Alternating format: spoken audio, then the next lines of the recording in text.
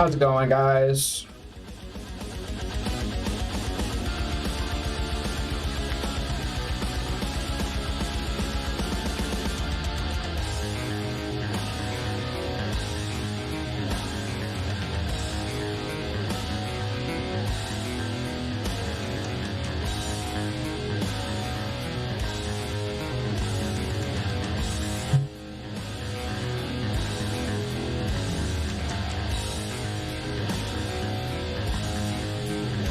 They said this is the heaviest crime zone in DC.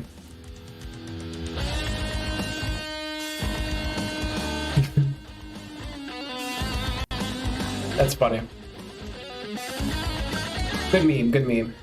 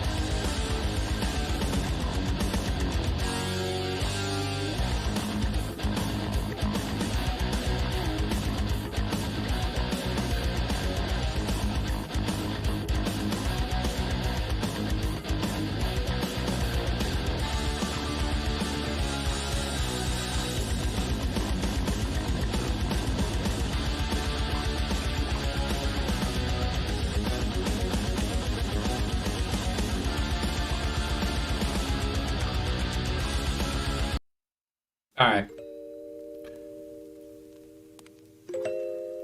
How's it going, y'all? Hey, what's going on, Hayes?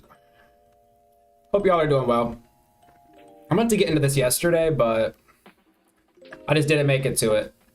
So I'm gonna go over this DC crackdown with the National Guard here. Apparently, there's a bunch of crime. This is what Trump says. This is what a bunch of people say. Other people are pushing back and saying, I guess there's not a bunch of crime. I don't know. So we're about to get to the bottom of this. Or not to the bottom, because I don't think we'll ever get to the bottom of anything. But as far as they'll let us get, right? Hey, what's going on, Leo? Welcome, welcome.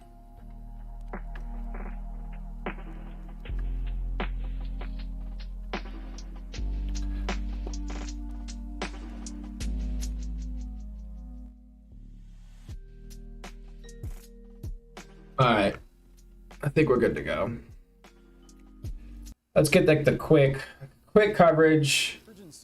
Saying he's activated 800 National Guard members in the nation's capital and has now placed the D.C. Police Department under federal control, saying that Attorney General Pam Bondi will, quote, take command. This takeover is happening as the president says that crime in the city is out of control, despite officials saying that certain crimes in the city have hit a 30-year low. Watch this. I'm announcing a historic action to rescue our nation's capital from crime, bloodshed, bedlam, and squalor, and worse. If necessary, we're going to move service members directly to joining the Guardsmen, and that'll take place very rapidly. CNN's Brian Todd is closely following this story for us. So, Brian, take us through President Trump's order and what else he's threatening, because he says he might activate the military? That's right, Boris. He says he's kind of reserving the option to activate additional military units in Washington, D.C. if need be. He then later said he didn't think he would need them, but he's going to keep that option open. He is also considering at least expanding the National Guard deployment to other cities. He named Chicago and New York City. But let's see how this plays out in Washington, D.C. first. We do have some sourced reporting from three sources familiar with the matter saying that both the D.C. Mayor Muriel Bowser and the D.C. Metropolitan Police Chief Pamela Smith did not know of President Trump's announcement prior to when he made the announcement. They almost felt like he was going to say Bush. Unaware of this Weird. prior to when he made the announcement this morning. As you see the graphic there, the president plans to mobilize some 800 National Guard members on the city streets here in D.C. to put the D.C. police under federal control. That is unprecedented, by the way. A president of the United States has never taken control of the D.C. Metropolitan Police Department. Is that right? Also, FBI agents are going to be patrolling with the police department here. That is also a very rare occurrence, according to our sources. It's very rare for FBI agents to patrol with police in a local police in any given city. Already some pushback here in the district from this. But let's first hear from President Trump. I'll get to the pushback in a moment, but here's what President Trump had to say about what he hopes the police could do in the city. See, they fight back until you knock the hell out of them, because it's the only language they understand. You can see they want to get at it. And they're standing there and people are spitting in their face and they're not allowed to do anything. But now they are allowed to do whatever the hell they want. So the president promising a very tough crackdown on crime here in D.C. And again, we mentioned some pushback to this. The D.C. Attorney General, Brian Schwab, has issued this statement, quote, "The administration's actions are unprecedented, unnecessary, and unlawful. There is no crime emergency in the District of Columbia. Violent crime in D.C. reached historic 30-year lows last year and is down another 26% so far this year. We are considering all of our options and will do what's necessary to protect the rights and safety of..." It's just crazy because I've had a lot of people in chat yesterday saying DC is a shithole, there's a bunch of crime. I've looked up some stats and it does seem as though the crime is tracking down. So could it be that it was just really, really shitty in the past and it's gotten better, but it's still very, very shitty? Or what? If you guys are in DC, if there's anybody in DC, let me know. Let me know what your viewpoint is. District residents. Attorney General Schwab is correct there when he says that crime is down in D.C. According to the D.C. Metropolitan Police, violent crime is down 26%, assaults with a dangerous weapon down 20%, robberies down 29%, and crime overall is at historic lows in this city, Boris. We also got some pushback from Council Member Charles Allen of the D.C. City Council saying this is doing this. All right, good deal. What's going on? You said you live in D.C., you grew up in Buffalo, New York. Buffalo is worse. Okay. Of public safety is, quote, wrong. It's an extreme, outrageous. So do you think he's just doing this because it's the capital, because it's DC, or like what do you think? And dangerous move for the city. That is the first member of the DC City Council to push back in earnest to this move. Boris? Brian Todd, thank you so much for the reporting. Danny? Boris, thank you. Former FBI Deputy Director and CNN Senior Law Enforcement Analyst Andrew McCabe joins us now. We also have former U.S. Attorney and former Deputy Assistant Attorney General Harry Litman. Thank you, gentlemen, for breaking down this very important story. Andrew, I want to start with you. From your perspective, is the purpose of this action purely to have just a massive show of force on the streets of D.C., or in practice, is there anything that will be done differently with the police department under federal control? Well, I mean, it's hard to say exactly what the purpose is, right? So we know what the ostensible purpose is, the facts that, or the, I don't want to even call them facts, the information that the president cited during his press conference, which of course included comparing DC to places like Baghdad and Bogota, Colombia, where we have no accurate reporting about what their crime statistics are. Okay, yeah, I mean, he's pretty hyperbolic, let's be honest. Good deal, Neil. You said my take and the overall opinion here is that it's a power play. He's doing it to normalize this type of behavior since he technically can. Interesting take. So you're saying to normalize it so he can bring it about in more places? The fact is that the crime situation in DC is at all-time lows. They were at a 30-year low last year, and it's down an additional 26% this year. So there is no crime emergency per se in the city. So when you understand that, to try to divine what the purpose is of this deployment of National Guard assets, what this reallocation of things like FBI agent resources to patrol the streets of DC, it really it raises some important questions like, what is it? Why this production? Why this kind of Potemkin village of criminal intervention in a city? What is this designed to distract us from? I don't know that I can answer that for you here. But in effect, taking a federal official and simply calling him the head of the Metropolitan Police Department changes nothing within the Metropolitan Police Department. Those sworn officers are the only people who are legally authorized to enforce the law outside of the federal properties in DC. Most of DC is not federal property. It is the property of the District of Columbia. And I should also say, to deprive the people, the citizens of the District of Columbia, of the representatives who they elected. They elect a mayor, they elect a city council. They are entitled to hold those folks responsible for the crime situation and every other situation in DC. To completely replace that sort of authority with some specious federal authority is really concerning, I think, as a Democrat. I see the concern. So I said, is the crackdown good or bad in the poll? And so far, it looks like 59% say it's good, 60% say it's good, 40% say it's bad. So we're getting kind of an even split. A lot of times polls in here go like, I feel like 20-80 on a lot of things, or like 25-75. Democratic matter, a democracy issue writ large. Harry, I want to bring you into the conversation. Aside from what this may look like on the ground today or tomorrow in D.C., it seems like the thing that actually also caught a lot of people's attention, and Brian Todd just mentioned it, was this warning that President Trump basically said that this sort of action might come to other cities across the country. What do you make of that?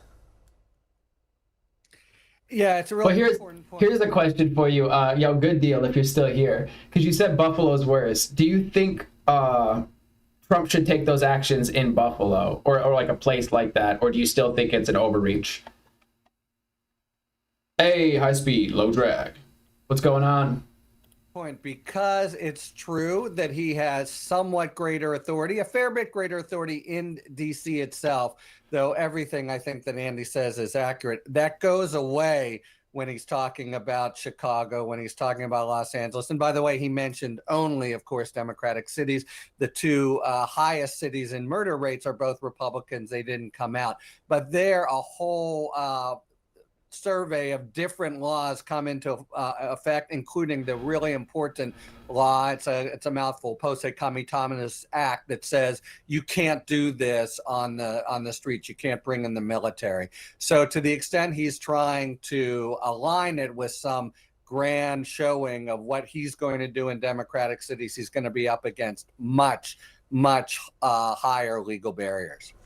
You know, Andrew, we heard pushback, as Brian Todd reported, just after the announcement came, but there wasn't as much pushback from, say, the D.C. mayor leading up to this. I'm curious if there's anything in particular about this, again, going into practice that worries you, especially if we might potentially see American citizens in any sort of confrontation with, say, FBI agents or National Guard members.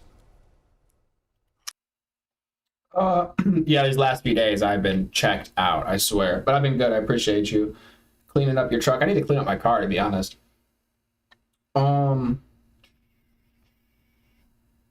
Should show the Epstein files? Absolutely. That's generally what my poll is. But over time, the poll is slowly slipping. I think less and less people are caring. Their strategy is working. They're distracting us.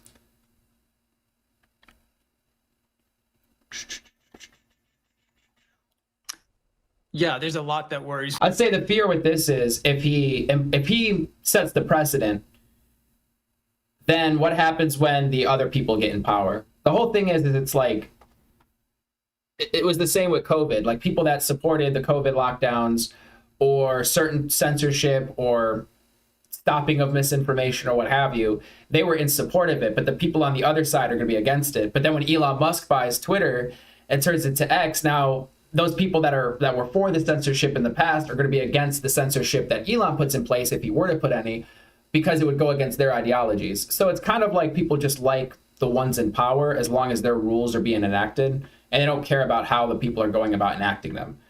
The issue is the precedent. If you set the precedent, then whoever's in power can now use that power, and that's kind of a problem. We want to like limit the government's power generally as much as we can. But I'm curious, I mean, what do we got? I mean, we're at 62%, 38%. So, I mean, we're getting up to like almost 2/3 of people being on the good side. This is, I mean, I don't know. This is interesting. I feel like this is going to split a lot of people. Like, I don't even think this is on party lines necessarily.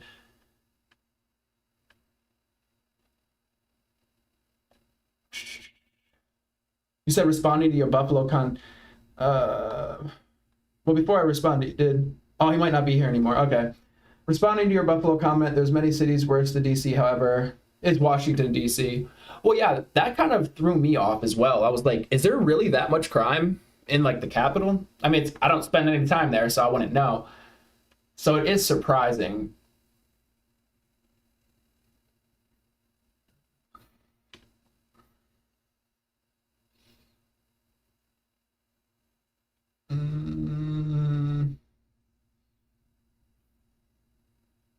MC Files, we're not distracted. Sally, what's going on?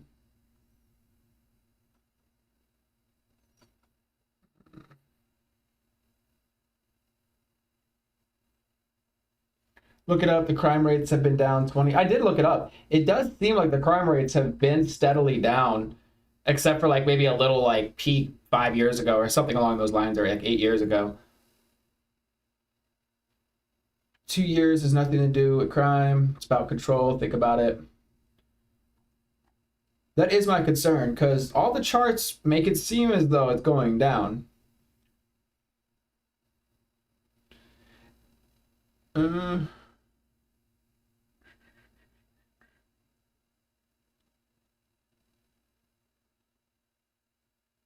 I don't even, because somebody said if there's any mud on the duck, we would have known. I don't know if you're referring to like the Epstein files and the list and whether Trump's name's in it. I'm just thinking a lot of powerful people are implicated, and it's not really a right or left thing. I think it's just a very powerful people on both sides, on every side, and people that are apolitical are all involved. So it's just going to stay hush hush because it's mutual insured destruction. Because otherwise, if you had dirt like that on your opponent, you would use it. Why wouldn't you use that dirt? Well, either the one, keep manipulating them, or two, because by exposing that dirt, you're exposing yourself as well. So that's like the only logical thing I could think of for why during the Biden administration, we seem to have the files, but nothing really came out about them. And now during the Trump administration, we seem to have the files, but nothing's coming out about them. It's just kind of odd. Why are both sides not releasing anything? Not going after the perpetrators. But no, there's actually no list. There was actually no clients of his. It was just him and Ghislaine Maxwell. They just trafficked. I swear somebody was saying, like, it was like thousands of kids or something, but I guess they would just traffic them to themselves. I mean, it just seems like the people that were giving us the story, telling us that there was something going on there, like Trump in 2016 or 2015 at CPAC, when he said that Bill Clinton needs to worry about being on Epstein's plane or going to or being on the Lolita Express or something along those lines. Trump was bringing it up like 10 years ago, but now he's kind of hand waving it. Like, that's kind of what makes me uncomfortable, is it seems like both sides have at some point been like, hey, there's something there. We got to worry about that. And then when they have the ability to do something about it, they don't. It's just very odd. Very, very odd. Anyway, not to get all in the Epstein stuff. About this, you know, first of all, it's hard to explain the lack of pushback by DC authorities right now. I suspect they're probably trying to get their heads around this entire thing because it's absolutely so bizarre. Apparently, they had no notice of it. You said there is also look up violent crimes in DC. All right, I'll double check here. Your thoughts on the Democrats lying on the Russian collusion hoax? I didn't go too far down that one, only because I was rolling my eyes at it at the time that they decided to release that information, because it just so coincidentally seemed to line up with them getting all of this flack over Epstein that it really felt to me like they were like, here, look at this over here. And I'm like, dude, come on, man. There's like an elephant in the room. Come on. Like, why are you trying to get us over here? And I don't know. I need to look into it. But I kind of figured it was all bullshit anyway, because I feel like if he was colluding, they would have figured that out and really like dropped the hammer down on him. So, I mean, I thought it was probably bullshit regardless. I mean, didn't both sides basically say the other side was cheating at some point? Like Hillary Clinton at some point said Trump was cheating, Russia collusion. Maybe she still says it. I don't know. And then Trump was saying 2020 was rigged. So both sides have basically questioned the authenticity of elections. So it's not even a right or left thing at this point. Basically, from this point forward in history, every single election is going to be argued about whether or not somebody cheated. Also, the matter of congressional funding, which basically took away $1 billion from DC this year. So the Senate is trying to restore that. The House is not willing. So there's a very kind of compelling. Okay, Brian Poole, I do hear you. They do seem to. Elites, rich or wealthy or well-connected, whatever you want to call them, they do seem to be playing by a different set of rules than everybody else. That's for sure. Financial/political issue that they're trying to navigate at the same time, which might be having an impact on how vocally they want to push back. Nevertheless, you are now looking at things like having hundreds of FBI agents, quote unquote, patrol the streets of DC. This is not something that FBI agents do. They're not trained for it. They don't plan on that. They don't have that sort of legal authority intrinsically. To understand exactly how FBI agents are going to start making arrests around DC, again, on areas that are not federal property, that is not something that has been worked out in any way. And now let's think about the opportunity cost. All of those counterterrorism cases, counterintelligence cases, criminal cases. I don't like the opportunity cost argument. You could roll the opportunity cost argument out for any argument ever. Like if we're focusing on this, we're taking resources. You're always taking resources away from something to do something else. I mean, like if you have this many agents and you have a problem over here and you put them towards the problem over here, you have less agents to put towards the other problems. This is just kind of, I don't know if that's like the best argument ever. Crimes against children, all the things that we rely on FBI agents to protect us from every day, that work is not getting done because you've taken that resource, some percentage of it, and shifted it to patrolling DC, which is something that the FBI does not do and really cannot do in its current state competently or safely for themselves or for the citizens of the district. So really questionable decisions here that will have major impacts on the safety and security of this country. Harry, just really quickly, I want to get your perspective on this because President Trump also said that he will bring in the military if needed, essentially beyond the National Guard. Just a quick thought, how much authority does he have to use the military in this sort of way? Some authority to use it temporarily with congressional notification. So DC's a Yes, something tells me, because the poll is 58-42 right now in chat. Something tells me this is like a 50-50 issue. Like this is going to be a tighter issue for people. weaker here, but Congress comes to the fore. They're the ones that passed the DC Home Control Act. 48 hours, then has to notify, 30 days, then Congress has to pass. So basically, he's taking a very limited grant of authority and making a big political case with it, exactly as Andrew specifies.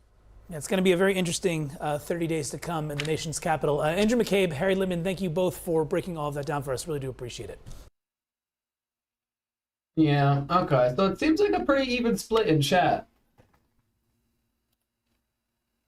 This morning, a new development in the Jeffrey Epstein case. Hey, hold on. We're gonna get to Epstein. Trust me, okay? That was the end. I was gonna check out this dude. I checked out some of his content. Cash Jordan. Wait, is it on the screen? It is on the screen. I'm gonna check him out, see what he has to say about it, and some of his coverage. But check his channel out if you guys do enjoy the video. Bam, bam, bam. And I'll be shouting it out a little bit more as we watch along. So bad in DC, the mayor has left. Thanks for liking, subscribe if you enjoy. If you join the Discord, you could drop links and stuff for us to watch on stream. While Trump takes over. Look at these people. Look at them go. This is crazy. This whole place has been falling apart for months. This video, posted to the popular social media account Washingtonian Problems, is going viral. Look at Several this. suspects seen sprinting down the street, arms full with thousands of dollars in stolen stuff. Now DC police are asking for help tracking down these Look at 6 all these suspects, people. who they say got away with $20,000 worth of merch from this They're all outlet in masked Georgetown. up. That's more than my car. It's a lot, yeah. That's DC cops say the suspects came More than my car, for sure. 7:30, grabbed what they could from the display racks, and ran off, hopping into a silver or gray Ford Edge with covered tags. Okay, so this is, look, the question is, how much is it happening? If it's happening like on a massive scale, you kind of have to crack down on it. You can't really, otherwise, businesses are just not gonna be able to survive. So the question is, how much is it happening, right? Tags. At least they buy American. That's crazy. That's a lot. That's a lot of stuff. This Aloe, just the latest high-end athleisure store in Georgetown to be targeted. March 24th, cameras rolling inside the Lululemon just up the street. Lululemon. Several suspects in hoodies and face masks course. walk into the store just before noon and take off with what they can carry. You know, more popular brands, as it gets up in popularity, it makes sense that these things would happen. Tuesday, 2 security No, it guards doesn't spotted make at the sense Aloe that these entrance. things would happen. Rep for MPD. It's not the brand's fault the store got looted. No, it's the fault of people who won't lie. That isn't interesting. It's like, well, as things get more expensive, like luxury items, that's a weird one.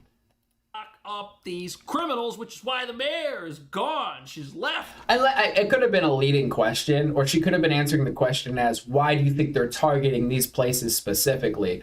Which, well, yeah, that's why they'd be targeting them. You want to get like more expensive items that you could carry more of or something. But yeah. But look what happened just 5 days ago. This video shows around 20 to 30 young people swarming the 24/7 Best Tobacco and Wireless on the 1500 block of Benning Road. DC police say they arrived around 11:40 Look Friday at this night, place. throwing items in and outside of the store.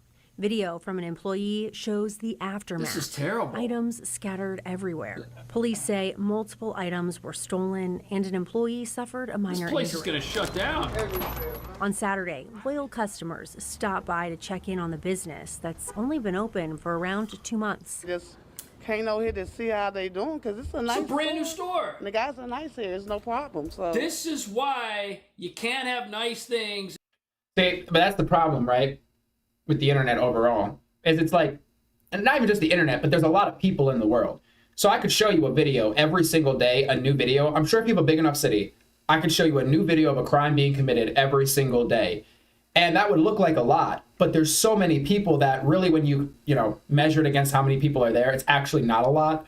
So it's kind of hard to gauge because I'm not living there. In places that are just plagued with crime, a new business. Mr. Jones says, as of August 16th, 2025, 101 homicides, 2,961 motor vehicle thefts, 547 incidents of assault with a dangerous weapon have been reported in DC. We're going to pull up some stats. Additionally, there have been 7,200 theft. So that's like you're saying this year. They see an empty storefront, they say, hey, it's a great opportunity, the rent's really low, and then they move in and find out why. people just need to control their kids more. I'm sorry. This is our community. This is our community that we're trashing. It's funky. It stinks. It does. The stores are dirty. And that's why Trump is there now with the cops. This is the sign the business has posted out. Many evil thugs are looting our shops. We have video footage and we will take action on this soon. So for today, window service only. Thank you. Oh, that sucks. Out front talking about looting, saying they plan to take action soon. Good luck with and that. Speaking with people in the neighborhood, they tell me they're frustrated. They say it's incidents like this that prevent the area from keeping business. But I thought crime was down. Closed. I know it's the. This frustrates me because, or I just feel like theft in general. Well, it's just frustrating. But also it's frustrating because I think that's why a lot of places don't stay open late anymore. Because a lot of places used to be 24/7, and now everything closes at like 11 o'clock, 12 o'clock. Waffle House, I can't go, well, that's for a different reason. People just get really crazy at night. But Waffle House used to be 24/7. Now I can't even go inside. Like they might stay open until 2 a.m. or maybe they'll be 24/7, but you have to get it at the window like after 11 p.m. or midnight or something. Like they don't keep the inside open at night. Dollar Tree haven't been open in some time. I don't even know if they might open back. Dollar Tree's closed. They say they hope Friday night's actions don't cause this convenience store to close as well. As far as a solution, I feel like it should start at home. Yep. Children need to be watched more. That's right. More police presence, not just the vehicles. But I thought crime was down. Everybody's saying that Trump's doing the wrong thing by policing the nation's capital. They tell us it's the safest it's ever been. But as you're about to see, some of the neighborhoods here, they're overrun with lawlessness as well. Look at this. Runner, runner, runner, runner. A runner. Who got the front? We just got a phone. I don't even know. They're chasing someone. Who just ran, y'all? Who just ran? Yeah, everyone ran. Everyone that was committing crime. Look at this. I mean, yeah, if the cops pull up and you just start seeing people taking off, it's like... But hey, sometimes you're just in the wrong place at the wrong time, and you might as well just get the hell out of there. Massive operation in this area. Because that's the problem. If you're at like a party, or you're out with people, or you end up in a place with people that you don't know, and the cops show up, you have to start thinking to yourself, wait a second, I don't know these people like that, so if they're into something, I might end up getting wrapped up in this somehow. Like, wait a second, I thought you guys were cool, we were hanging out at the bar, you said, hey, come back to the after party, I stopped by, I'm seeing red and blue. I really don't have anything to do with this at the end of the day. Like, it was nice, it was cool, I'm gonna be out of here. You guys hit me up, maybe we'll go, meet up at the bar again sometime. Well, we'll just keep it at the bar, you know what I mean?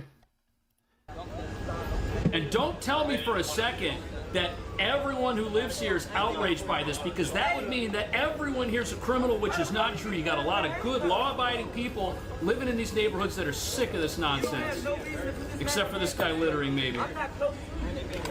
Hey, that's easy for you to say, but part of life is experience. I was working at a coffee shop, met this person.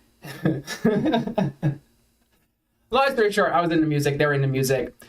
I go over to their place to make music, and they were playing the music very loud. I remember thinking to myself, man, this guy's neighbors must be really cool because he's playing his music really loud and it's late at night.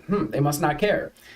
Long story short, the police show up, right? They're knocking on the door. They got like flashlights shining in the window. And I'm starting to realize, wait a second, I don't know this person. And they're like, hey, we're here because of the music. And I'm telling him, I'm like, bro, just turn the music down. And he's like, nah. And I'm like, dude, just turn the music down. They're here because of the music. Turn the music down. And finally, he like turns it down a little bit. And then like a little bit more. Finally, they leave and everything. But it was just so weird to me. Oh, well, the whole point of the story is at one point, they're shining their flashlights in the window and stuff. Mind you, I met this person. I end up going over to his place that night to like make music. And I don't know him. I haven't even been through his whole entire apartment or anything. We've been just hanging out in the living room. I went over, I picked up my backpack, and I just started walking towards the back of his apartment. And I'm like going to open a door, and he's like, whoa, what are you doing? What are you doing? And I'm like, oh, I'm going out the back. He's like, what do you mean the back? There is no back. I'm like, oh, no, I'm going out the window. And he's like, what do you mean you're going out the window? And I was like, I don't know you. You might have a dead body in the other room. You might have a gun. I don't know you. And there's cops at the door. Like, dude, I'm out of here. What are you talking about? I met you today, and there's cops at your door because you're so stupid. You're playing the music too loud. Something's wrong with you. I need to get away from you. You're about to get my whole life fucked up. I'm sorry. Sometimes you end up in situations like that. Now you could say, well, why'd you go out there with them? Because how do you meet people? Like, you meet somebody, you go and hang out. Sometimes they're crazy. Sometimes they're not crazy. Oh, something's happening. They're going to take someone down. He put this man in handcuffs with no reason. Oh. Sometimes you're like, bro, I'm out. Like, I don't know you. Like, the fuck? This is so dangerous for these cops. They're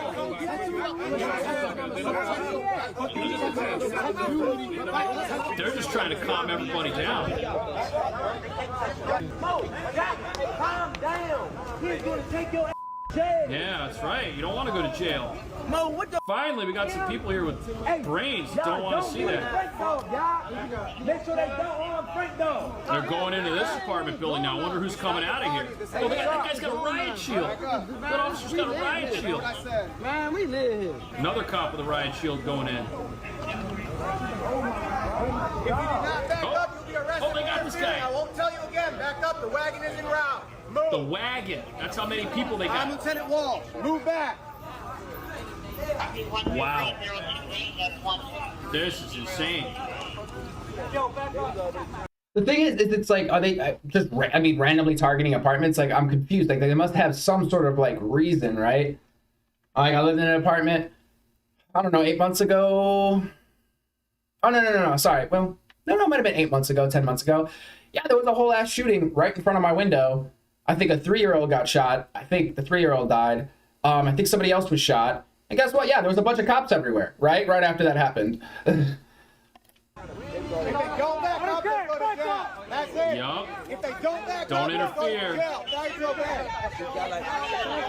man. But generally there weren't a lot of cops in the neighborhood. Although after I moved into the neighborhood, my brother, he drives a motorcycle, and we're like staying together where we got the apartment, and he goes outside and his motorcycle's laying down. So he's like, bro, my motorcycle's laying down. I think somebody hit my bike. So we go out there, it's like, oh shit. Well, the officers come. Long story short, it was just some real bullshit because the apartment complex would not release their video unless we got like a subpoena or something, which is just so stupid. The officers thought somebody probably tried to steal the bike, and his like handlebars, he has a lock or something. So they tried to steal the bike or got on it or just knocked it over or something. They don't think anybody hit it. But when we're talking, he's like, yes, I know this neighborhood well. And I'm like, oh, great. I was like, we just moved here like a month or two ago. Like, how's the neighborhood? And he's like, oh, no, it's better. It's better. I just know it well. And I'm like, great. You know, I hate to say this, but what we're watching right here might be the first time some of these individuals that are out there ruining DC have encountered an actual unyielding authority presence, which has never existed here in a long time, and is the entire reason we've got mobs of lawless people just running through the streets, raiding stores, shutting down Dollar Tree. Hear from city leaders and others that crime is actually down. Are you seeing that? No, I'm not seeing it. We're seeing carjackings, the violence in the communities. So we were advocating then for the National Guard to come out. They've wanted troops for years. But think about how many lives could have been. Oh yeah, all about freedom of speech in chat, guys. Just don't be a creep. Don't break YouTube TOS. And don't spam the same message over and over and over again. You know, if you feel the need to, just take a breath. Wait a little bit of time. Okay? That's all I ask. They just having them on the scene. And Asia says, Poor still to this people, day, man. she's not heard from one detective about those crimes committed against her family. Now, for Tempe Satcher, another DC resident, her son BJ was on the way to work. Oh, jeez. Yikes. Okay. 2 years ago, and she does not feel that crime has calmed down. Just today, a young lady was over on 15th Street in Northeast DC. Does that seem like crime gone down? No. With all the things that are going on with our president, you know. Granted, anecdotal experiences that you can't really go off of. However, if it's like happening a lot, people are like witnessing it happen a lot, you can't really go against that experience either. You can't say, well, it's actually not happening that a lot if somebody's seeing it happen all the time. But I mean, just saying. And then the National Guard. That's right. Out. Oh, and again, if you guys, like his coverage, this is Cash Jordan. Always gotta pay credit. Cash Jordan, so definitely go check out their stuff. He does, a bunch of culture war issues and whatnot. But we watch things from all over. You can drop by the Discord and drop links in there, and I could check out. I try to find creators from all sides. I don't have a problem with that personally because I think he's bleeping it, and it's probably just because YouTube is really like sensitive about just a lot of like just different words when it comes to like advertising and monetization and things along that nature. Like realistically, you're probably gonna make more money on your video if you bleep the curse words. I'm assuming that's the reasoning. I could be wrong though. MPD can't. What's going on, Crystal Draws? Welcome. Then I'm glad they're able to. Thank you. This almost makes you wonder, the people who are telling us the crime is Full Metal fine and Trump is doing something wrong, are those people criminals? They might be. What's going to happen next? Is Trump going to federalize the New York City Police Department? Oh, What's after that? hopefully he Chicago, does. LA, That's a good thing. We got more of the YouTube videos. You guys can drop links to news articles as well. Hopefully. Miami, Boston. That would be great. Only a criminal would be against What's that. after that? The NFL, the NBA, you're going to federalize them and take them over? What? All he wants to do is Wait, what? deflect Stop. from I'm sorry. That was a whiplash here for me.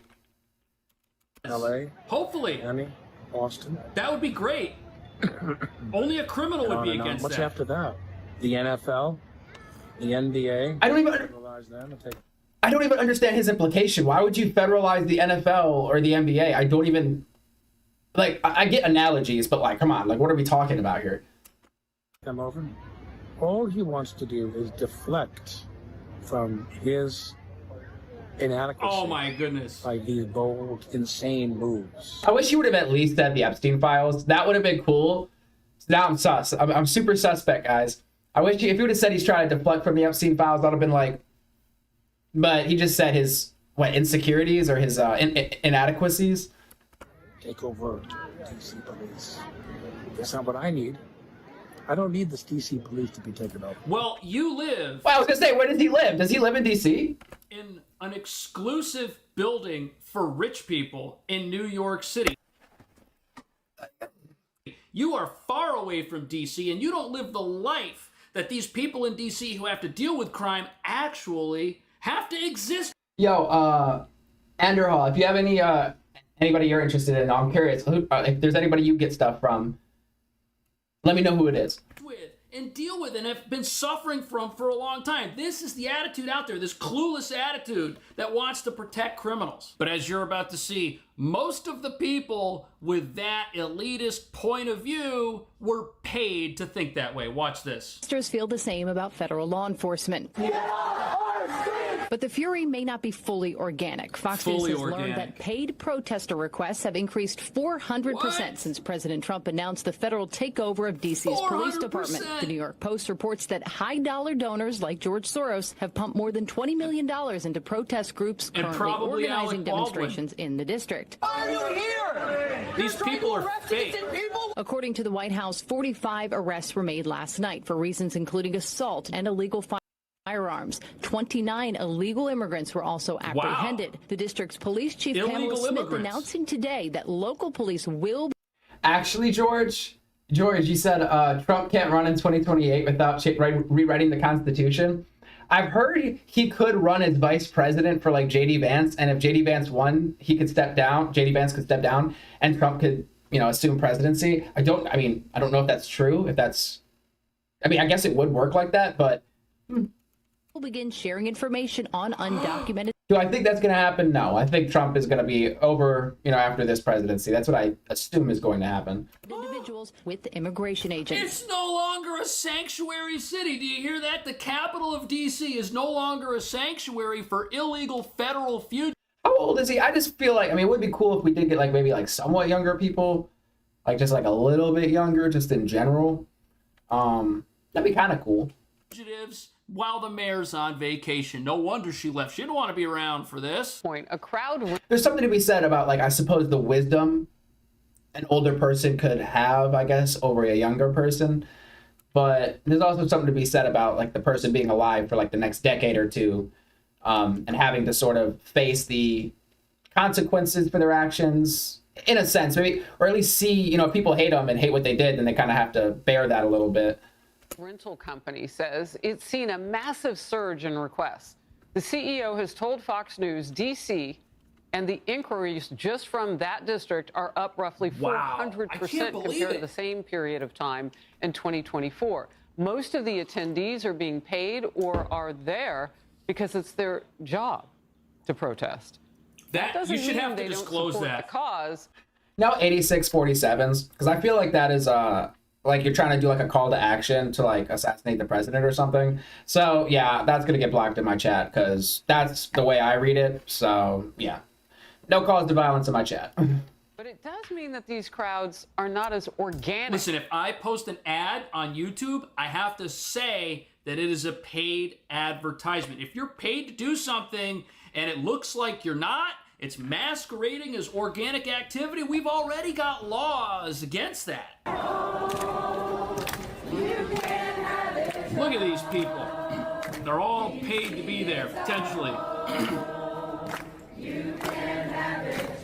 The old people, it's a part-time job for them. The young college grads with bizarre degrees. Not necessarily. I understand you're saying 86 could mean to get rid of somebody or just to remove somebody or something along those lines. But language changes based on how we use it. If a bunch of people really mean to assassinate, or that's how people are reading it, and some people are using it in that way, then you can't really distinguish who's using it in that way and who's not. But it seems like a lot of people that say it, from the way it comes off, is kind of as though they're meaning to take him out, and they're just trying to find a way that they can say it without getting in trouble. That's what it feels like to me, because you could just say impeach him, remove him, all of these things. So if that's what you mean, then just say it. You don't have to say that because it could be misinterpreted. I just don't know how you mean it. So I'm not going to have that in my chat, people saying, oh, you should kill this person or kill that person. So if I'm reading it that way, it's just not going to be in my chat. Recent their protests full-time include job. this one on Monday during President Trump's crime crackdown announcement. I want to make it clear, we don't know if these people specifically were paid or not, but that is certainly happening in many places And they're there around now. this issue. And against this president, it has tended to be the norm. Yeah. Congressman. We know that there's paid AstroTurf from the radical left. They do this all the time with a lot of their phony protests. When you talk to some of these people on the ground, they don't live in the jurisdictions. They tell you they're being paid. They're bussed in, and then when the issue report them to the Secret Service. If you go to a protest and No, I just don't want to foster a community. People are like, oh, this person, that person should die. It's just like, nah, it's unnecessary. It's just completely unnecessary. Or you could do that somewhere else. I mean, that's totally fine. I'm just like, maybe I'm being too careful because, yeah, 86 could be taken as just like, oh, yeah, impeach or get rid of or stop or whatever. But if a bunch of people are meaning it in a different way or take it in a different way, then, you know, from a moderation standpoint, I'm just like, I might as well just get rid of it. half the people at the protest are from hundreds of miles away, ask yourself, how did they get there? Because transportation isn't free. What commitments did they leave behind where they live in order to be hundreds of miles away where they don't live and where they need to pay for lodging and food and all their expenses? Ask yourself those questions. It's just part of the AstroTurf of the Democratic left. We're far too familiar. At the end of the day, what is most important is that the security of Washington, D.C. is paramount. And if you're a Washingtonian living in Washington, D.C., you know that the streets are not safe. Members of Congress, Angie Craig, Henry Cuellar was held up at gunpoint and carjacked in Washington, D.C. If it happens to members of Congress, it happens to regular citizens as well. I mean, like, oh my gosh. Let me just see. What?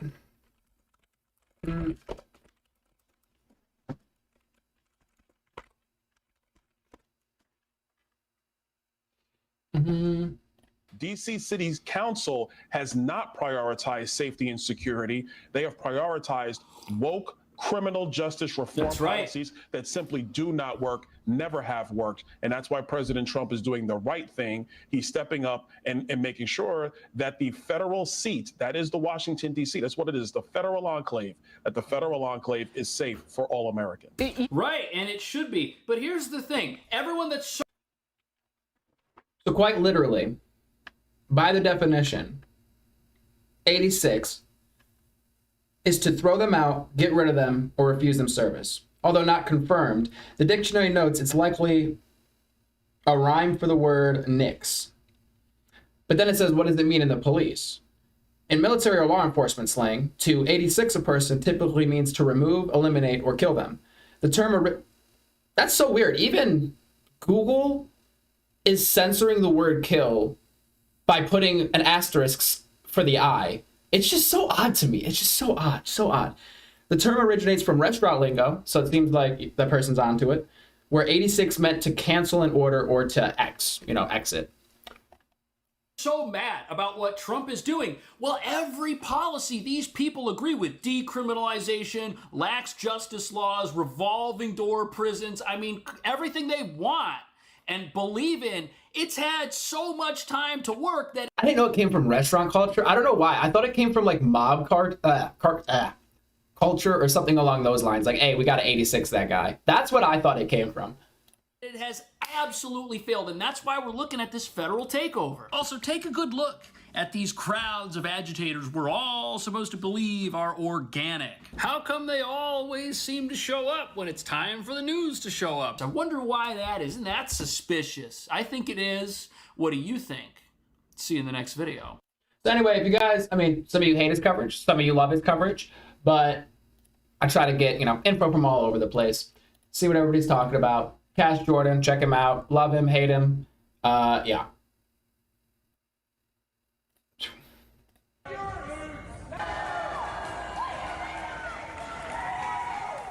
Well, that was the scene in one area of Washington last night. Protesters yelling at federal officers at a checkpoint at a popular nightlife destination in the district. According to an account in the Washington Post, a number of people were detained with a woman handcuffed while the crowd booed and yelled at officers to, quote, read the... Hey, what's going on, Professor O? Glad to see you back. Order 66. Constitution. Just a couple of blocks away, a man was arrested after first shouting obscenities at officers and then throwing a sandwich at one. I'm going to tell you guys, I'm not an expert. I am not an expert. But I'm going to tell you exactly where he fucked up. I'm going to tell you exactly. Right about here. That's about the moment this guy fucked up. I feel like if it wasn't for this moment, his night would have went far differently.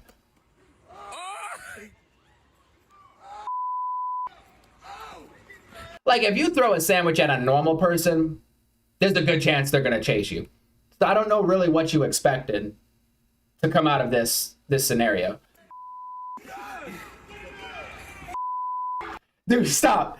You guys are getting on his outfit. What? Well, the alleged assailant, a man named Sean Charles Dunn, was a just... Did you say alleged assailant?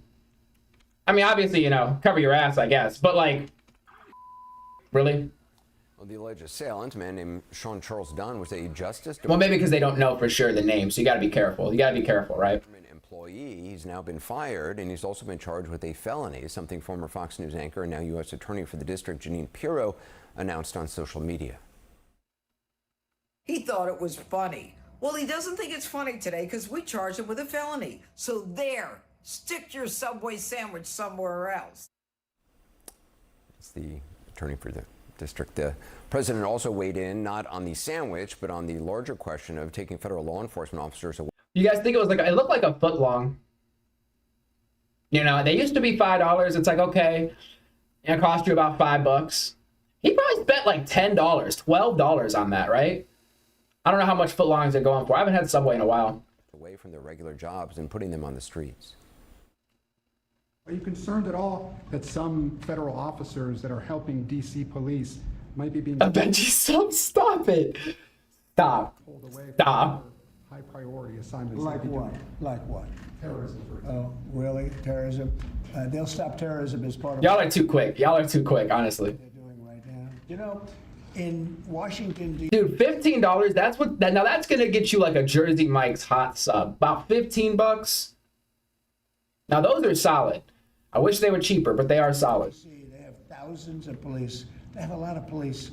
But the police weren't allowed to do their job. We have a lot of great ones. And you have some that weren't so good, to be honest. But they weren't allowed to do their job. But now they are allowed to do their job. Joining us now is former D.C. Police Chief Charles Ramsey, who's now CNN senior law enforcement analyst. Do you see this increase in National Guard troops as helpful, as beneficial, concern? I haven't, actually, no, I have had Firehouse. Do they have hot subs? I've had a lot of their cold subs. One of the jobs I worked at, they would like get us Firehouse like once a month or something. It was really good. It was nice after like a long day of work. What do you think is working?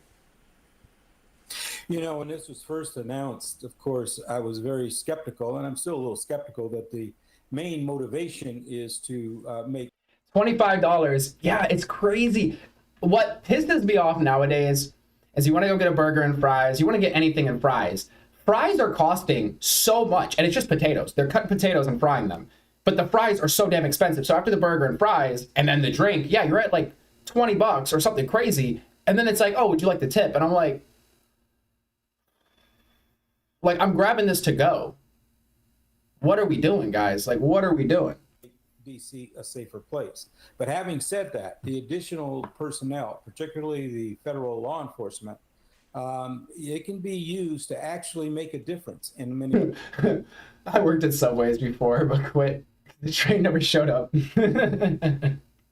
That's so, my gosh, y'all are killing me. These neighborhoods. Now, I'm not a big fan of the National Guard being used in that capacity. However, right now they're in a support role, and I'm okay with that. But it has to. Sorry, I forgot. I have a whole soundboard here.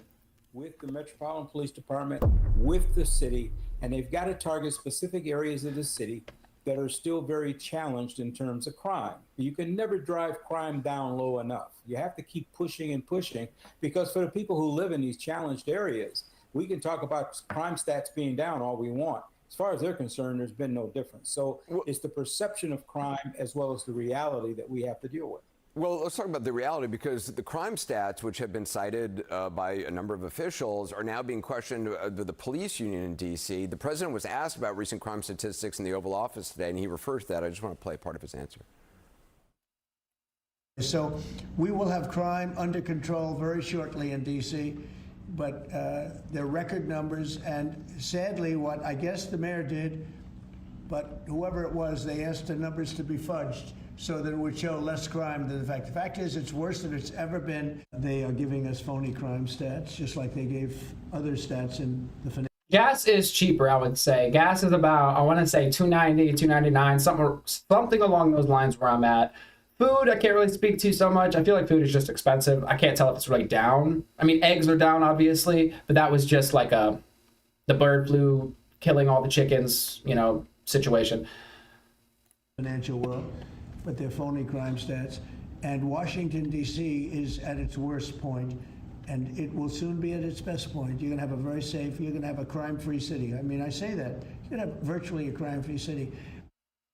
I mean, does police leadership cook the books? I mean, it happened in the Vietnam War in the military with the body count. It's happened, you know, it happens in some places. You know, when I was a young cop in Chicago back in the 1970s, there was a huge scandal around cooking the books or changing crime stats. I'm not aware of anything like that going on in D.C. In fact, the union president who said that, I don't believe he's produced a bit of evidence to show that that in fact is the case. I mean, if crime is down, crime is down. But again, it doesn't get around the fact that you can always drive it down further. And that's really what you need to be able to do. The biggest problem I have with this, because you can have this large surge of personnel in the district, you'll suppress crime for a period of time. But what's the plan? What's the long-term strategy for being able to maintain it, to keep it quiet, to keep it peaceful and safe? I haven't heard anybody talk about that at all. And that's what they need to be thinking about. This many people cannot stay in the district for very long. They just can't. You've got to be able to move on and do your job, do your other job, rather. What's going on here in Washington, D.C.? I mean, we've seen there were National Guard patrols in Georgetown. There was a checkpoint set up in a popular nightlife district. I used to live around the corner from 14th and W Northwest. We have not seen the presence be sort of all across the city from what we can tell, but rather in these isolated places. What do you think the ultimate upshot of all of this is, this display from the president? That remains to be seen, and whether there's any... Yeah, the cost of soda. I hate to say, I always say, I don't want to measure the economy in McDoubles, but the McDouble was $1, okay? Then they made it like $2. Now it's like $3.39. Buy one, get one for $1. Or maybe it's $4. It's like a 300-400% increase in like 5 years. Absolute insanity. Now, of course, you're not going to measure a whole economy by that, but just on that metric alone, it's like, dude, that's insane. And that's supposed to be the cheap junk food. I mean, crime has been coming down in Washington, still too high. That's true in most American cities, coming down. Well, that's what they said it was, right? Some sort of bird flu, so they killed a bunch of chickens. But like 2 states, apparently this happens on a regular basis, and there's like 1 or 2 states that end up like not killing their chickens generally, and then they have to essentially send all their eggs to all these other places, but there's just not enough because, I mean, they can't support everybody. So I don't know. I was reading about it the one day, and I was like, oh, so it's really just they killed a bunch of chickens, so the supply went down and the price went up. I mean, that seems pretty simple. One homicide is one. Unless there's more to it that I'm missing. I mean, there could be something I'm missing. A homicide too much. So, you know, we'll see if there's actually any real effect. It's not really clear. I feel like even the off-brand sodas are going up. What they're doing, but the precedent. Wait, anything with sugar in it, it's taxed at a higher rate in Seattle, Washington. Huh. Interesting.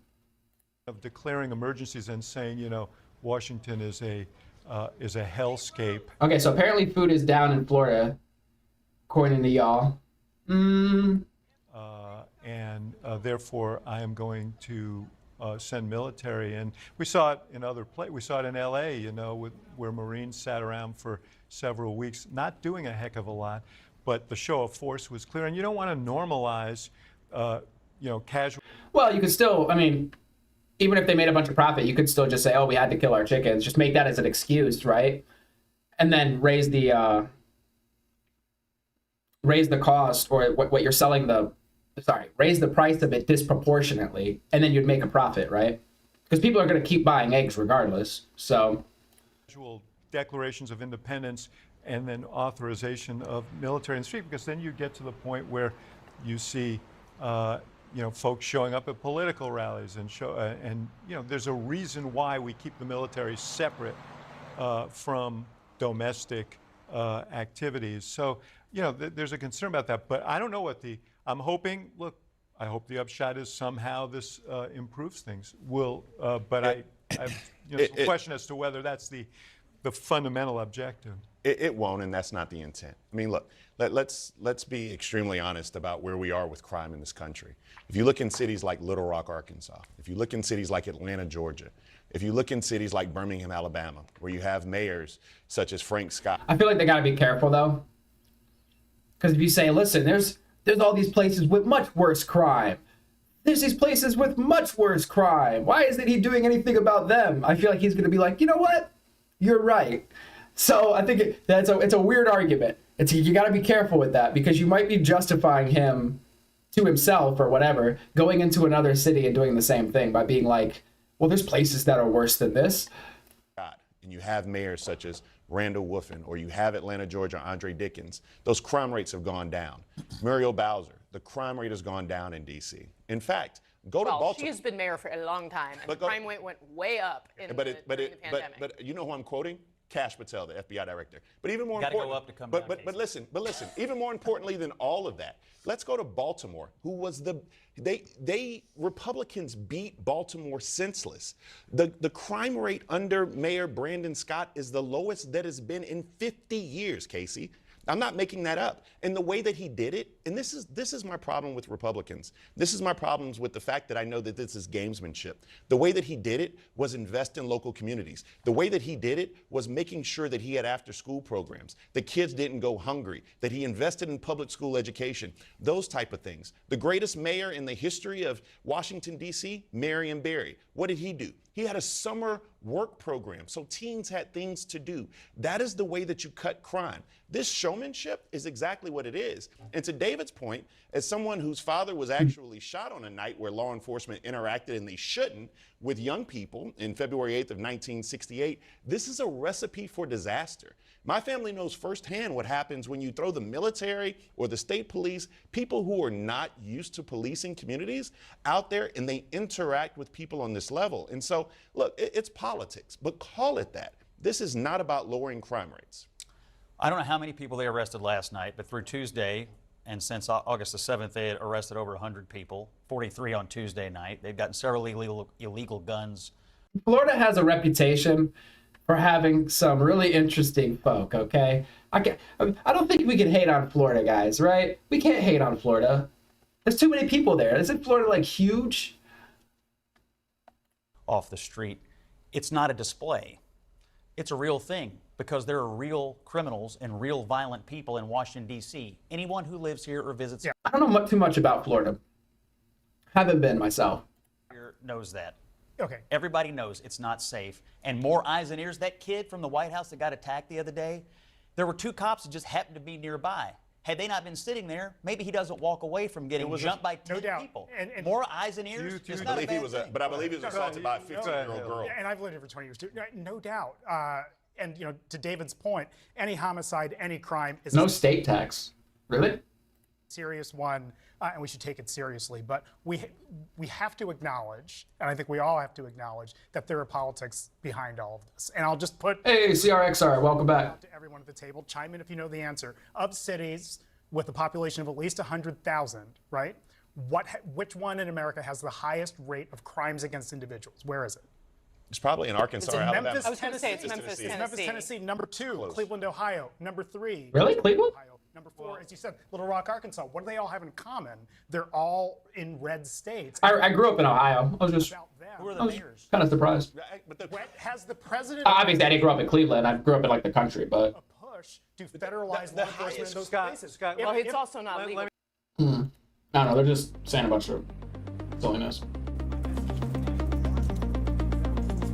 It says West Virginia becomes latest state to deploy National Guard to D.C. amid Trump's police takeover. This was 3 hours ago.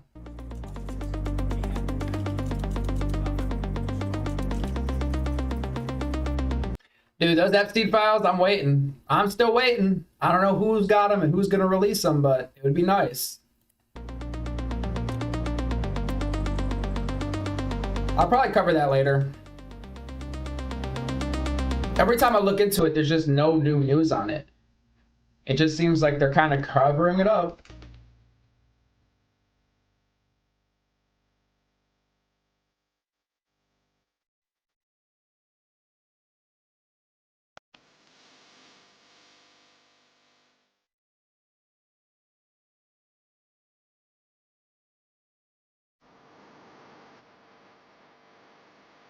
It's like an infographic, really. Nah, I'm not gonna watch that.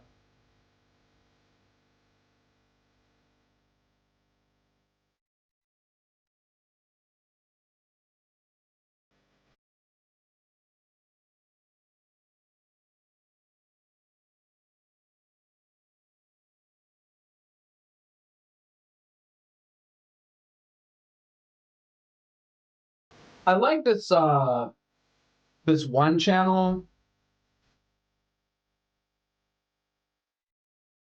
I'm sorry, that is killing me. This is I think it's Cartier Family. You should check them out if you end up enjoying this. Oh, I'm sorry. I'm over here covering the screen with X. Ah, my bad. I've been clicking too many buttons.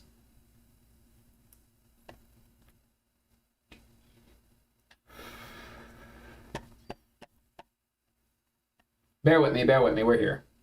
All right, so Cartier Family. I was listening to some of this video earlier. So just another perspective. Check out their content though if you enjoy. Who's that? Right there. But we have racism in the chat here. Yeah, rent should be free too. Can't stand the heat. Victim cards.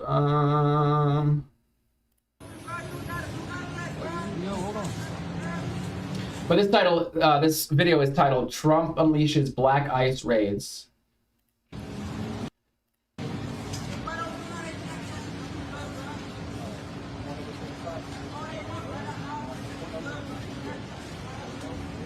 I ain't got nothing on me. Yeah. More interested in their commentary. You look like 50 broke cent.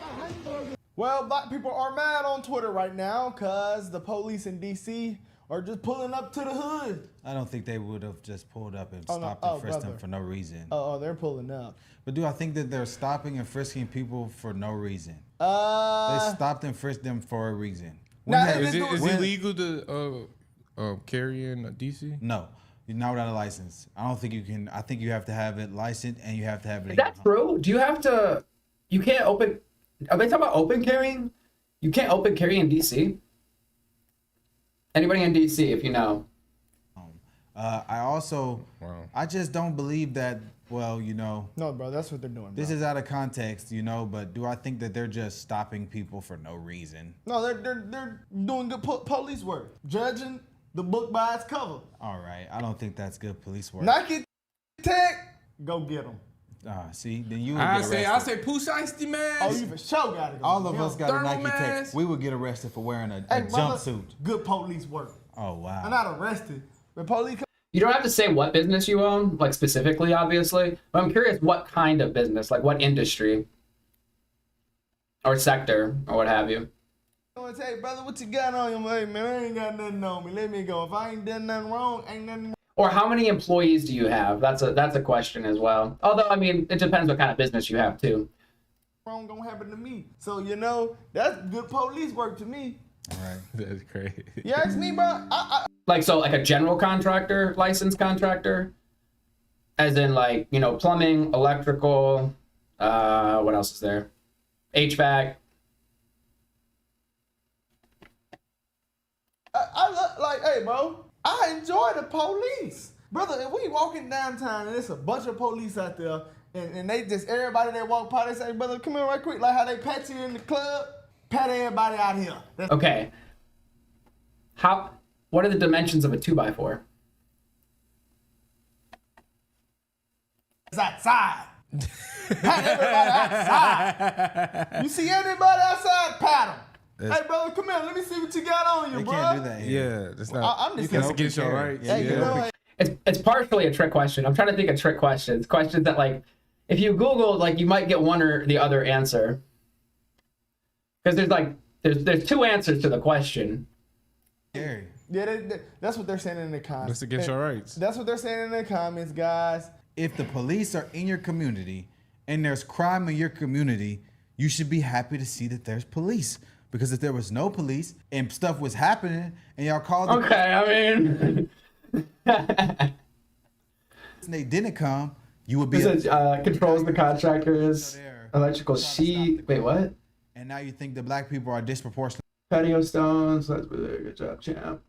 Hey, setting patio stones. Look, I've built some patios. Those could be some good jobs. I mean, you can make a pretty good amount of money off the labor. Like, and you can do it yourself. You can excavate it and really do everything yourself. I mean, it's a bit of a bitch, especially depending where you have the materials dropped off, because you got to move all the fucking stones. You got to move like pallets of, all the sand and all the crush and run.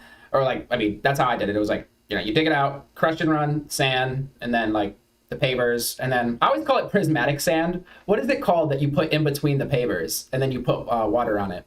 I always call it prismatic sand. It's not prismatic. Being affected. Now let's address why they may be disproportionately affected. Because oh wait, what did he say? He said 1 3/4 by 2. Oh Lord. Is this a typo? What are we talking about? Not grout. Well, it's grout, I guess, but like there was maybe it was just like maybe it was just the brand we were using, but I don't know. You like put all the, I don't know. From black people. Well, they got the evidence. All they got to do is go on the internet, see the lies, go see. No, it's this. Oh my gosh, now I gotta look it up.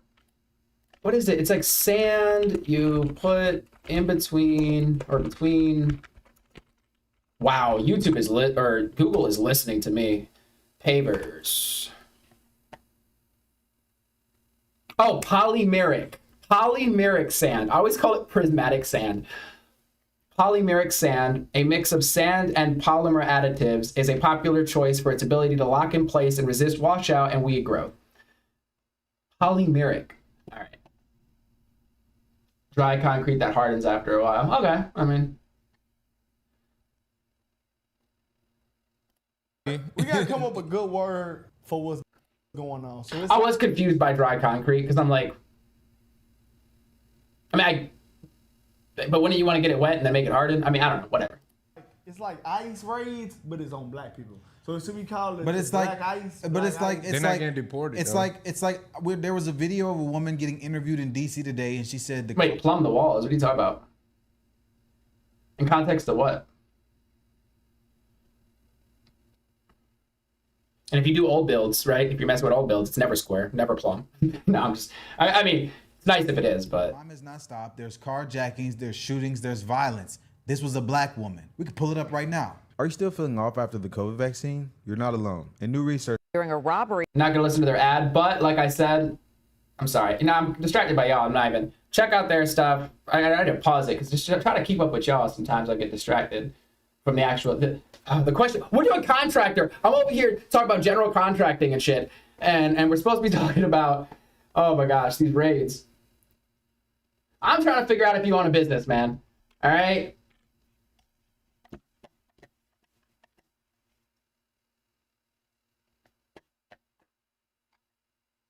Oh my gosh. Where are we at? Oh.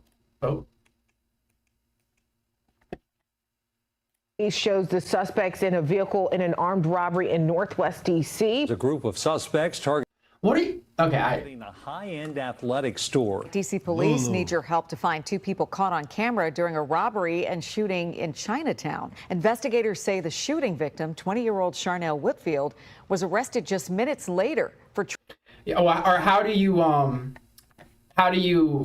do the pitch, right? What's the pitch of the patio, right? It's pitch, right? Might be another word for it, but like the leveling of it. Do you make the patio? Can you make a patio perfectly flat? That's the next question. How flat are your patios?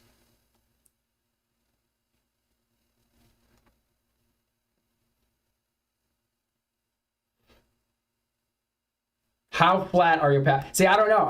I want to believe Joshua's not lying. Okay, guys? I want to believe he's not lying. I want to know how flat.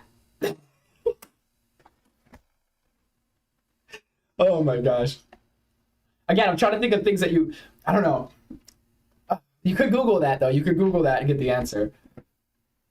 Trying to carjack someone. People like Denise Krepp say it's a scary time to live there. We've got robberies, we've got burglaries, we've got carjackings, we have car thefts. 2 young boys arrested in You said you can make it flat. So you can make it flat. So do you make it flat, though?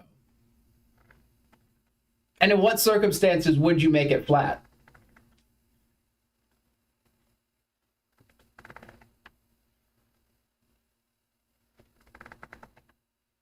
And what I'm just Yes, George. George, we know this. George, we know this. This is the trick question part of it. You're giving it away. Okay, I have no idea what you're talking about, dude. I'm sorry. I'm just lost. I'm lost. Guys, I just don't know enough to keep up with him. He's operating at a level above me. I have no idea. I have no idea. Road in Northeast. Police arrested an 11-year-old as well as a 14-year-old. Investigators say they pulled Chewy gets it. Chewy, this is the trick question part of it. demanded cash. I said outside of certain scenarios. I mean, if you had drainage, but even then you're going to want it to probably be pitched in some way to, like, you know what I mean? But like if you're building patios where like the corners are going down towards the house, that's not going to be good. Then ran off. Homeless encampments are now nestled across our nation's capital. Neighbors are at a breaking point. The needles on the floor, the drug use. The mayor seems not to have enough control. Okay, I want to give you another chance. You said down here. Okay, are you in Florida? I forget. I don't know if you said where you are. You said you build houses on a beach down here. Okay, never mind. I'm done. Never mind. That happened just last night. You see from the picture, glass. He's talking about houses on pylons. We're talking about patios.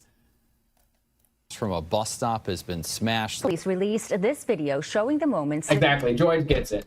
You don't build it flat because it's going to rot out the house. Like, at some point, like it just probably will. Entered into Aloe. Within minutes, the group can be seen grabbing. Is somebody at the door? Oh, hey, what's going on? Clothes and stuffing their bags, all before running out of the store. So I was working on the second floor. I was standing on the ladder. Then I looked down in front of me, and there was a man standing there with a gun pointed at me. I need to figure out how to use my damn. The mayor assaulted a group of people, left empty-handed, striking again 5 minutes later on Vermont Avenue near 11th Street. A victim robbed, not hurt. A similar crime an hour and a half later. Some shots, some bangs. We've seen police officers running in all directions. I almost feel a little desensitized to it in a way because it seems to be of the norm. It's actually pretty scary that these Guys, we got the goods. Care package has arrived. All right. What do we got?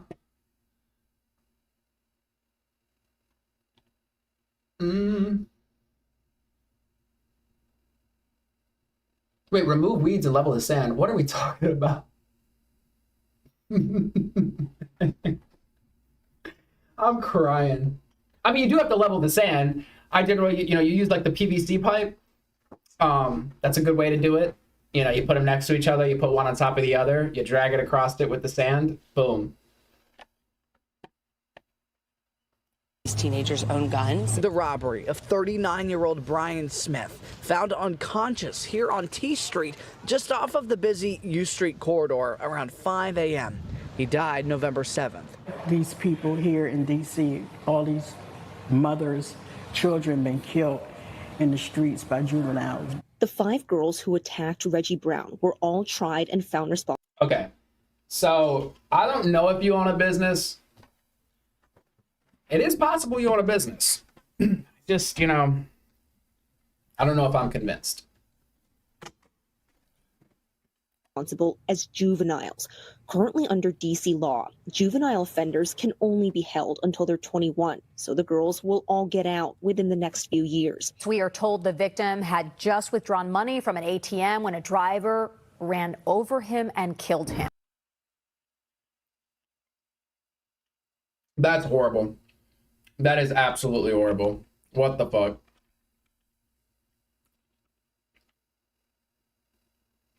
I'm trying not to get caught up in your guys' contracting talk because it's like, it's killing me.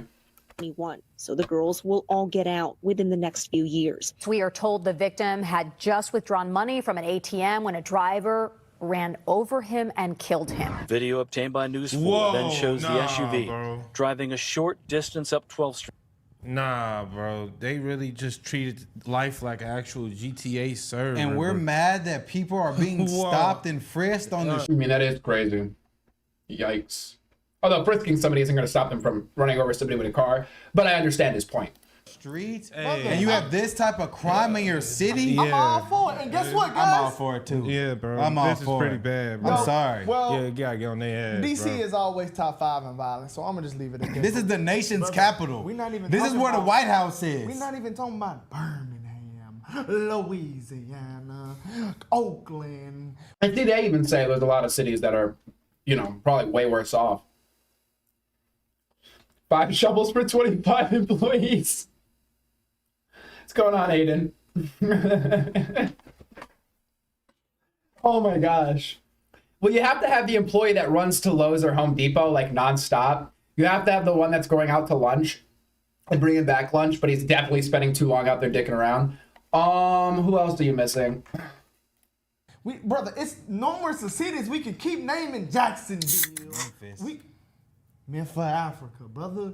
We could go on and on and on and on. Right before JT. This shit is bad, bro. Welcome back. This is horrible, man. This is horrible. Wow. Like, this is real life, like on some GTA video games, bro. This is like, they look at life as... Okay, Joshua, if I'm not mistaken, you can't call everybody else a dumb fuck because you said you're a general contractor. Did you not say... I swear to God, you said you were a general contractor. So what do you mean? Like, you would have to know the answers to, like, all of those questions. Like, you would have to have, like, general knowledge of a bunch of different trades to get your gender contracting license. No, your general contractor's license. Now, I know it varies, I believe, state to state, but there's still, like, standards and things you need to know. Video games, bro. Or, I mean, they're just not smart, bro. I'm sorry to say it, man. 80% of them aren't bright. Yeah, they ain't smart at all. Cause I mean, man, this is... It's more crazy to really think, like, why would you do all these heinous crimes knowing that there's cameras everywhere nowadays? Not Lowe's. Not Lowe's is sending me right now.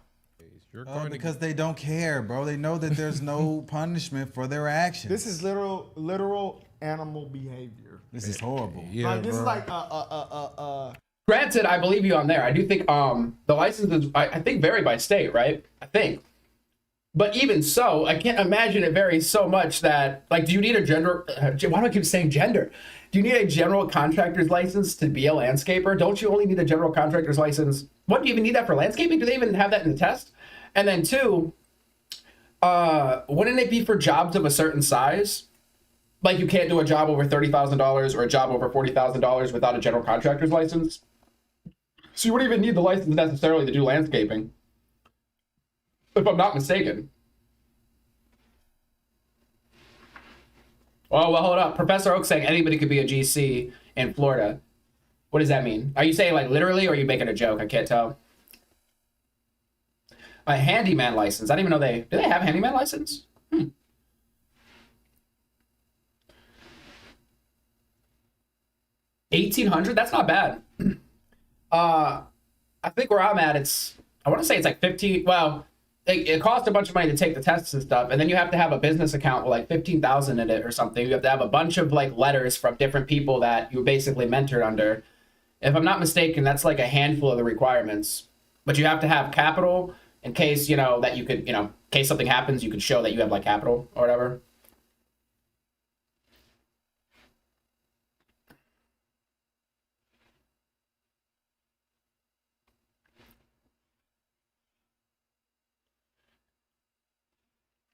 This is not the direction that I anticipated this going, guys.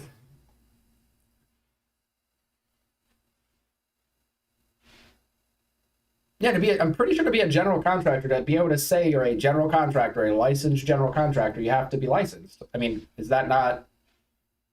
Am I slow? Wait, it's called a handyman license in Florida. That's weird.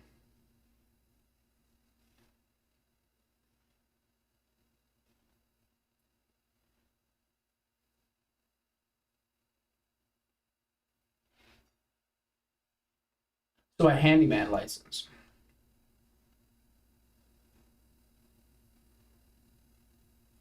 Hey, what's going on, Try Before JT? I always forget you're from Ukraine. But no, about 5% are Canadian. Let's see. I don't know if any of my Canadians are here. We've got like a handful from the UK. We've got somebody from Austria. But I feel you. I feel you. You need to get some of your Ukrainian friends here. We need to up the numbers, okay?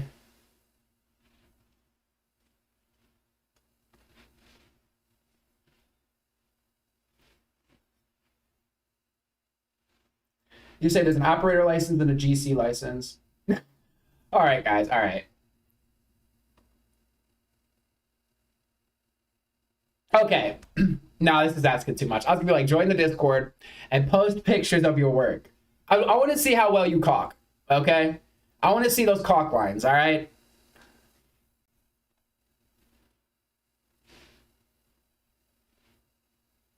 Show me a picture of a baseboard or like a shower that you put in or something. And I want to just go along the edges of it, okay? Send me a video.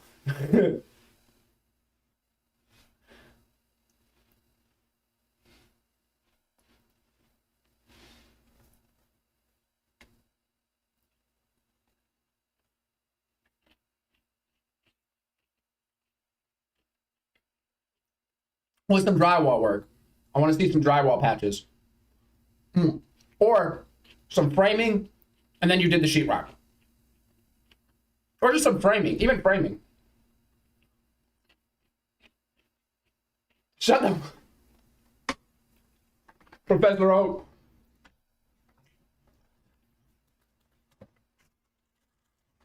It's so hard when you're working with it, too, not to make a joke sometime during the day. When I'm like working and they're like, hand me the caulk, and I'm like,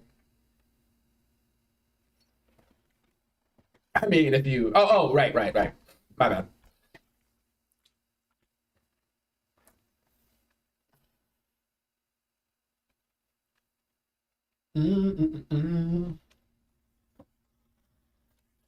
She gave me Fruit Loops with no milk. The hell am I supposed to do with these?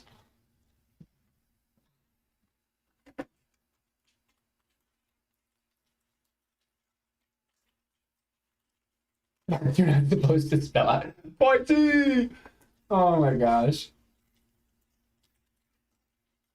I didn't know I had so many general contractors in chat. Like, if I would have known, guys, we would have been cutting it up. We would have been cutting it up a little bit more. I had so many skilled laborers here. It's crazy.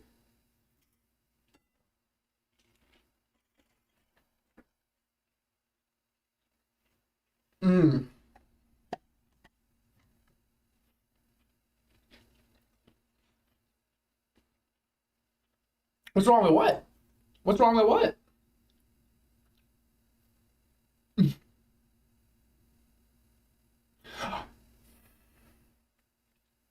I've never heard it called a caulking knife. So I'm just like, I don't know. I'm getting like a bit triggered, but I don't know. Because people call things like, okay, if I say bullnose dikes, do you guys know what I'm talking about?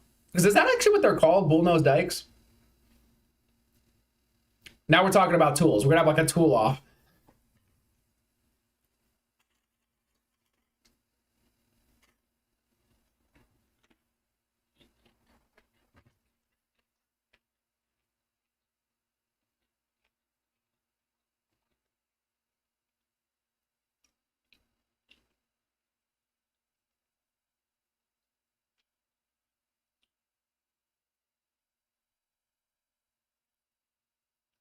pretty sure you don't need a license at all. I mean, that might vary state to state, but just for like simple home repairs.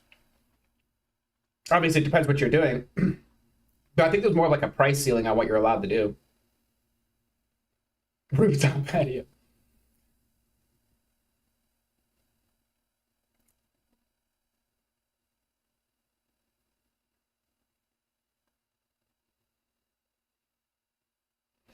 A board stretcher. Does he own a board stretcher? That is actually... That should have been my first question, obviously. You need a license for a board stretcher. Yeah. Okay, he answered correctly. He answered correctly.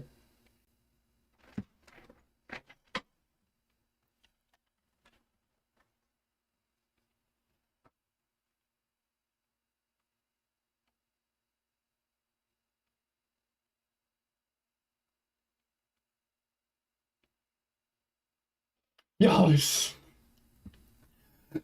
He got it. Okay, he got it. He got it. That one might be on Google, though. That one might be on Google, though. A monkey coming from the jungle and just placing him, you know, he in society and he just aping it up, brother. Wow. That's literally like that. Because you don't want to follow, you don't want to be a regular citizen. Yeah. If the rules do not pertain to you, you're not human. You're an animal. Like, this is crazy, bro. This is actually sickening, bro, to see this. This is, to me, just demonic. What's your badge number? What's your badge number, brother? It's crazy. And found responsible as juveniles. Currently under DC law, juvenile offenders can only be held until they're 21. So the girls will all get out within the next few years. We are told the victim had just withdrawn money from an ATM when a driver ran over him and killed him. Video obtained by News 4 then shows the SUV. That's just fucking crazy, dude. Absolutely crazy.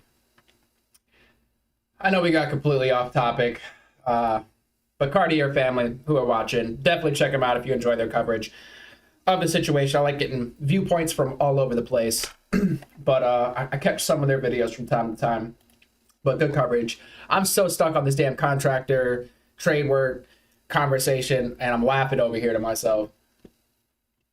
Okay, here we go. We got another DC resident. What's going on? Full Moon Awakening Art. We got another artist in chat. Very good. Join the Discord. Drop your art in Discord. We'll look at it on stream. It'll be a whole bunch of fun. But they said, live in DC. It's not as bad as they're making it out to be. Okay.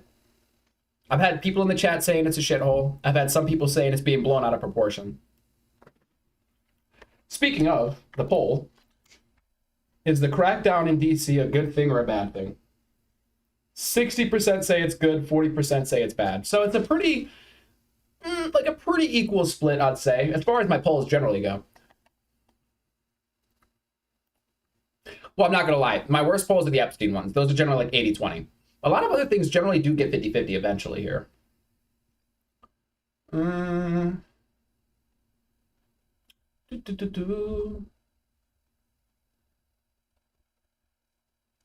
Guys, I'm getting closer and closer to 30. Stop scaring me, okay?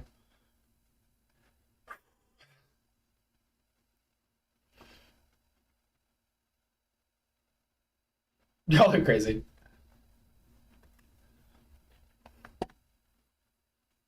SUV driving a short distance up 12th Street before the driver turns on the four-way flashers and at least two people get out of the car. You said life begins at 30? Really? Well, I mean, I don't know. I guess I don't hear a lot of things about like that are positive about turning 30 or, you know, about getting older in general. That's like the first positive thing I've heard about being 30. Car. Police believe they went through the man's pockets. The car involved may be connected to two robberies that happened about an hour before the crash. Just yesterday, News 4 reported on 3 D.C. residents who were arrested and charged, accused of stealing over $250. You said you'll make more money in your 30s. All right. I mean, that's something to look forward to. I just got to keep working. Just keep at it. Keep up the grind. Don't sleep.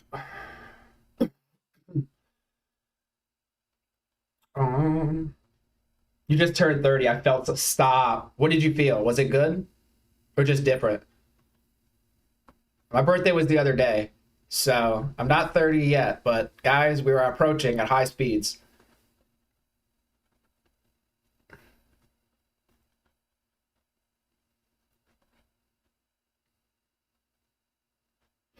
Anyone who wants to can own a business is the success part. True.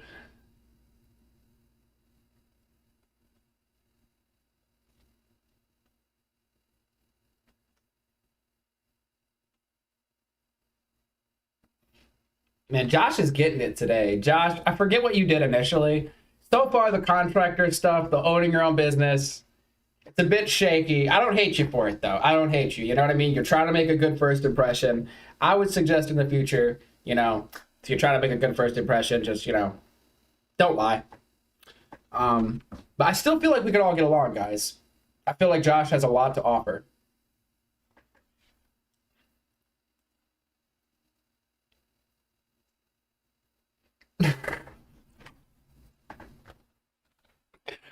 Dude, we gotta set up a chat. What is it like? What is that called? Like iDubbbz had like a streamer fight where streamers would they'd like do boxing matches. We need like a chatter fight for that. Like chatters get together, we film it, boxing matches.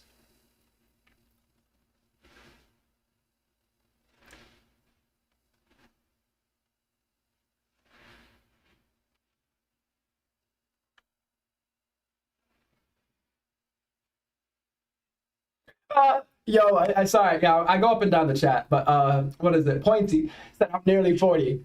What money? So hey, you're scaring me now. Can I dream? Can I just? Oh Lord.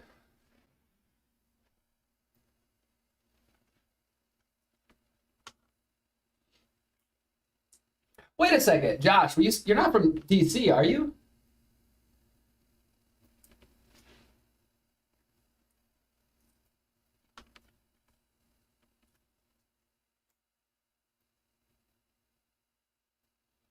In my 20s, I felt I could ask for help from my parents.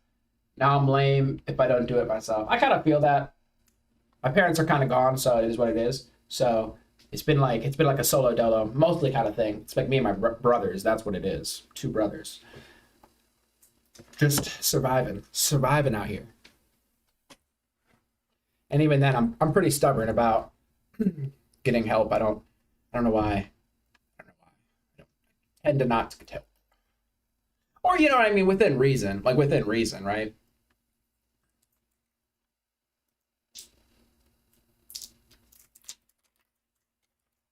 Exactly. It's like, you can't really blame anybody. You kind of got to just deal with shit. And that's what it is. Float away because of the patio.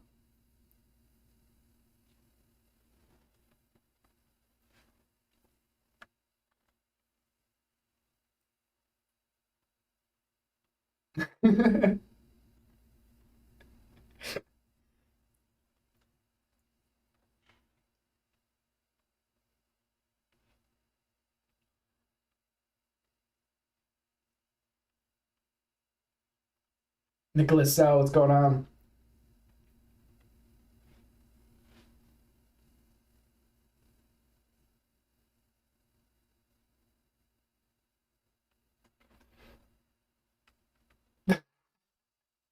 Man, y'all are, oh Lord. And I think I've basically we've gotten as much through this as I think we're going to. I mean, we'll see. $1,000 from ATMs across the DMV. The fact that we're dealing with another ATM robbery, a burglary, less than 24 hours after the announcement of that arrest gives you an idea of just how serious of an issue this is. Yo, Fred Washington, you're coming in so hot, but I don't know. We need more context, my guy. You're coming in really hot.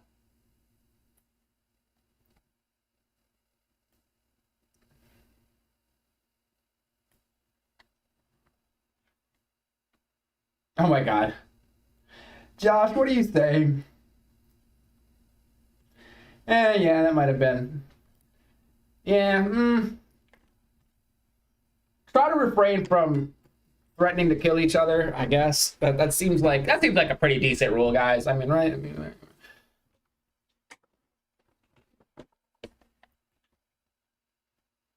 Mm.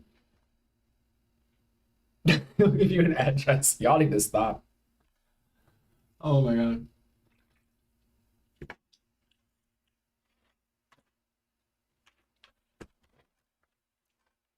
My fear is it's like a month from now.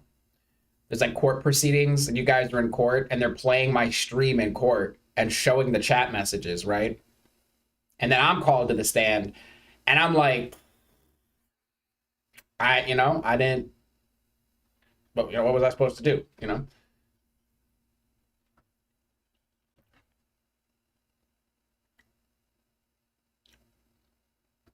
Oh Lord, Jesse, what do we got? Oh Lord. I need like a timeout chair.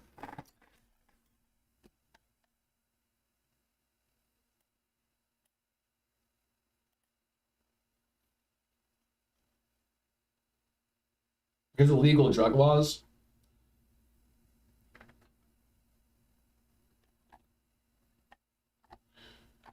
Oh Lord, y'all are going really hard.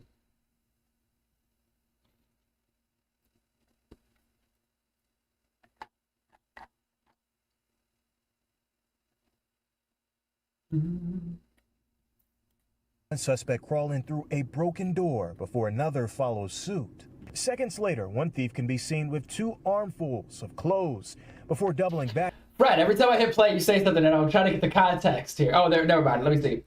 Y'all are so afraid of this clown, wake up people. Oh, you're saying the same thing. Oh, never mind. I already read that message.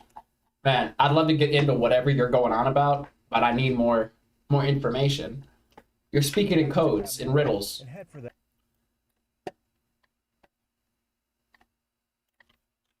He only reacted. He's like, it was self-defense. Seen with 2 armfuls of clothes before doubling back to grab more and head for the exit. Investigators say the thieves were able to get away with $50,000 worth of merchandise. Damn. Police say these 3 suspects armed with handguns approached 3 people getting into a car, took their wallets and purses, and got away in a... So the business could have been like, okay, they stole about 20,000. We're going to say they stole 50, and we're going to make those other 30,000 disappear. I'm not saying they did that, but my mind automatically goes to like, the business could be bullshitting. A gray sedan. 6:30 a.m. near 3rd and K Street Northeast. Police say they tried to rob another victim, failed to get anything, and took off. 6:55 a.m., 1300 East Capitol Street. They pulled guns on 2 victims and took their phones. 2 more people of interest came into the picture when they used credit cards from the robberies to buy items. Police report that these 2 people here used credit cards stolen during the rampage to buy things not long after. So it's like a grand larceny thing or something. You said mayor of DC changed shoplifting to $951 or higher before police could arrest. That seems a little bit silly. Like, I'd assume if I got caught stealing something, I'd get arrested. That's my assumption. He ain't gonna make me call the police. And I ain't Set up their own robberies for the insurance claim. Yeah, I could believe that. I could actually believe that. Oh, I'm not either. I'm not sparing nothing. I'm pulling up hand on the gun. I might try to be in there, chef. I'm gonna say, hey. I'm pulling up. Let me see your hands. You know what? Let me ask you some questions, and everything gonna be okay. I got the inside. I'm gonna put up about 20 photos of outfits. If you got any of this shit on, go get them. Oh my God. He said, I'm going off the outfits. He's talking about these are the outfits you need to profile. That's literally what he's saying. See, if he got some good shoes, tell a lot. Shoes tell a lot. I'm pulling up the shoes. If he got them shoes, go get them. So Michael Jordan tennis shoes. If he ain't got no collar on, go get them. Without the collar. Yo, they are wild. He is wild. I need to watch more of their content. Without the collar, go and get him. That's crazy. Wow, man. Hey, man, and people are like, they're saying this shit's sad. Like, they're really upset, but y'all just seen what we just watched. All right. It says they treat people for recording. Let me see. What did they do to the man? Stop it. The man was antagonizing him, bro. Do you think you can... Look. Wait, what do you do? Stop it. The man was antagonizing him, bro. Do you think you can... Look. He made something? Oh! Get him there. All right, that's a little excessive. It's their time. It ain't nothing to say. We just watched. Hey, brother. We just watched You dude. y'all see what we just watched? Dude just died. Yes, we did see that, but Come on, man. is all that necessary for someone recording? Yes. I don't think so. Yeah, it is kind of We over. don't know. This is excessive, but we don't know this what is he did before this. this is out of context. I don't know what he did. You're right. Right, and so many videos are. Oh my god, it's right in front of me. So many videos are out of context, or you just don't know what happened before. So it's it's so easy, depending which way you're primed, to go off one way or the other.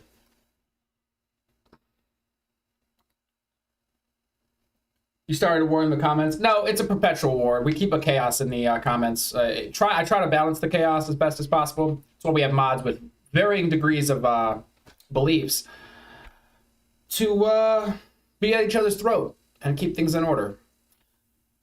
But based on what I'm saying, But yeah, you might have stirred the pot a little bit. You might have stirred the pot. it is a bit excessive. George says stores in DC can only trespass shoplifters unless they steal money. Yeah, that's crazy. I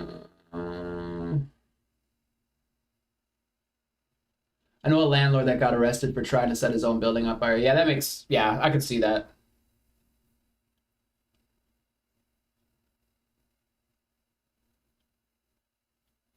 Some people say 9/11 was an insurance claim.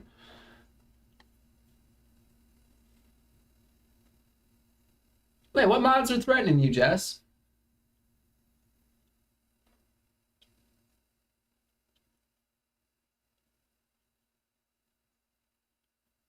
I'm thinking JT is young, and JT, I don't think your first language is English, right?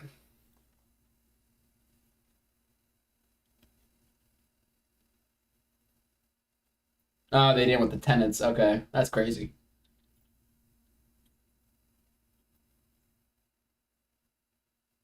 Yeah, because so it's a federal crime. Is that considered grand larceny? Or is it larceny? Is like below $1,000, and grand larceny is above, or something like that?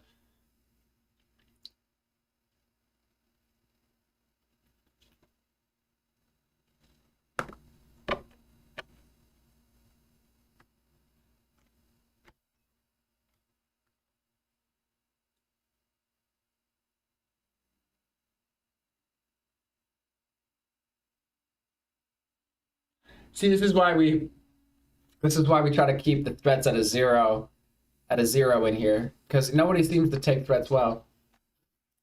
Look, they already have someone in cuffs. They have two people in cuffs. So yeah, don't come If and you look antagonize. at when they tackle him, there's another person in cuffs. Let it play. Look. Oh, let's get another one. Let it play. Look. Another dude in cuffs right there. Another dude in cuffs.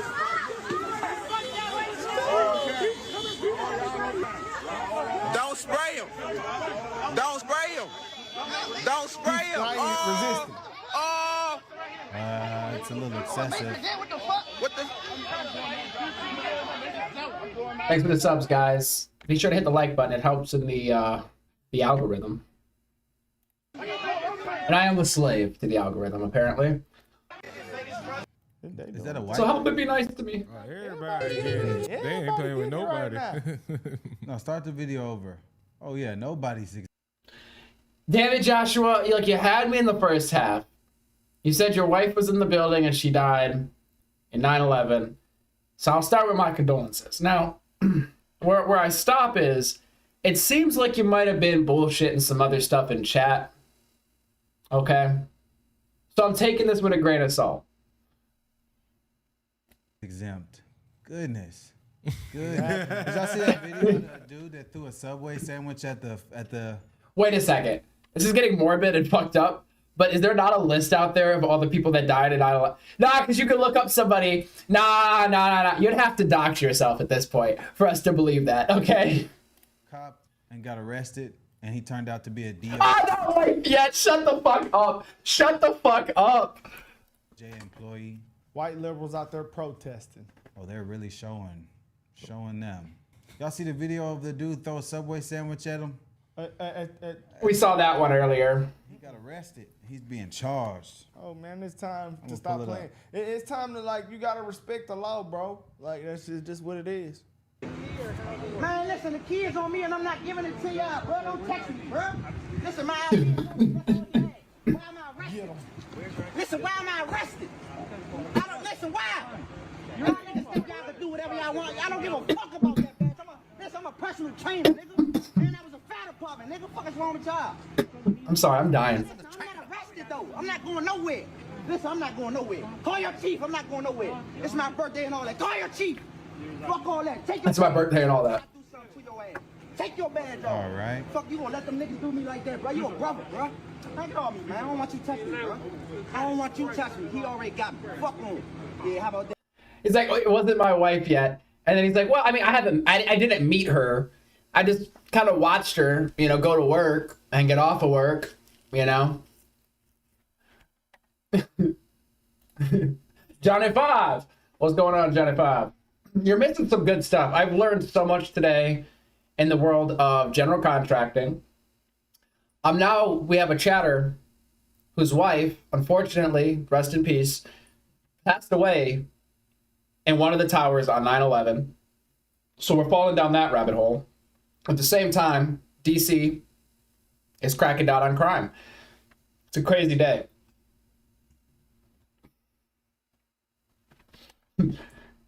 Freedom of speech. Fuck him. Goodness gracious. Why was he getting detained? It's just time to clean up the streets from every. And that's my question too. I want to see like what they're saying they're picking these people up for, right? I would like to know why he was detained, but you know the videos are only half of the story. Hey, everybody should get detained. Okay, engaged and living together. Yeah. See, it's horrible if you're telling the truth. Because it's like, damn, that sucks, man. But if you're not, I wouldn't be able to forgive you.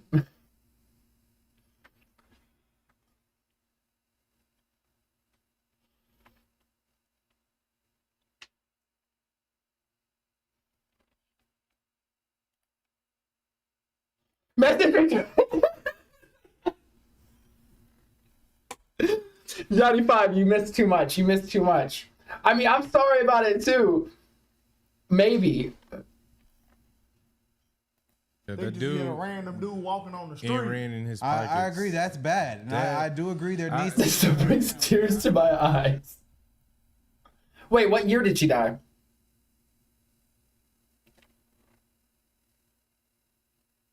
What year did she die?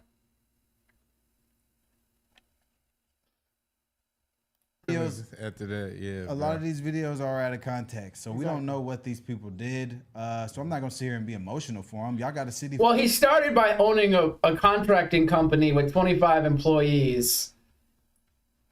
He has his gender contracting license. I'm gonna slap myself. His general contracting license for landscaping, or he's a landscaper. I don't know. It doesn't matter. It doesn't matter. 2001. Okay.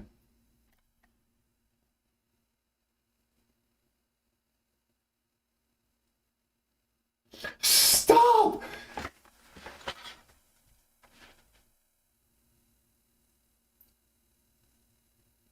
Notlos, I read a little bit of your message.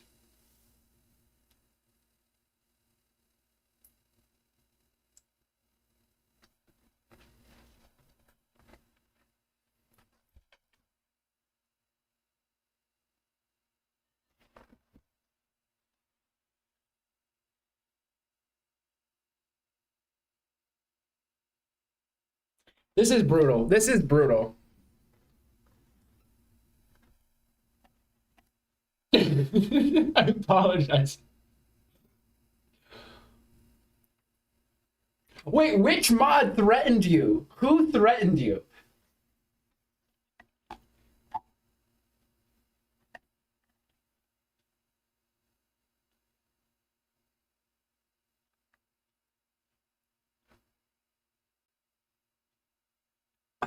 Trump is the Antichrist. Revelations describes him as having hair of wool and speak of great things. Revelations names him as the trumpet. The ancient word for trumpet is literally trump. Interesting, Davis. Very interesting. I'm not well read on this rabbit hole, so I don't have too much input on it.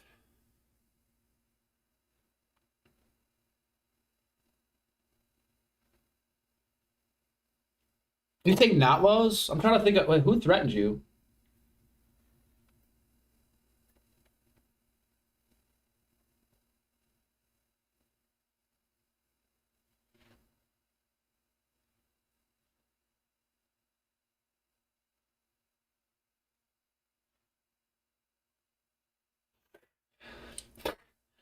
Okay, not Laws. It sounds like it might have been you.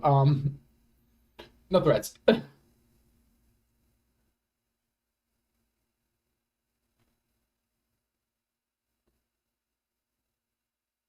Contracted gender. Oh my gosh. Trumpet in Hebrew is. Listen, Josh. I'm questioning everything you say. Okay, I'm sorry. You know, this is why you shouldn't start off on a bad foot. Full of crime, and now everyone's suffering the consequences of what happens when you let the crime go unchecked. So now everyone's gonna suffer, and that's just how it go. This video. Lewis, CS, I keep asking you who threatened you. You read and write Hebrew. I'm just moving forward. Wait, who just posted? Oh, another one. Nah. What's going on, Sonny? Nightbot, you. How about the weather, Nightbot?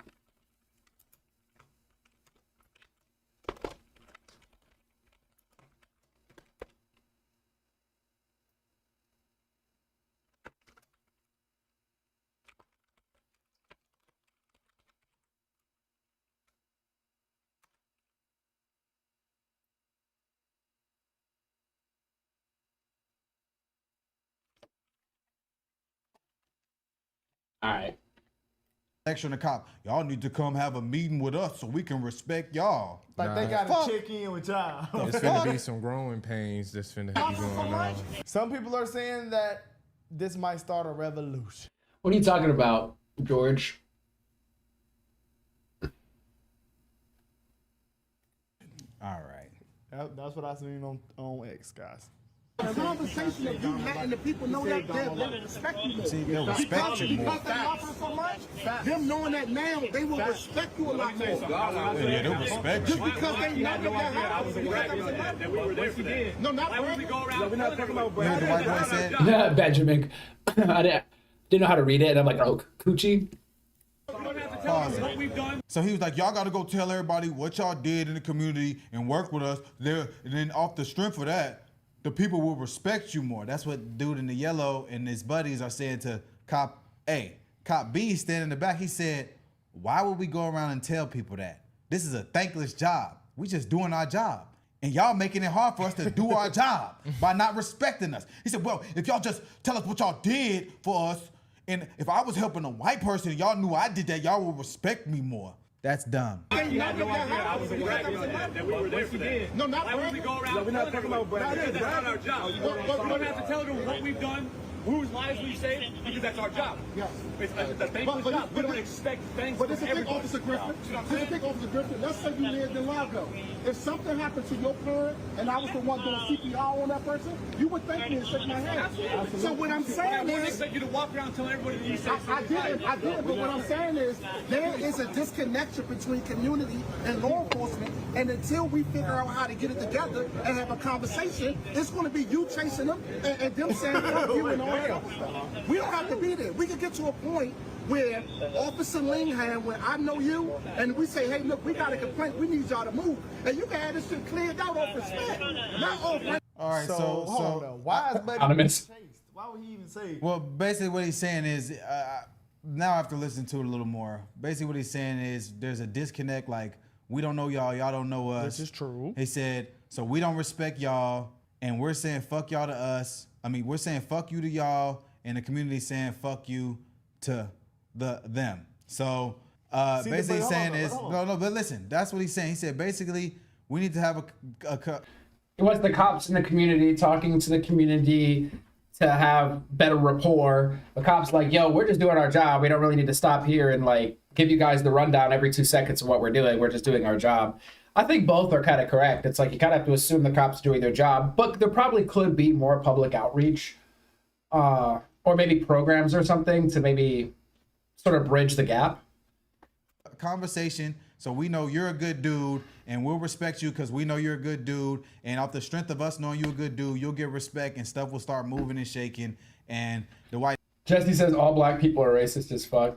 I don't think that's true. That's like saying all white people are racist. It's like, I don't think that's true. That's a bit hyperbolic. I don't like speaking in absolutes because they're hardly ever true.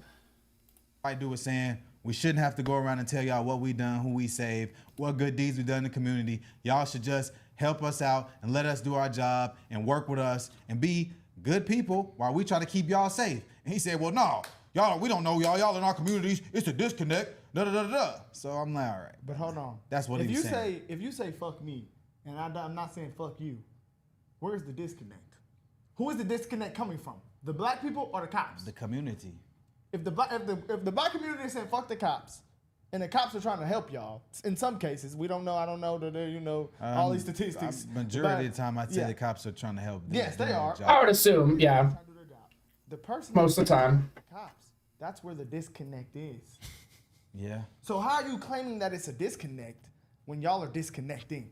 Yeah, I mean, and also that's a good point. The caption says the DC police don't want to have a conversation. They're sitting there talking to you. They don't need having to have a conversation with you. He said, well, the dude used an example. He said, well, if we were in a white neighborhood and I'm a black guy and I saved one of your people, you would thank me and shake my hand. He said, yeah, sure I would, but I don't have to do that for me to respect. And he also said, yeah, but he also said he's not going to walk around, or you're not going to walk around and keep saying that to people and keep telling people you did that. The bottom line is the people in these communities don't respect the police. And it would be a lot easier if y'all was just cool with the cops and they was cool back with you because they know you They cool. can't be cool with the cops. Why not? They're doing something they're not supposed to do, most likely. Brother, he said it. So it's just going to continue. It's going to be a continuous cycle. You just going to continue to chase him. Brother, why are you running? I didn't need to hear nothing after that. He said you're going to continue to chase That's crazy, though. You're going to continue to chase us. Why are you running? That's like wild. That's almost like prophetic in a way. Why? Because you know why. He's doing something wrong. That's it. Anyways, see this outfit right here? It's so simple. This will be on the board. Go get them. Hey, but not, they are just pulling up in the neighborhoods, though. This is getting real. What are they supposed to black do? Ice. Black ice is here. I won't say all that. I'm sorry, but the black ice thing is kind of funny. Like black ice, right? Runner. Where y'all niggas at? We just got a phone. I don't even know. Come on. Who just ran, y'all? Who just ran? Look at the way they German and German. Damn. Oh, shit. I think we watched this one earlier. Don't get close enough. Back up. Back up.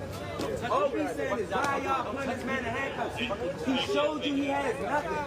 What y'all want? Yeah, get me on camera, boy. I'm legal. Nigga, fuck is you talking about? Get me on camera. See, like, why are they doing all that? Shut your bitch. He put this man in handcuffs with no reason. Hey, don't push him, y'all. Don't push them.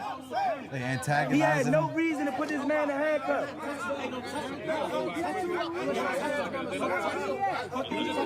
Yeah, who's that in chat? George says Southeast DC in video. Is that right? Now you're putting the cops on the defense. Out they face. All right, can I say something? So can you Marto. blow that back up? No, can you go to the keep it paused where they're surrounded around the cops with dude in the handcuffs? Right here. So they're putting the cops on the defense. Look, you see how they're surrounded? They're in defensive position. These dudes are yelling. They're being aggressive. They're cursing at the cops. They're putting the cops on defense. They got their phones in the cops' face. They're aggressive. You know, the cops are already on edge. They pulling up to a dangerous area. This obviously looks like the hood. And now the dudes in the hood are being aggressive and cursing and being angry because now they homies in handcuffs. Like, what? How do you... But at the same time, they would have expected some of that response. That's probably why they were going in so heavy, right? Not expect this to escalate.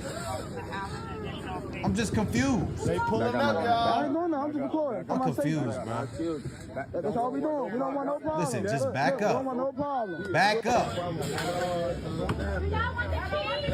Boom! What up, niggas at? Hey, what's going on in Serbia? What's your name? Dalibor? The door like that. Damn. What the? It's getting real, y'all. It's getting real. They pulling up everywhere, man. And this needs to be nationwide. That's what people are saying, man. This needs to happen nationwide. I mean, so well, I just got to say, like, okay, that's the sandwich I was talking about. Whoa. Go back. Yeah, the sandwich guy messed up. Dude threw a Subway sandwich at him. Hood. Yeah, that did look like a foot long. That was at least $12-15 right there, I bet. Come here. Got him. For me, it's just like, damn, that's just a waste of a sandwich. Like, really. He getting lit on him, though. He ain't even moving. He gone. Police slow as shit. They caught him, though. Yeah, and man. now he's facing felony. Oh my God, did you guys see that run? I am crying.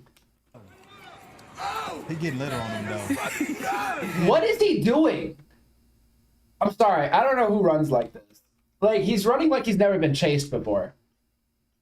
Like, when you're being chased, right? I don't know, something activates in your legs, I think, different. This guy's never been chased or something. Got him. He getting lit on him, though. He ain't even moving. What is he doing? And look at the officer running up on him. He's like booking. He's actually kind of running. He's slow as shit. They caught him, though. Yeah, and now man. he's facing felony charges for assault on a federal officer. What is wrong with people? Subway sandwich. You threw it at him. Now you got a federal charge. And allegedly, one of the people that assaulted the police yesterday was a DOJ employee. So it's interesting. Like, now I understand why the people in the community feel like they're being wronged, but your community is riddled with crime and problems that's hurt. It turns out Big Subway paid him to do that. It's all marketing. It's all for marketing. Yes, come to Subway and buy your protest sandwich to throw. Hurting everyone, even the innocent people in those communities. So now when the police come to crack down on that to try to give you some solutions to these problems you complain about, you make their jobs hard. Swords and guns. Y'all are crazy. Around the cops and yelling with their phones out, you're not helping the situation. You're putting the cops on the defense. Hey, big lips, All little right, brain, All right, brick bro. wall. All We're right. literally talking. I'm just saying. He's wild, bro. He's wild, bro. Rational here, like yeah, That's you know, like, crazy. the cops there, but you think they want to be there? Hey, and you go tell them that and see what they tell you. They gonna call me a stupid sellout. Man, But I don't- shut your stupid but I ass don't. I don't. Matter of fact, come here. What's in your pocket? Everything in your pocket. I don't commit crimes, so I don't. I don't know what it's like to be Hey, pressed y'all by know the they police. saying Beethoven is black. They've been trying to say that shit for years. I never heard that shit though. Hey man, it's happening. That was their take. I mean, yeah, definitely check them out. Cartier family. You know, I like that they have, it's like a few different people. Generally, there's again, I don't watch them like all the time. But I guess there's like 3 main dudes, but I feel like they have 5 dudes a lot of the time.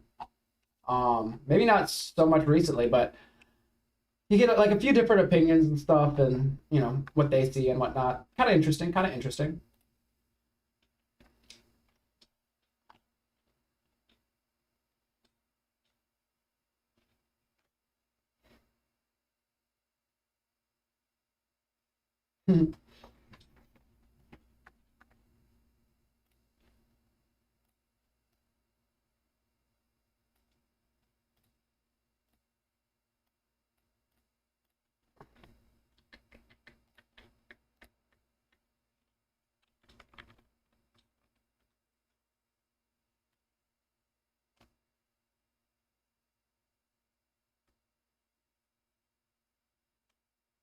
Truly a deadly assault. Truly.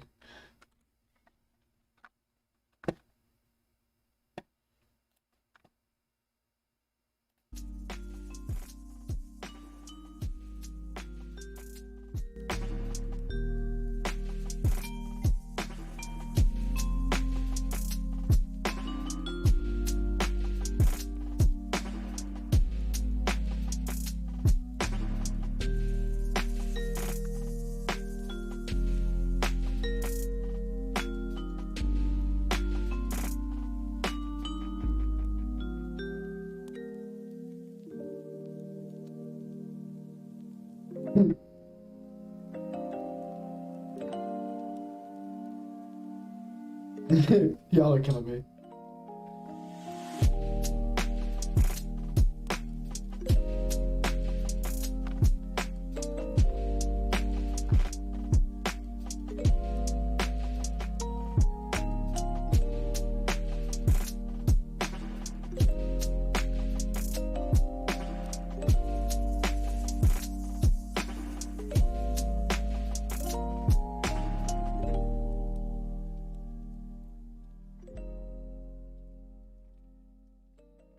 I think it's break time.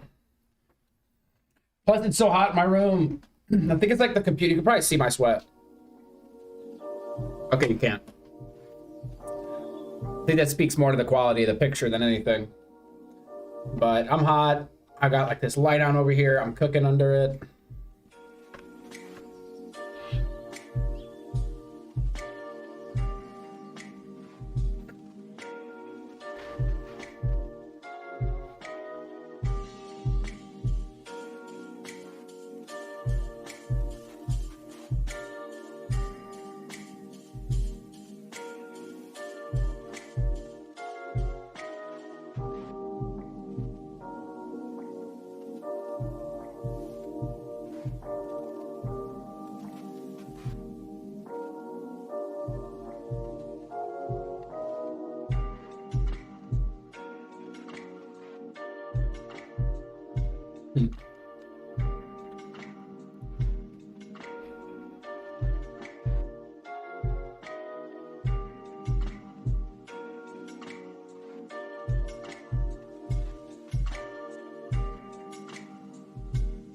Appreciate y'all.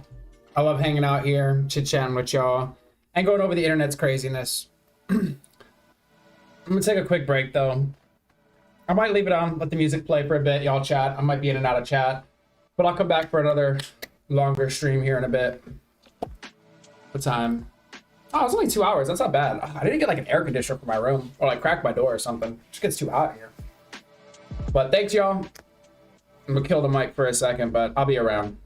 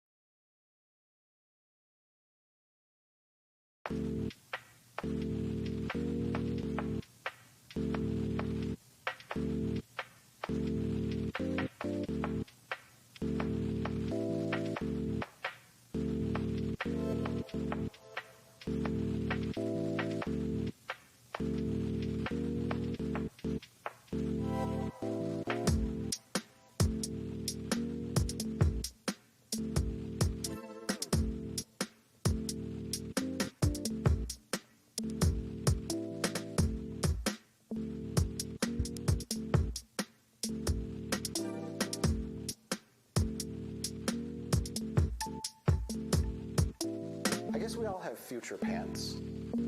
They're pants we're going to wear tomorrow, and the next day, and the day after that.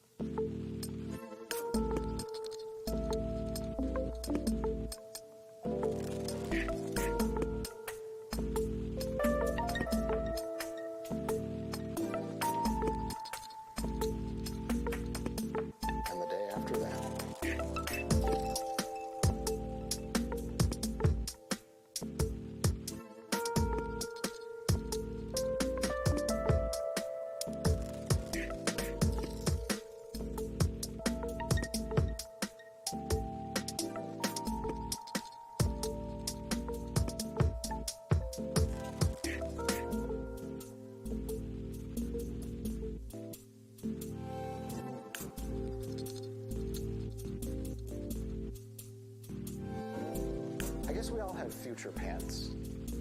They're pants we're going to wear tomorrow, and the next day, and the day after that.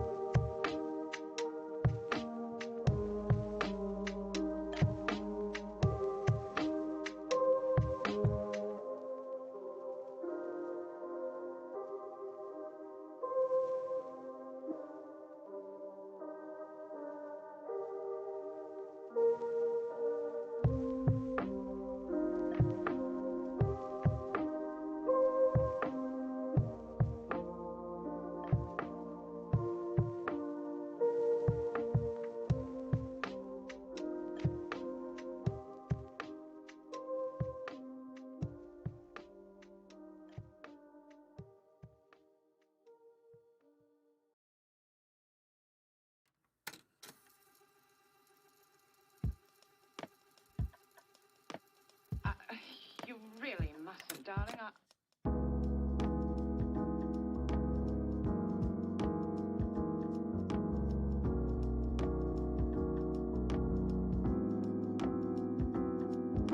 Yeah, you would think they wouldn't have so many issues. It's like crazy. I don't know why that is. I'll try to look into it on my side, see if there's an answer, but it seems like you guys have already discovered that once you block somebody, that might be permanent.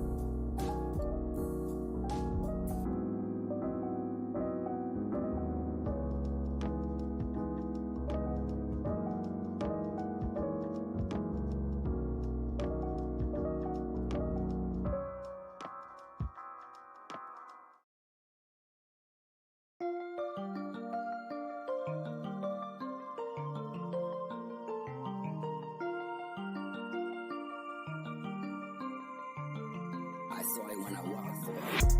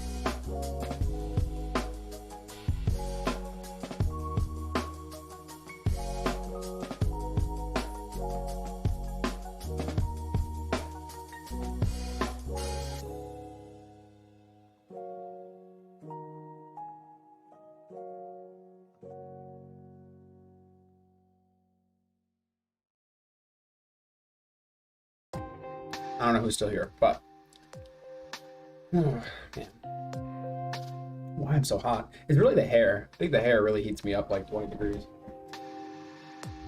When it's out like this, it's like a hat. But I need to mess with my damn Stream Deck. So I don't have that set up right. I might listen to some of these hearings that I have yet to catch and draw. Taking up drawing. I used to when I was much younger, but I've recently found my way back to it.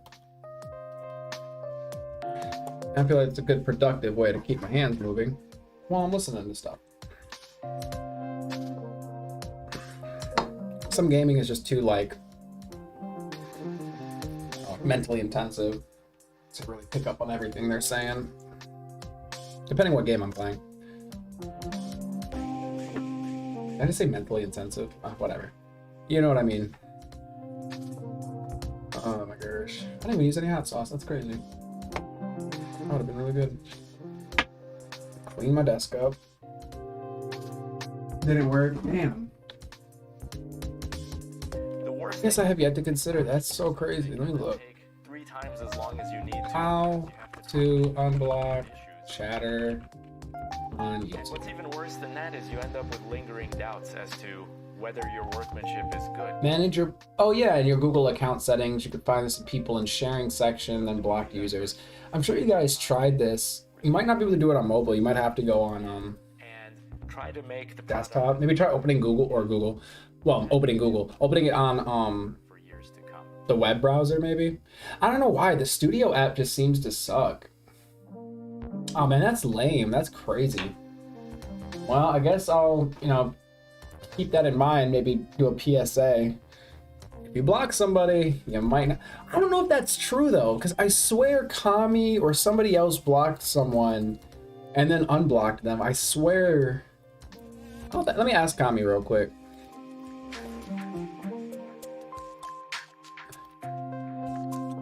Yo. Have you... Wait, you said... I tried what Google said to do, it doesn't work. Oh, there was a page for it. Okay. for years to come.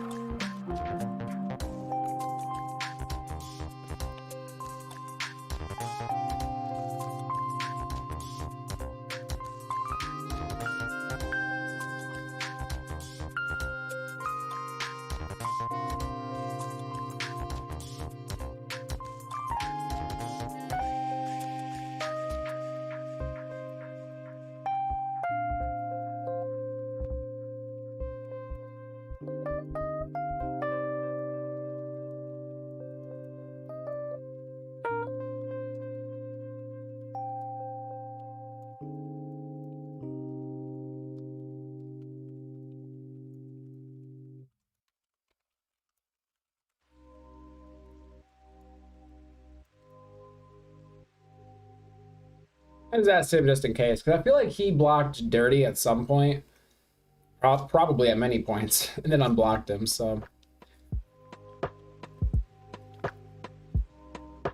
Oh, recently. Okay, well, that's so dumb. I don't know why. Again, it's probably more of an oversight. They just kind of missed it than anything, so. Because that just seems really, well, stupid. Why would you take away the ability to unblock somebody? Oh my gosh.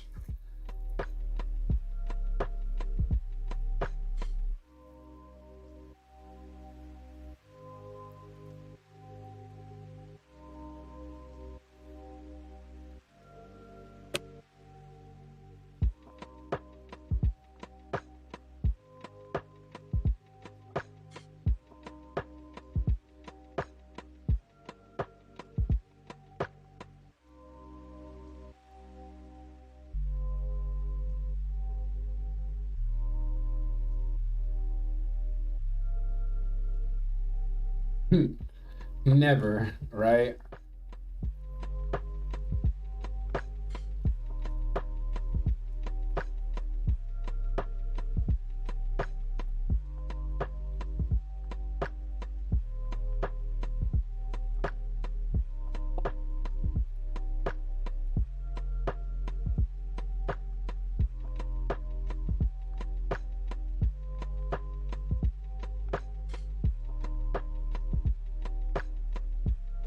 Oh, they found it. Heyo.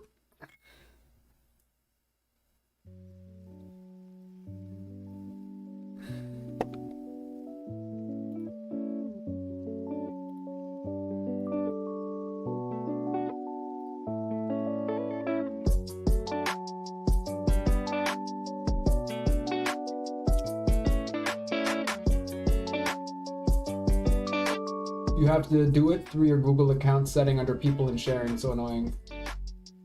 Oh, you said it didn't work for you though. Damn.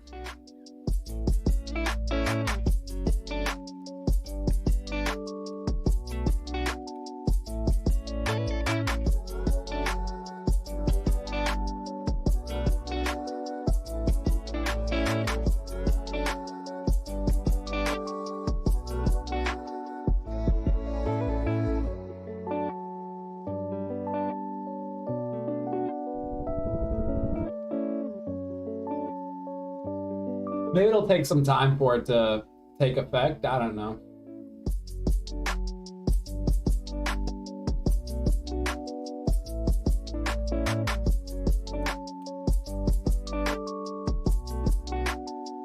On your PC. Yeah, see, mobile, that's the thing, yeah. It's frustrating how that is a lot of the time.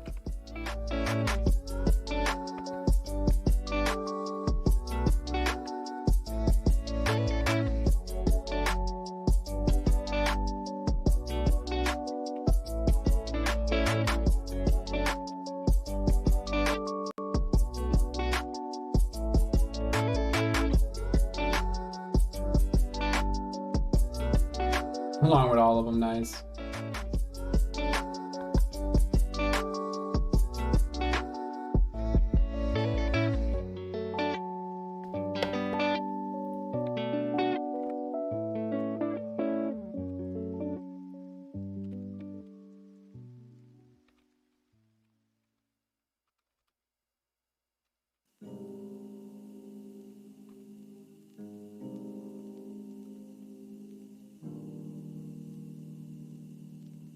There we go. Okay, cool.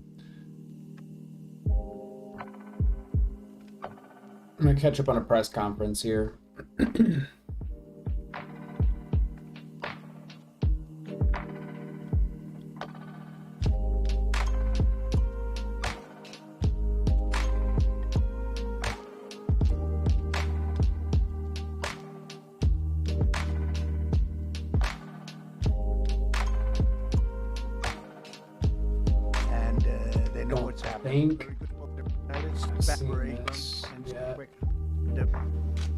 Could be mistaken. Could be mistaken.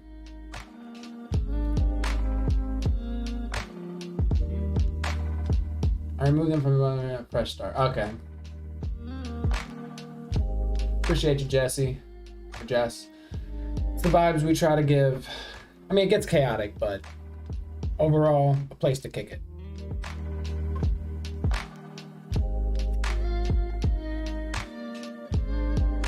Overall, a place to kick it.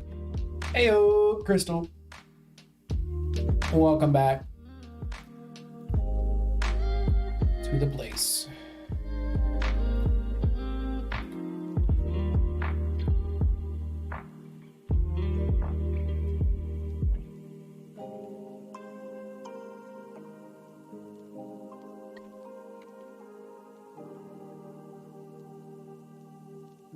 Aw. Crystal, you're too sweet.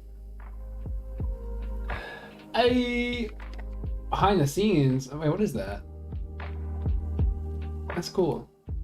Appreciate you. You're too sweet.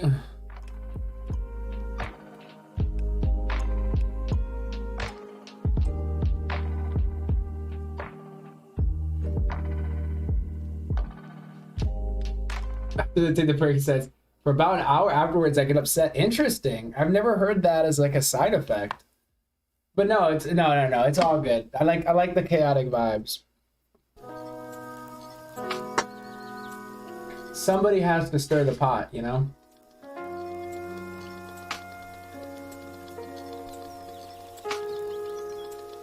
Wait, can you like them? Or can you not like them? I'm confused. I don't see a like button either. I feel like you can't like them. Maybe it has to be a certain amount. I don't know. Put you on the edge. Interesting. I thought that would have more of a calming effect or something. So that's interesting.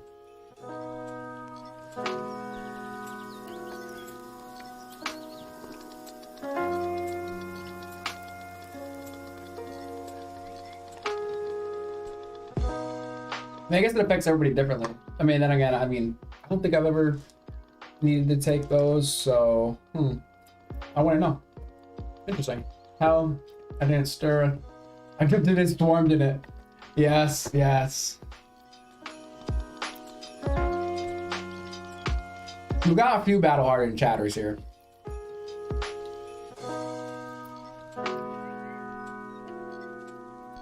Interesting. Point speed.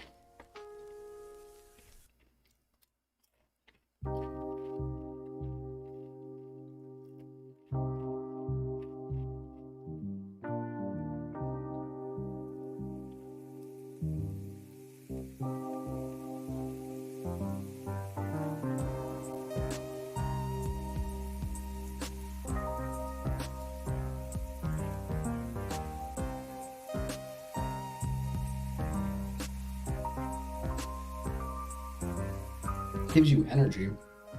I thought they were more of like, I thought they were supposed to be like, because they're painkillers, right? I thought they'd be like downers.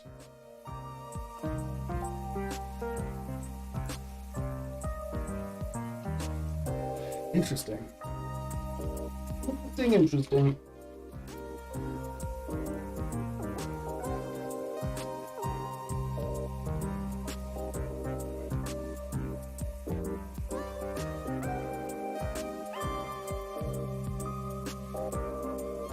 Activate defense mode.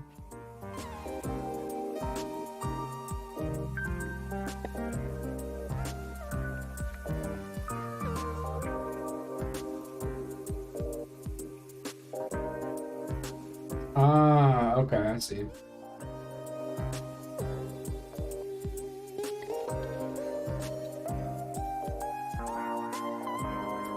Okay.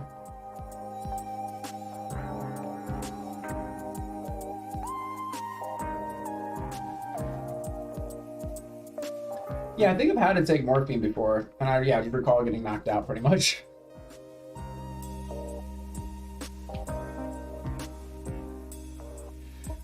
Or just knocking out, rather. I don't know if it knocked me out, but the pain stopped and I was able to sleep, so that was nice.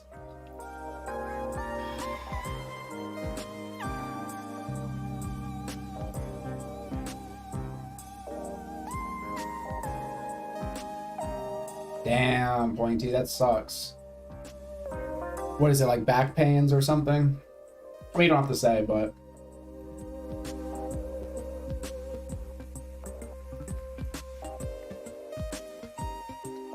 I just feel like a lot of people that I speak to, or that I've talked to that are in like chronic pain, it's generally a back issue.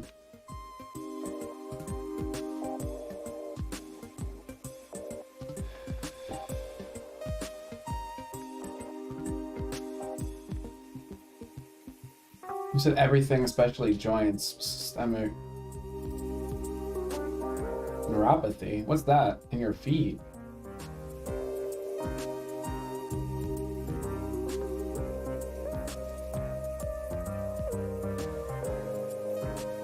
Did I leave my glasses out there? It's too bright in here. I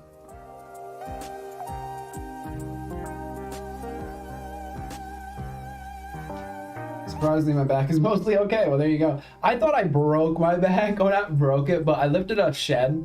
Long story short, my brother needed to move his shed, and it was on a pallet. And the neighbor was bitching when he put the shed up that it was too close to her property line, blah, blah, blah. So we're trying to figure out how to move it without disassembling it. And I'm like, bro, we could just, because there was 3 of us there, and I'm like, we could just lift it, okay? And to prove to them, because they were being all him and Han about lifting it, I decided to give it a try myself. Now I'm a skinny guy. I blame my form, but I swear I threw my back out. I lifted it off the ground, pretty proud of myself for that.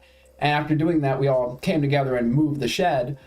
But for like a week or two, the back pains I had, like trying to bend over, like I really thought I was done. Like I had just permanently messed up my back. I'm so happy it seems to have like healed and not have been permanent.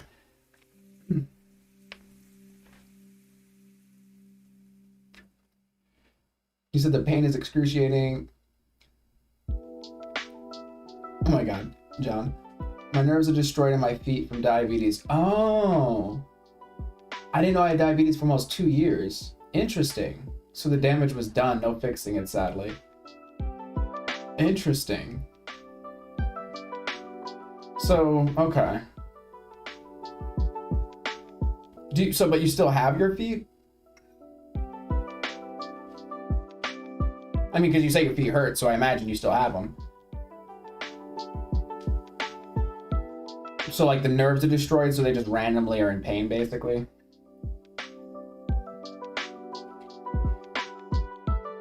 Okay.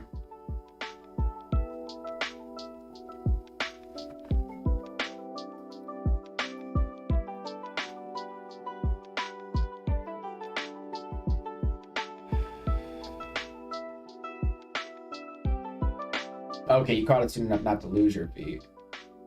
What are are there symptoms, or is it just your feet started hurting one day?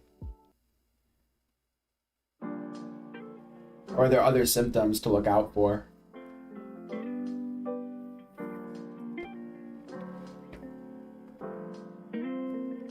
I haven't been to a doctor in like a long time. It was many, many, many, many moons ago. You got sick as hell. Okay. So I'm just trying to keep an eye out here.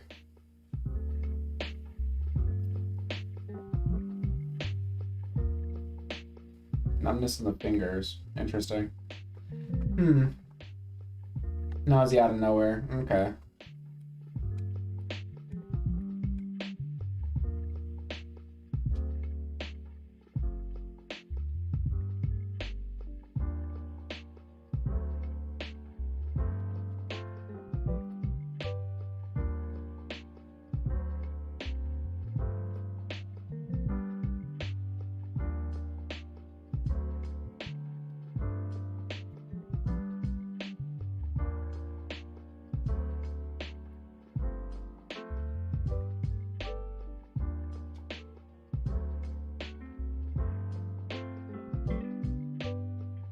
Eating will become something that isn't fun anymore.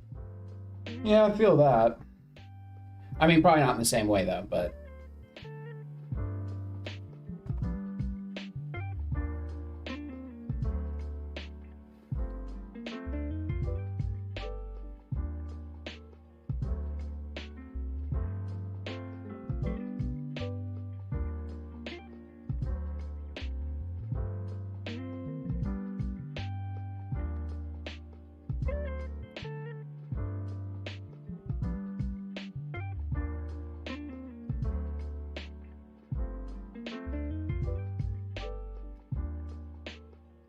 will seem like the things you love to eat out of nowhere make you sick. And that's just like too much sugar. Like, I mean, your sugar levels going up and down and not being able to produce the insulin to regulate it. If I remember correctly, you also want to watch for signs of bad circulation. Or am I thinking a different thing? That worries me sometimes because it's like, I do feel like my circulation is kind of shit sometimes. And I know I smoke, which doesn't help, but I do sometimes worry about that. I need to exercise more. I used to exercise more, but when I first moved in here, I was hitting the bag on like a semi-regular basis. And that was even, you know, felt like something, you know?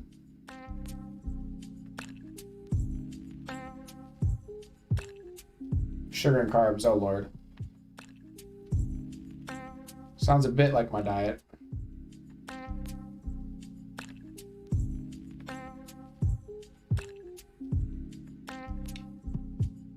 Sounds a lot like my diet.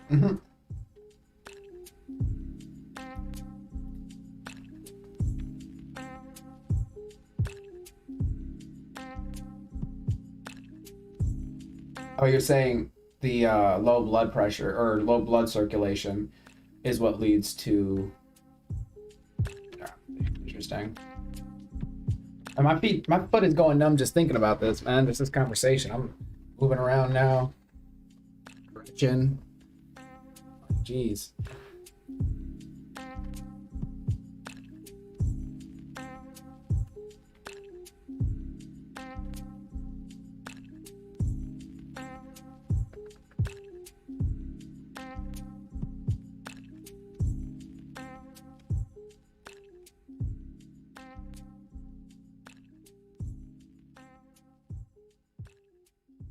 High carbs and sugar. I'm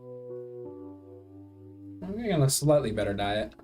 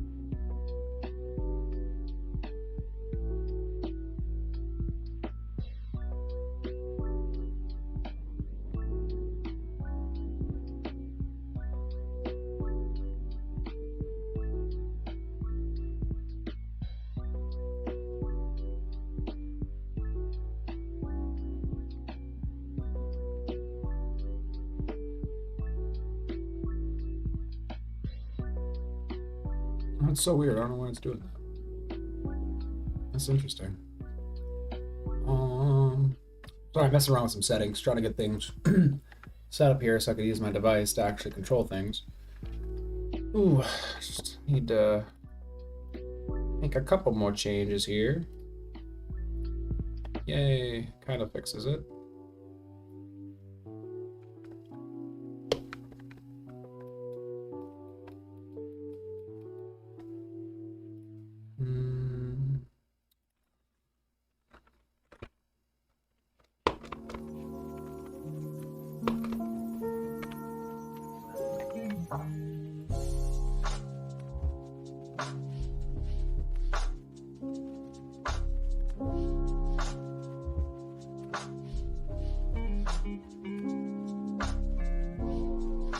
There we go.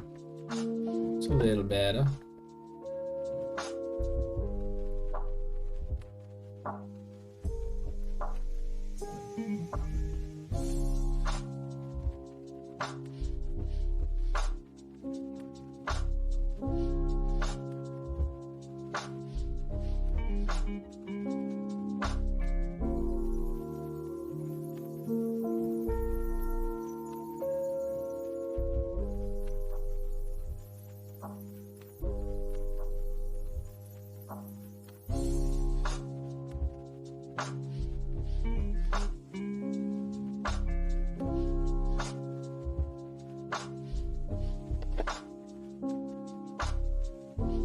I'm having too much fun over here.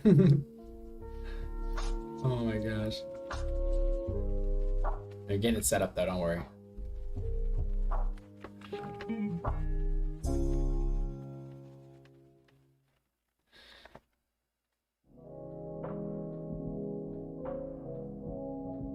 Hey, that's the spirit to have.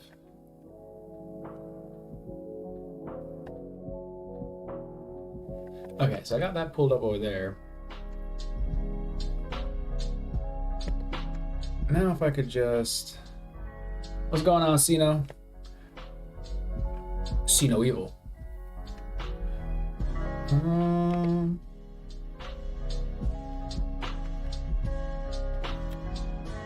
Let's see how to...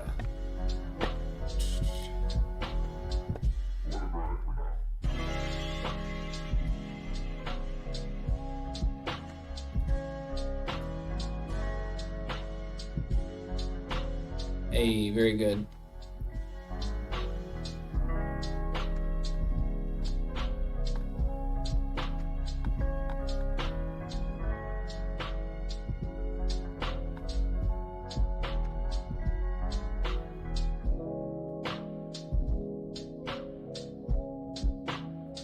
Huh, I wonder. Open application, hotkey, website. That's open URL.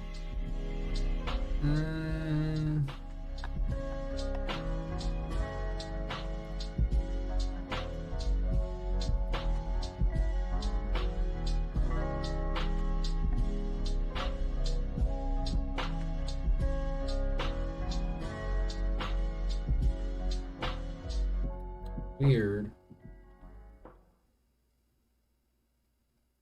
Oh, well, no, that doesn't work either. Key logic, maybe?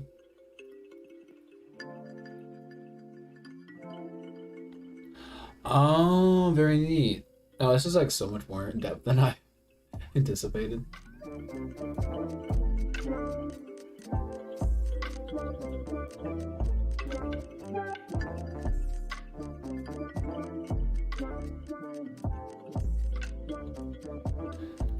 Okay. Hotkey switch? No.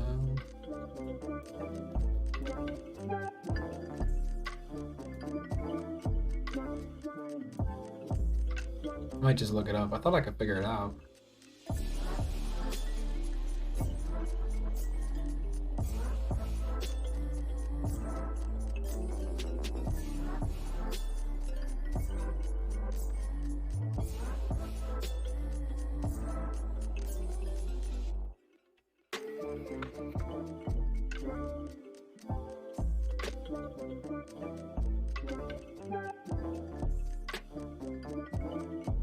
That's weird.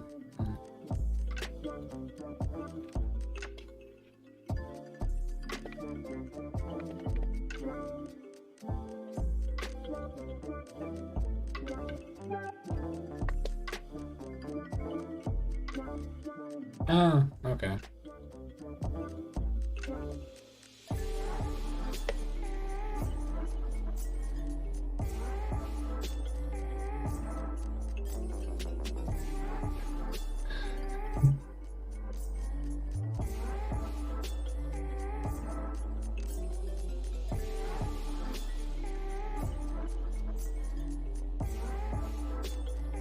Oh, that's pretty neat. Okay. I can't do anything though.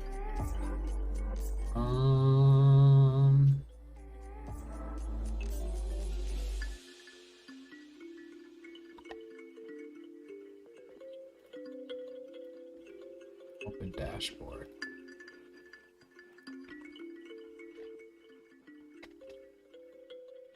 Shit.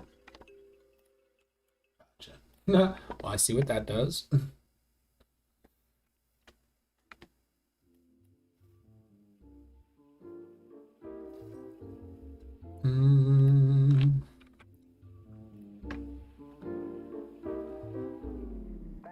I literally just need a hotkey.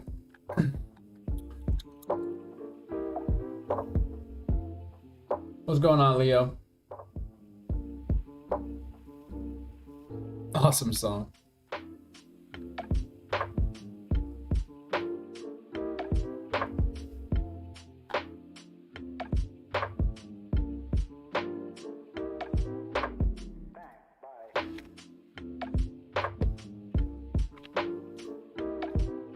This does.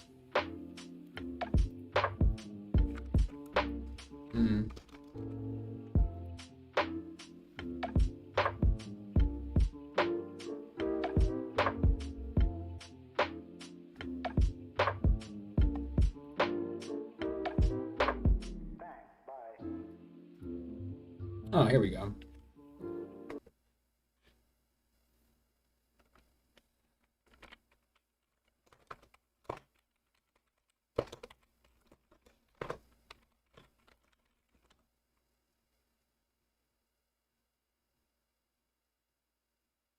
No, it's a, oh yeah, I see the green. Fuck you.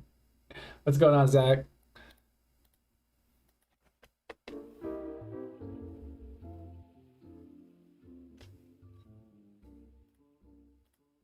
Okay, I've got like too much going on. Where is the music playing? Yeah, the music's playing. That's not doing anything. Why is it not doing anything?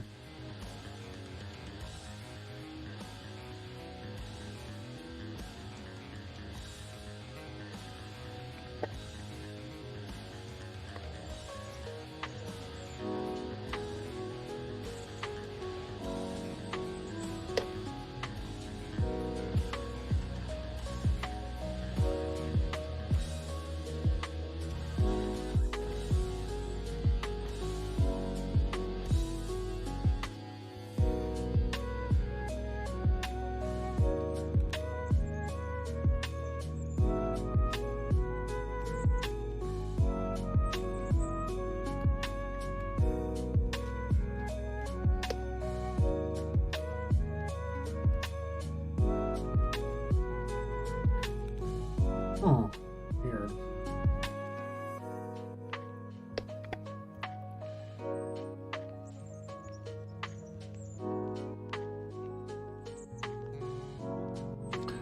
Oh.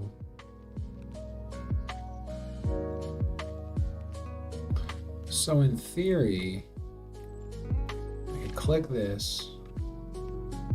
I click this button.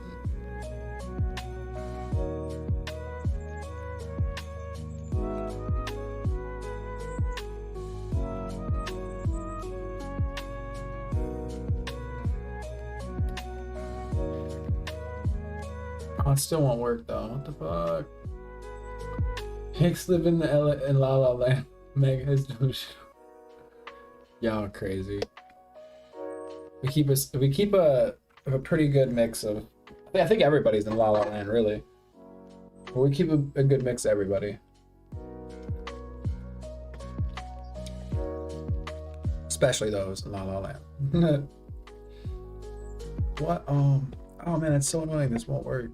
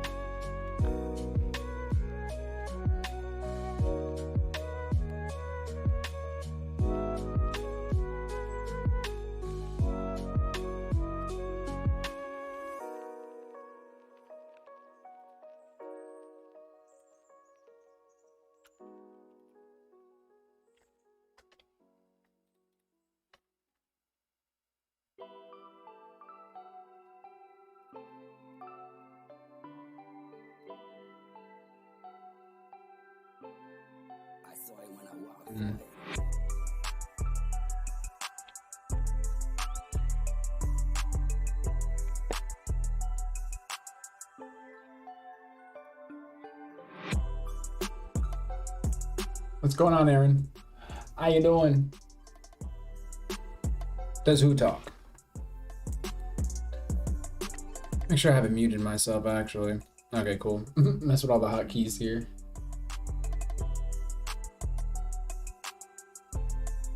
Crackdown was a Crackdown. Hold up, is that the game? Okay, because is it like a 1, 2, and 3? Maybe there's a fourth one. I remember. Oh, if this is the game, dude. I'm thinking of like Crackdown 2 and Crackdown 3, and I remember having a lot of fun playing that. Were you in like a super suit or something? And you could be like jumping around the city. It reminds me of kind of like a Prototype, if you've ever played that.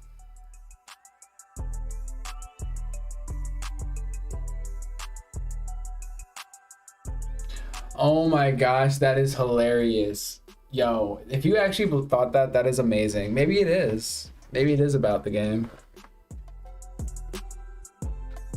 Prototype, man, I remember playing that when I was younger, and I love that game. That shit was crazy.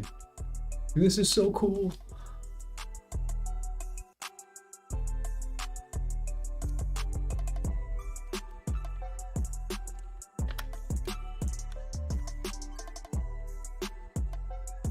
Yeah, politics, sometimes space aliens, sometimes gaming. It really, yeah, just depends. We're catching up on some of the news here now. And I think I'm going to do some drawing. I'm working on drawing manga style and stuff like that. But, you know, first I'm starting off with the basic circles and squares and prisms and spheres and lines and, you know, all the good stuff. But, yeah, so I might get into that.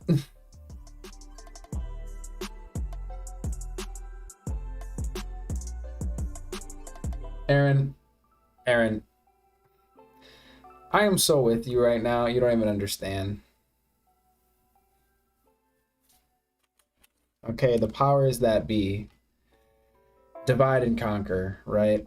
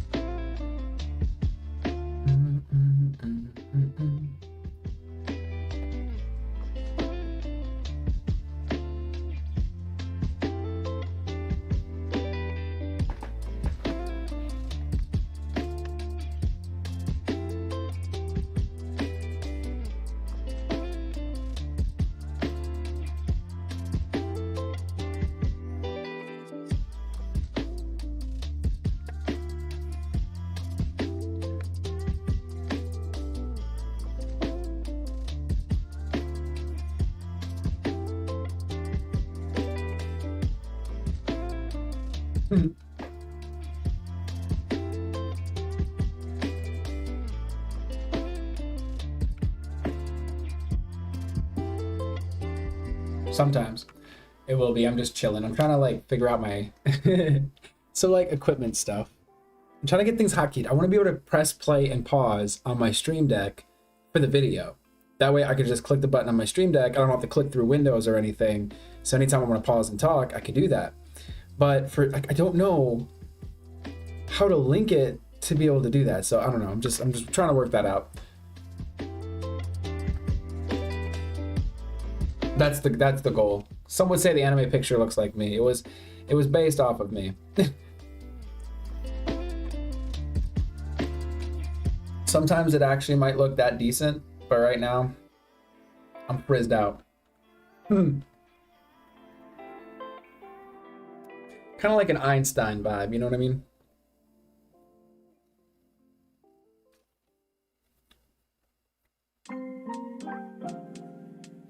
I don't think his first name was what the... You said you haven't watched the news in 4 months? Well, let me think here. I mean, is there anything you missed in the last 4 months?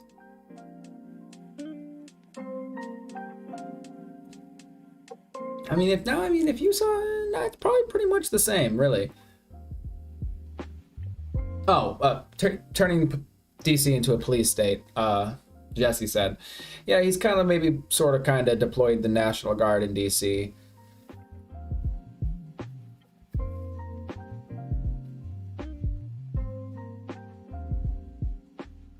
I mean, yeah, deportations, that's a thing. I feel like that's almost old news at this point, to be honest. It's Gotham, basically. Yes, exactly. What's going on, Gregory? You said the country's in good shape. Arkham Asylum. Yo, it's awesome.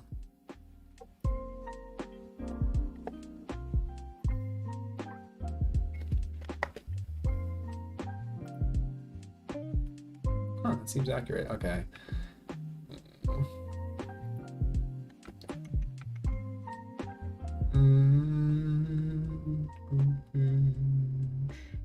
Previous page, create folder. So many like things it can do, but I just needed to do one thing. Hotkey, maybe. That still doesn't work. I don't know why.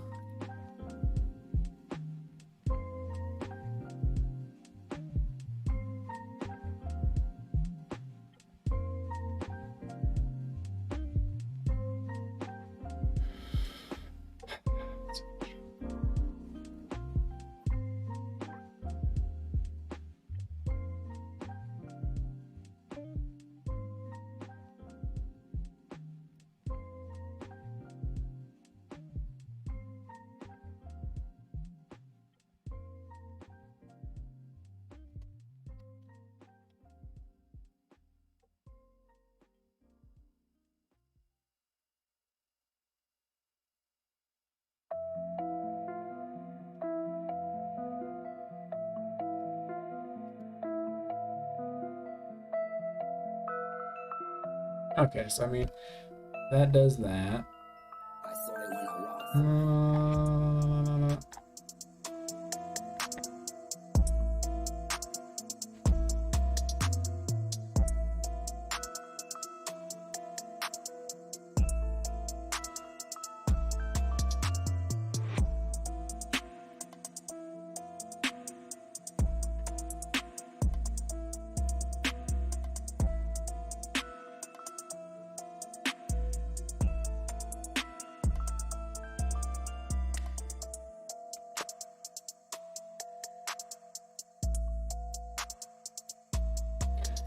See what's trending at the moment here on X. While we're kicking it, nothing new. Nothing new in the news. Not really.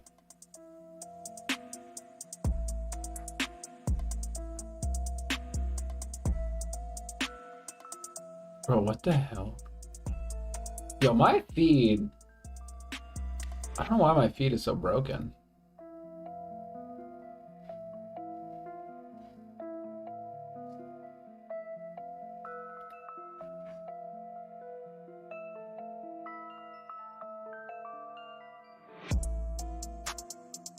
The US has a left. It's funny, somebody was telling me that, yeah, our liberal is like more right, considered more right wing in Europe.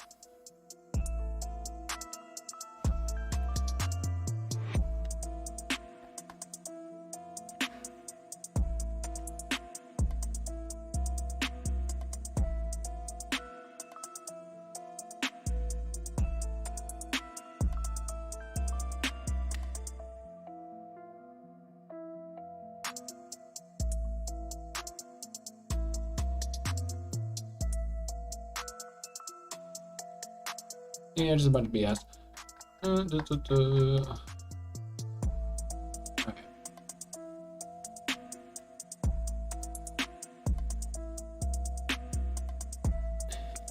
Well, it seems like the space bar it will have to continue to be until I figure this out.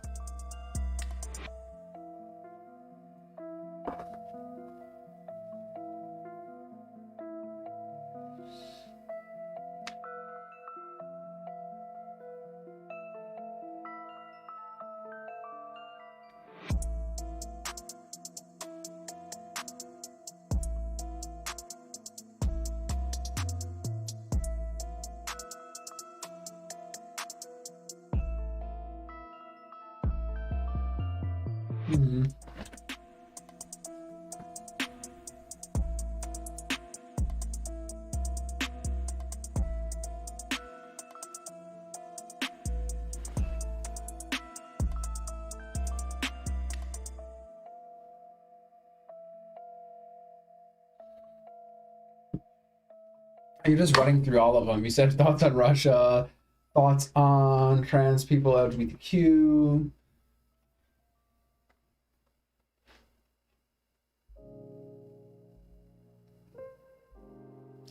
Yeah, I don't think all MAGAs are racist. I think I met too many of them that, at least to me, were not, did not seem racist. Because a lot of people with varying opinions on things, and not everything has to be boiled down to, you know, the good side and the bad side and things of that nature.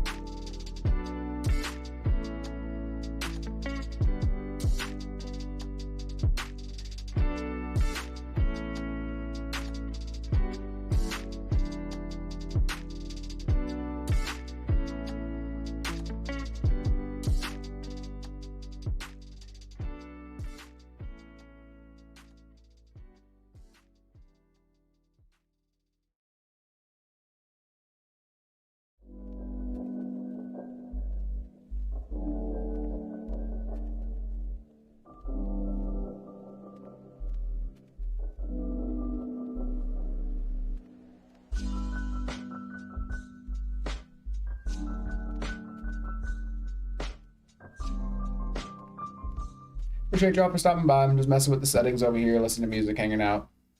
Hit the like if you guys enjoy the vibe. What's going on, Xavier?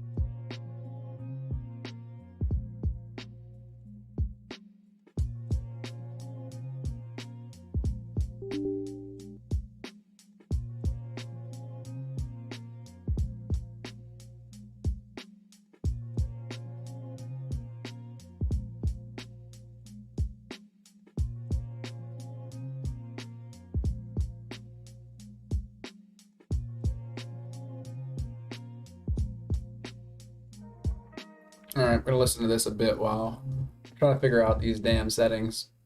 Bear with me. Turn down the music here.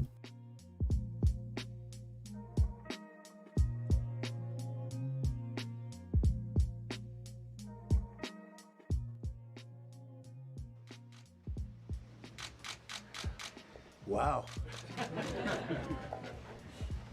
I've been up here a lot. I've never seen a crowd like this. I think we need a ballroom, and that's happening. It's going to be a beautiful ballroom. This is really a lot of people, most I've ever seen in this room. And we're here for a very serious purpose, very serious purpose. Something's out of control, but we're going to put it in control very quickly like we did on the southern border.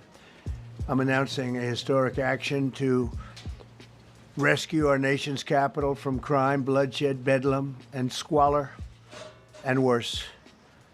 This is Liberation Day in D.C., and we're going to take our capital back. We're taking it back under the authorities vested in me as the President of the United States. I'm officially invoking Section 740 of the District of Columbia Home Rule Act. You know what that is?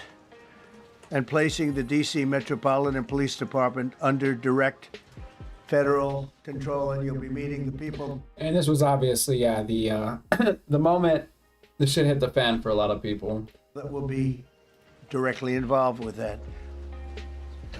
Very good people, but they're tough, and they know what's happening. They've done it before. In addition, I'm deploying the National Guard to help reestablish law, order, and public safety in Washington, D.C., and they're going to be allowed to do their job properly. And you people are victims of it, too. You know, you're reporters, and I understand a lot of you tend to be on the liberal side, but you don't want to get mugged and raped and shot and killed. And you all know people and friends of yours that happened. And so you can be anything you want, but you want to have safety in the streets. You want to be able to leave your apartment or your house where you live and feel safe and go into a store to buy a newspaper or buy something. And you don't have that now. The murder rate in Washington today is higher than that of Bogota, Colombia, Mexico City, some of the places that you hear about as being the worst places on earth. Much higher. This is much higher. The number of car thefts has doubled over the past 5 years, and the number of carjackings has more than tripled. Murders in 2023 reached the highest rate probably ever. They say 25 years, but they don't know what that means because it just goes back 25 years. Can't be worse. Our capital city has been overtaken by violent gangs and bloodthirsty criminals, roving mobs of wild youth, drugged out maniacs and homeless people. And we're not going to let it happen anymore. We're not going to take it. Just like we did on our southern border. Nobody comes to our southern border anymore. 3 months in a row, we had zero. I don't know if that's right, but the people that do the work, it's a very liberal group of people, actually, and they actually said zero for the last 3 months. Nobody thought a thing like that was possible.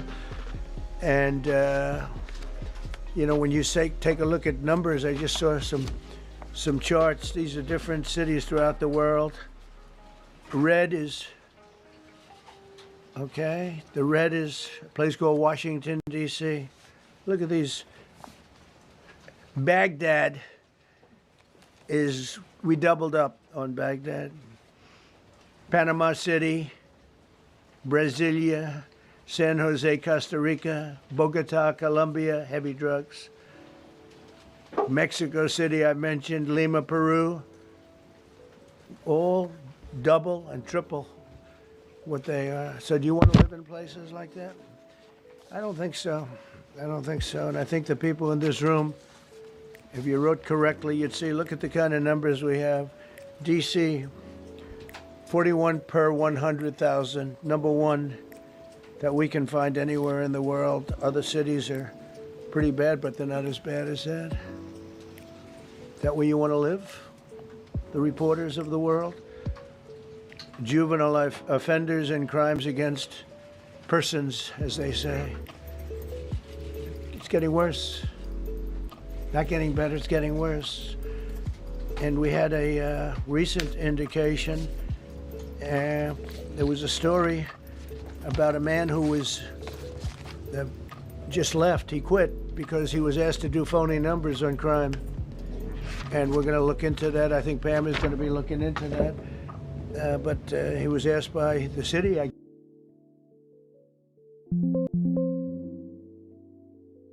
All right, quick, guys. I forgot. So in the poll, we got like 640 some odd votes. Is the crackdown good or bad? Not to be confused with the game Crackdown, as somebody earlier confused it with. 60%, which has been holding strong, say that the crackdowns in DC are good, and 40% say nah, no good. So it's almost an equal split. I guess. I mean, I think it's pretty split on this show one. The real numbers. Let me do numbers so it looks like it's going down. Not going down. And under Biden, it was a disaster. And nobody did anything about it. We're going to do things about it like you wouldn't believe.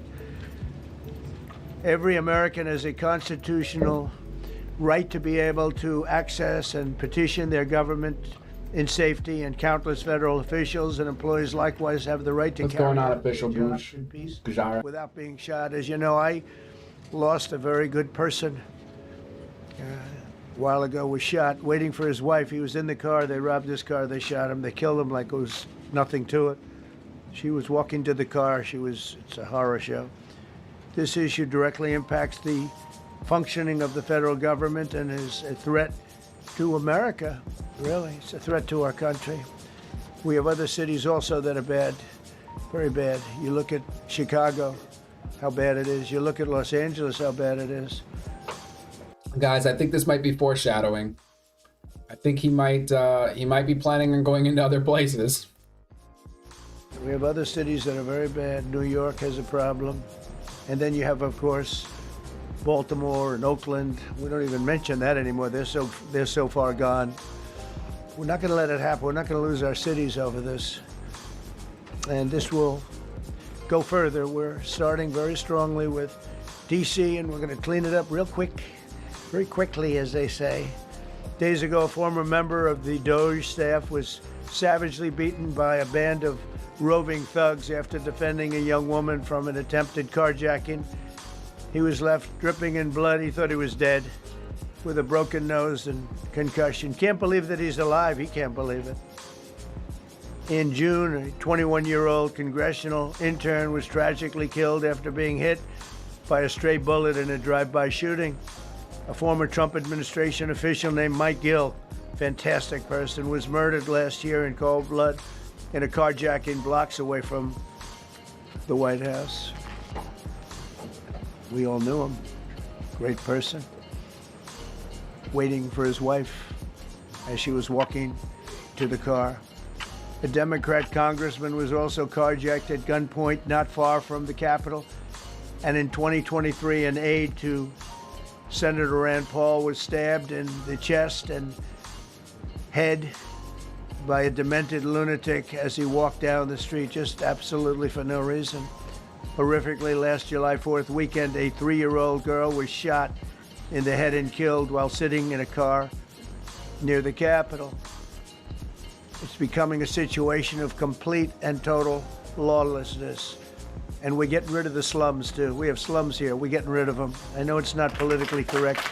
You'll say, oh, so terrible. No, we're getting rid of the slums. That was a crazy time to test my soundboard out, but there you guys go. Like and subscribe. Caravans of mass youth rampage through city streets at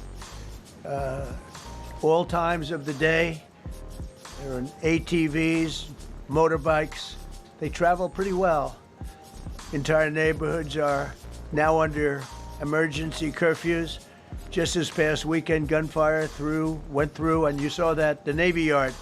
I saw it this morning. They saw that they fought back against law. See, they fight back until you knock the hell out of them, because it's the only language they understand. But they fought back against law enforcement last night.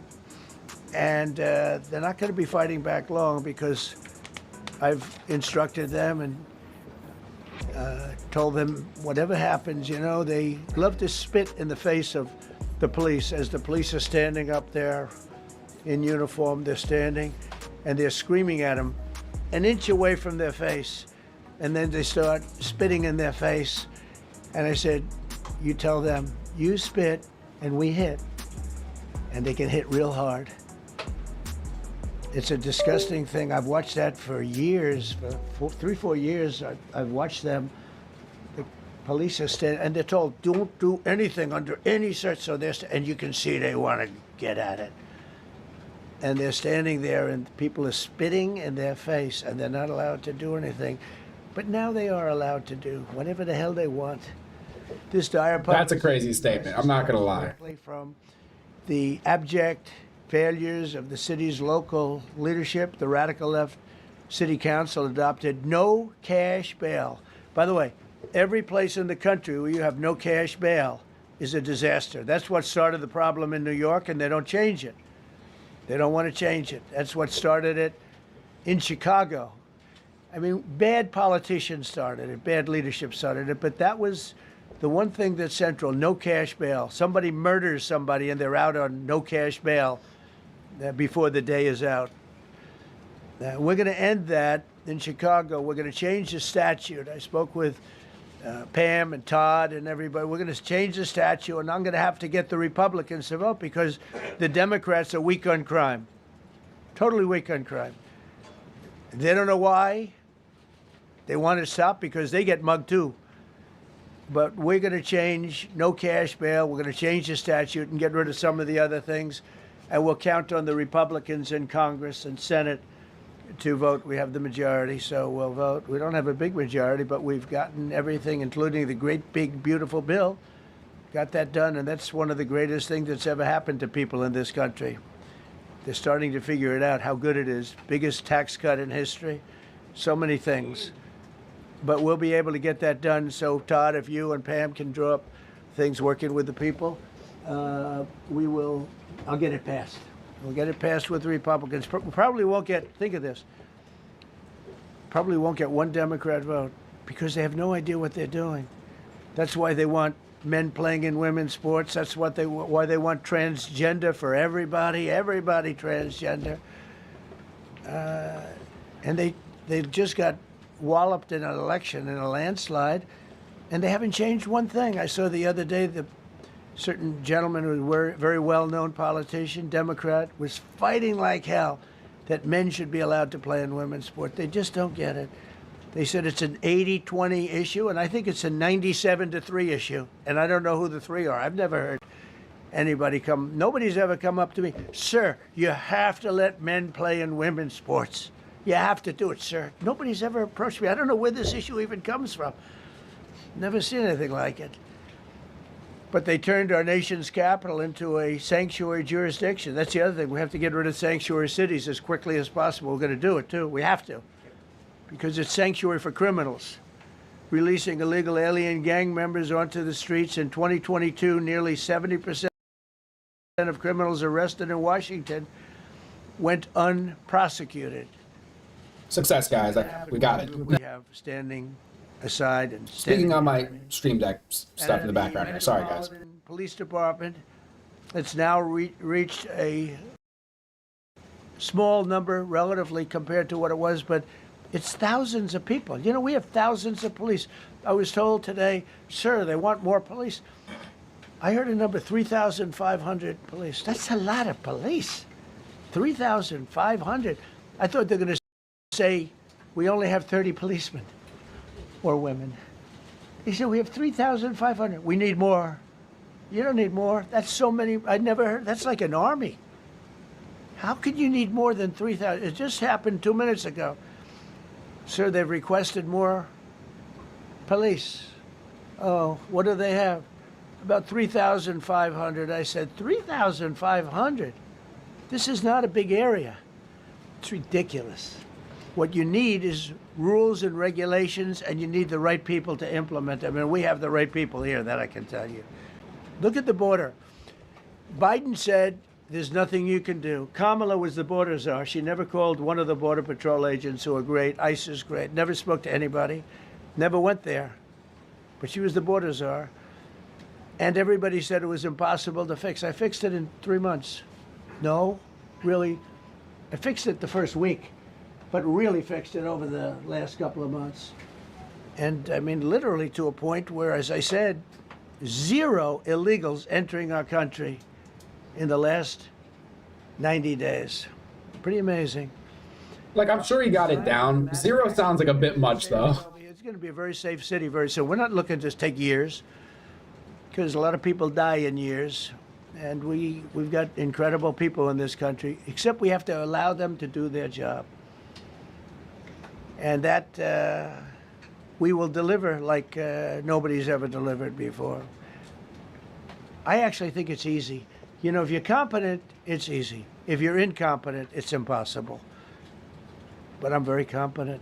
Last week, my administration surged 500 federal agents into the district, including from the FBI, ATF, DEA, Park Police, the U.S. Marshal Service, the Secret Service, and the Department of Homeland Security. You know, a lot of nations, they don't have anything like that. They got some police, and they're rough police. They don't have DEA, ATF, FBI, Park Police, the U.S. Marshal Service, Secret Service, Department of Homeland Security. They got some police, but they're rough police, and they do their job. They don't have crime. We're not going to have crime either. They made dozens of arrests, and that's what starts to happen. Again, cashless bail. Watch what we do with that. Today, we're formally declaring a public safety emergency. This is an emergency. This is a tragic emergency.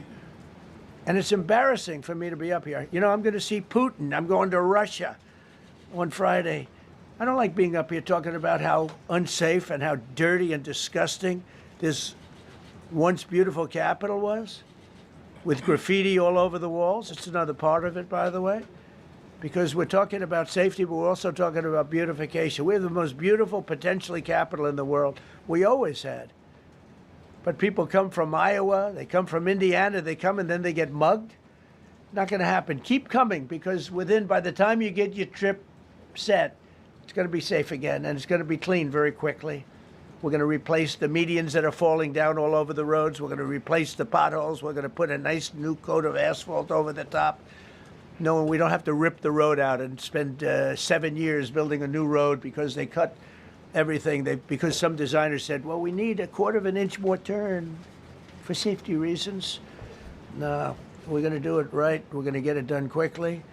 So today we're declaring public safety emergency in the District of Columbia. And Attorney General Pam Bondi, who's fantastic, is taking command of the Metropolitan Police Department as of this moment. And I'll be making the appropriate notifications to Congress and to the mayor, our new DEA administrator, who's one of the top in the country. He better be Terry. If you're not, I'm going to get rid of you so fast. Terry Cole. Terry, thanks. Very good. We just got him. Most highly recommended person. And you'll be designated as the interim federal commissioner of the Metropolitan Police Department. Okay? And you run them tough. They're good. You have a lot of good people. You have people that shouldn't be there. You also have people that shouldn't be there. They got in there because of woke. But you have a lot of great police. And those people are the ones that want to help you. This city will no longer be a sanctuary for illegal alien criminals. We will have full, seamless, integrated cooperation at all levels of law enforcement, and we'll deploy officers across the district with an overwhelming presence. You'll have more police, and you'll be so happy because you'll be safe. When you walk down the street, you're going to see police, or you're going to see FBI agents. We're going to have a lot of agents on the streets. And you're going to have a lot of essentially military, and we will bring in the military if it's needed, by the way. We're going to have National Guard, but Pete Hegseth will tell you about it. We will bring in the military if needed. People say, oh, that's so terrible. He's going to bring in, it's been used many times over the years. I don't think we'll need it. I think we've got so many great people, including the people that are in the police department with proper leadership. They'll immediately begin massive enforcement operations targeting known gangs, drug dealers, and criminal networks to get them the hell off the street, maybe get them out of the country, because a lot of them came into our country illegally. They shouldn't have been allowed in. They come from Venezuela. They come from all over the world. We're going to get them the hell out. They won't be here long. But some of these people, a lot of them, are homegrown criminals. And these are bad people. What's going on, Dexter? And this is just a list of some of the people that were given to me today that were criminals removed from the D.C. streets this weekend. They were rough and tough, but we're rougher and tougher. Look at these people here. Nothing, you know. They're not going to be your local school teacher. Look at this guy. He has killed people numerous times. They're not going to be an asset. They will never be an asset to society. I don't care. I know we all want to say, oh, they're going to be rehabbed. It's not going to be rehabbed. I'm going to ask Jay and Bob to come up and say a couple of words because he's in charge, as you know. He's Interior, but he's in charge of the U.S. Park Police. And I've heard so many great things about the Park Police. They're proud of it. They've been there for a long time. Their families oftentimes grow into the roles. They love the country. They love this area. So, Doug, could you say a few words, please? Thank you, Mr. President. On behalf of the U.S. Park Police, this is the oldest federal police force in the nation. They were formed in 1791 by none other than President George Washington. They've got the awesome responsibility of protecting our nation's most sacred monuments. The National Mall, Washington Monument, Jefferson Memorial, Lincoln Memorial, Statue of Liberty, and out west, the Presidio and the Golden Gate area. These folks have tens of millions of visitors a year, the kind of people that President Trump's talking about that come from around the country and around the world to see our sacred and learn about our history and our sacred monuments. They've been doing a fantastic job, but they are so pleased, the rank and file, that President Trump is now allowing them to. Yes, guys, we do have a PSA. Let's not forget the Epstein list, right? No matter what else happens, we got to make sure that doesn't get forgotten about. Enforce the law. As those of you that live in the city may know that the circles and the triangle parks that are spread throughout D.C. are actually federal park property. So the U.S. Park Police also have responsibility for that. These became littered with homeless camps under the Biden administration. All of you saw that. Since President Trump's executive order on March 27th, making D.C. safe and beautiful again, the U.S. Park Police have removed over 70 homeless camps. And President Trump also talked about beautification. They're stopping and enforcing the laws against graffiti on our monuments. They've removed over 80 specific attacks against our history with graffiti on our monuments. So they continue to do a great job, whether it's in their vehicles, on foot, or on the mounted police that you see around the National Mall. And President Trump, they thank you. The rank and file is so happy to be enforcing the law again. Thank you for your leadership. And they're excited about the announcement you're making today. Thank you. Very good. Great job you're doing. Thank you very much. Pete, could you say something about the military, if you would? Well, Mr. President, it's an honor to be here. And at your direction this morning, we've mobilized the D.C. National Guard. It'll be operationalized by the Secretary of the Army, Dan Driscoll, through the D.C. Guard. You will see them flowing into the streets of Washington in the coming week. At your direction as well, sir, there are other units we are prepared to bring in. Other National Guard units, other specialized units. They will be strong, they will be tough, and they will stand with their law enforcement partners. This is nothing new for DOD. As the President noted, at the border, we've got 10,000 troops down there who've been operating in defense cooperation areas, defense zones, where there's zero illegal crossings because of troops on strikers scanning the border. We've been protecting other people's borders for 20 years. It's about time we protect our own. And we're working with ICE and CBP. In Los Angeles, we did. Someone mentioned the mugshot, and it's funny because he has that hanging up, I believe, in the White House or like in the Oval Office, if I'm not mistaken. It's pretty funny. I mean, for what it is, it's kind of funny. Obviously, yes, it could be like, oh my gosh, but at the same time, it's amusing that he hung it up in there. Did the same thing, working with the California National Guard, working with ICE officers. ICE officers deserve to do their job and not be attacked. We will work alongside all DC police. Zero seems like a rather, like, come on, really, Zero? But I do believe they could have, like, knocked it down 90, 95%, maybe even 99. Zero just seems, like, really unlikely, right? But either way. And federal law enforcement to ensure this city is safe, this city is beautiful. And as I always say about President Trump to the troops, he has their back. And my message to the National Guard and federal law enforcement in Washington is we have your back as well. Be tough, be strong. We're right behind you. Thank you, Mr. President. You guys recommend? I have not seen the episodes yet. I've only seen like a snip. No, I saw the one episode. I don't think I've seen them go to heaven and start deporting people, if I'm not mistaken. Was that in the first episode? I'm going to ask Pam, because she's now, as you heard me say, she's really in charge of a lot of what we're talking about. She's done an incredible job. People are going to start to see the fruits of her labor. And Pam, maybe you could say a few words about what we're talking about here. Sure, President. Let me be crystal clear. Crime in D.C. is ending and ending today. We are going to use every power we have to fight criminals here. President, thank you for caring about our capital. Families come here every summer. Our museums are free. We have the National Zoo. We have the National Gallery. DC should be a place where everyone can come and feel safe. Behind me and to my side, we have some of the best career law enforcement and prosecutors in the country who are ready to take this on. As the president said, Terry Cole is going to be supervising the Metro Police Department. Gaddy Serralta, our U.S. Marshal, is going to be supervising command and control, the entire operation.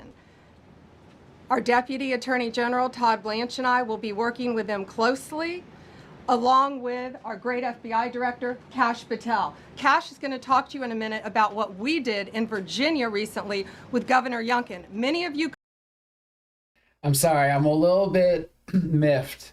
I'm bothered by Pam Bondi and Kash Patel.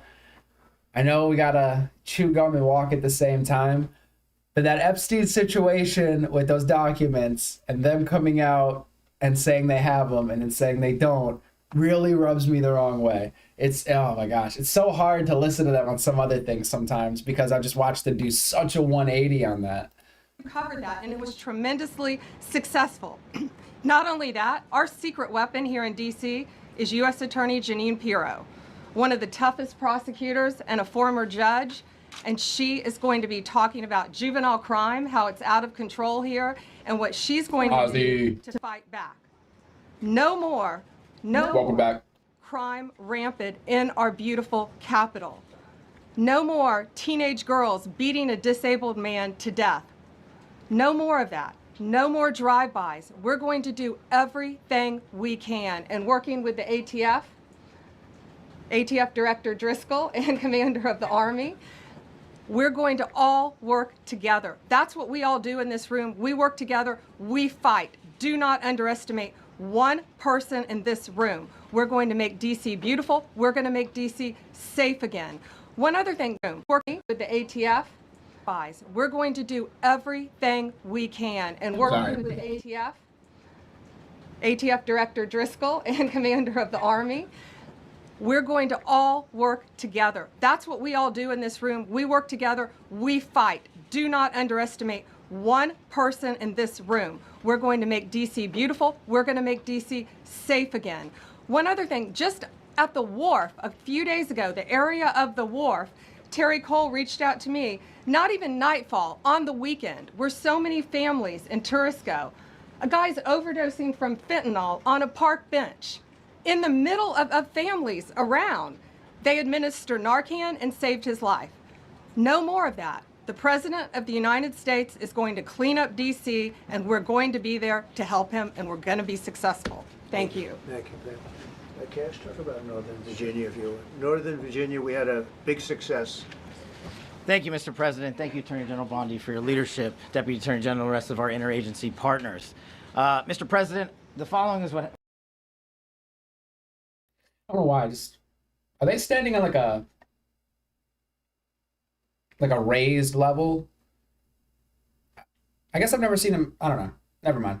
What happens when you let good cops be cops? And I just want to highlight that before I get into Northern Virginia.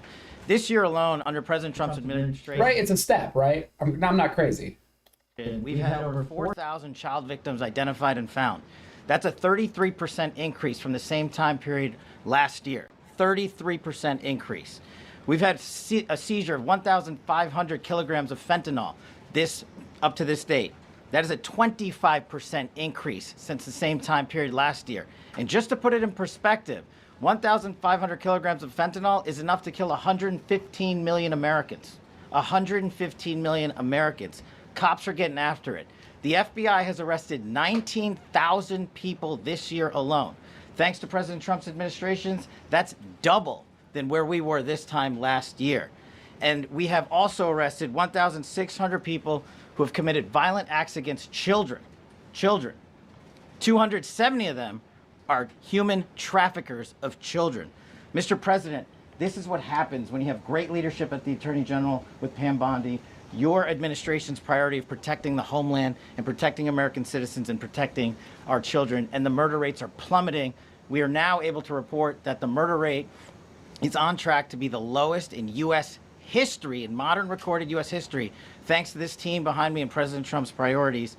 And how do we do it? And what are we going to bring to D.C.? What we did in Northern Virginia, thanks to Terry Cole and Governor Youngkin and the team, we stood up a task force out in my Northern Virginia field office, and we said, let's let good cops be cops, let's get them the intelligence and what they need, and let's get the red tape out of their way, and let's get DOJ partnered up with us to bring great prosecutions, and that's exactly what we did. In 1 month, we arrested 545 violent felons. 545 in the state of Virginia, thanks to Governor Youngkin's partnership. And that simplicity in law enforcement is what's coming to Washington, D.C. When you let good cops be cops, when you give them the intel they need, when you work with our Homeland Security Task Force, when you work with Terry and Gaddy and I go way back to Miami, these guys are great leaders of the respective departments and law enforcement capacities. And when you have the DOJ and President Trump driving behind this mission, we are going to clean up Washington, D.C., and we're going to do it the right way, the lawful way, and we're going to make sure Washington, D.C. is safe again. Thank you, Mr. President. Thank you, Attorney General. Thank you very much. Good job. Thank you, Cash. So the process begins right now. It actually started over the weekend, and we confronted a lot of very bad people. But it's going to be something that will be pretty amazing to you as you watch it. And I think most of you say it's a beautiful thing to do it right.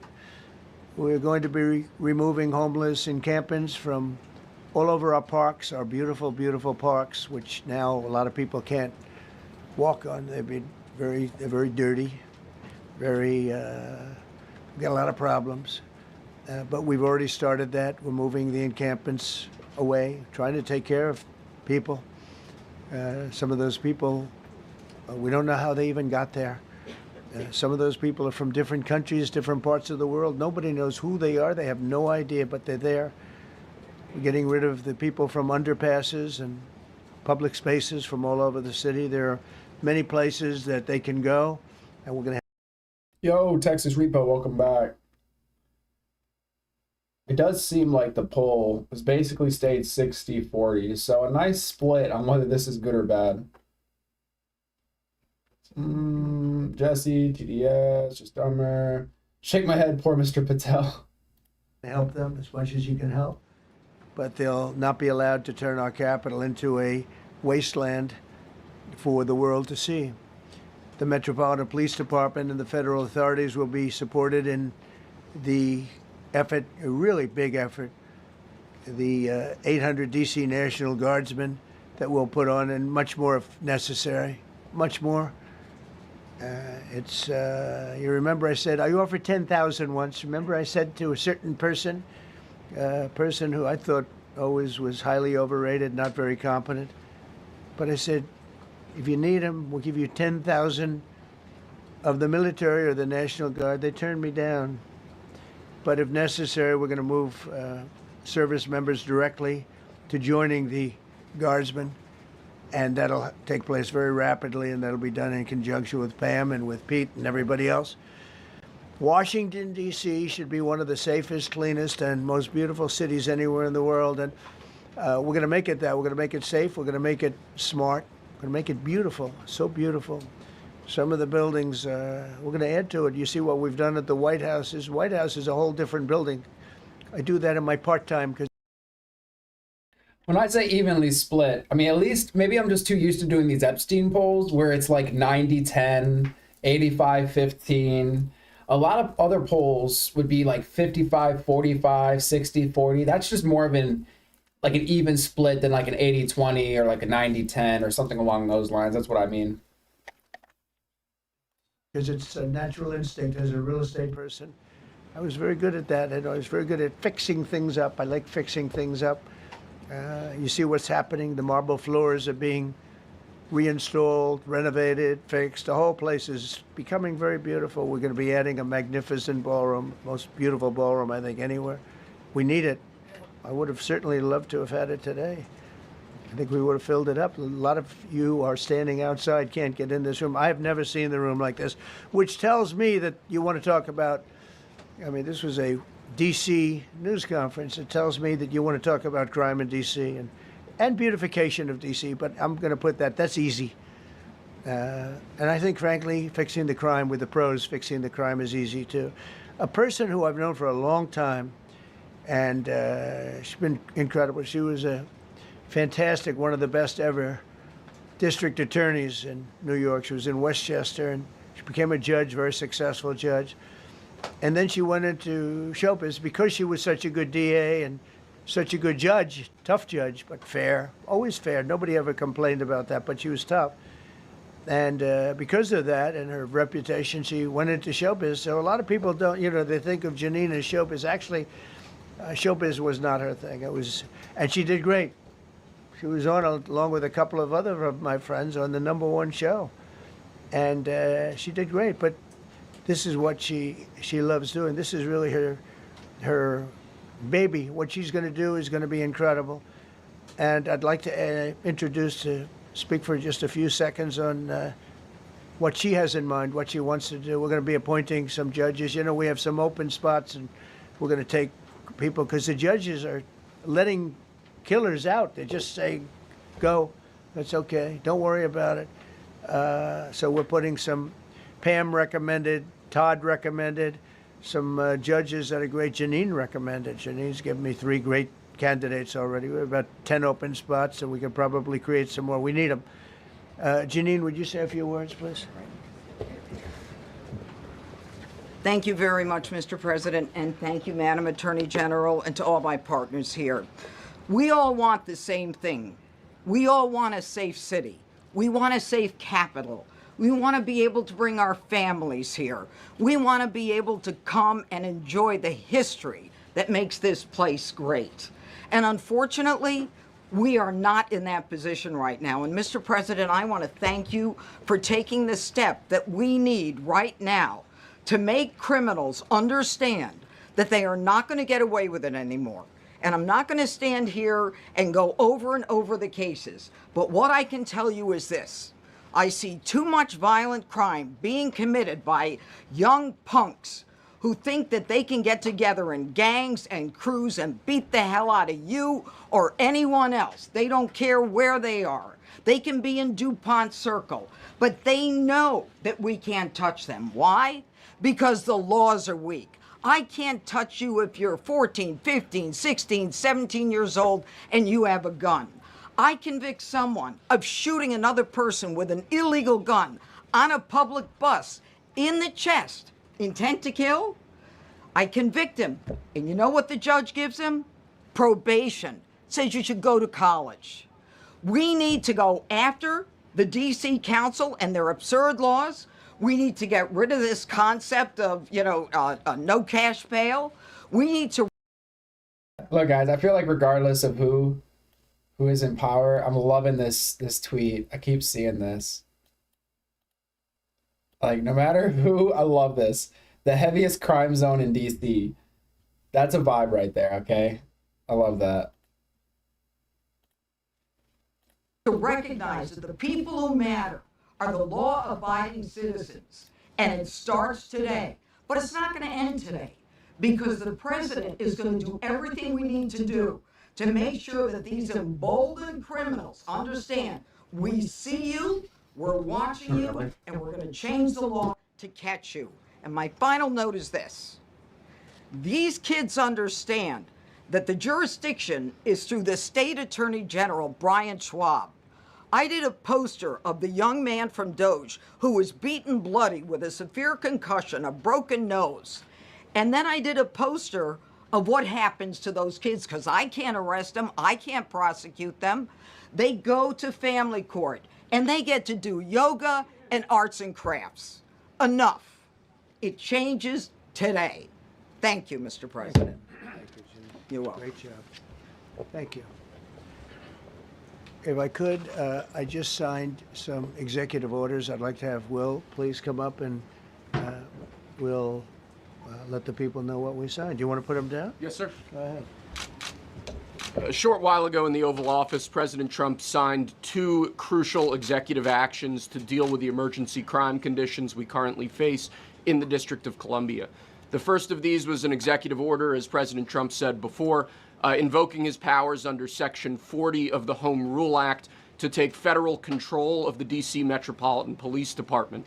Along with that executive order, President Trump signed the statutorily required notification letters to Mayor Bowser and to the relevant House and Senate committee leaders. The second major executive action that President Trump signed was a presidential memorandum directing the Secretary of Defense to utilize the National Guard to address the conditions we see on our streets here in D.C. It also authorized the Secretary of Defense to work with state governors to utilize their National Guard units if necessary as well. These are bold, decisive steps intended to combat the out-of-control crime conditions we've seen on D.C.'s streets for far too long. And I, for one, am deeply proud to be part of an administration that's finally coming to terms with these issues, sir. Thank you very much. Sir. Thank you. So, just to conclude, Washington, D.C. should be one of the safest, cleanest, most beautiful places anywhere in the world. It was years ago. We had one problem that was a pretty big problem.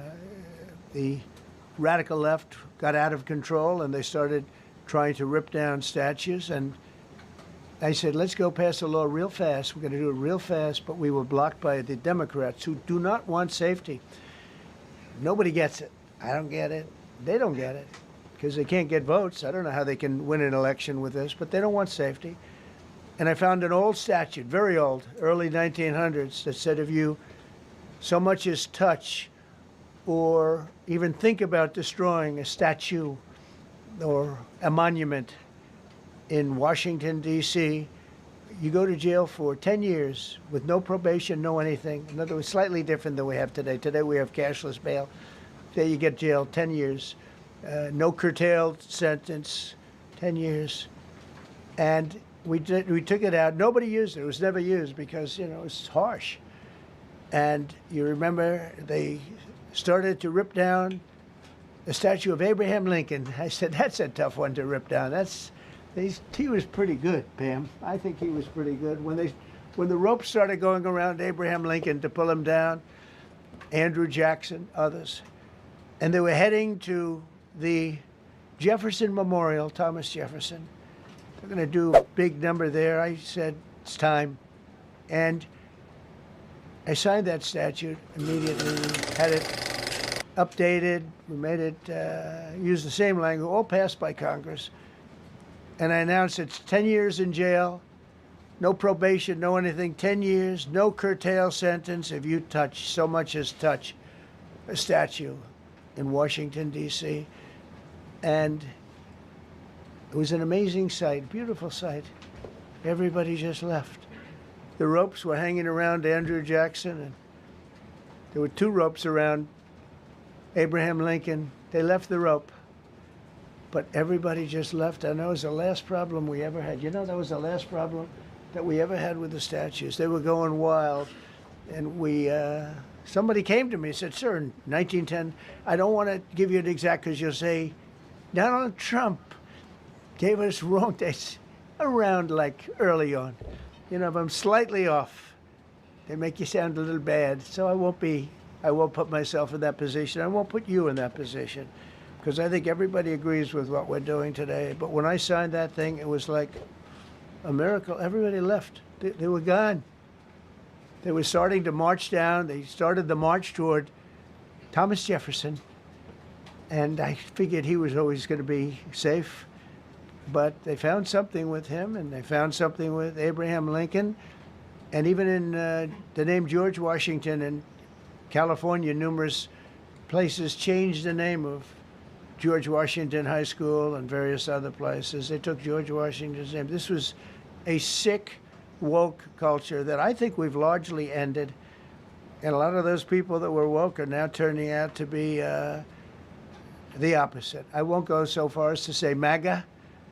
It's a very special category. But they've gotten out of that. But we have people that love this country, and they love this really beautiful capital. It is. I flew over it the other day, and I said, what a beautiful place. But if there's crime all over the streets, when you get there, it doesn't look so beautiful. But we're going to make it beautiful again. We're going to fix it with crime, and we're going to also, as we're doing that, we're going to start doing things that... Still messing around here. We know how to do that. I know how to do better than anybody, I guess, because of my experience from previous life. But not only are we stopping the crime, we're going to clean up the trash and the graffiti and the grime and the dirt and the broken marble panels and all of the things they've done to hurt this city. And we're going to restore the city back to the gleaming capital that everybody wants it to be. It's going to be something very special. All of these people are really tough. Could I shake your hand, Gaddy, please? You're going to be so important here. You're going to be that guy. I hope I don't have to fire him in 2 weeks because he's too soft. I don't think he's too soft. If I do, I will, though. Is it okay? If you're soft, weak, and pathetic, like so many people, I will fire you so fast. You're not going to have to worry about that. No, I think you're going to do a fantastic job. And everybody in this room, they may not express it, but they all want that to happen. You know, they want to be safe, and they have families too. So it's an honor to have such a large group. I've done this for years now, hard to believe. I've never seen this room so packed. In fact, I'm sure it's a violation of every fire code. But we'll let you stay anyway. You're taking a chance. And with that, we'll say, maybe if you could, oh, wow. We could be here all day long. If we could keep the first questions, perhaps, to this subject, and then we'll go on to a few others. Please. Mr. President, thank you so much. Can you talk about how personal of an issue this is? We talked about flying over the Washington Monument and seeing the pride of what D.C. is, and do you believe that the status of the city, the cleanliness, the way that crime is low, is a direct reflection on how the country is run? Yeah, I do. I think the Capitol, look, everyone comes here. They're all coming. All the leaders, they're all wanting to come. And I say it, I've said it again, but I'm really just quoting other leaders from NATO, from the Middle East, King of Saudi Arabia, Qatar, UAE. I was over there. We brought back $5.1 trillion of investment into our country. But a month and a half ago, I was at NATO. We had a great thing. They agreed to put up 5% instead of 2%. 2% they didn't pay, 5% is already paid. We had a great meeting, and they all said the same thing. They said our country was dead. They thought our country was gone. 1 year ago, they said your country was dead. And now you have the hottest country anywhere in the world. We do. We have the hottest country in the world right now. The tariffs have helped. It's given us not only the money, it's billions, trillions of dollars of money, but it gives us great power over enemies. We solved 5 wars with Pakistan and India. We just solved one. Azerbaijan and, as you know, and Armenia. A war was raging for 37 years. And the 2 leaders got up and they said, we never thought this would be solved. Russia tried to solve it. They all tried to solve it. It was a very tough situation, but we got it done and got it done. And I said to the 2 men, I said, are you guys friends? And they had a hard time. You know, they've been killing each other for 37 years, right? One was there 5 years, one was there for 22 years. He said, my whole life I've been fighting this war, and you got it solved. But we did many of those. We did in the Congo and Rwanda. That's been going on for 30 years. 8 to 9 million people killed that they know of, but it was raging, and we got that solved. We got a lot of them done. It's a great honor. But you want to have, when they come, the leaders come to our country to sign documents that the war is over or whatever, or for other reasons. They come for trade. and you want them to come through so Appreciate you. beautifully. You ride down those roads, everything should be perfect. You shouldn't have medians falling down into the roadway. Median, the metal things. The metal thing in the. Somebody had a great lobbyist because. What's going on, CRXR? I've seen them look good. Good to see you. Looking at those things with the little, right? They're always broken and bad, but here they're really bad. And we're going to either put new or fix it. And it's not expensive. It's not really expensive. And we're going to fix our roads a little bit. We're going to clean up our sidewalks. You have countries where every Saturday, the people go out and they wash their sidewalks in front of their stores or their houses. They scrub their sidewalks. So we aren't quite at that level yet. I don't think, Gaddy, we're not quite there yet, but maybe we will. They go out and they scrub. I think it's so beautiful to hear that and to see those stories. But we're going to make it clean. But just to finish with your question, it's a very, very strong reflection of our country. And when they see a bad city, my father always used to tell me, I had a wonderful father, very smart, and he used to say, son, when you walk into a restaurant and you see a dirty front door, don't go in, because if the front door is dirty, the kitchen's dirty also. Same thing with the Capitol. If our Capitol's dirty, our whole country is dirty, and they don't respect us. So it's a very good question, actually. Mr. President, sorry. Question for you on the specific issue.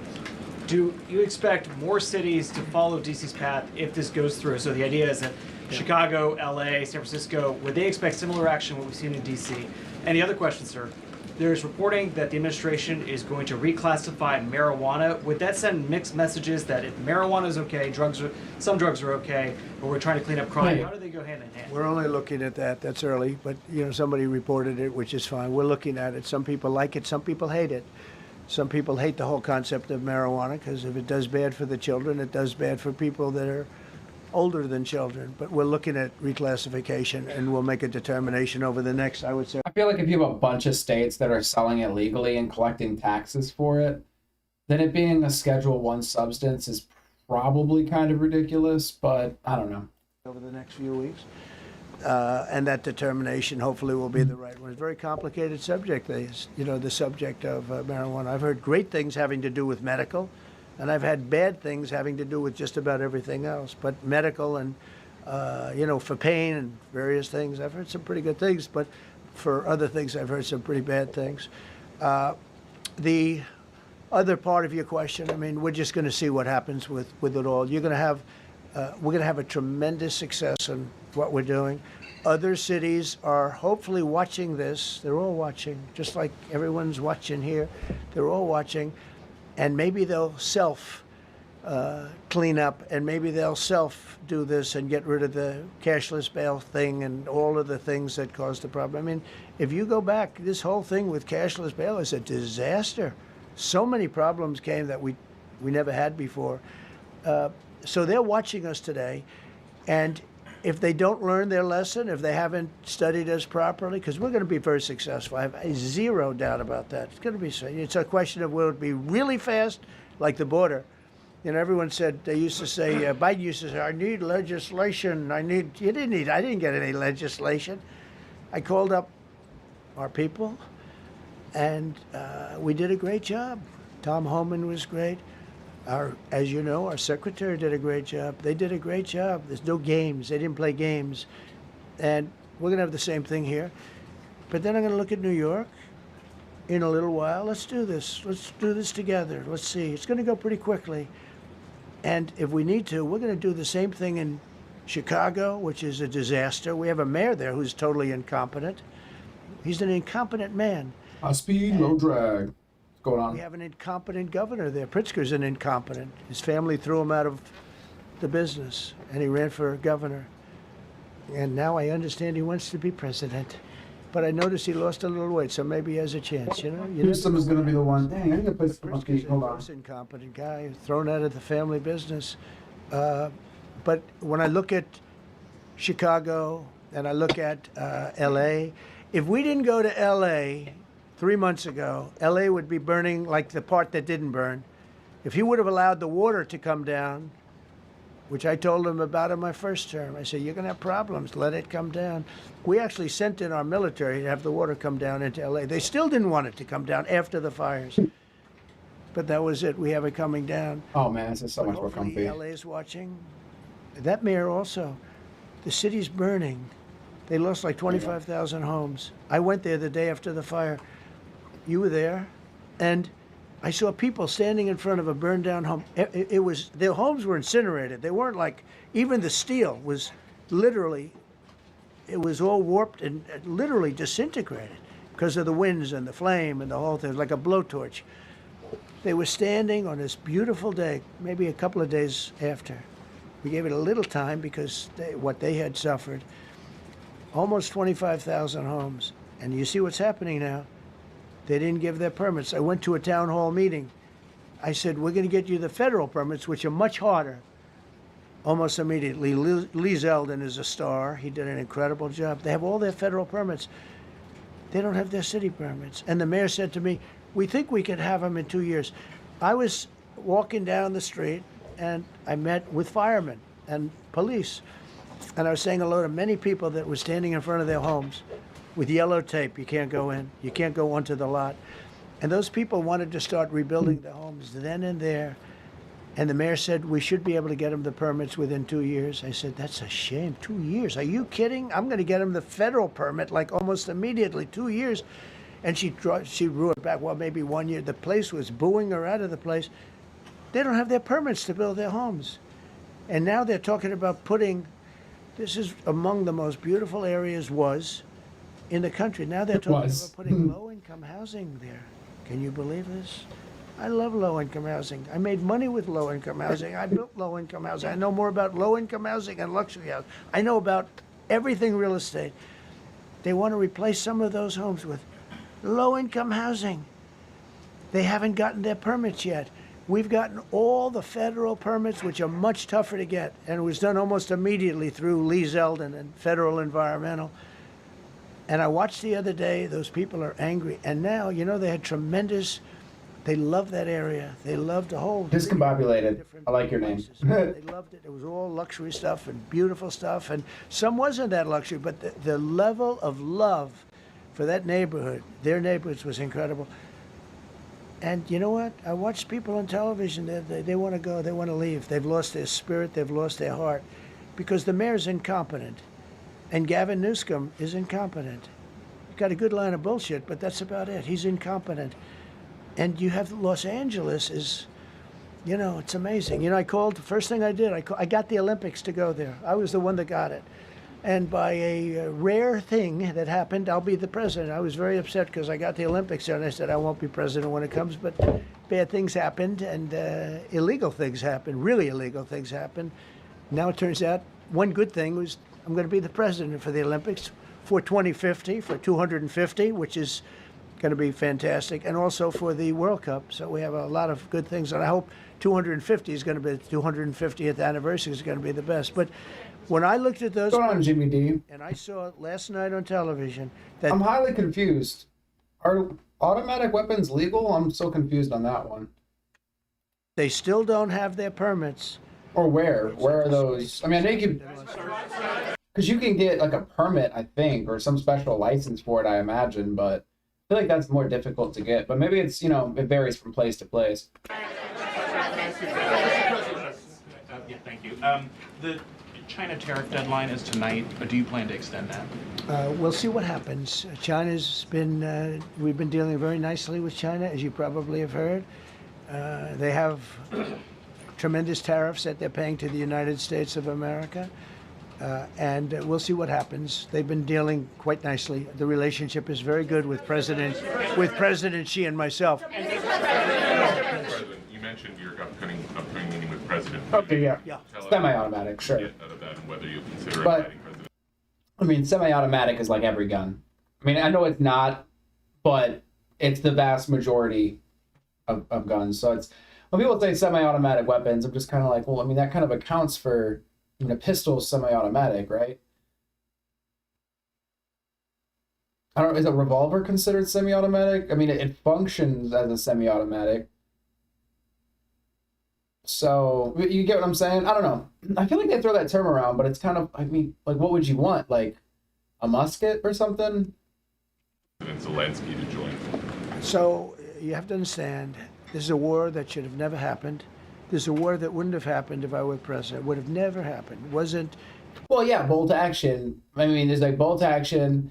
I guess like shotguns, those wouldn't be considered semi-auto, right? Because you have to pump it each time. Well, depending on the shotgun, but I mean, like a traditional, you got like a double barrel, or one where you would, you know, put in the shells and then, you know, pump. I'm trying to think. I'm just saying it accounts for like a lot of like guns. So it's like, are people against handguns? Period. That just seems kind of extreme. It was the apple. But yeah, pump action though. I don't know why my brain is not working. I got along very well with President Putin. Yeah, well, that's why I said, yeah, there's automatic shotguns. So that's why I said it depends on the shotgun, right? But if you look, under President Bush, they took a lot of territory. Under President Obama, they took a lot of territory. Under Biden, they essentially took the whole thing. You know, it's just a question of time. Under Trump, you know what they took? Nothing. I was the one that said... Plus, yeah, you can, I guess, modify the weapons. But, I mean, that's beside... Well, I guess that's not beside the point. You can get the gun and modify it, sure. There's bump stocks, or the sort of technique that bump stocks are kind of employing. I guess we're just modding the weapon itself, you know? You can't build your pipeline that was half built. I came in, I stopped the pipeline. It's called Nord Stream 2. Nobody knows that, you know? Nobody ever heard of Nord Stream 2. You might have not even heard it. Biggest pipeline in the world. I stopped it. I guess my main point to that, was just when the news or people, like talking heads are like, oh, semi-automatic weapons. I'm like, can you be a little bit more specific? Because that's why you're going to get a lot of pushback from people, because anybody that hears that is going to be like, well, it's like handguns. It's like every weapon. Again, outside of bolt action and what have you. So it's like, are you saying that all of those weapons should be restricted? That just seems a little extreme. I'm not a friend of Russia, but I got along well with Putin. It's always good to get along with other countries if possible, but that doesn't mean you roll over like Biden did. Biden came in and he immediately approved the pipeline. I couldn't believe it. Then they say Trump wasn't tough on Russia. I wasn't tough. I was the toughest. Putin said, if you're not tough, I would hate like hell to see you visit. So you just say AK-50? Economic development. Oh my gosh. The biggest job that Russia had ever built. I stopped it. It was dead. And this low IQ president came in and he let them build a pipeline and supply oil and gas all over Europe, you know? So this is really a feel-out meeting a little bit. And President Putin... Feeling it out. Hey, what's going on, Chris? Get involved. He wants to get involved. I believe he wants to get it over with. Now, I've said that a few times, and I've been disappointed because I'd have like a great call with him, and then missiles would be lobbed into Kiev or some other place, and you'd have 60 people laying on a road dying. I said, that's cold. That's cold. But it's a violent war. 5,000 to 7,000 people a week are dying. And you know, there's nobody from here. They're all Russian and Ukrainian people, and some people from the cities, much smaller number, but still, those missiles do damage. And AK-25, AK-16. Mostly soldiers. AK-7. They're young soldiers, although in the case of Ukraine, they're getting much older. They're drafting 60-year-olds now. It's a terrible thing to witness, and I think I have an obligation. Look, this is Joe Biden's war. This is not my... Yeah, I imagine she meant AK-47, which I don't think you could buy, or at least without special permits, like a legit fully auto. Or she meant AR-15, which AR doesn't necessarily stand for assault rifle. It stands for Armalite, which is the name of the company that, you know, manufactures it, from my understanding. My war. I made a deal with NATO a month ago. You covered it very accurately, actually. We don't pay anything anymore. You know, we're not paying anything. They are buying things from us, and NATO is paying us. I got it raised from 2% of GDP to 5%. And they're paying us for everything that we send. We're not paying. But Biden approved $350 billion. Europe has spent $100 billion. The money that's been spent and the death is incredible. It's the worst thing that's happened, by far the worst that's happened since World War II. So I'm going in to speak to Vladimir Putin, and I'm going to be telling him, you got to end this war, you got to end it. And he wasn't going to mess with me. Yes, Armalite 15. Never happened. You know, we had a discussion about it one time, and we never had that discussion again. Would have never happened. And when the election was rigged, and then Biden took office, which was barely took office, the auto pen took office, bad things started happening. Bad things, stupid things were said, and it ended up in a war. And you know, and I don't believe this will happen anymore because I have that pretty well covered.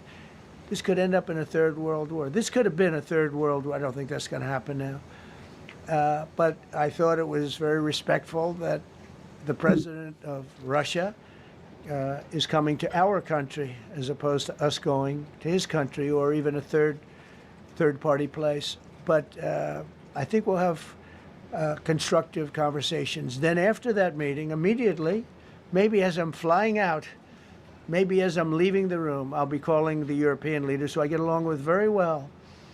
And, you know, I have a great relationship, I think, with all of them. And I get along with Zelensky, but, you know, I disagree with what he's done. Very, very severely disagree. This is a war that should have never happened, wouldn't have happened. But I'll be speaking to Zelensky. The next meeting will be with Zelensky and Putin, or Zelensky and Putin and me. I'll be there if they need, but I want to have a meeting set up between the two leaders. I was a little bothered by the fact that Zelensky was saying, well, I have to get constitutional approval. I mean, he's got approval to go into war and kill everybody, but he needs approval to do a land swap because there'll be some land swapping going on. I know that through Russia and through conversations with everybody to the good, for the good of Ukraine. Good stuff, not bad stuff. Also, some bad stuff. Yeah, I think it was Hillary Clinton had said something along the lines of she would nominate Trump for a Nobel Peace Prize if he were able to negotiate a Russia-Ukraine peace. However, she added the caveat that Ukraine couldn't lose any land in that peace agreement. And I'm like, well, come on. I feel like you're asking for the impossible. There's no way Ukraine doesn't lose anything, right? That just seems unlikely if Russia's holding the land, if they're like occupying it. Sure, there could be negotiation and they could give this piece or that piece, but to just lose all of the land that you've sort of taken just seems unlikely.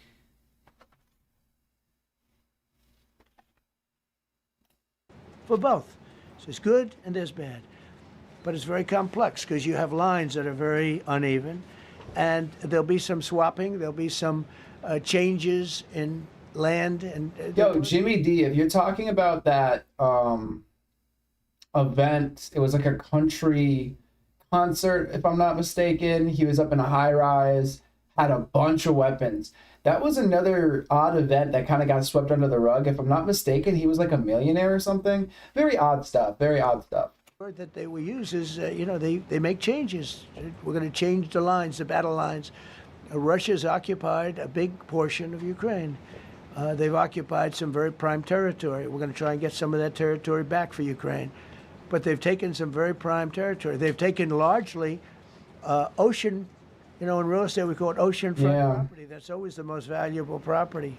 If you're in a lake, a river, or an ocean, it's always the best property. Well, Ukraine, a lot of people don't know. Hey, yo, high speed, where's that info coming from? 1,000 miles of ocean. That's gone. Other than one small area, Odessa. It's a small area. There's just a little bit of water left. So I'm going to go and see the parameters. Now, I may leave and say, good luck. And that'll be the end. I may say this is not going to be settled. I mean, there are those that believe that Putin wanted all of Ukraine. I happen to be one of them, by the way. I think if it weren't for me, he would not be even talking to anybody else right now. But I'm going to meet with him. We're going to see what the parameters are. I'm then going to call up President Zelensky and the European leaders. Right after the meeting, yeah. And I'm going to tell them what kind of a deal. I'm not going to make a deal. It's not up to me to make a deal. I think a deal should be made for both. I think Russia has to get back into building their country. It's a massive country. I think they have 11 time zones, if you can believe it. It's a massive, it's by far, from the standpoint of land, it's by far the largest.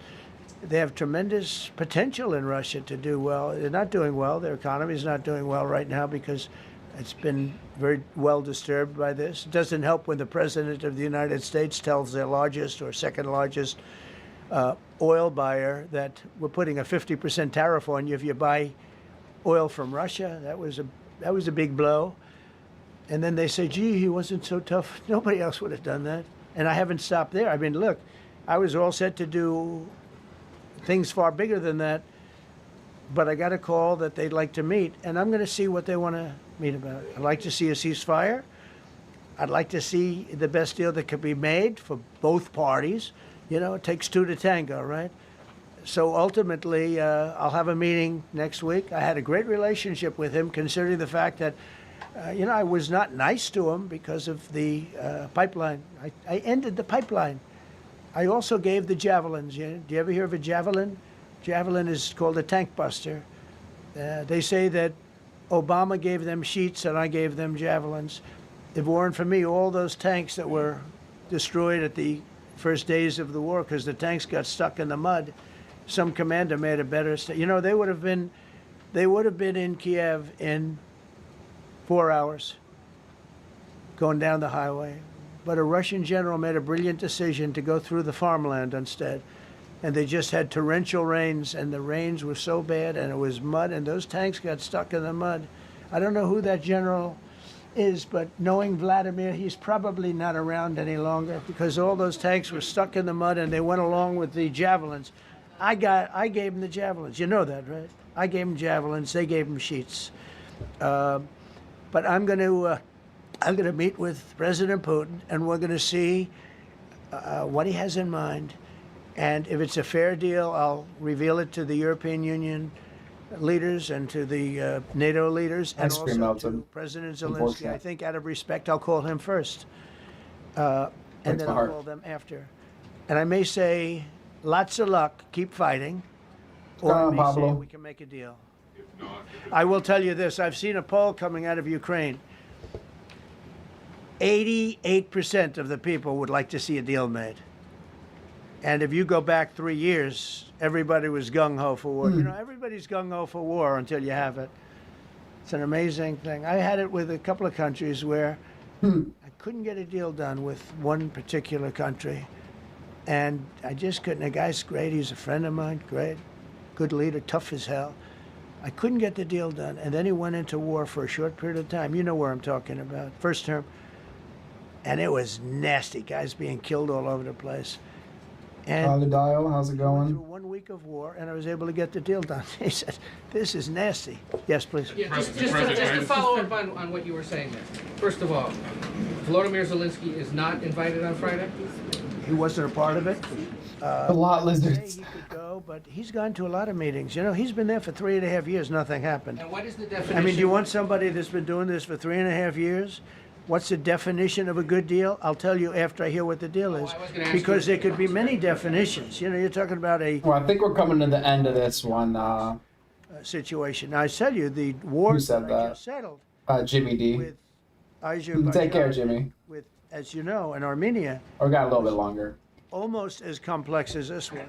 Having to do with routes, trade. Meeting on Friday with Vladimir Putin. Well, we're going to have a meeting with Vladimir Putin, and at the end of that meeting, probably in the first 2 minutes, I'll know exactly whether or not a deal can be made. How will you know that?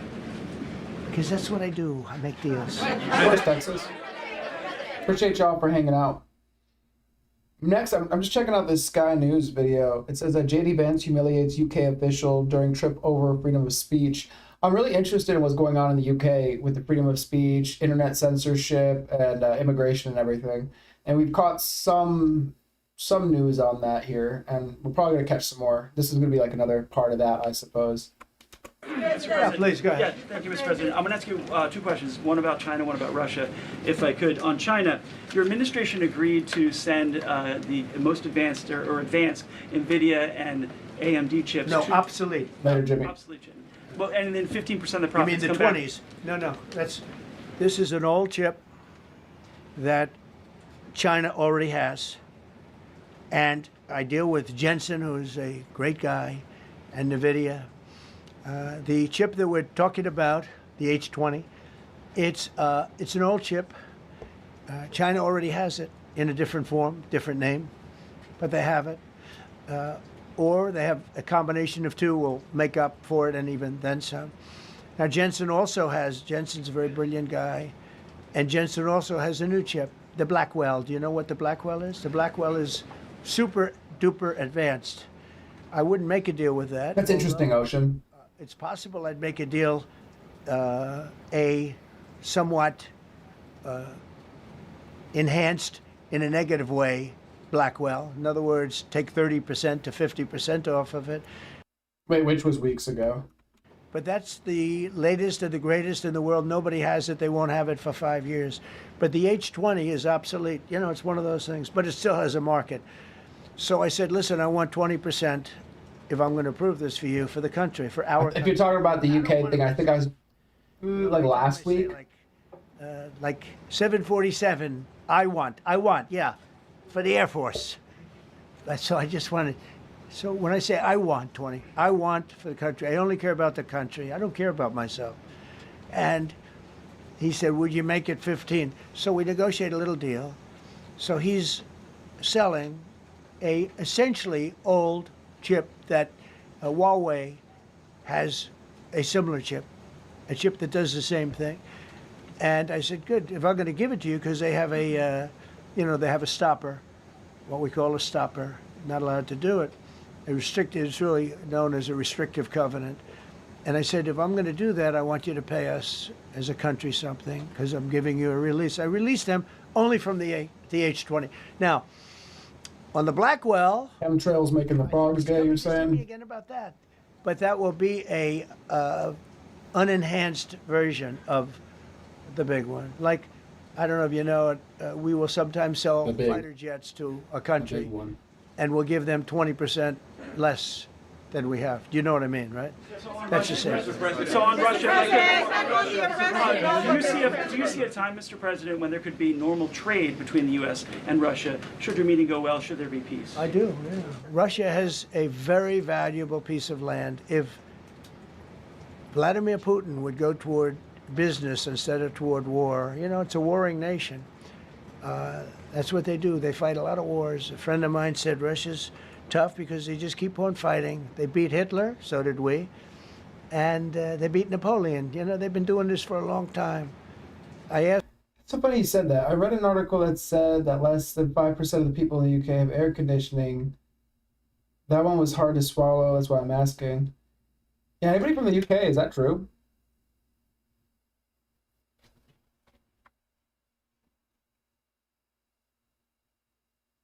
Asked a question to a very, very smart man that some people like and some people don't like.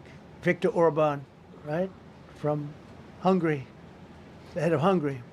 And he's in that same area and knows the two countries very well. I said, this was... I would assume that to be true. Are the climates there staying the same, or is it getting hotter over time? Are they seeing like heat waves and whatnot? Or is it basically staying the same? Because, yeah, in that case, yeah, I would see why most places don't have air conditioning.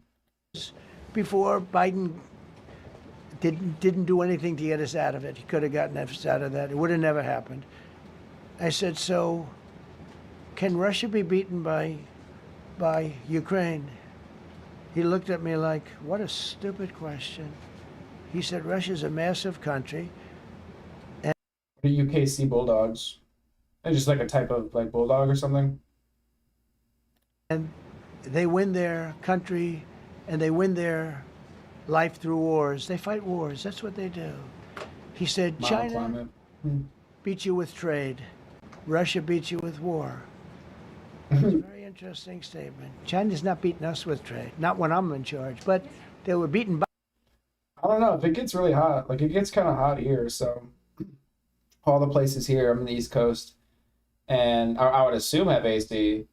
It could be very uncomfortable if you don't when it's like 100 degrees, but...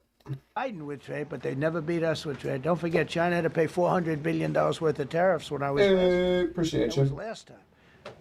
And if we didn't have COVID, all of this stuff we would be loaded. We're finding hundreds of billions of dollars of cash is pouring into our country now because of tariffs. And all we're doing is we're doing what they do to us. It's so beautiful to see it. They found last month, as you saw, $25 billion of excess cash flow. They're saying, where did it come from? I said, I'll tell you where it came from. It came from a place called tariffs. We're doing very well. We're really doing well. But I expect to have a meeting with Putin that I think it'll be good. I'm thirsty. But it might be bad. And I'm here for one reason, to get rid of a war that somebody else started. Should have never happened. And if I could end it, great. Complex war, a lot of bad blood, But Zelensky's been there for 3.5 years. So if you put him in a room, now I will say this, ultimately I'm going to put the two of them in a room. I'll be there or I won't be there. And I think it'll get solved. Yeah, please. And the one that walks out wins. If he would have said some shit like that, I'd have been like, jeez. Thank you, Mr. President. Excuse me, I'm going to suggest, because do you have any other questions on DC? Because I don't want them to be. Wait. These are incredible people. I don't want them to be standing up here on subjects. Does anybody have a question of them? And then you guys can leave. Okay, a question. Brian, go ahead.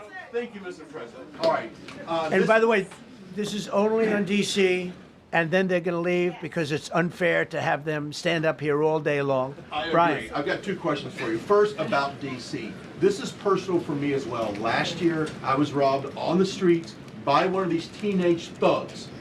Had a gun, got away with it. Let's talk about the effort that between law enforcement, prosecutors, and judges, because it's a recycling belt. Like, these kids go, they don't fear the police. They know it. If you talk about how we've got to get these judges and put these kids behind bars, right. Adult crimes deserve adult penalties. And my second question, That wasn't even a question. This man did not even say a question. He just wanted to say something. He just wanted to get something off of his chest. Oh my gosh. After you answer that, please. Do you want me to answer it? Whoever wants to take it. Okay, it's real. Do you want me to answer it? Go ahead. Here's the problem. Assuming that they're 17 years, older than 17 years old, I can get the case. If they're under 18 years of age, I can only get the case if it's murder, rob one, rape, or even if they shoot a gun but don't kill you, I can't get it. So the law has to be changed. As the president said, cashless bail. That has to be changed. All right, then even assuming I get the case, I get jurisdiction, I get a conviction, the DC Council has given the judges the ability to give probation on shootings. And so then it's up to them. It's a little crazy. Like, under what circumstance? Like, I mean, I could see in like maybe a self-defense situation, but there's no way you're like seeing somebody just shoot somebody, or you have like evidence, okay, this person shot this person. Maybe he was trying to rob him or something, and then you let them go. On probation, that just sounds a little crazy. Yeah, it's a little crazy. You shoot somebody and they get probation?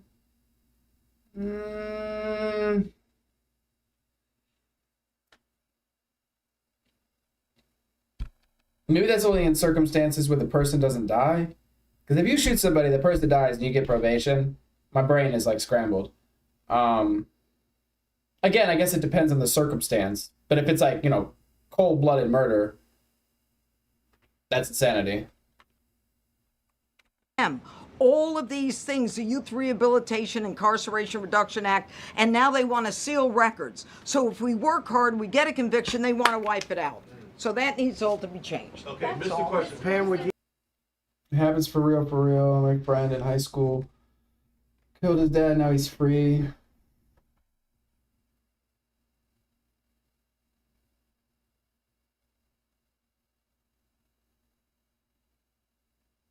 Wait, who's Will Brock? Or Well Brock? You answer that also.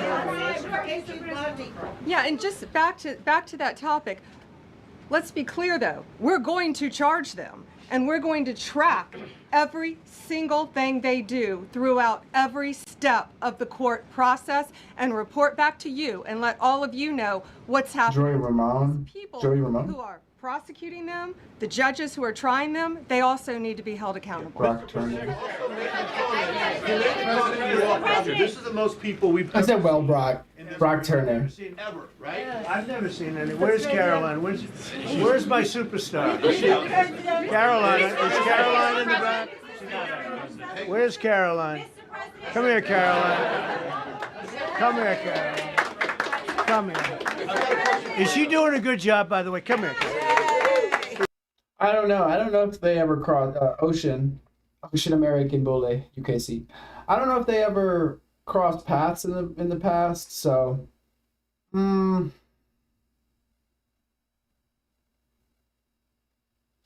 thinking this is a fantasy that you're having, Ocean. Right? I mean, you're looking at those two standing up there, and you're like, has he clapped her cheeks? Because, you know what I'm saying? Like, by saying that, it invokes an image in everybody's mind. So you're thinking of this image. But yeah, I don't know. I don't have info on that. I can't say. I'd say probably not. Probably not. But crazier things have happened in the world. Is this the largest crowd that you've ever seen? This is definitely the most packed briefing, and I think all of you would agree. I think it's why we need to. Carlos says he likes to have beautiful women around him. Who doesn't? Like, what do you mean? Who doesn't like just having beautiful people around them? Like, that just, I think that's like every person. That's why they're in ads. That's why they're on the news. That's why they're in movies. That's why, I mean, yeah, that's kind of how that is. Mr. President, I have a better idea. All right, Brian, go ahead. My question is this. You're building the big, beautiful ballroom. Yeah. Could we build a big, beautiful briefing room up there? Yeah, Pointy. He said Wisconsin allows to cast structured things. I could get easier than a taser here. I don't know. I feel like when you're defending your home, I do feel like you should be able to, like, yeah, defend your home with lethal force. That just kind of seems to make sense. Like, if somebody, like, intrudes your home. Like, if I were to break into somebody's house, I expect to get shot. But that's what I expect. So I don't know why anybody would expect any different if they were to, like, break into my place. It just does, you know what I mean? It just kind of, and I don't understand why you would have to surrender your place to somebody else.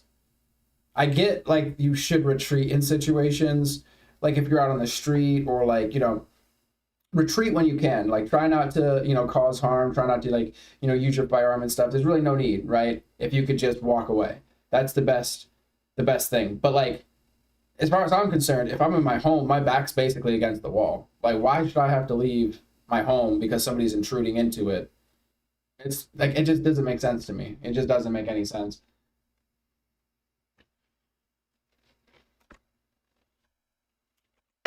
Technology. No. More seats. I don't want to do that. I don't want you to be comfortable. So no, I don't want to make life comfortable. I don't know anything about her husband. Let's just do this. Let's do this. It's going to be. Oh, I see what you're saying, Pointy. Russia, that's going to be a big deal. What happens, happens. I'll let you know what happens. You'll be the first to know. I'll be calling the European leaders. I'm going with totally. I mean, we have a lot of talks. They're great people. They're great leaders, actually, and they want to get back. Honestly, as one of them said, I've OD'd on trying to settle Ukraine. Crystal. OD'd, meaning they've overdosed on the settlement of Ukraine. Not a nice expression, but boy, is it accurate. They're tired of it. No, they want to get back Uranus. to spending money on their countries. You know, they're in. Hope you're doing well, girl. Biden gave them $350 billion. Europe gave $100 billion. It should be much more than that. Shouldn't have been that kind of, they should have had equalization, but they didn't. But you know what? Still a lot of money. They want to get back to building their own countries. They really want it resolved. My relationship with the European leaders, as you saw, is extremely good. It's perfect. It's beautiful. Wait. And Go on, Corey. I'll be in touch with them. I have 5 of them call me. You think it's easy? There are a lot of European leaders but they rely on me, very much rely on me. If it wasn't for me, this thing would never get solved until the last person breathing is dead. Would you talk to them before? Yeah, I did. I'm talking to him right now. So I'm talking to the European leaders. I'll be talking to President Zelensky. I'm going to get everybody's ideas. I go into that thing fully loaded right up there, and we're going to see what happens. Now, I think one of two things is going to happen. It's going to be a good meeting, and we'll go a step further. We'll get it done. I'd like to see a ceasefire very, very quick. I mean, you do kind of have to appreciate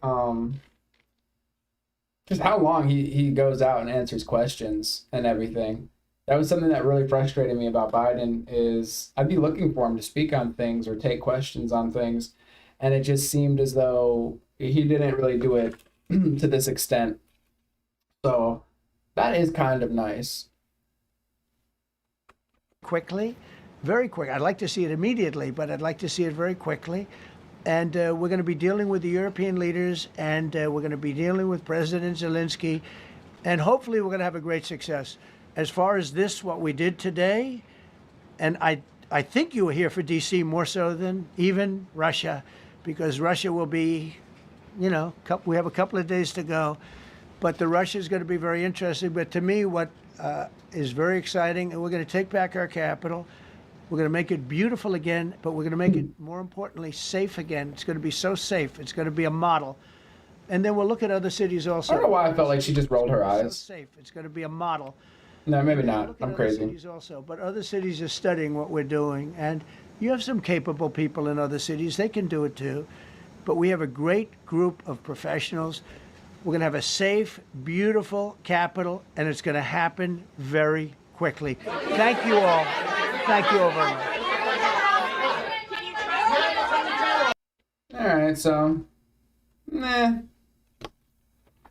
do you guys think? What do you guys think?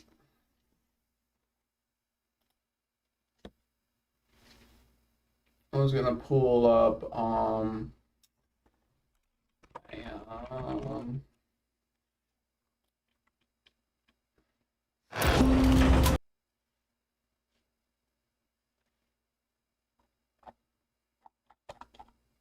damn, they post a lot. I should just look it up.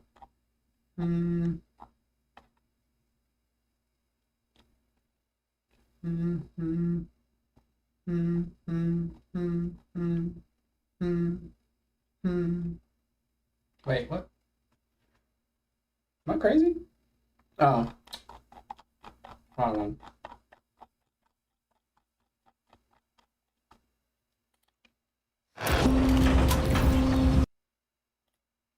Sky News Australia.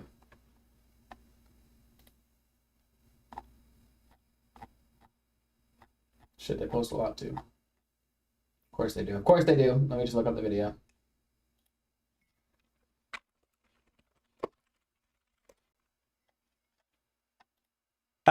Nope.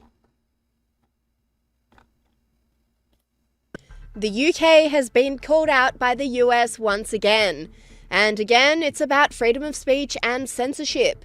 Vice President J.D. Vance sat down with UK Foreign Secretary David Lammy to discuss various geopolitical and economic issues, but couldn't help but give a warning about freedom of speech and censorship. I'd say there is, I've raised concerns about free speech in the United States of America. I think the entire collective West, the transatlantic relationship, our NATO allies, certainly the United States under the Biden administration, got a little too comfortable with censoring rather than engaging with a diverse array of opinions. So that's been my view. Obviously, I've raised some criticism and concerns about our friends on this side of the Atlantic, but the thing that I'd say to the people of England or to anybody else, to David, is many of the things that I worry most about were happening in the United States from 2020 to 2024. I just don't want other countries to follow us down what I think was a very dark path under the Biden administration.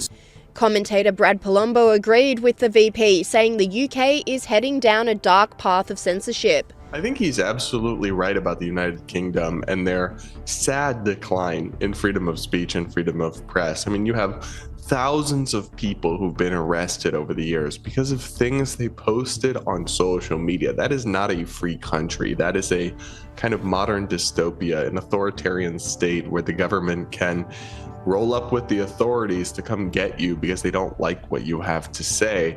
It is sad to see that happen to one of our greatest allies, a beautiful nation with a long history and legacy as a beacon of freedom in the West. And I also appreciate JD Vance calling them out for it.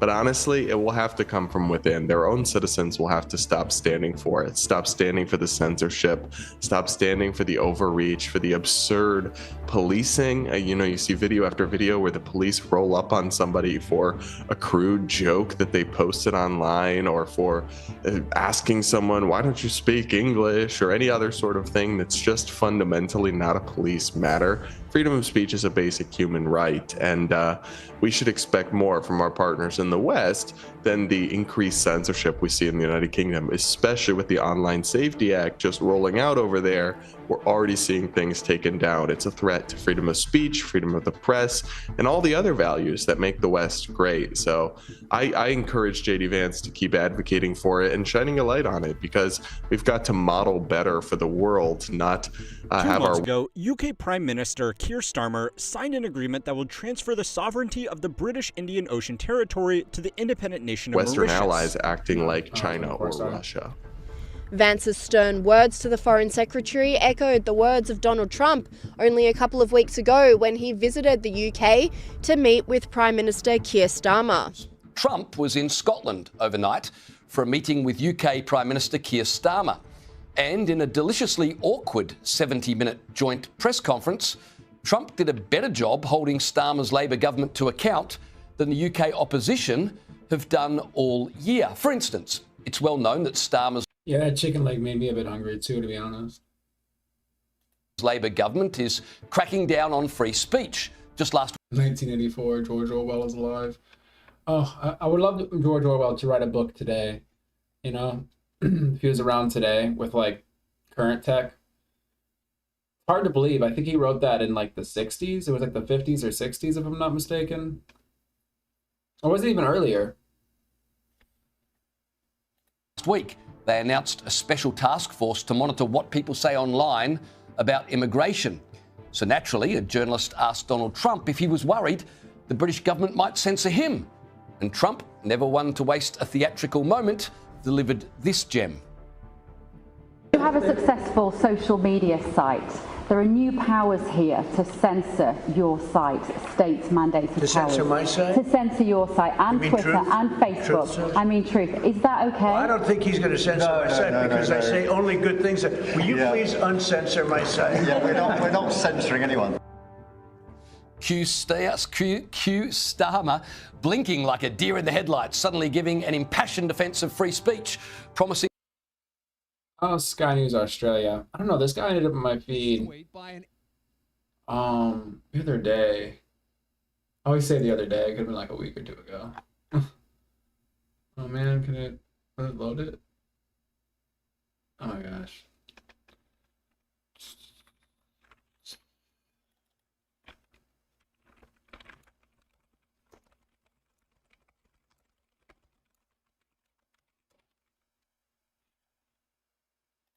This tweet by an MP in Britain who is responding to someone who's criticising her, and the person's tweet criticising her. I feel like, did I? Oh yeah. I'm stand-up comedian Lewis Spears. Well, he's a stand-up comedian, and I don't know. I was just catching this tweet, some of this video, and I don't know. He had just some interesting info on it and whatnot, and a different, I don't know, different context coming from a different worldview than myself. So, and he's a comedian, so it was kind of funny. The UK has enacted the Online Safety Act and it has censored the internet worldwide. The UK government has brought in new legislation that has just forced everyone to have to upload their identification to view... Yeah, it was in the 40s, so 49, okay. Content that meets a very loose definition of adult or harmful, and that includes the news. This new law, like our new law in Australia, is of course dressed up as something that is going to keep children safe, but the... Which is the scary thing.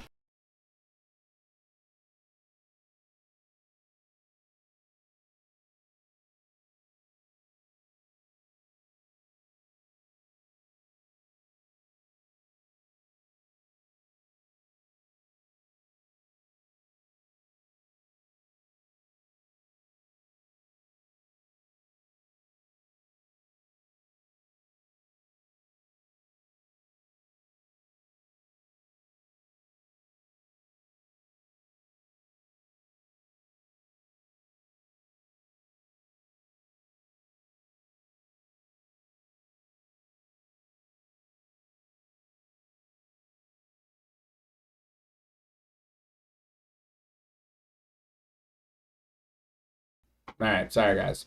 I'm getting distracted. I may have to step away for 5 minutes, but regardless, we're gonna get through the intro at the very least here. The only thing that so far it's kept children safe from is the ability to use Spotify and... But what you just said, like, if it age restricts the news, then that means basically every person has to put in their information in order to even access the news, which is kind of scary. In the UK now, sites need your ID. Yeah, the prawn sites, and they've done some stuff in the United States as well. In some of the states, you need... either you can't access it at all, or I think you have to put your ID in or something. Same here in Florida. Not that I would know anything about that or nothing like that. No. We want to know how to use a VPN. And anyway. And to access material about how to avoid being groomed. Britain bringing in a new law to identify all the minors online and stop them from accessing material to protect them from groomers. Who came up with this idea? Prince Andrew? Because of this new... Oh my gosh, the Prince Andrew, man, that's crazy stuff. Law, you literally need a license to use the internet, which is fucking ridiculous. I would rather watch television.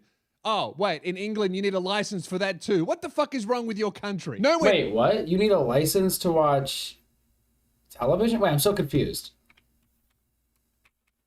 Need a license to use the internet, which is fucking ridiculous. I would rather watch television. Oh, wait, in England, you need a license for that too. What the fuck is wrong with your... What? Nowhere near as many things as wrong with I'm confused. Australia. Obviously, seeing as we've got your flag on our flag, we need some self-respect here in this country, don't we? I'm Lewis Spears, and welcome back to Lou Review. Like, subscribe, and see me live in 2025. Now, let's break it down. So, Lewis Spears, definitely go check out his channel. Give it a like, a sub, all that good stuff. Hold up. Showing support and all that goodness. But,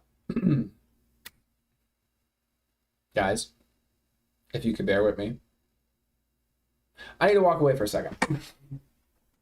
And I'm thirsty, and this light is starting to cook me. So, we're going into chill mode. Y'all chill and chat.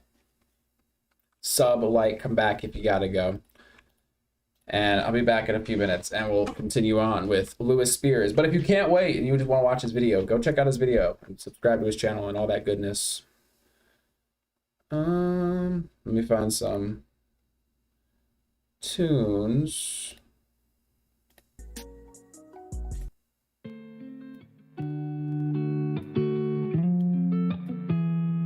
All right.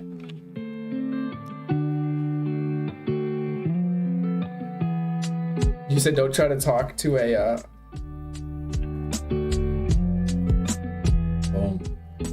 don't try to talk to a it's probably my hair that's burning me up. What is it called? Pay for a TV license per year.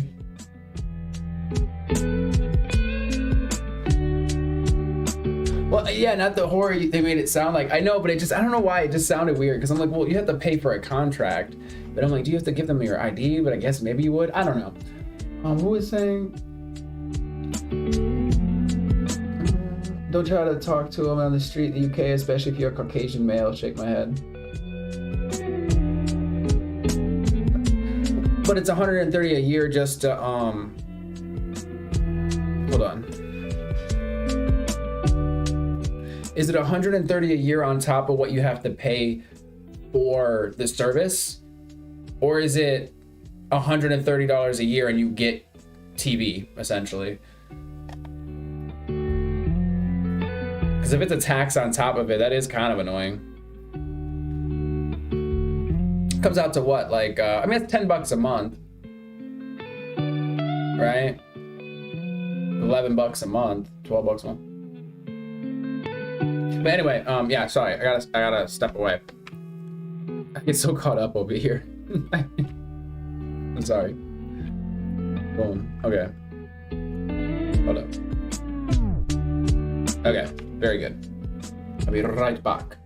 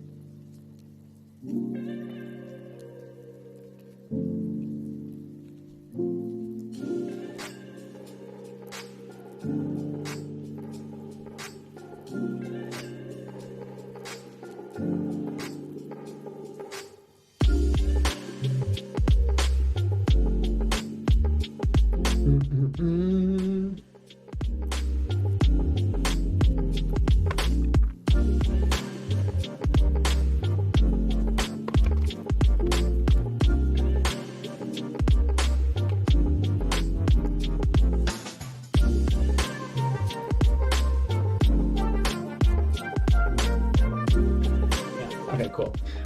Linked. Oh, Lewis Spears in the chat.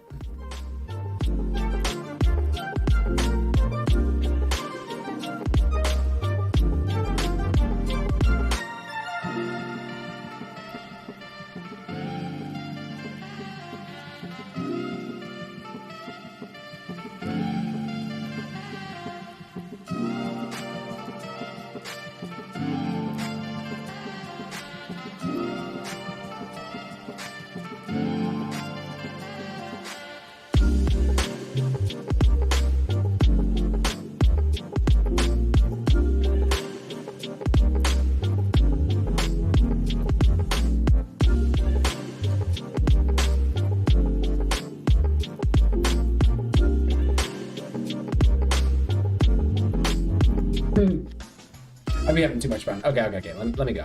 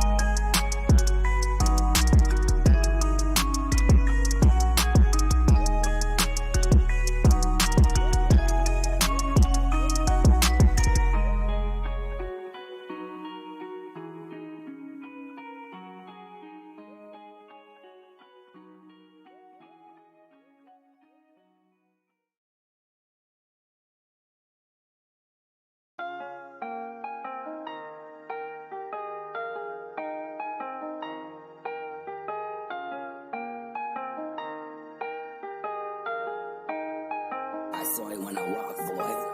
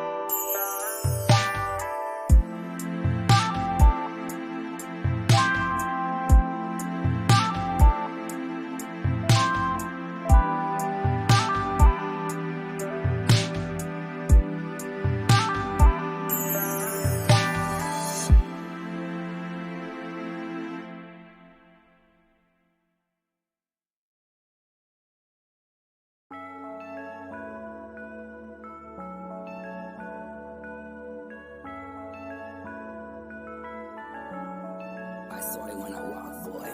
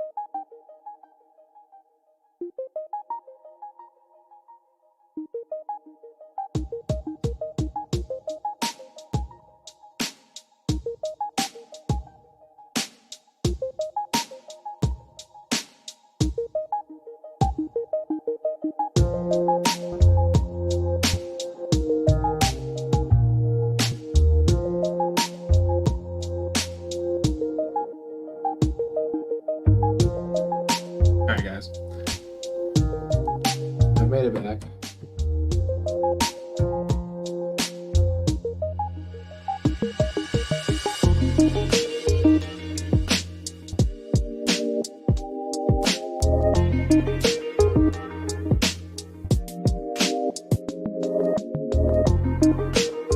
So, I think it might have been pointy.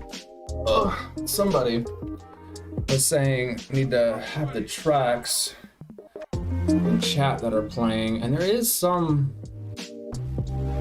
way to do that through the service that I'm using. Let me see. It has a button that says notify in chat. I click it and I don't feel like it does it. See, because I don't see it in the chat.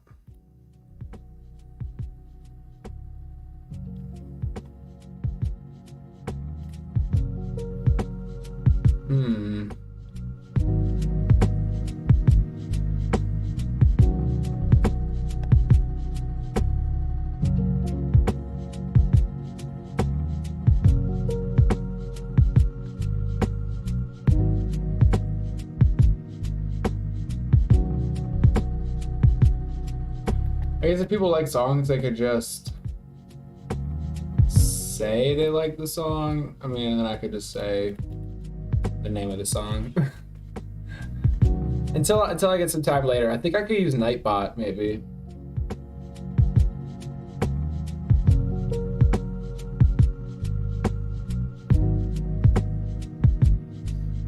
La Espada de Miguel. What's going on? I am unfamiliar with the lore that you're speaking of. Represent black magic. Black holes represent black magic. it is known that it consumes itself or consumes others. When one see a black hole in the astral, it is usually in front of Saturn. The black hole in the astral, it is usually in front of Saturn. The black hole, sun sacred to Christ. Interesting lore.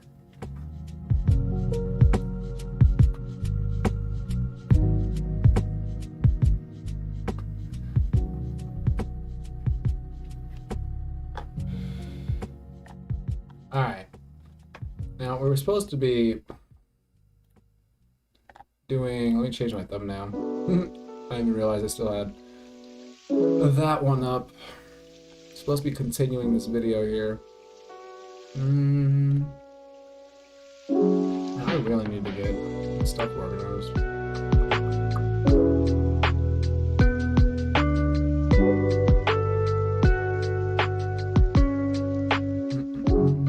There we go.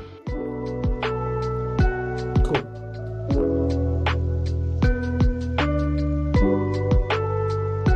Yeah, I probably need to, let me think.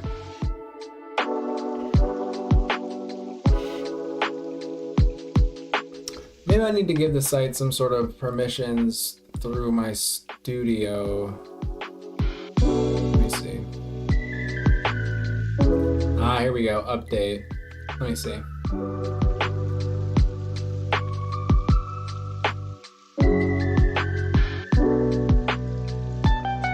Okay, it says it's connected. Let me see.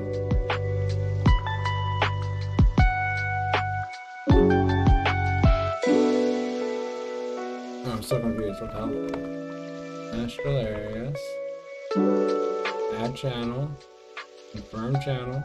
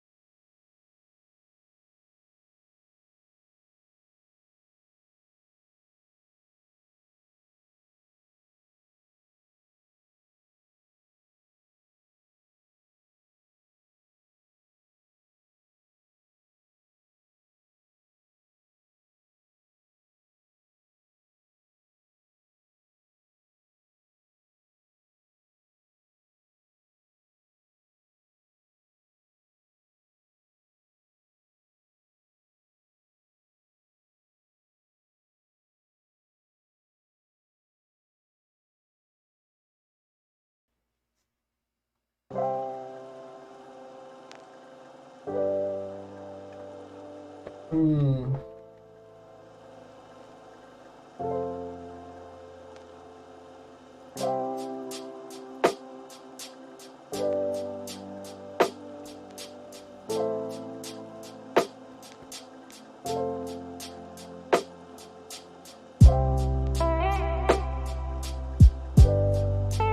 I'm back.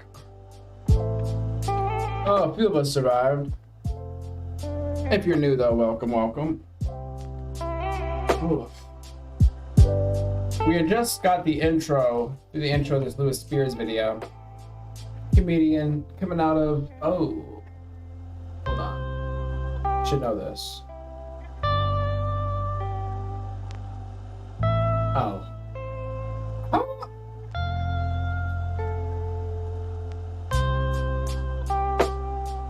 A young smart arse. Well, coming off of YouTube at the very least. But I caught some of this video or something else to his the other day, and I enjoyed it. I thought it was pretty funny. So check him out, give it a like, all that good stuff if you enjoy. Always like to show support and love for what we're reacting to. But I think that's important.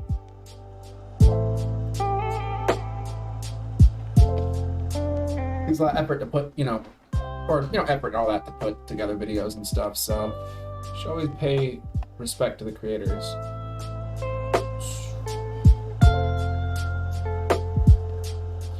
But let's jump in.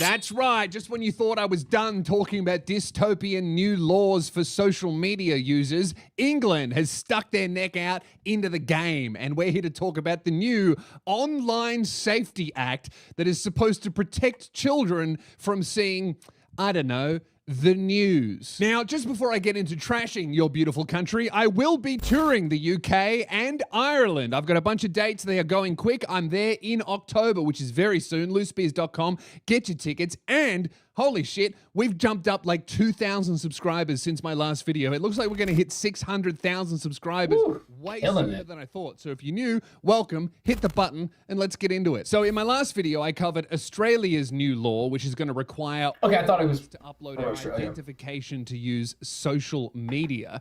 And I had a look at what... It's crazy. I mean... it's just like who holds the info, right? Because I could see age restricting the internet. I think that could be actually a very positive thing to do. But then it's always the problem of, well, who's holding your IDs and your, identifying information. What was going on in the UK, and they're going to give us a pretty good idea of what's going to happen to our internet because they've already implemented a version of the same type of law that seems to be even more dystopian than their own prison colony. That's an achievement. The Online Safety Act in the UK is, of course, pitched as something that's going to protect children from seeing pornography online.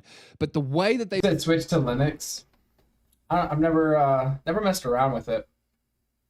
Worded this legend. I mean, but is it like essentially the same thing? Like, can you just kind of pick it up, plug and play along, or it requires a little bit more know-how? And then, is there a lot of what's the compatibility of the OS, or do you kind of lose a lot of apps and software that you just don't like work with it? I just don't know. I mean, out of curiosity. Legislation is so vague, and the penalties that they are threatening social media and online businesses with for not complying are so severe that internet companies, social media websites, service providers, even also who decides, what is okay and what's not. Now, granted, or I guess adult in this case, granted, as long as you're adult, I don't know. I don't know if that really bars anybody. But I mean, I see what your particular concern is, though. audio apps to listen to music on are censoring their entire websites and erring on the side of caution to force everyone to upload their identifications or have their entire internet censored. Here's what the UK government has to say about these laws. Oh, my desk is really far away. I gotta zoom in. I'm gonna have to squint.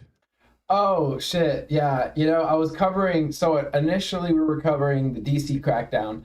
Basically, Trump implementing the National Guard to go in there and, you know, quote unquote, clean up the crime. It made so much sense in context when we were covering DC, but I realize now that, yeah, which would make sense why it hasn't gotten too many votes since we left the topic. But how you doing, Norton? Glad you could stop by. How have you been?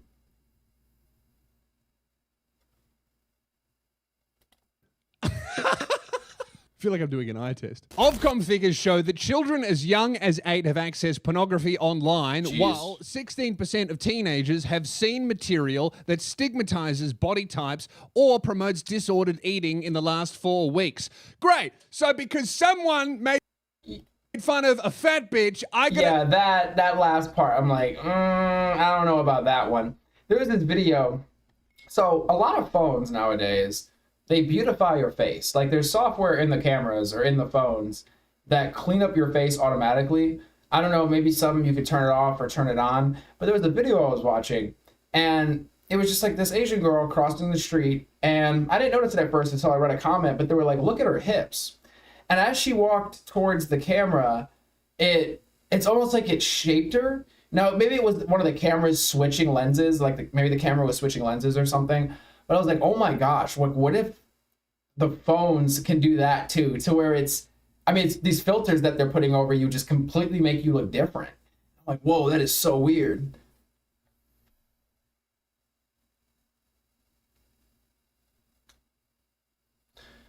Would you take your kids?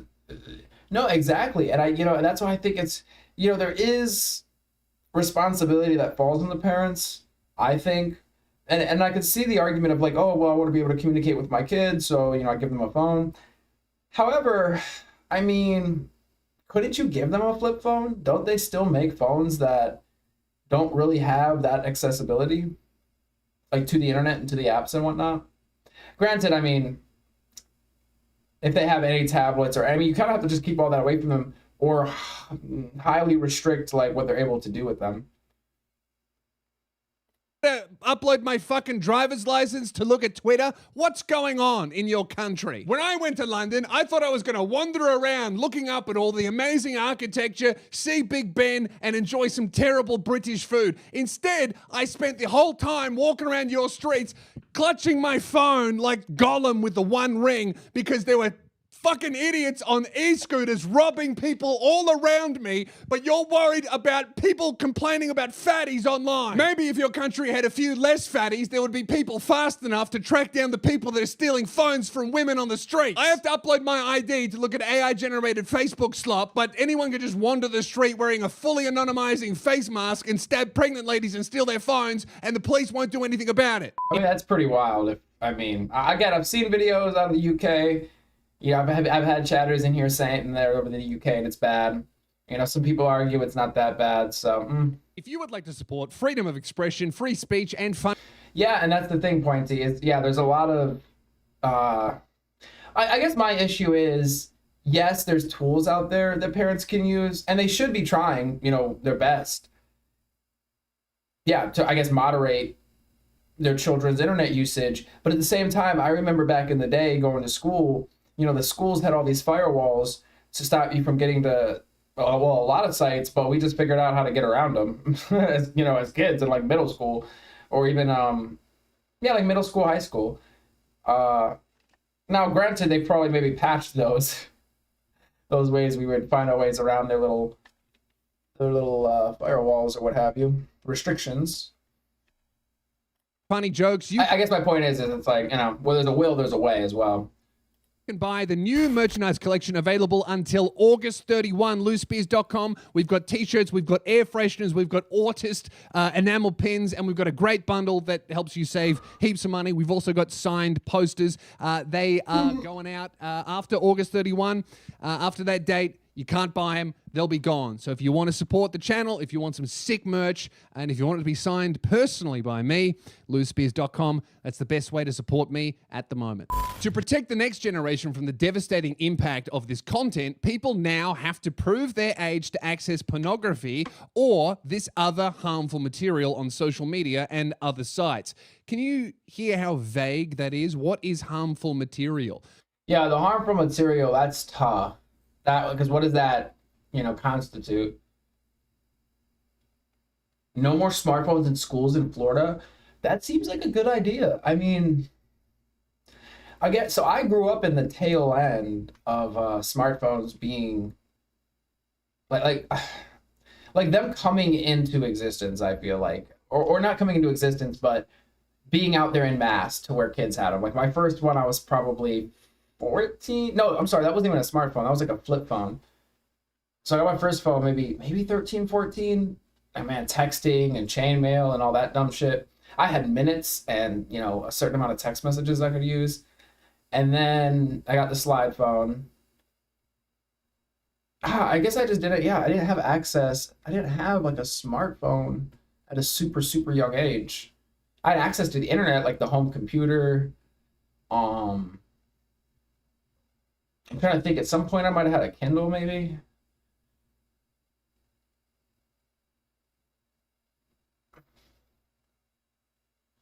Yeah, they've locked down the internet quite a bit in schools, but you always hear about the one kid that found the way around. Same in West Virginia, my man just sent it this year.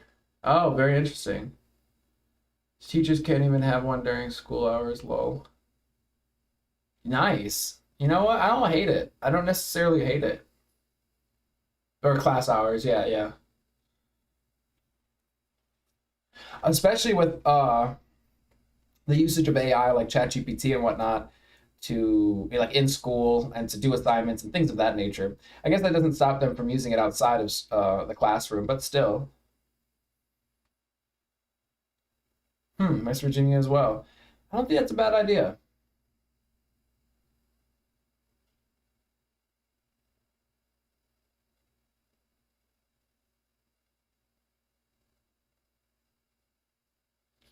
Yeah, Pointy, I hear you, but sometimes things are not that complicated. And all it takes is, all you need is somebody to teach you something.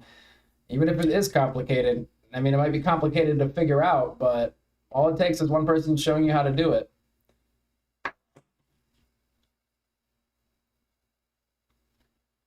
I mean, shoot, one of the dumbest ways we got around a lot of the shit back then was, it says HTTPS. I think you just take the S away.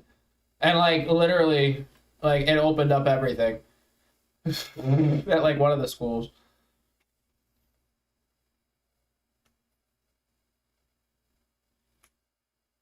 Be able to play games, surf the web. I'm pretty sure that was, like, one of them. Can't imagine that would still work.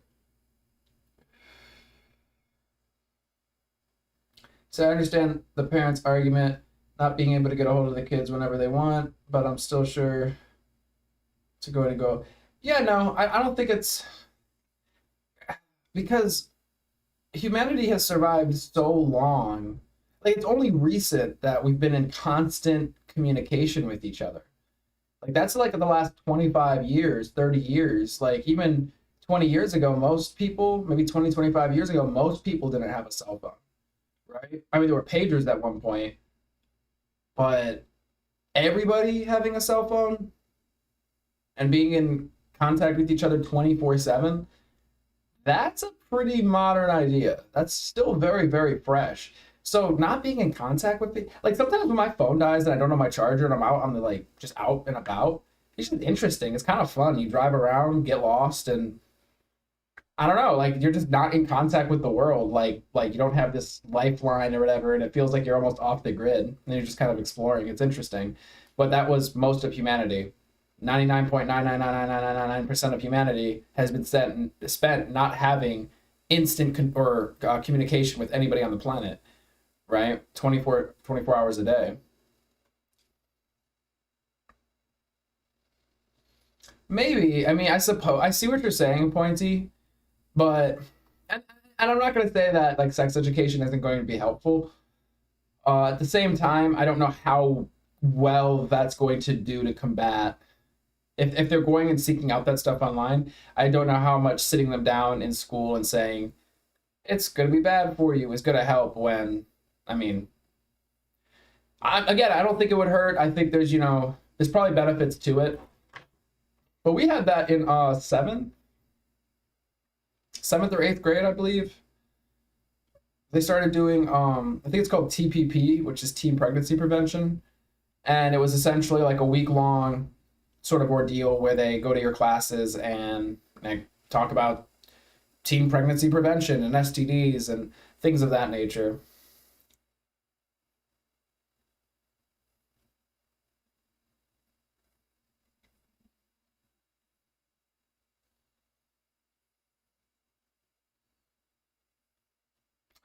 We are pretty low on the list as far as education goes down here in Florida. I'd like to see that go way up. Thinking the kids getting around this stuff should be offered a plea deal and recruited to work for the good side, whatever that may be. I mean, more that if they're interested in looking at the smut, yeah, until they come out with the iPhone. Like in Futurama, right? We try to find one way or another. What do you mean it exists? Are you guys talking about like, because I'm not familiar with the reference exactly, but is it like a contact lens? I read about companies working on that like 20 years ago. I'm sure we're still somewhat far away from that. I feel like Neuralink might beat that. Unless you guys are just talking about like smart glasses.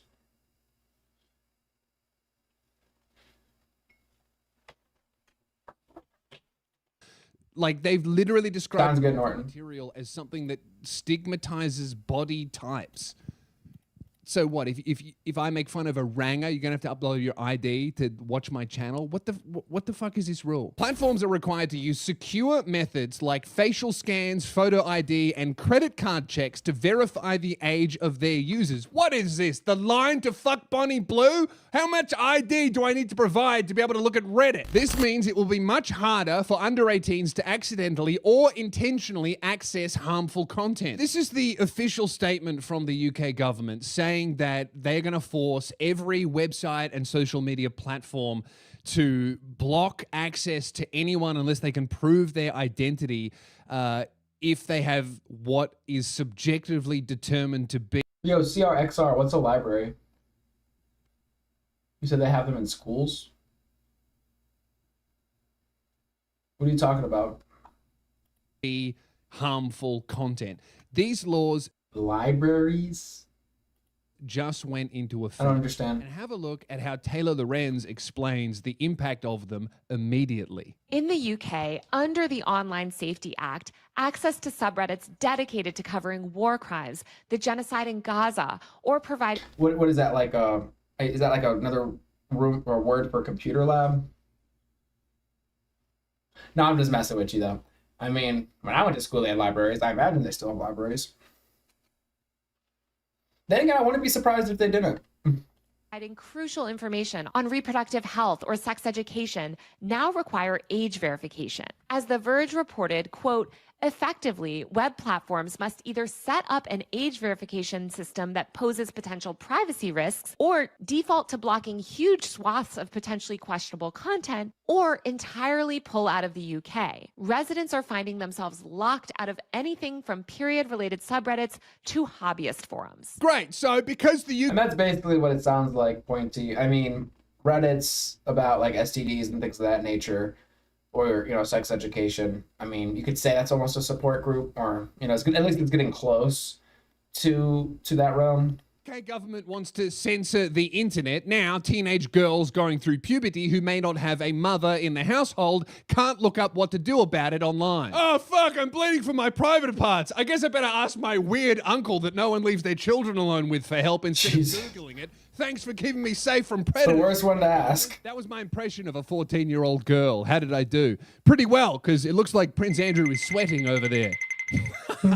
Yeah, that's right. In news that surprises absolutely no one, this law that is being disguised as something that's going to protect children from pornography online has actually stopped them from accessing any sort of sex education, any material to do with LGBT, anything that has any sort of discussion about the body in general. So even anatomy websites are getting banned. Even websites that purely deal with the skeleton are getting censored from the internet. Children can't look at it. Reddit's about stopping smoking. Reddit's for Al Jazeera, the news organization. These have both been censored by the UK government. But not only that, Spotify is now forcing users to... And I'm kind of thinking it's just like a blanket, and they're going to get more specific with it. Maybe it was too vague, and they captured too many places in the net, and they're going to have to sort of manually go in and review and say yes to this and nay to that.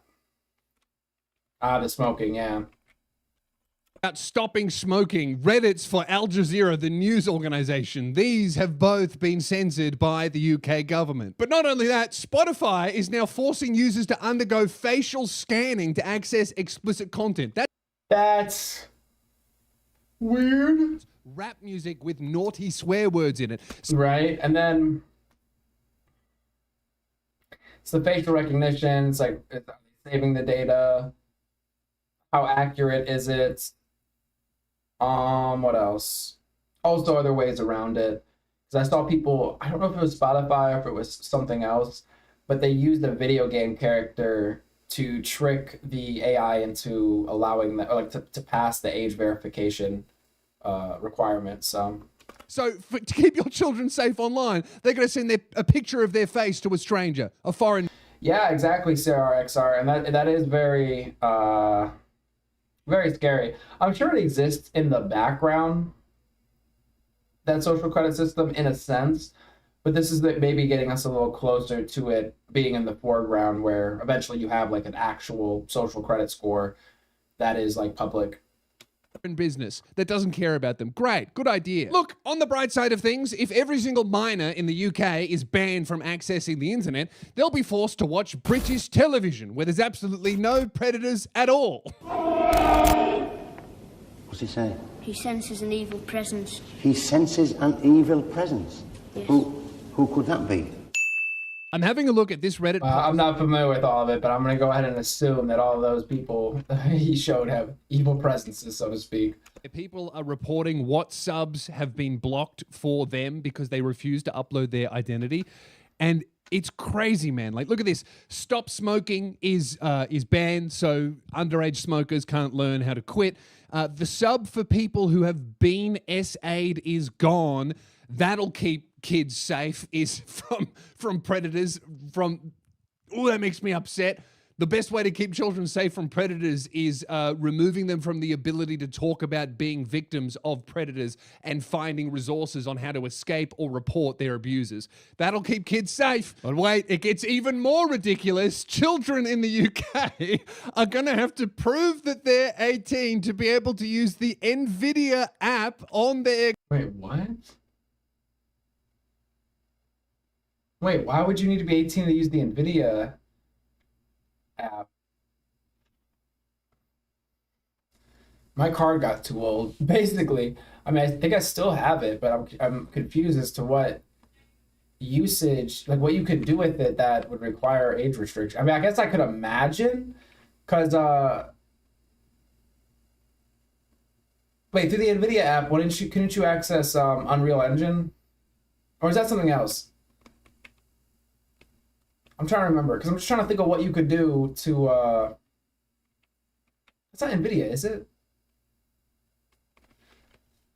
But wait, it gets even more ridiculous. Children in the UK are going to have to prove that they're 18 to be able to use the NVIDIA app on their computer to update the drivers on their graphics card.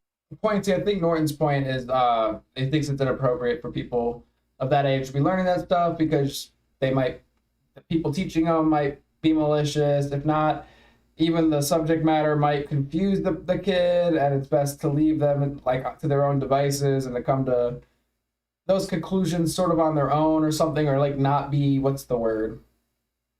I think a lot of people think of it as sort of a grooming in a sense. Or something along those lines. Speaking towards what P. Norton was saying, Pointy was responding to that, I think. The NVIDIA app, you could use this site to render games and content. Yeah, no, exactly. So so that's the only thing I could think is you'd render something inappropriate, which, I mean, I've messed around with it and shit. I mean, yeah, you can render stuff. I mean, yeah, you can. I mean, you could do that with a lot of things, but it's like, is that the limitation? Or not the limitation, but the restriction? Because you could maybe create content that is, I mean, shit, you could take a pencil and a piece of paper and make some inappropriate content. Cards to play video games. For some reason, you now need a license to update software on your computer to play video games. What the fuck is going on? Yeah, like if you need to upload your ID to upload your drivers or to update your drivers. This has something to do with the Online Safety Act, but this guy has been told that he has to give his ID to the Domino's delivery man to get his pizza. Was it because he was ordering a cheese pizza? Was it some kind of sting operation? I don't know. I don't know if this has anything to do with the Online Safety Act. I just think it's very funny you got to give your ID to the Domino's man now in England. What I'm a really little trying odd. to get across here, showing off all the Maybe they have a lot of people stealing orders or something. Of how this seemingly innocuous bill to protect children has actually affected the internet as soon as it's been implemented is I'm trying to get across the Pointy, I think the concept is could be confusing maybe for kids. I think that's the argument. Or I think that the fear is that somehow children are going to be convinced one way or the other when it's not necessarily the case, and then eventually possibly go down the route of maybe surgery or something along those lines, and then years later find out that, oh, well, I don't feel this way. The detransitioner sort of scare. I think that's more the argument that's being had. And also, I mean, I'm sorry, but at kindergarten, that does feel a little weird. I mean, again, you want to talk about sex education and things along that seems fine. Like you said, maybe middle school, high school, things around that time and everything. But I mean, before that, it does seem a little like sex, gender sort of ideas and things along that nature probably would be explored beforehand, like just on your own, maybe. I don't know. I'm just like spitballing here. The idea that every system, how it works is how it is intended to work, okay? I don't know where you're getting that you were a threat. I have no idea where you're interpreting that from anything I just said. Intended to work how they tell you it's supposed to work. When they say this is to protect children, I'm all for protecting children from the dangers of social media and from predators online. I hate that kids constantly see pornography and really harmful content online. Yeah, it's bad. This is not a law that protects children. This is a law that censors the internet and only affects people that are over the age of 18. And what it does is it teaches children how to hide the fact that they are minors online and how to circumvent these rules, which is just going to lead to them accessing unsafe content that is underground and not regulated or monitored. I see what you're saying, Pointy.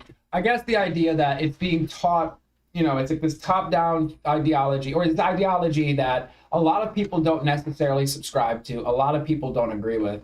You have to understand that a lot of people do think it's just weird and they don't agree with it. They simply think it's not not even that it's not standard, that it's not, I don't know how to put it besides not true or something along those lines. Now, if most people feel that way, then they're not going to want their children to be taught that in school by their teacher. Now, like just like if somebody thinks that being homosexual is not good or whatever, they might not be able to do anything about the kid being in class with somebody that's homosexual. I mean, that just is what it is. But if the teacher is sitting there talking about homosexuality all the time, and they might be uncomfortable about that, it's just a little bit different. It being like in the curriculum and it not being in the curriculum. So I feel like that's the difference there. But maybe there are people that would be like, oh my gosh, there's a trans person in the class. I need to get my kid out. I mean, I'm sure they exist.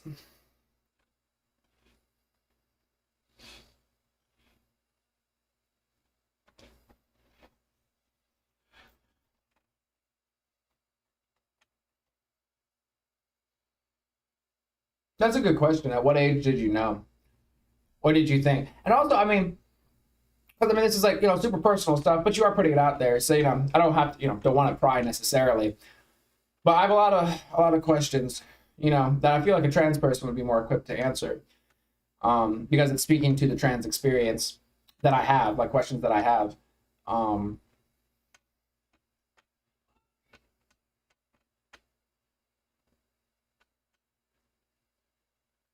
JJD, what are you talking about? Is that like Hogwarts?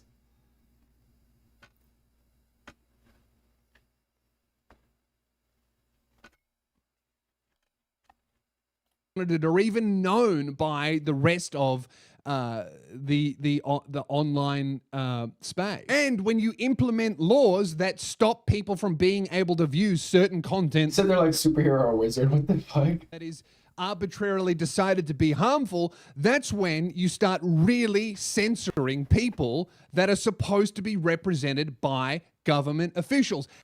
Well, you said, okay, hold up. Gosh, I mean, I'm interested here. So, point you said in my 20s, because before then, it was just something that was wrong and I didn't have words for. Almost like that not telling kids that it exists just F's them up. Well, then, and I understand your point from earlier, but just to put like a bow on it real quick, judging by what you were saying, you wouldn't have been a threat in the class anyway if somebody thought that a trans kid in the class was a threat, because at that point you didn't realize you were trans anyway. But to circle back to your actual point in all this, it would have been helpful for you to have some sort of guidance or have some sort of information on that, is your point.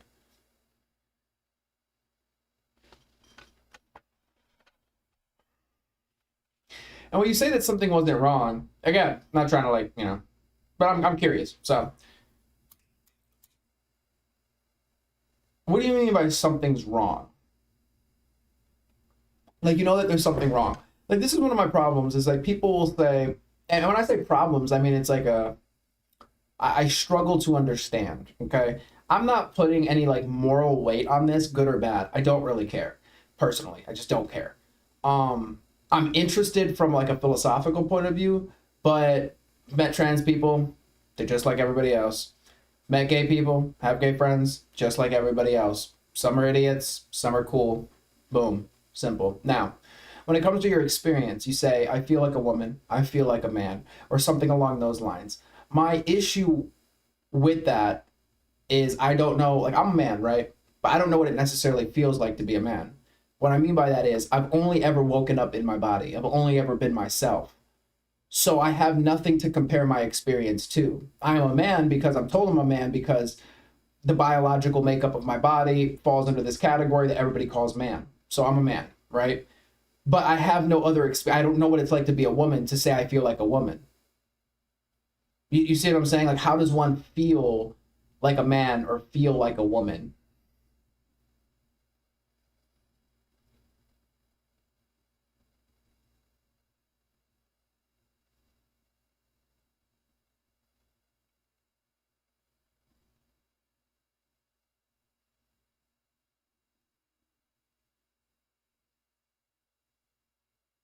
All right, sorry. Let me.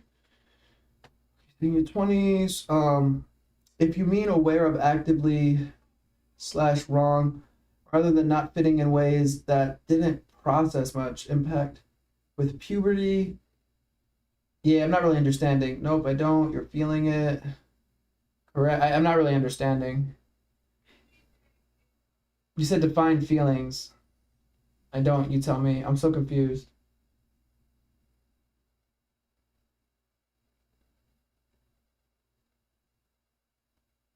You don't what?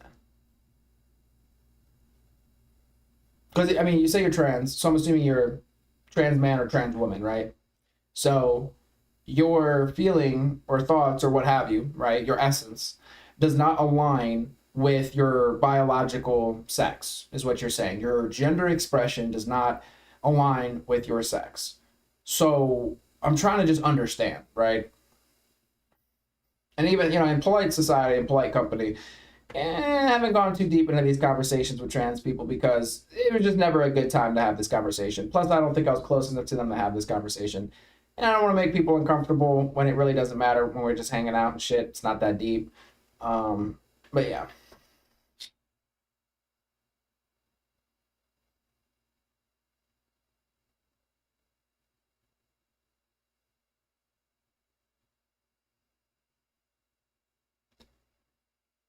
If you want to be a child and argue over semantics, then go ahead and believe whatever you want. If you want people to actually try to understand you, maybe change, maybe try hard. What's semantics? I truly am trying to understand. Like, that's the thing, because I've thought an awful lot about this subject because I find it very, very interesting. There's so many pieces and facets of it that are interesting to me. But having the conversation does sometimes feel like pulling teeth. And it's like, you don't want to step on toes. You don't want to offend anybody necessarily. But it's also like, I'm not trying to be offensive. I'm literally just trying to understand what the fuck is going on. You know what I mean?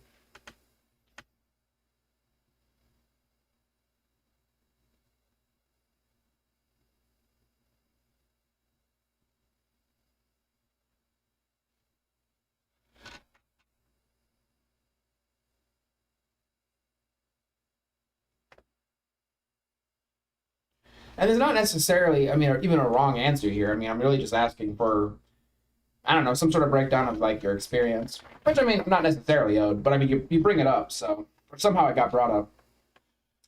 And it will continue to be brought up in the future, I imagine. The subject, it's a pretty popular subject that pops off once every 3 to 6 months.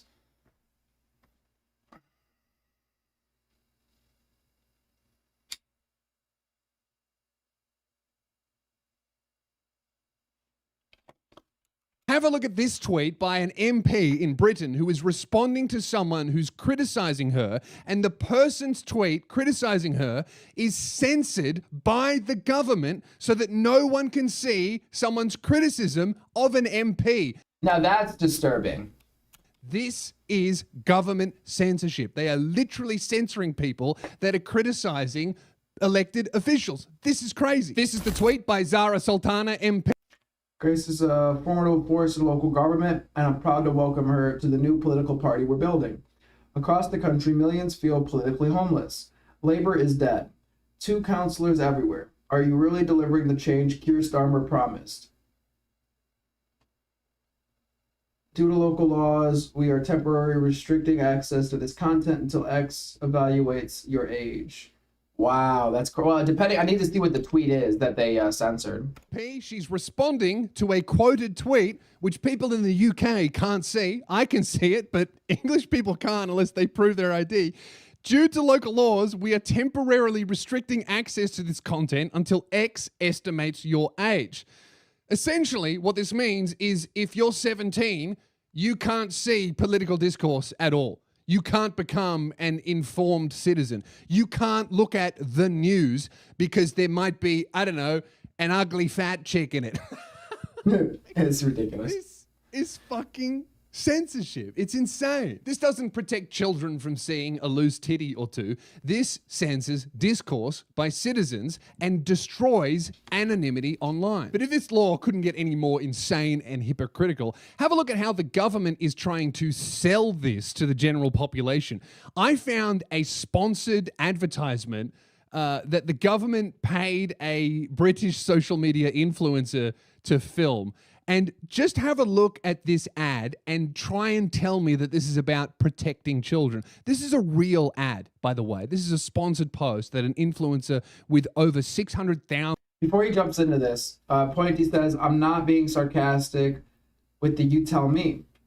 I don't know how a quote-unquote man or woman feels. So you have to tell me for that one. And I'd wager people have very different experiences anyway. I guess I brought that up specifically because when somebody says, like, if I'm a man, right? But if I say I'm a woman, and then, they ask, well, how do you know you're a woman? Well, I feel like a woman, right? Or I've heard in the past, a female brain in a man's body, or something along that lines. Like, there's something you're ascribing to, I don't know. I mean, I guess it's just the societal constructs around men and women that you're like, oh, I want to wear, like, if you're a man, but you're born a man, but you're, a trans woman, you want to wear a dress, you want to, whatever is associated with women, look pretty, things of that nature, right? I feel like the people sort of in LGBTQ or whatever have an issue with defining womanhood because it is exclusive. You kind of have to exclude somebody by definition to sort of have a category. And I think that people are afraid of excluding anybody from the category of woman or just categories in general because they find it discriminatory. But you have to discriminate in order to have a category at all. So that's why I ask these questions.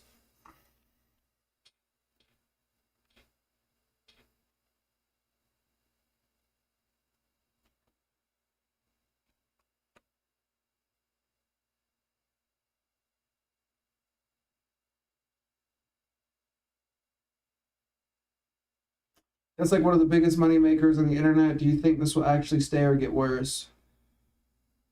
Are you talking about the trans stuff? Or what are you talking about? Or are you talking about something else? Pointy, you assume a lot. This is coming from Norton. Pointy, you assume a lot. Maybe I don't know what I am either, but I'm content with it and don't seem the urge to express to other people that I don't know. Then Pointy says, especially as man is the category that's got societal backing. I don't know what having either of the recognized constructs fitting me would feel like. Okay, I'm very confused, Pointy, because you said you were trans, right? So what I'm trying to get at is, okay, like, let me think here. I'm sorry. I'm just trying to, I feel like we're talking around something here, and I don't know if you understand where I'm coming from, or if you really don't understand where I'm coming from, like what I'm trying to ask. What about you is trans? What about you makes you trans?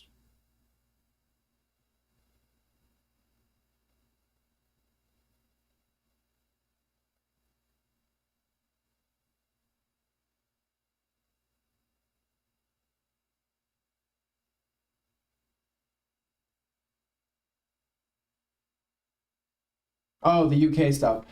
I mean, if people don't stand up and push back, I think it probably just continues to get worse. Especially because as you censor stuff, I mean, you're going to have, if people don't push back in the beginning, you'll probably have less and less pushback because you're able to like manipulate the masses in a sense. I mean, this is just age restriction right now. It's like, will they take it a step further and like restrict even more content? But then again, they already are doing a lot, seeming to arrest people, or at least knock on people's doors for posts on Facebook or what have you on social media. So that's scary in and of itself. So yeah, if people don't stand up, probably worse. I imagine it'll get worse.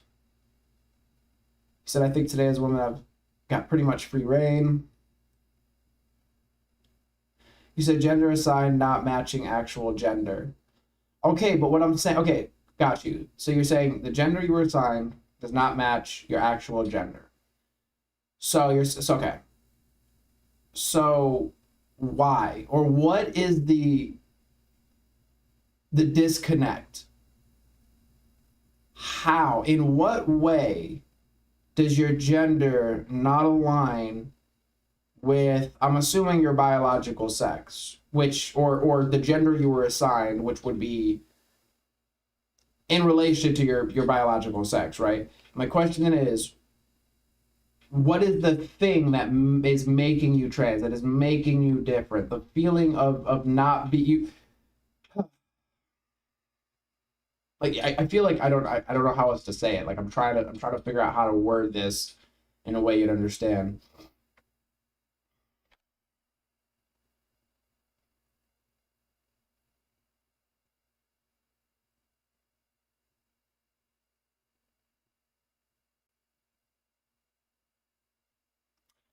The effect. I mean, I know I'm familiar with Uncanny Valley. I don't know about the effect. But like Uncanny Valley, I know of like something that looks human, but it doesn't quite look human, or it's just like things that are uncanny. Well, yeah, that's almost what it's getting to, like the non-binary thing. But since they say trans, I'm just trying to understand what they mean by that. Because not feeling one way or the other, I thought was more of a non-binary thing. Or ambiguous, or, something.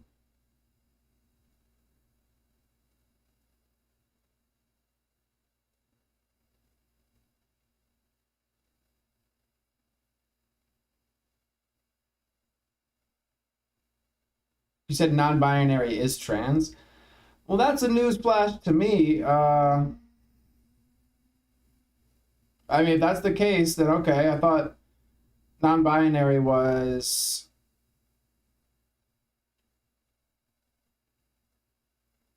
That's a hard sell for me. That almost just doesn't make sense. I mean, if that's what people say, that's what people say, then, I mean, it is what it is.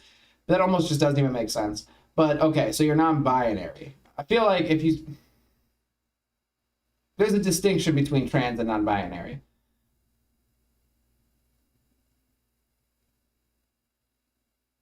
Wait, are you saying the white stripe stands for non-binary?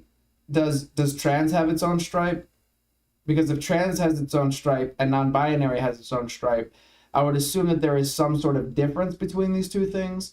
So, I don't know. Like, I've had non-binary people tell me they were non-binary, but I've never had them tell me they were trans. So this is just different, the terminology, as I understand it, is just a little different, but I see where you're coming from now.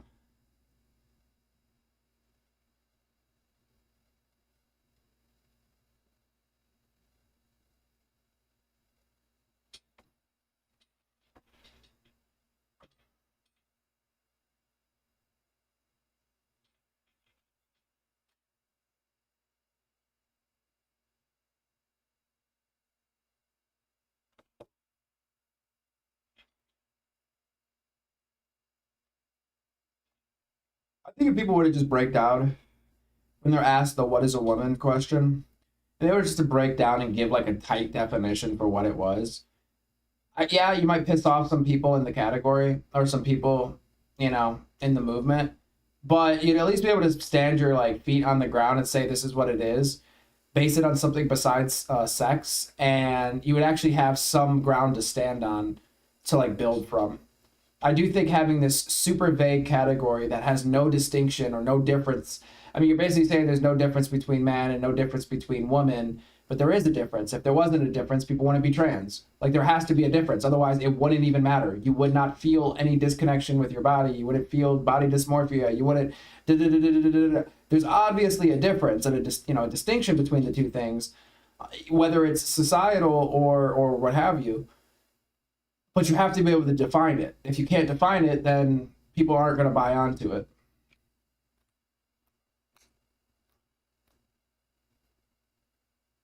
I mean, no worries, Point Dave.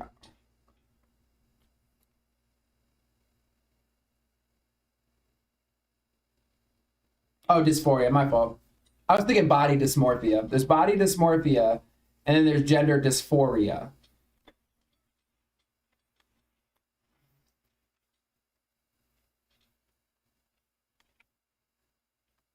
But doesn't body dysmorphia, wasn't that something that went into it at least 10 years ago when the trans subject was popping off, or maybe 10, 15 years ago with J.K. Rowling, that whole split. I remember the trans movement taking off when one of the waves of feminism was hitting, and the feminists basically split between TERFs and feminists, and that's when I noticed like the trans stuff taking off.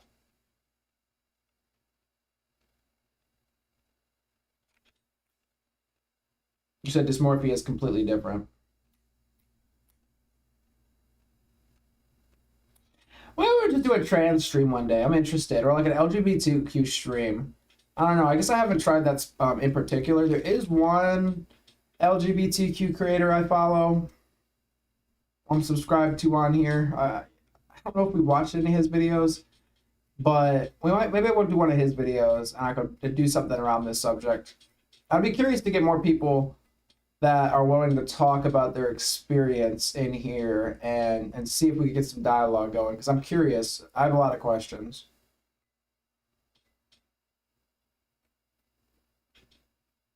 He said dysphoria equals I see my body as it is, and it registers as not right on that instinctive level.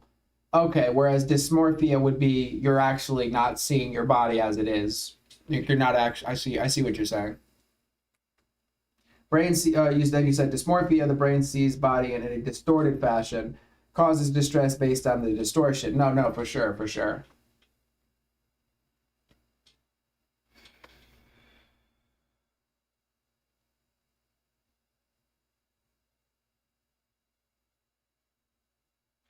It says, I don't see, says the pointy, I don't seem to understand how you or anybody else can label me is what you want to, how you or anybody else can label me what you want to, but nobody else can. I'm trying to understand.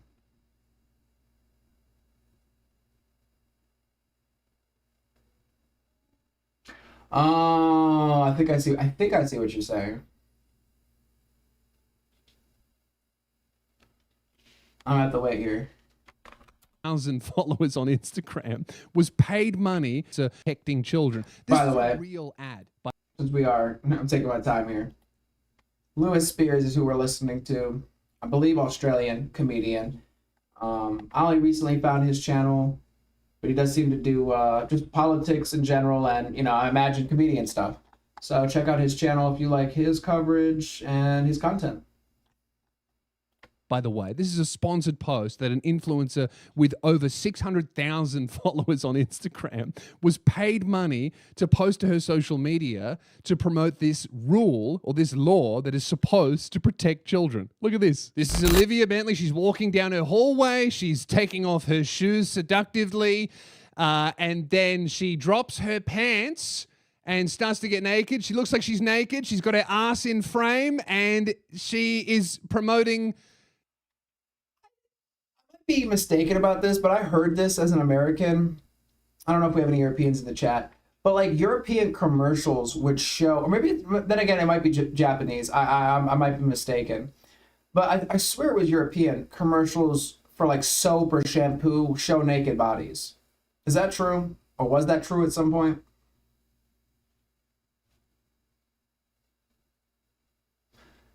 I guess before we go further, let me circle back to this here.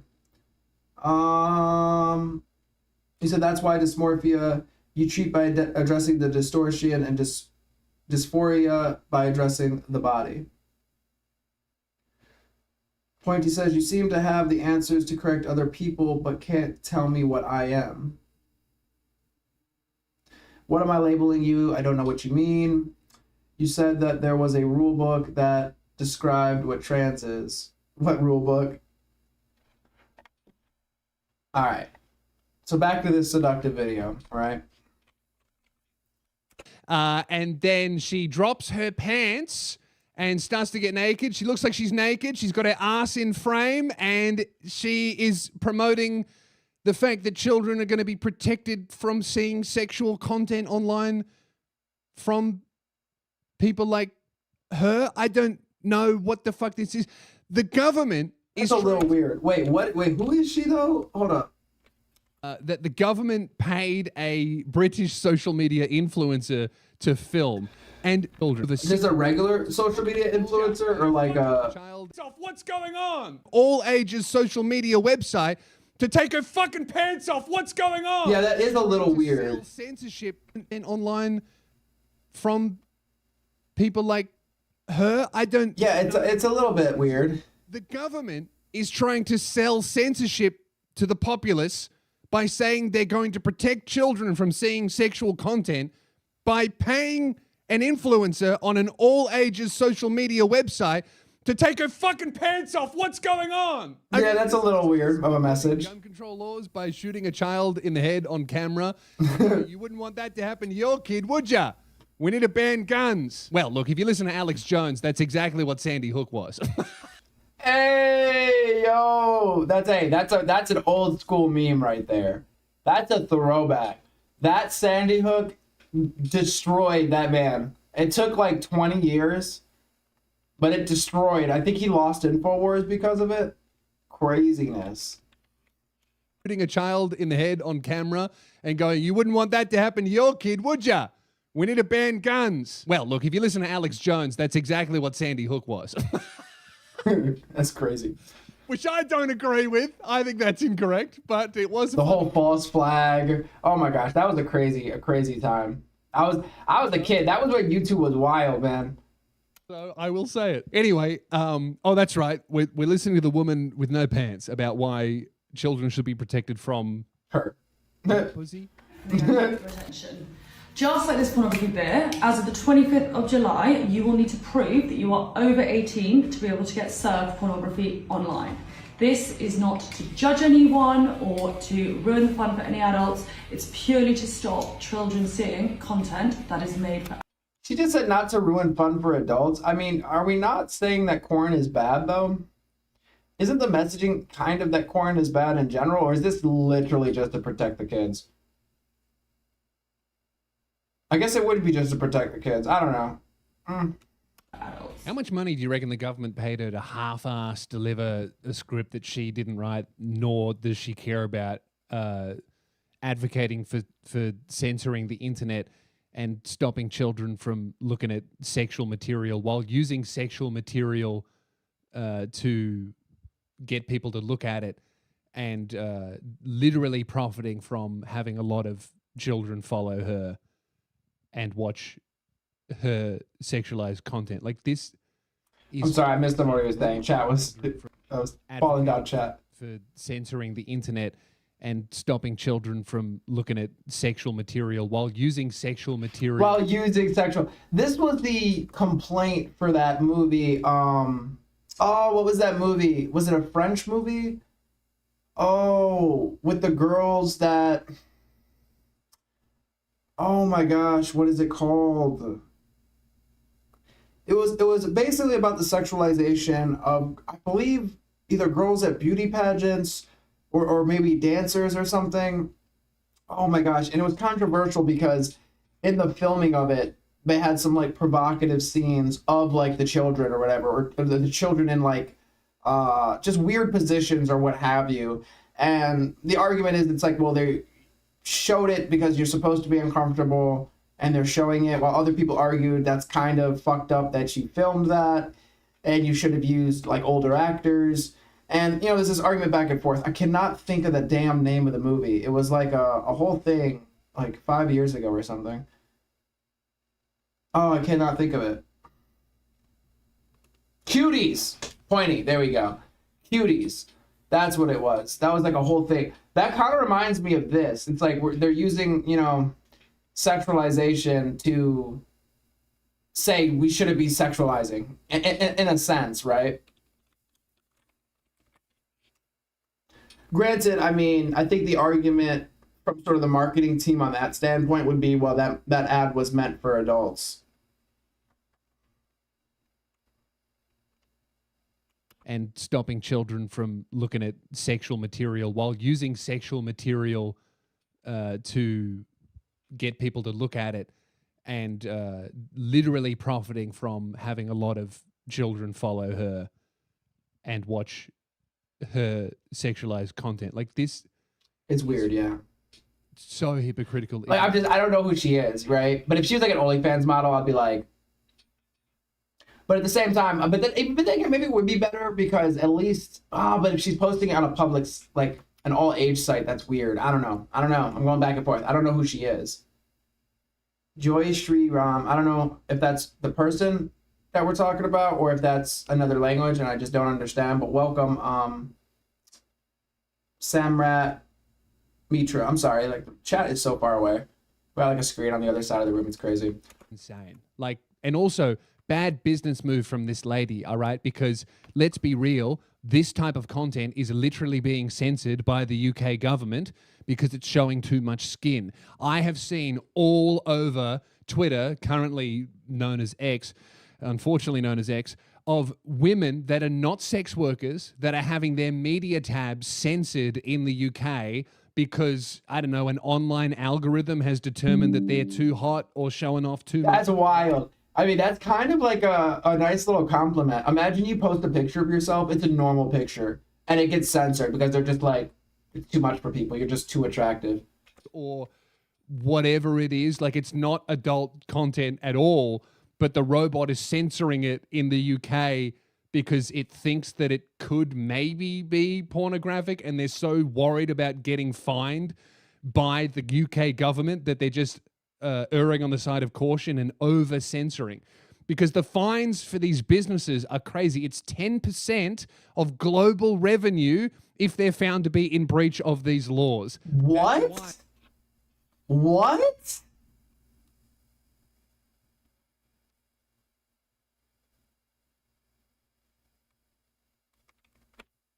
Censoring.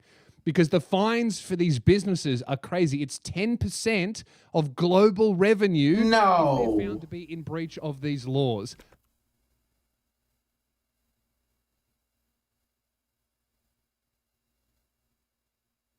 Dude, that would...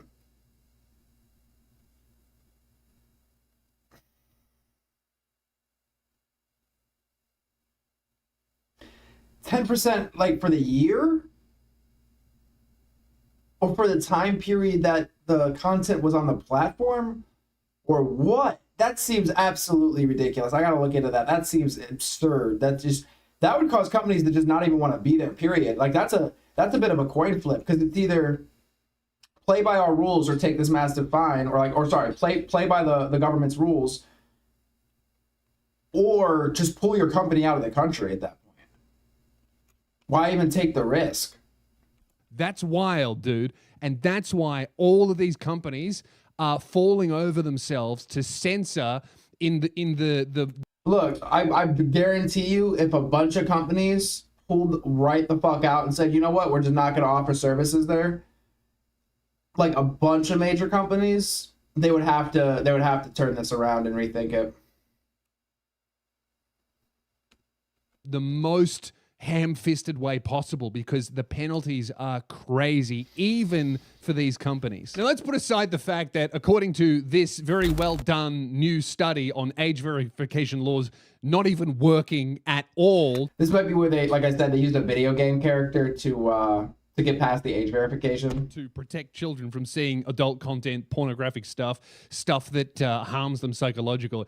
It doesn't work at all. It does not protect children. It just censors the internet generally. Let's put that aside and have a look at the actual direct impact on the internet, right? Because these laws don't just apply to social media companies like they do in Australia. In Australia, they're just targeting whatever the government decides is a social media company.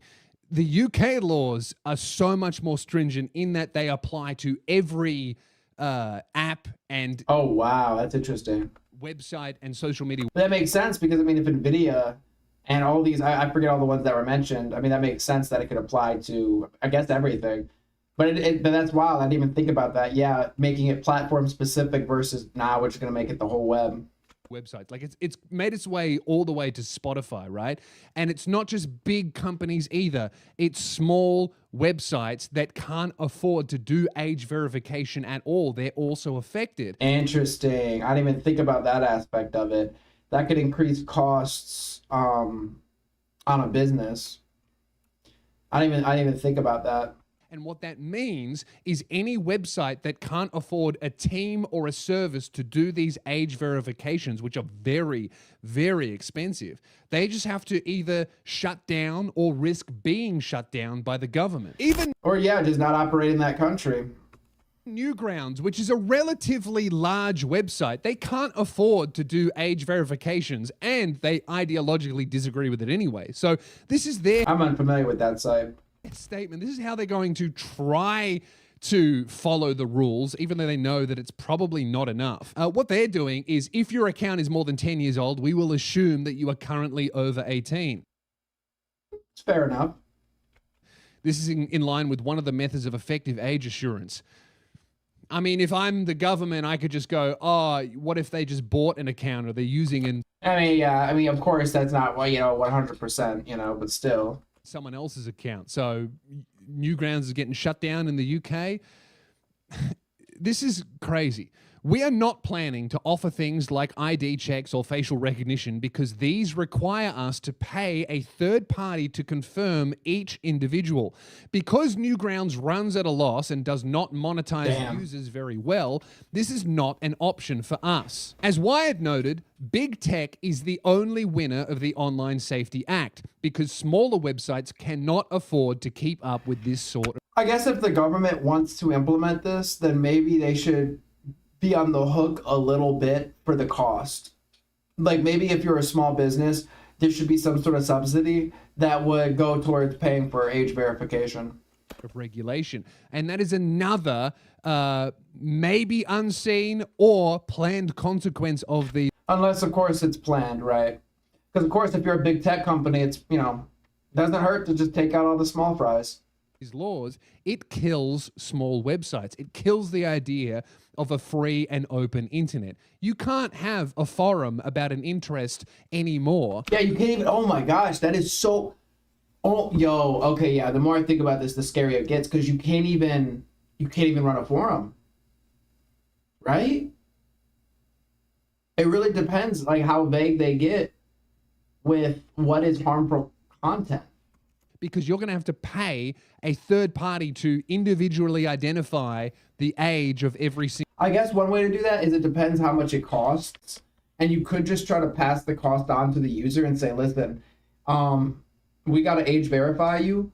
We're not monetizing our platform very well. So you're going to have to pay for the service to age verify. So to get your account age verified, it costs $5, $10, $100, whatever it costs. That could be one way, and if you have a cult following or a really dedicated user base, they might be willing to front that money to have their account age verified. That might be another way around it. I just don't know how expensive it is to verify each user. I can't imagine it's so expensive, like $1,000 or even $100, because that just seems obscene, even for like a major company.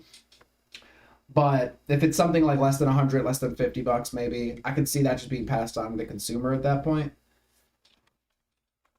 Single user, even if that forum would benefit from everyone being anonymous. This is literally dystopian shit. It is designed to censor and squash freedom of speech online.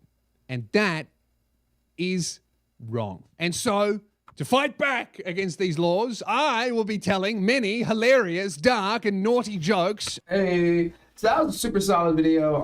We'll probably be catching more of his videos. I like his content.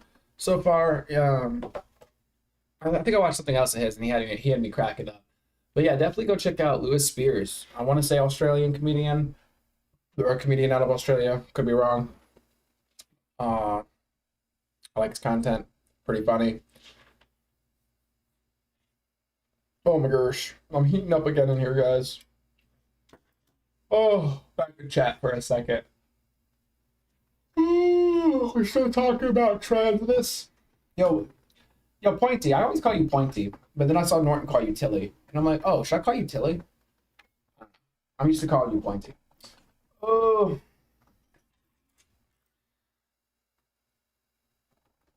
I don't know if they're still here, Norton. I was asked about it being considered part of trans. That's an example of it being known and considered worth including back then. It dates usage, doesn't prescribe it as right or only, okay. I pooped after not pooping for an entire week and filled the bowl again. Dang, Johnny Appleseed, that's wild. Welcome back, Johnny Appleseed. Tilly works, though. Pointy's cool, too. All right, Tilly. All right. Thanks, fam. Hey, I appreciate the update. All right, so Tilly's still here. I'd have to go back to see where you guys are in this. Yes, is evidence for how long it's been considered a thing, since it's fairly easily data origin. Yeah, I guess my whole thing is, I guess I thought non-binary and trans were two different things. I'm probably going to continue thinking they're two different things because, again, I've met people that describe themselves as non-binary and wouldn't seem to describe themselves as trans, and people that, in fact, one non-binary person was actually dating a trans person. They said, I'm non-binary and my partner is trans.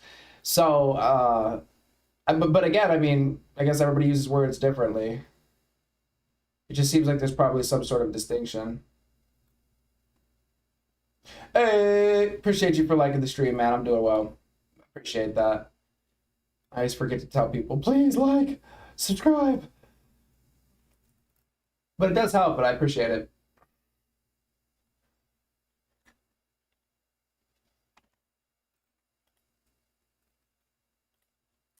What is this? Oh.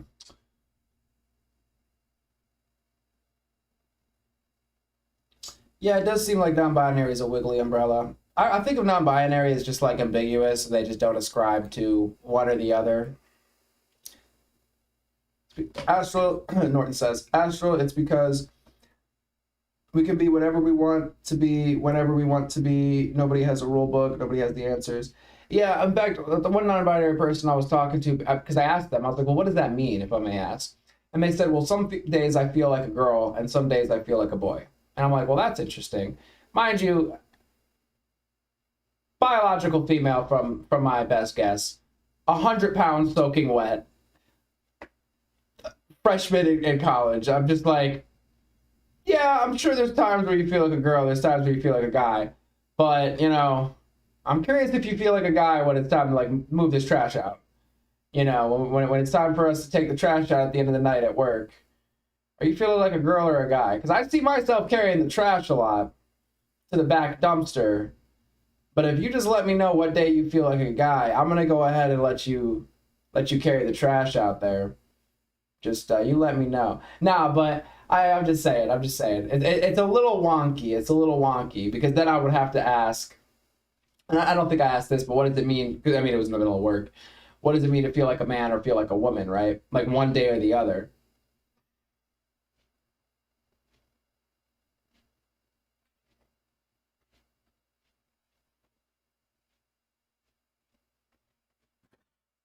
Drop glasses.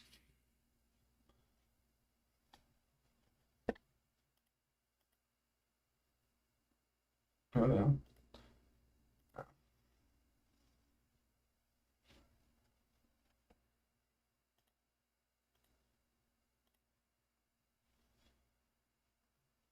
Say plastic shiny ones.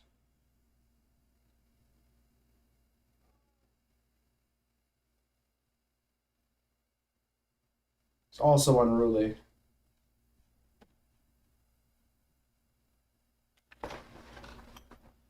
Anyway, maybe we'll pick up, well, yeah, of course, nobody speaks for everybody. Maybe we'll pick up on this topic here in a bit. This creator is this LGBT creator that I found recently in the last month or so.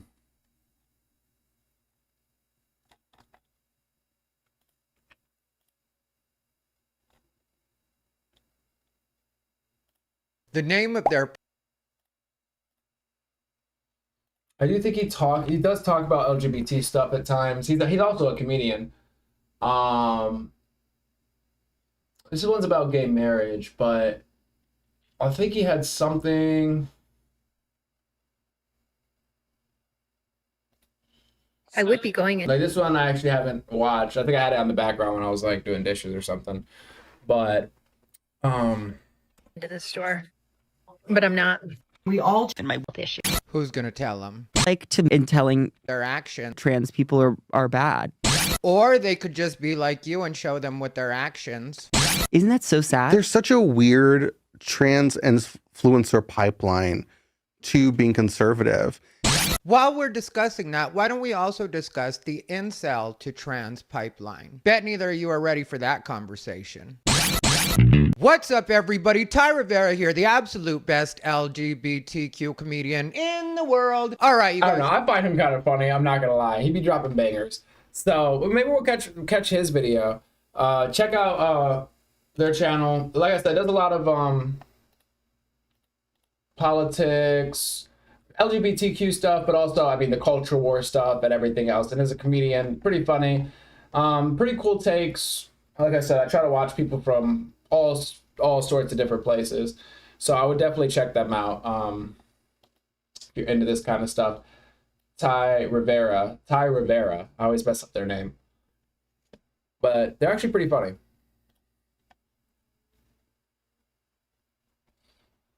But maybe when I come back, we could do Ty. There was an Asmongold video I was looking at watching, maybe. I have like a whole UAP stream thing I want to do. Maybe I could do that late tonight. But I'm going to take another break here real quick. Play some music. And I'm going to leave the stream up. I'll probably be in chat and whatnot.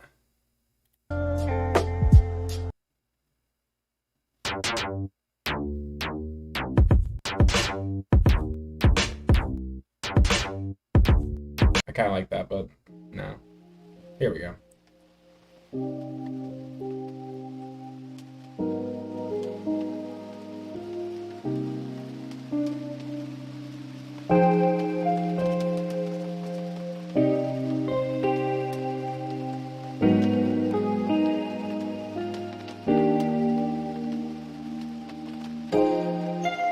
I gotta shave this.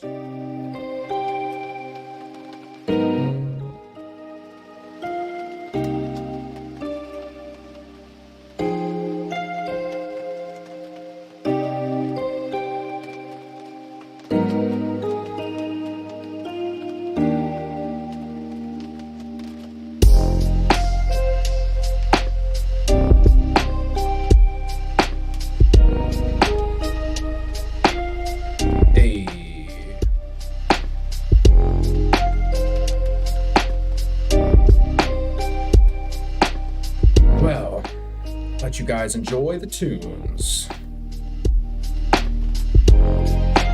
This record we're spinning is called Weathered Windmill by Stream Beats or Paris Heller. Again, that's Weathered Windmill here on Black Hole Radio.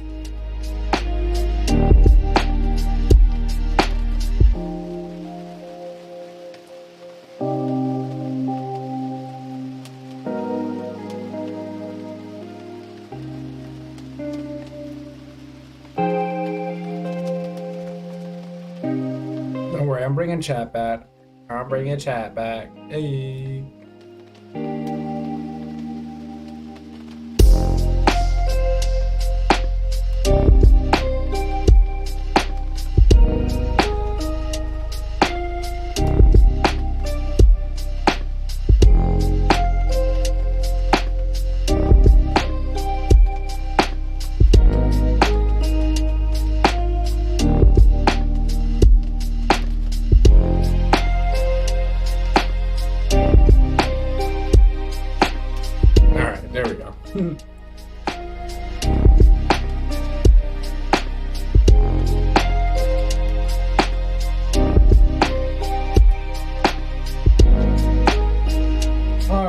Something to drink, take a quick break here. I'm probably gonna be up all night. The black hole never sleeps.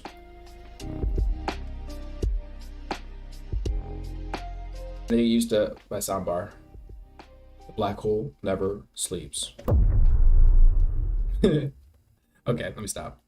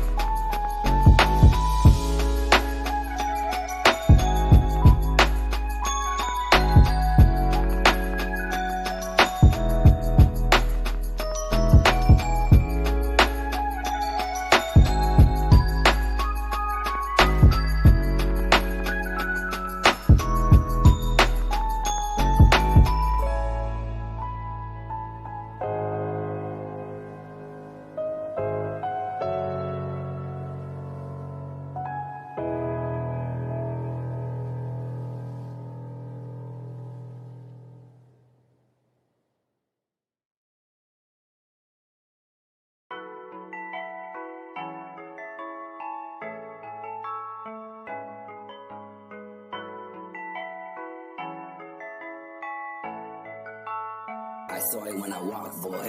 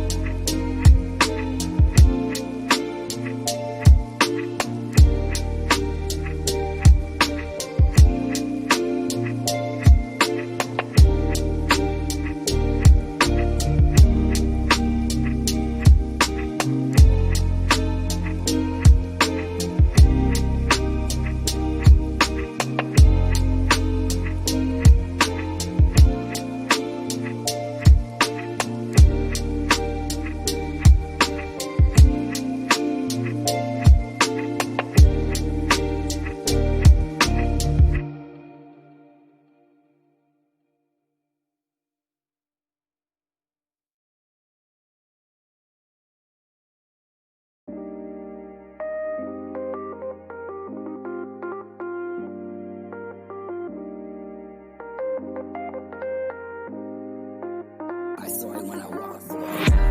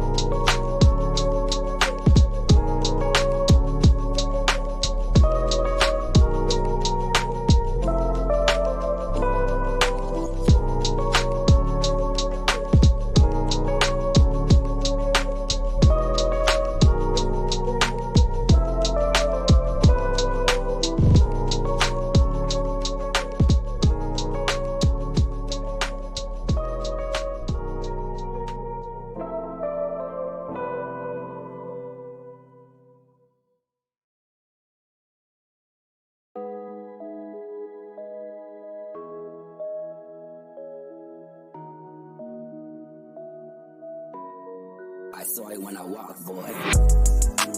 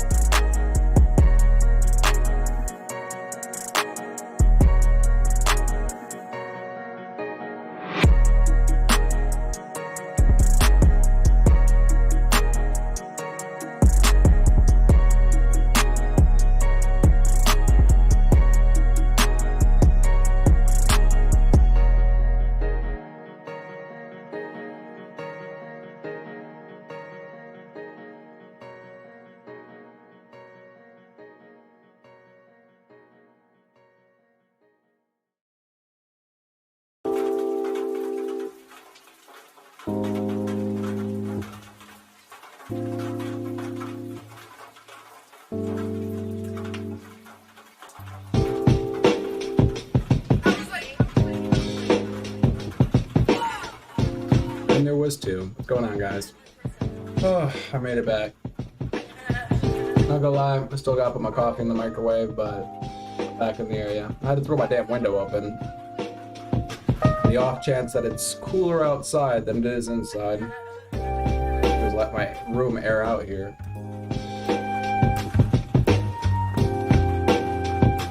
So Norton's like, I don't want to be alone. I don't know if you're still here, Norton, but come back.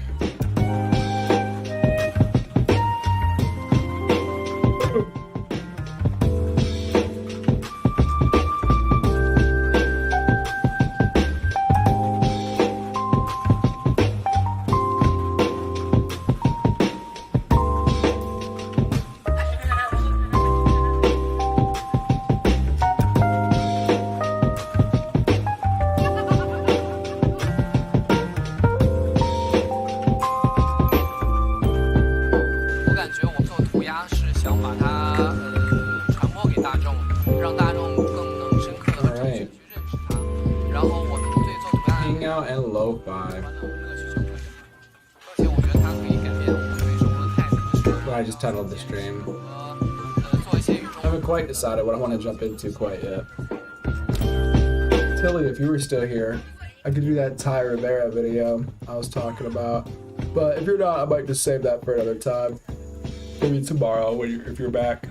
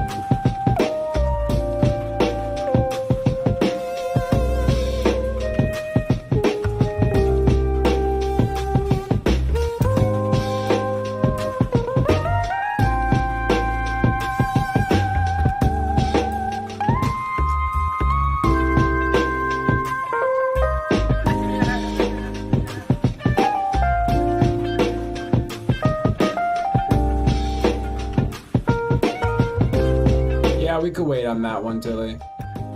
I'm starting to wind down a bit myself.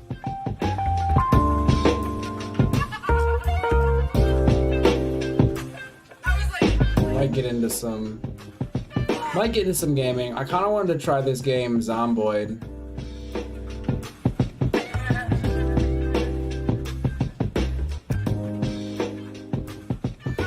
Kind of just chill on that.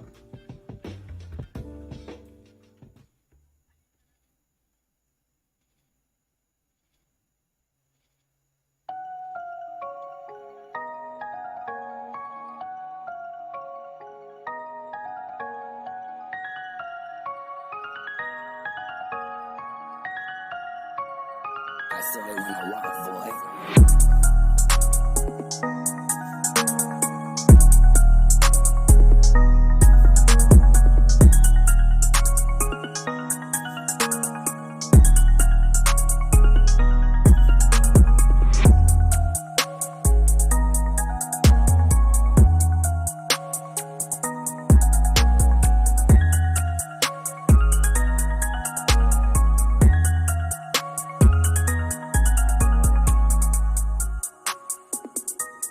Have you?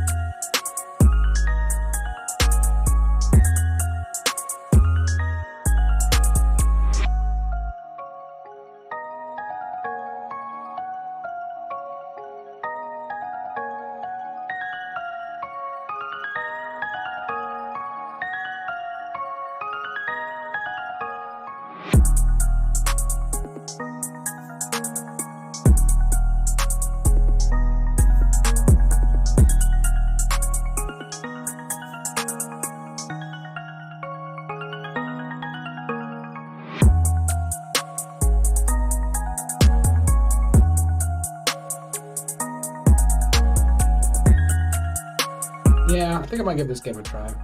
I watched some gameplay like yesterday. Or like, was it yesterday or the day before? And I was enjoying the gameplay. I was like, I think this will be something fun to try.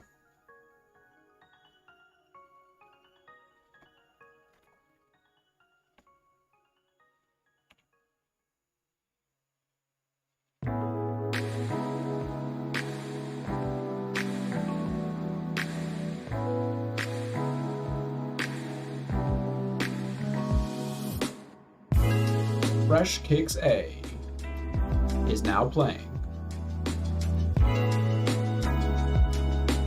by Alexander's Romkovs. Yes, that's right. Fresh Cakes A now spinning on Black Hole Radio.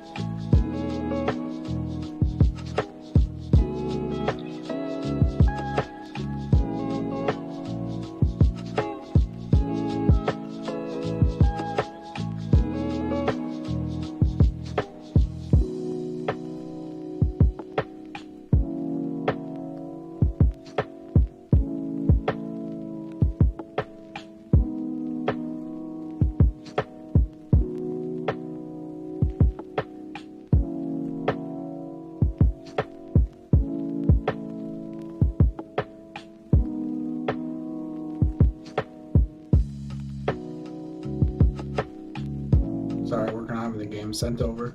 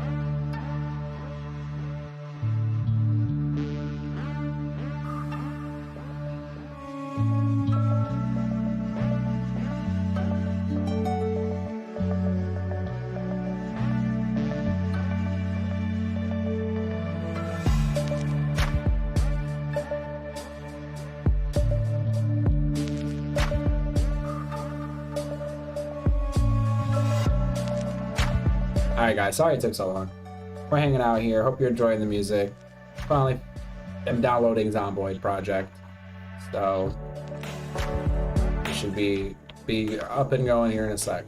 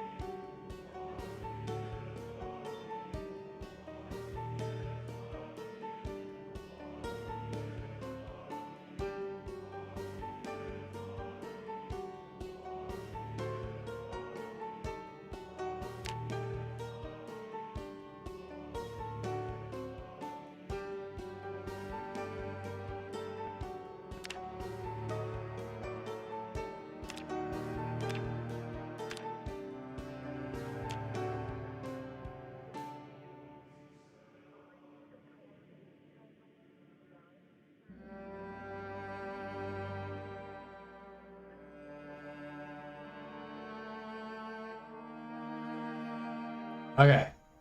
Sorry, guys. Jesus. It took me way too much to get going. I wonder if this aspect ratio is even good for this. I'm gonna get rid of the chat for now on the screen.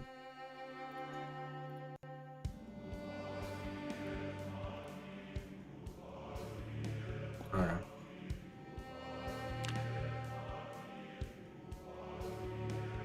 Hey, Project Zomboid. I'm excited to give this one a try.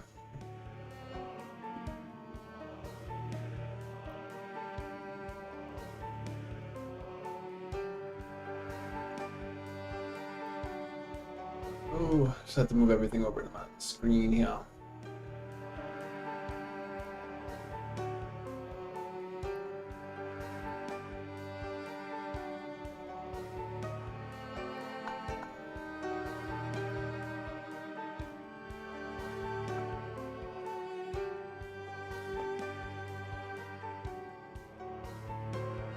Yeah.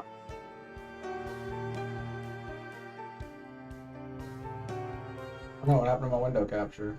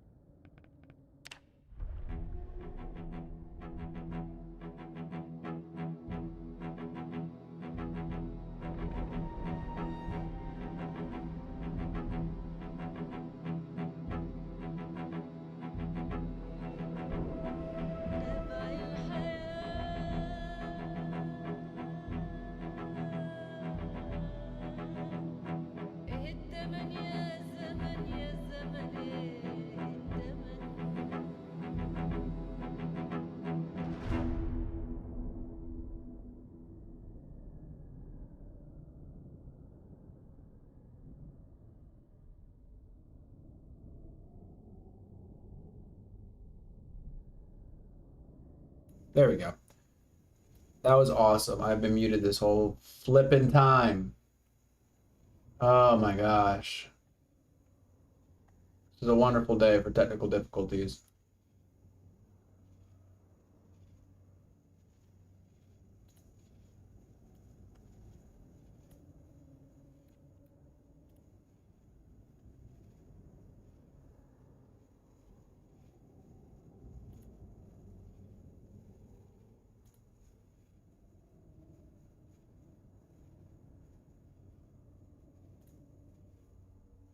There we go. Jeez.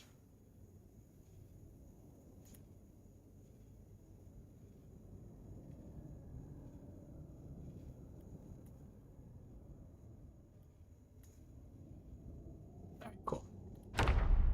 Oh, let us begin.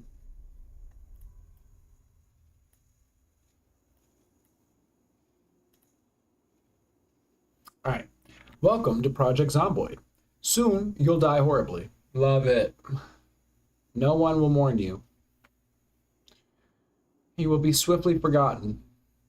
Everything you have will be for nothing. So let's make sure you go out fighting.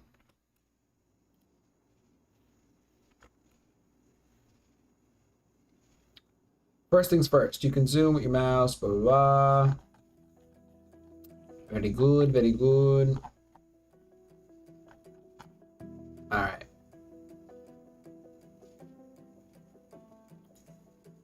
Oh yeah, this is not gonna work, guys. This is very frustrating. I can't see the mouse on the screen. What is going on? This is so frustrating. Maybe if I like restart the game. But I'm already getting frustrated because I can't see the damn mouse.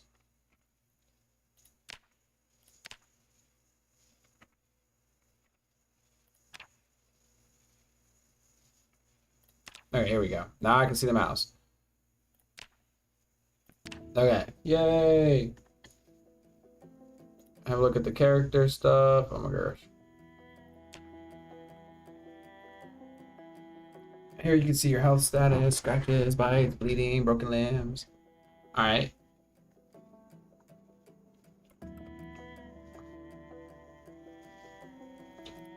Boom.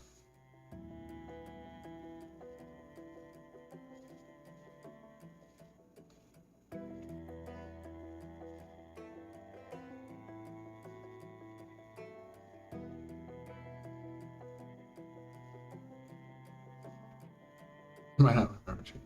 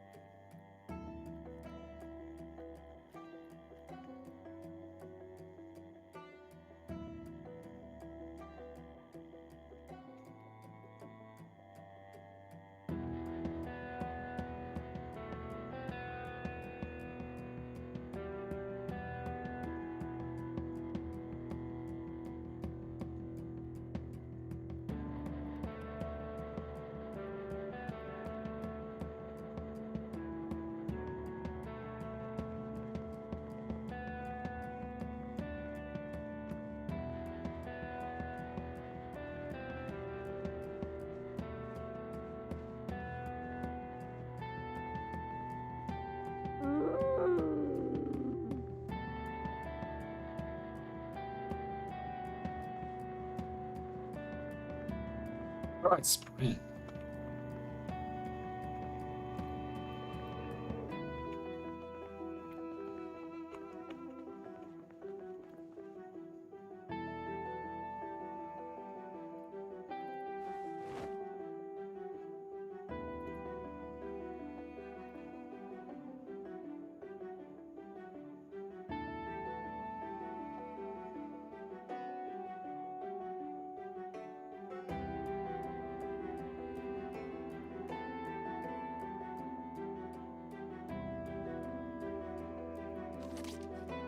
Oh my god.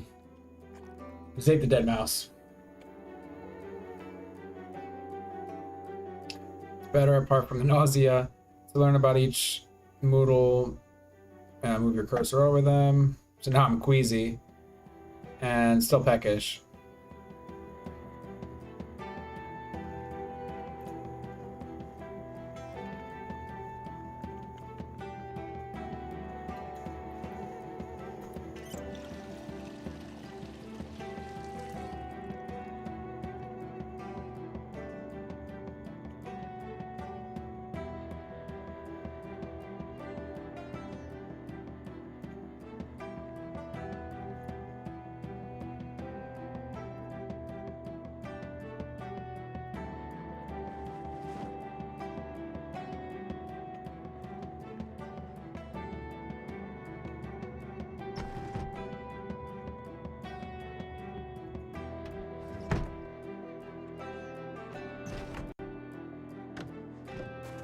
Okay. So far so good.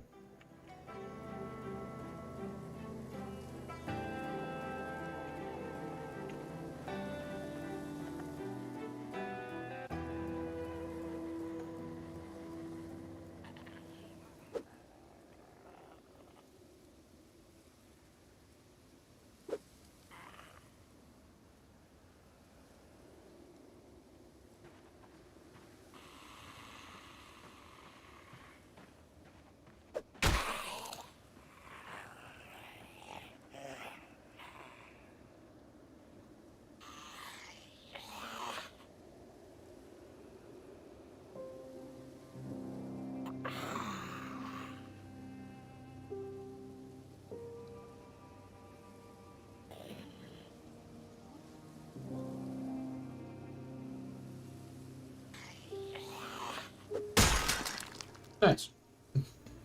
Simple enough.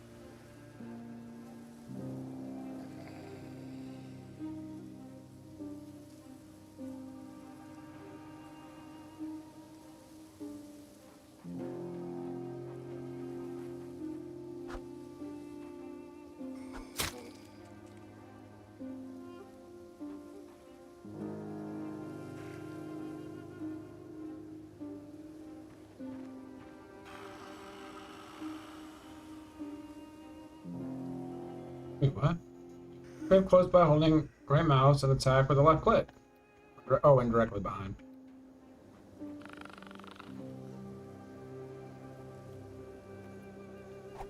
Wait, what the hell? Why is this not working? I'm so confused. Okay, geez.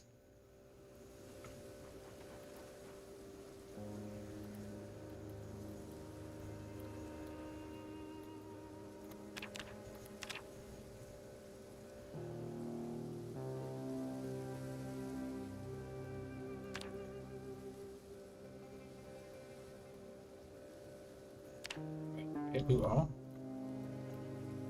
Or do you want me to just loot all of it?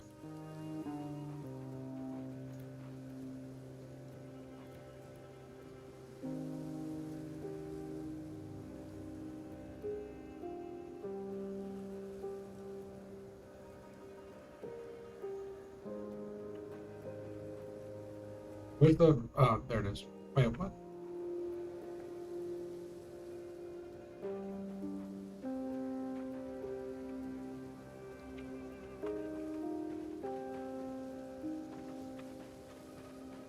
There we go.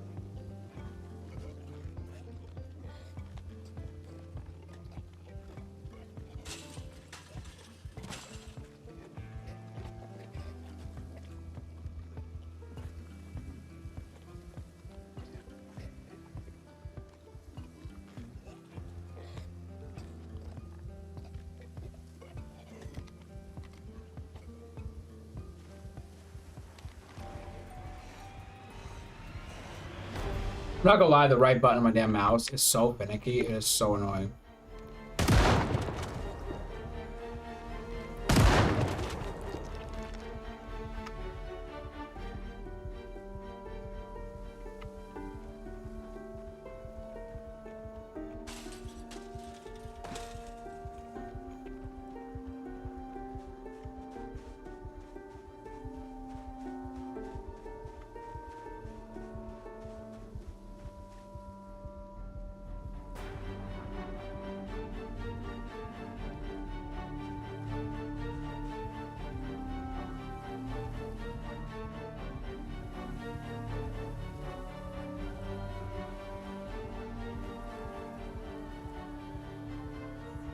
All hope is gone. There is no anecdote.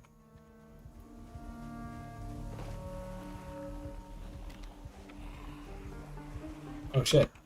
Oh shit. Are we starting? Are we good? Oh my gosh.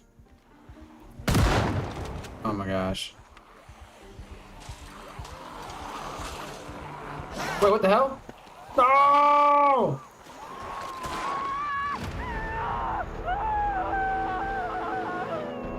All right.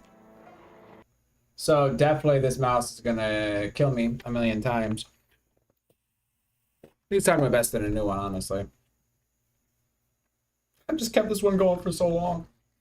I'm sure I have an extra one laying around. I just really like this one.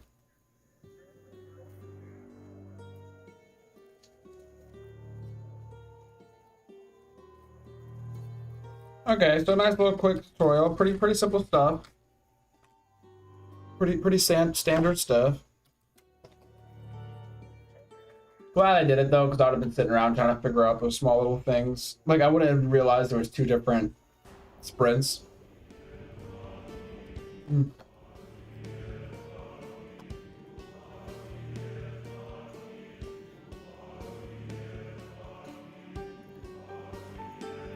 Well, if I were to join,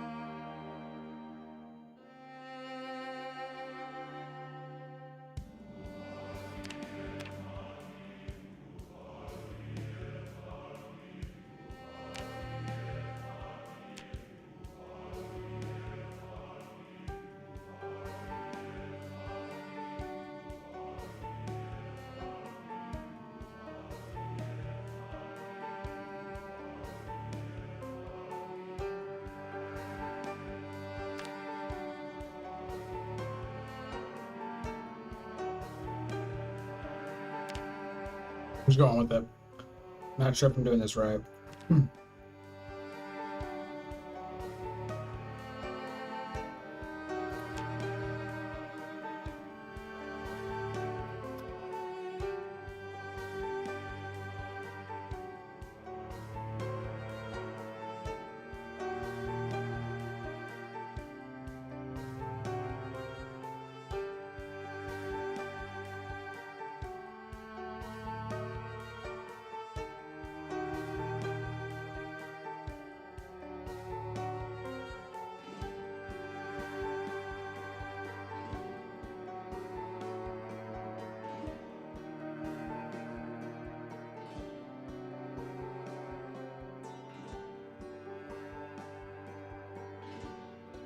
We'll see how long it takes to pop up.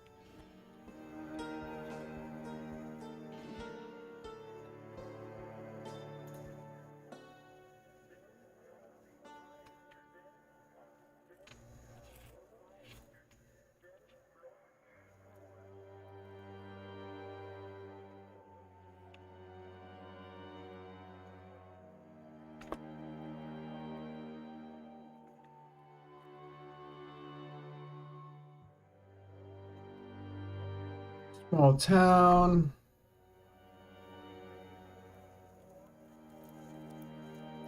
Dead center of the state of Kentucky. Army town, but welcomes folks from all walks of life. Some commuters to the big towns nearby, some military families, and some living below the poverty line. Small place filled with good people, not to mention Spitball's finest chicken and biscuits this side of Kentucky. Sure, not much happens here, but that doesn't mean, Maldra, life is dull.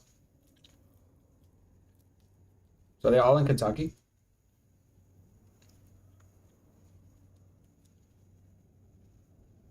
Wonder what the reasoning is for that. Like the creators from Kentucky or something? Riverside.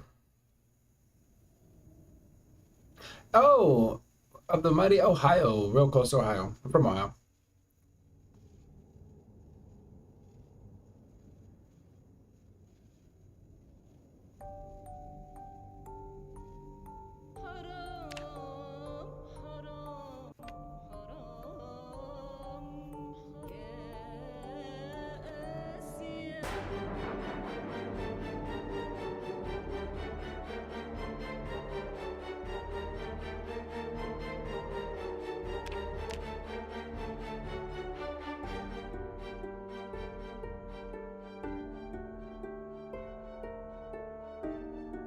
They already tried this one.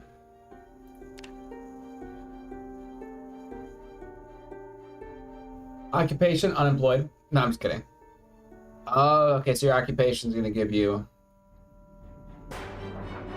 Oh, what do I want early on?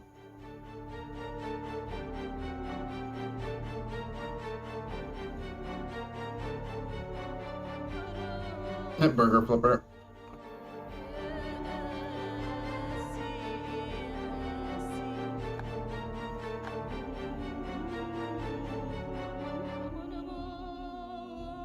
Act, fitness, sprinting, strength, aiming, nimble, and reloading. That seems useful if I could get a gun. Maybe park ranger. That seems like it would be useful. Axe, carpentry, foraging, and trapping.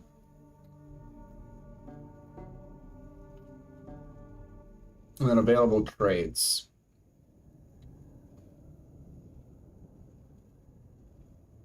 How many points do I have to use?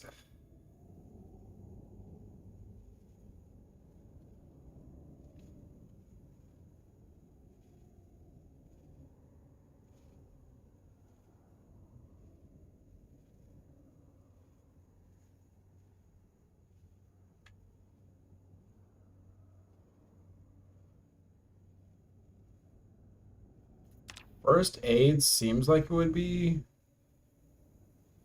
good.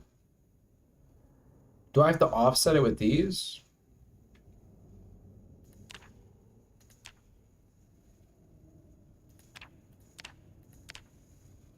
Oh, I see. Okay. I don't want any of this. Stop. No, I don't want clumsy.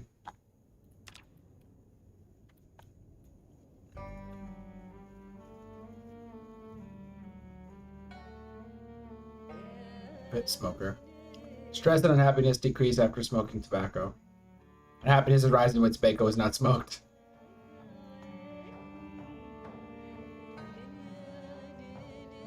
Cannot read books, jeez.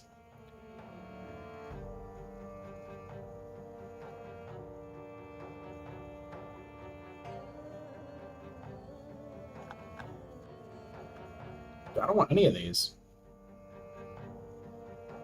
You know what? Maybe Sunday driver.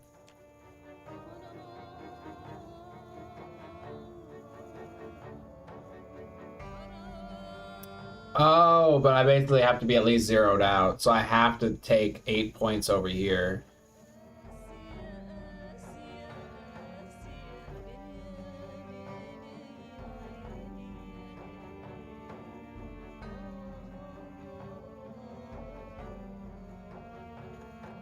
Oh, so I could just do unemployed.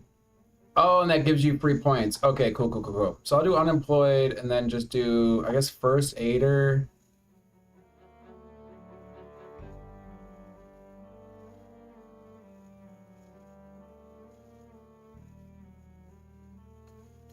Maybe like a light eater.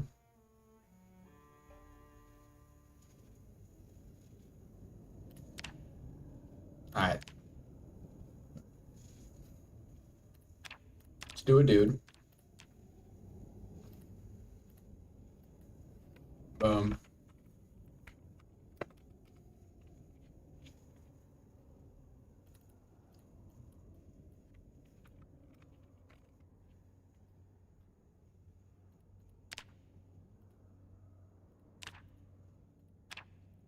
I feel like I'm in between these two.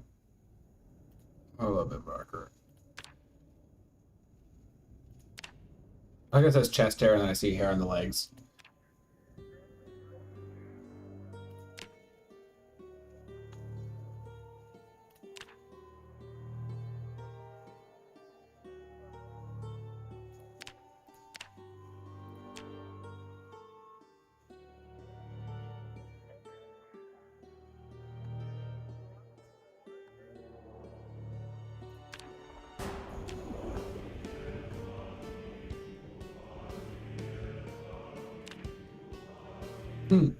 That's closer.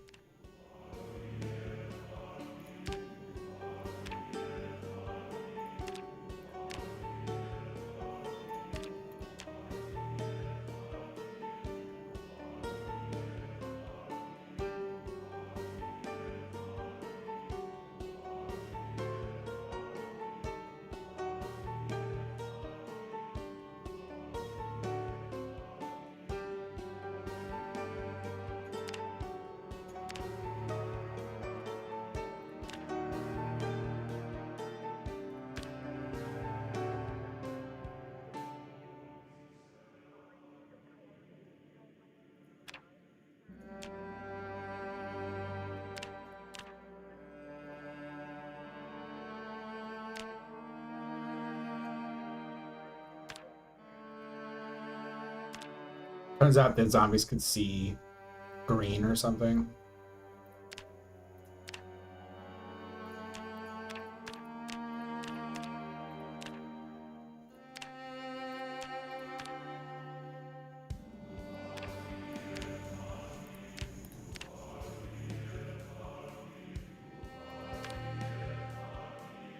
I'm just curious if these give you any buffs or anything.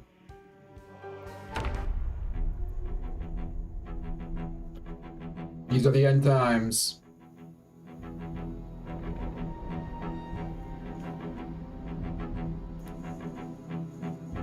Oh, my green screen be bleeding through the game.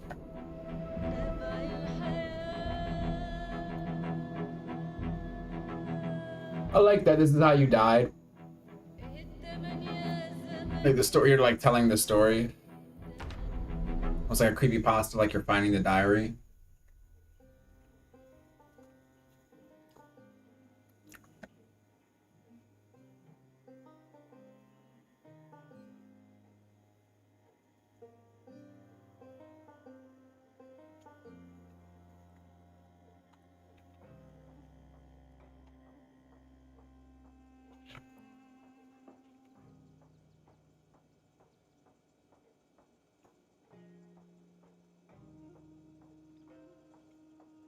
Seems like we learned most of this.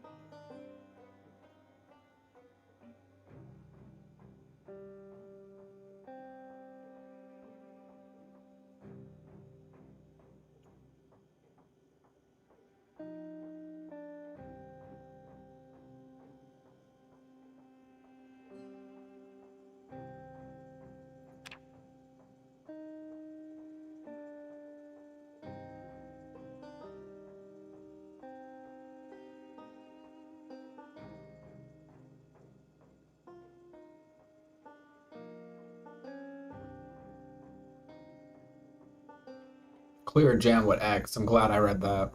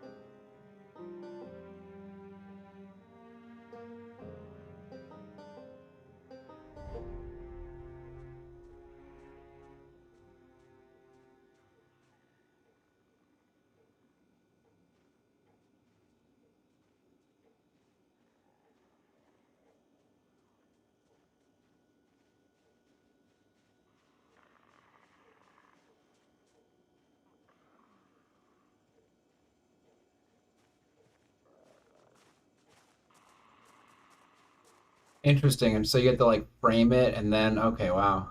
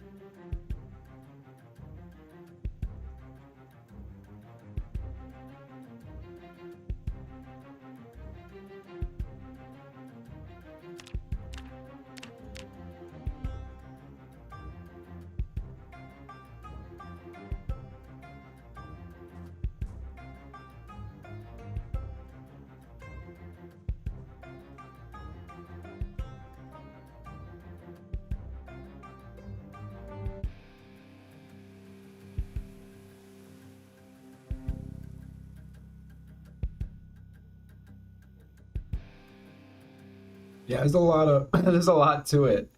Let's say a lot of realism, right? But I'm vibing. Like once I get through all this, get through the homework and the learning curve, I do think this is gonna be enjoyable.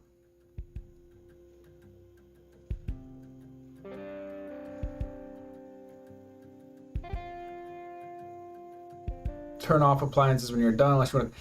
Yeah, a lot of little tips. I'm glad I'm reading through because I would have just, yeah, died a million times. I mean, I'm already gonna die a million times, but this will make it maybe a little less stressful.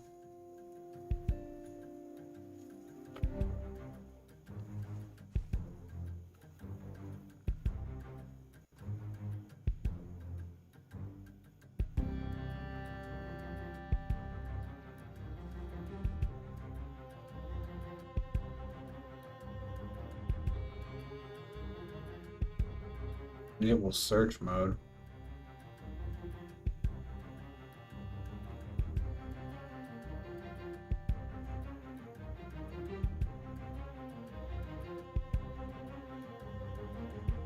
I think I got something on foraging, so we'll definitely be looking at that.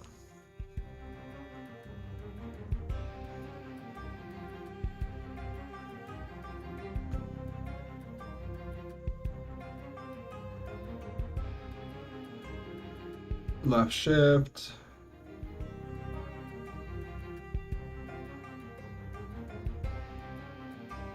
Or drag a square.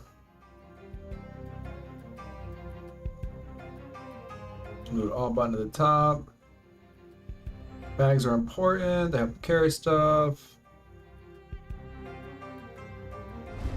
Or click and attach it to your primary hand, secondary hand, or with some bags on your back.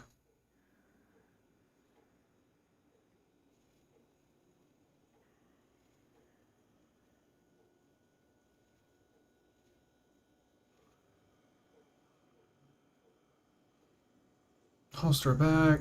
These items will show on the squares at the bottom of the screen. Okay. Can be equipped with the hotkey corresponding number shown. F equips. Okay. Light source.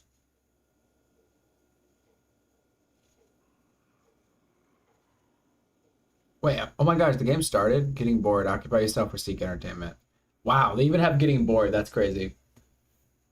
You know, that's one thing I would not worry too much about in a zombie apocalypse, getting bored. Toggles advanced vehicle options. Enter beside a vehicle. Shout. Track zombies will be quieter if crouching. Hold Q for longer to access the emote wheel. Wave hello a friend. Okay. Okay, toggle foraging search mode. End. Okay. If you're lucky, a frantic car owner might have left their keys in the ignition, the glove box, or near the car. Alternatively, search nearby Zeds in case one of them was the owner. Likewise, if your chosen vehicle is parked outside a house, search it. The key could be inside. Still no joy? Why not perform a little Grand Theft Auto, smash the vehicle's window to unlock it? If you have high enough mechanic and electrical skills, you'll be able to hotwire it. Slick. Click on the ignition and search your key. Then click the engine icon on the dashboard or press N to start the engine. Alternatively, just press the forward key W to get rolling. Okay. The car's engine condition isn't high. It may not start the first time. Oh my gosh. If it's refusing to turn over at all, you may be out of gas entirely, and it might be time to inspect the mechanic's window. Drive cautiously. The louder a car, the wider the radius. All right, zombies will hear you, basically. On a vehicle's dashboard, you can see helpful readouts of information like the fuel levels, speed, and RPM. If you're inside the vehicle, press V. Okay, cool. Jeez.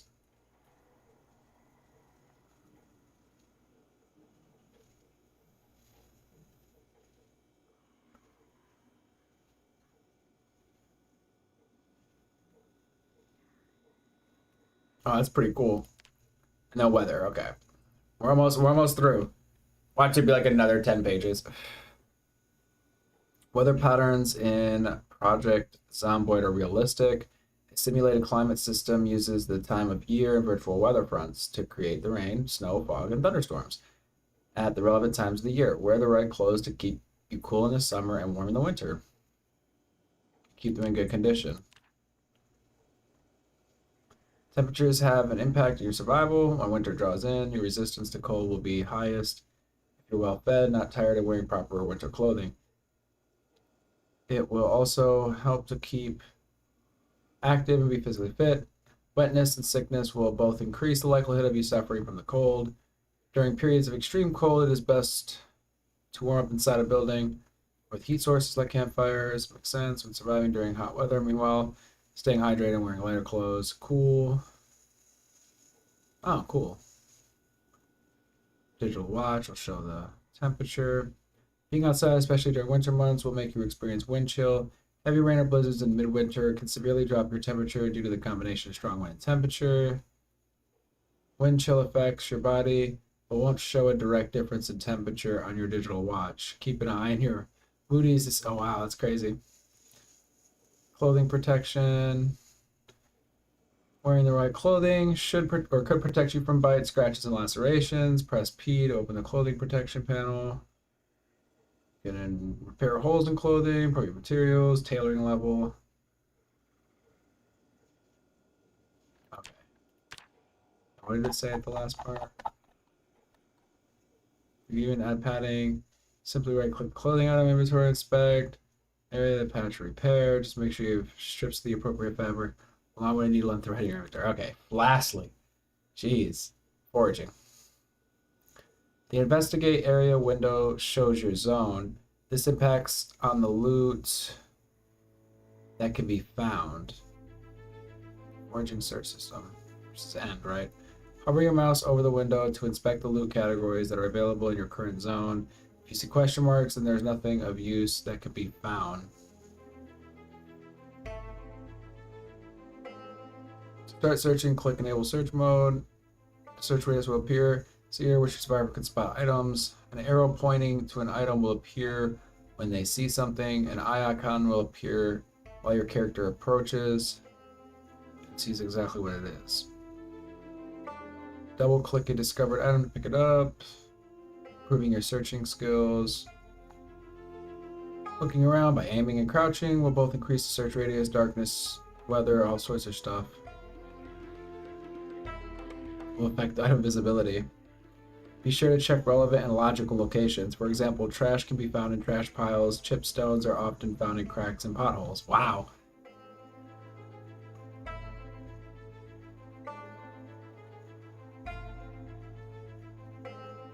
Okay.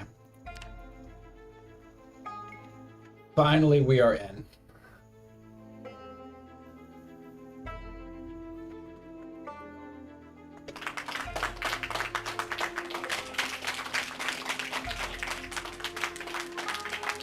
Thank you, thank you. Okay, wait, 80? Like 80 pounds? Bro, that's hella light. So I got first aid and light eater. Okay. I thought I got something for foraging, I guess not.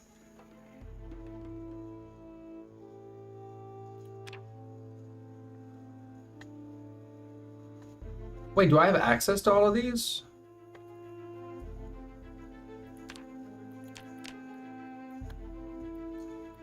Or do I have to find them?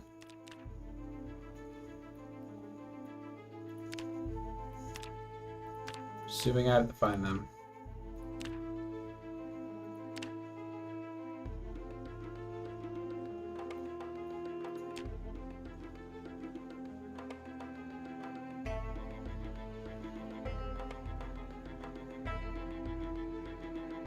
Alright, very cool.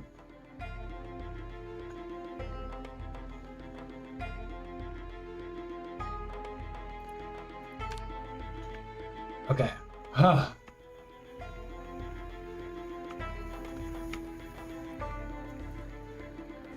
Shit, not really. You're kidding me. Okay.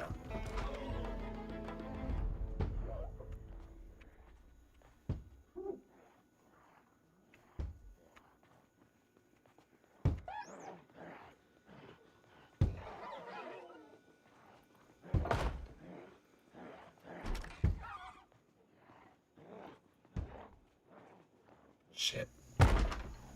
Break the window. Need a knife or something.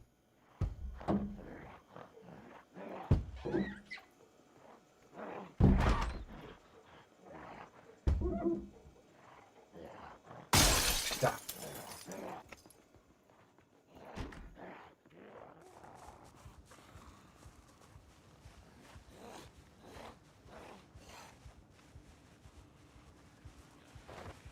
Shit. I'm not getting over that fence.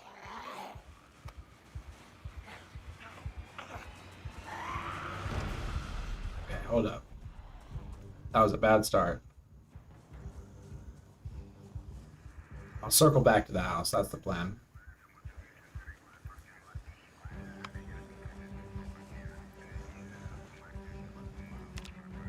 Sounds like I'm hearing a radio. Okay, so I am in panic, I'm peckish, and slightly thirsty.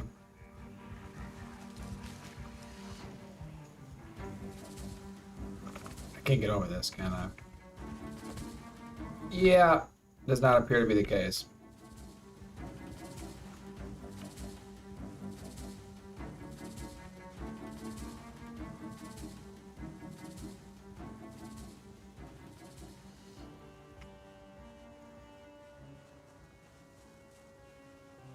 Hopefully there's nobody left inside. Okay.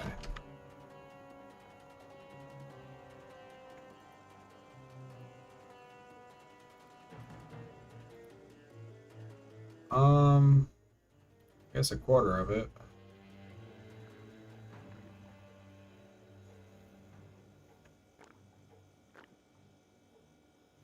Does that not help my thirst at all? Oh, seems to have helped everything. Just take that. I'm gonna leave the baking tray.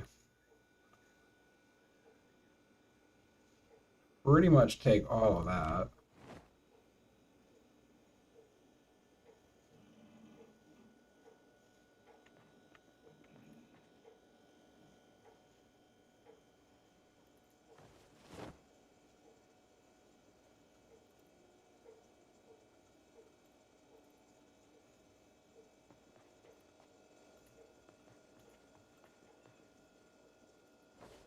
Not that that's useful to me at all.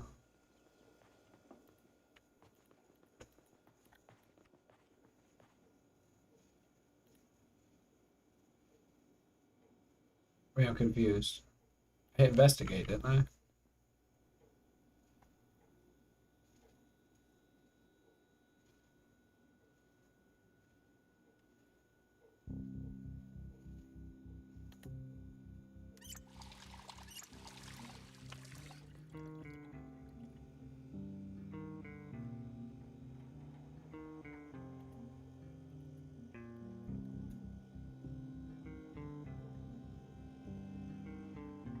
Oh wait, I have auto drink on, so it should be good.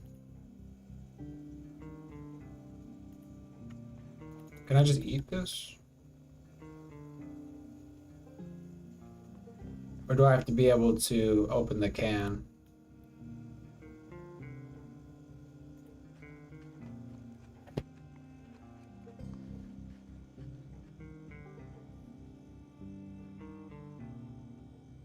I mean, so far it doesn't seem too bad.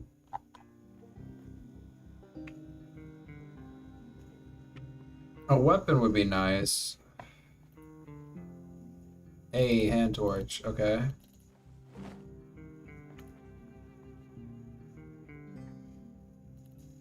Take the pen and pencil. I'm gonna read the magazine. Hopefully it'll be of some use.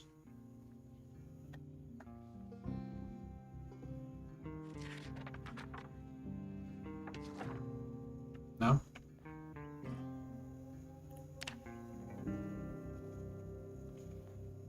I don't know if that's helping me.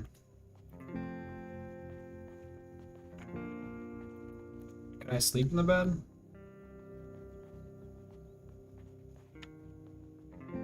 Do I not need to?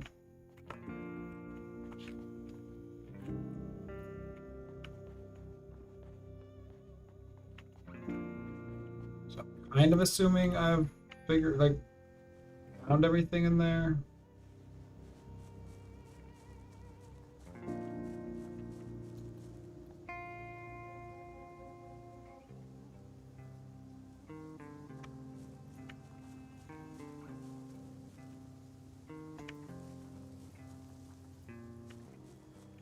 What is that?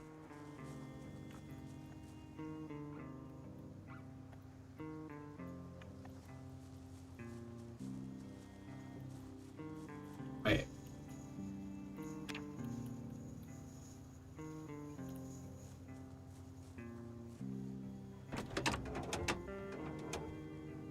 Hopefully this is like helping my stats at the very least.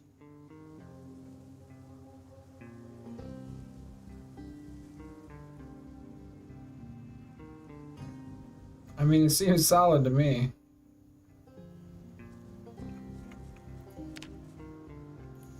But I take it I don't have the keys for it.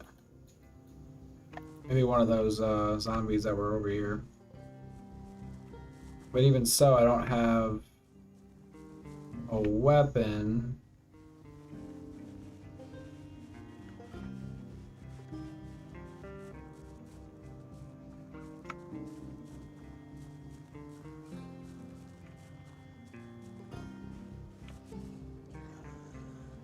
Damn.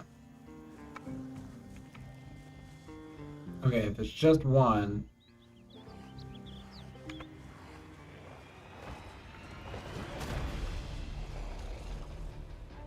Wait, no, hold up. No, shit. Okay. No, hit the... Nah. Okay, hold up. I think I just do spacebar over them, right? Got him. Stay back. Nope. Nope. It's not spacebar. Hold up. Ah, shit, he bit me. What the hell is wrong with me? Okay. Let's try this again. Get back. Great. What do I got going on here? Minor bleeding. Lovely. Panic. Wonderful. Discomfort. No shit. Minor pain. Slightly. Yeah, we know, bitch. It's only slight for us. Okay. Die. Shit. Smash that head. Wait, what the hell? What the hell? Ah, dude, I'm gonna die. Dude, if I die from 2 freaking zombies. Okay, hold up. Get out of there. No. Run! You dumbass. Okay. We are dying. What the hell? Okay. Dude, it's pretty simple. Stop dying for a second. Push him down. Oh, you're gonna fucking die. Oh my god. Alright, guys. Okay. 9 hours. Okay. I think we can do better than 9 hours. Listen. gonna get a cup of coffee. I need to heat up my coffee. We're gonna get 18 hours, okay? Now we're gonna do even better than that. It seems like I really do need to find something I can smack them with. I kept thinking, can I take the spoon out? And like, can I use the spoon as a weapon? We will see. But give me one moment here.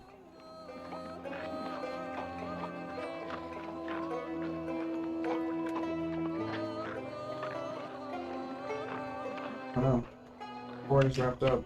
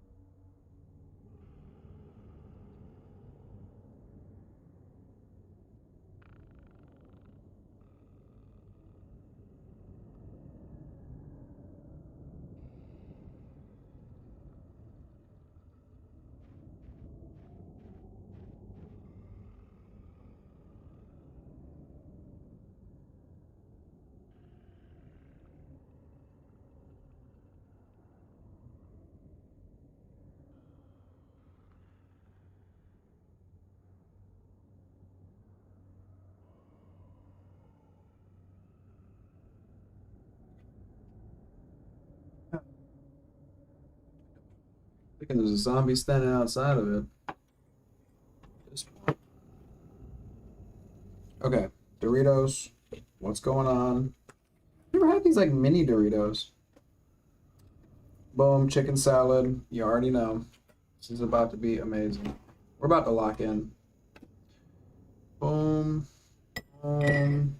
Ow.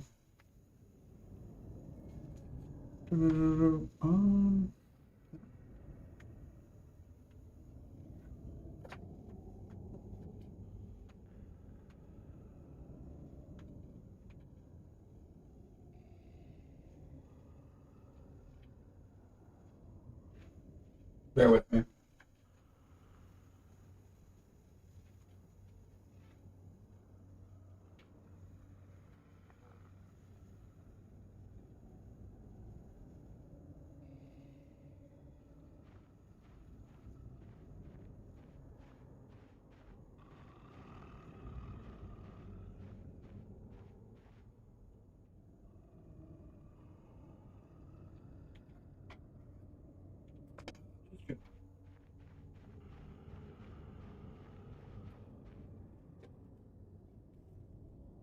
Close my blinds so the zombies don't peer in here. There. Oh, be unfortunate. Oh, man. I wonder, can I like put my chair over there and then like stretch my legs out?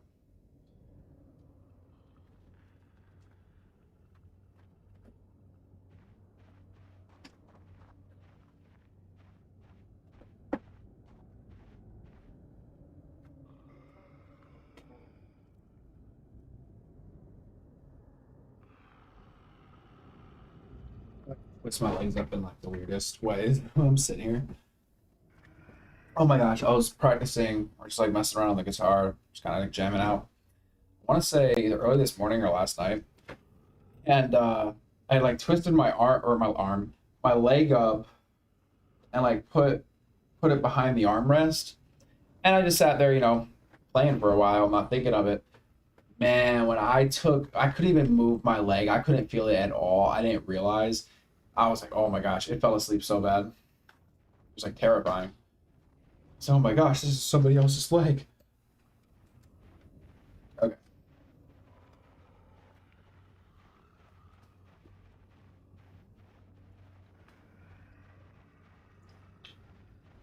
Hmm.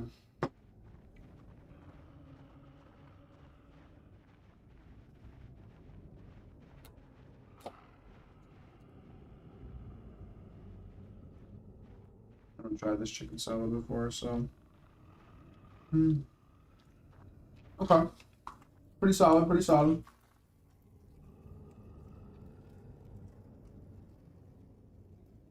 There's like some crackers in it too.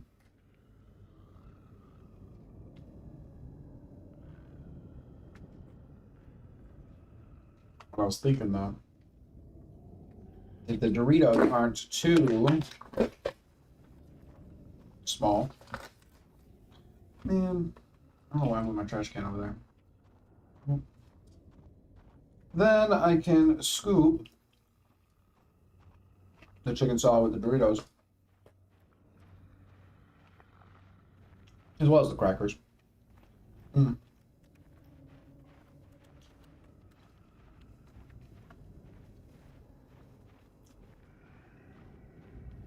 Mm.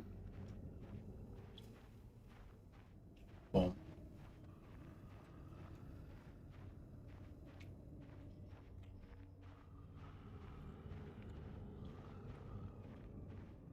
Success.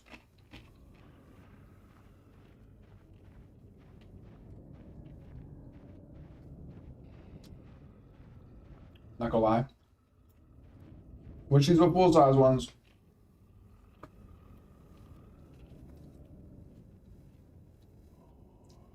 I think it's a way for them to charge more for less. That's what I'm assuming.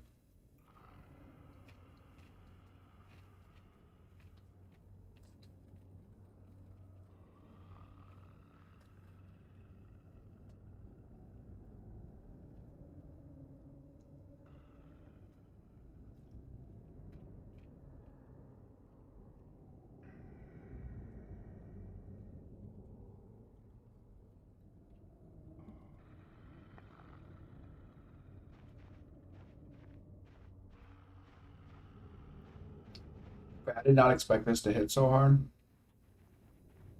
So forgive me for stuffing my face.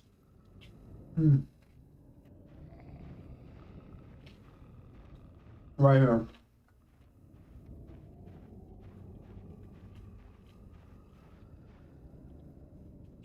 Killing me. Keep trying to stop. Okay, I swear after this scoop, we're getting back to it. About to make this the biggest scoop ever.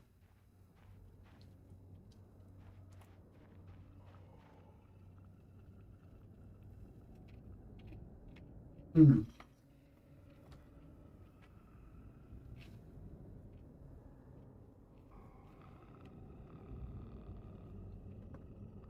Okay.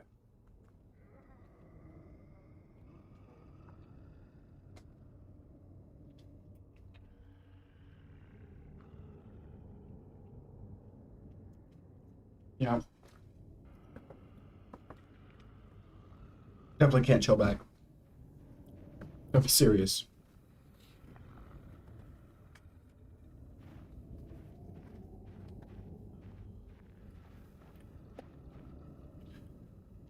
Alright, give me one sec, y'all. What am I looking for?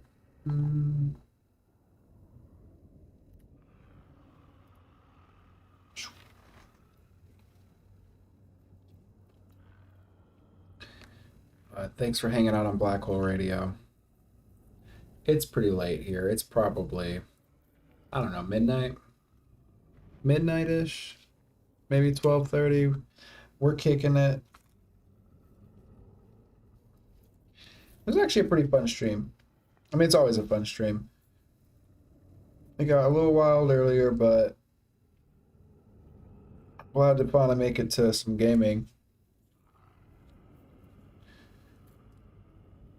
And try some new stuff. Sharks and Minnows is on the list. It's been on the list for a while.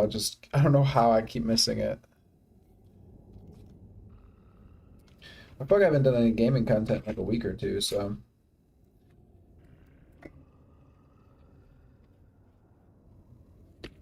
Which I miss. Especially when I get to try new stuff.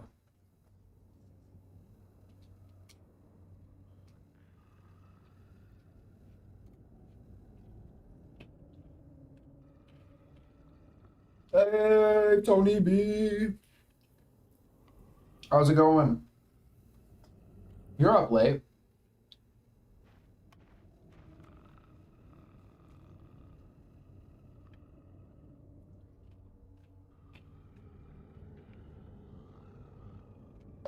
How was your night?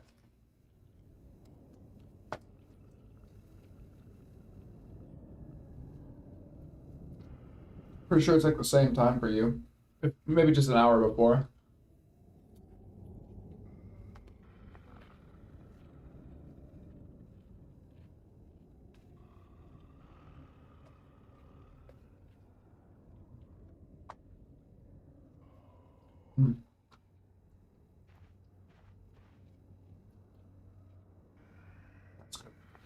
Well, I hope you're well, Tony B. Always good to have you stop in.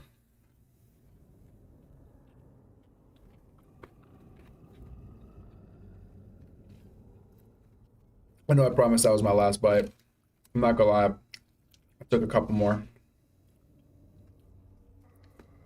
I just wanted to come clean. Gosh, that's so good. Probably just hear me munching.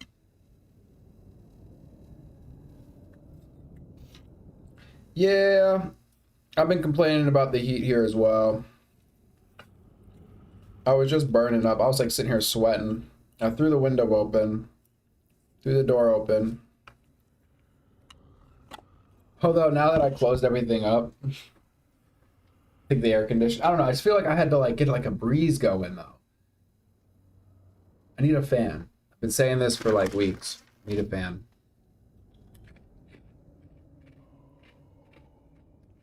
But it seems like everybody's feeling it. Kami, he's been feeling the heat. We're all feeling it.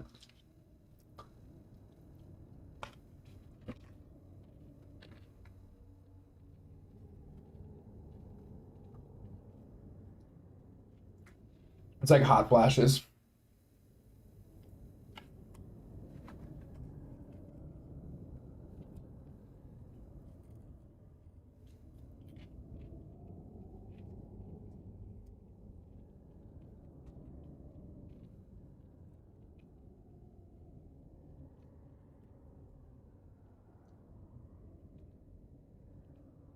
Any new developments or crazy stories? Or Samo.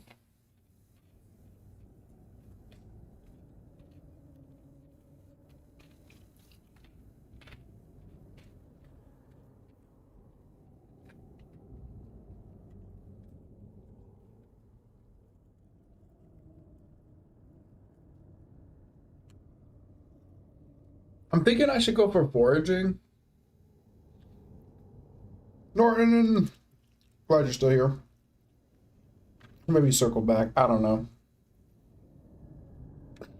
Yeah, Tony B, I swear, you and Norton only grace us with your presence every so often. And Professor Oak. Professor Oak just started. I mean, I haven't seen Professor Oak in so long. And they started stopping back the other day.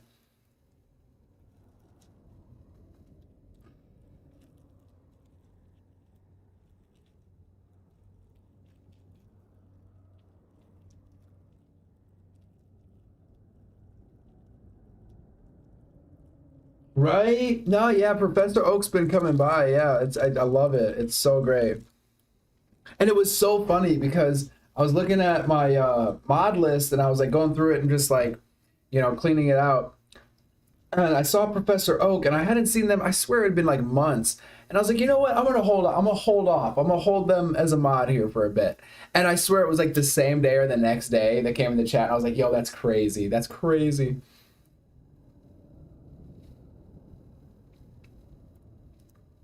But maybe I'll catch them tomorrow. We'll see.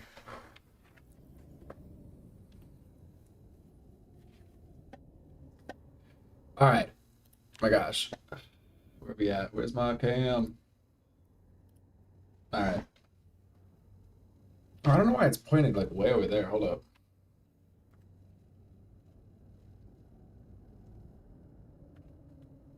Does that work? Yeah, I think that works. Book it.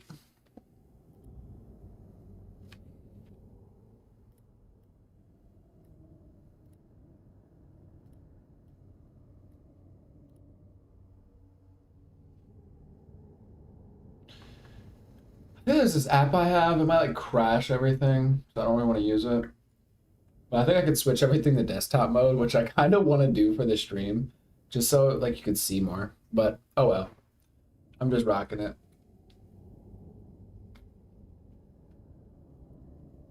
Lauren says, yeah, I know, Kami, yeah, no, he's on Discord. You could definitely hit him up on Discord. I should chat with him earlier. I haven't seen him at least, yeah, in a few days or a week, maybe. He's been dealing with the heat.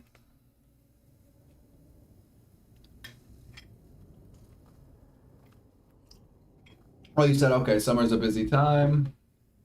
See more of you now at school's back in session. Okay, pretty cool. I told Kami that I was like, your ears are gonna be burning. They were burning yesterday. People were like, where's Kami? His ears are gonna be burning again or sneezing or whatever. Okay, so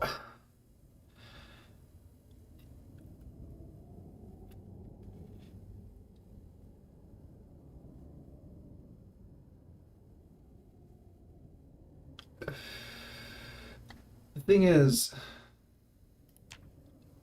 if I take a profession, oh, so some professions,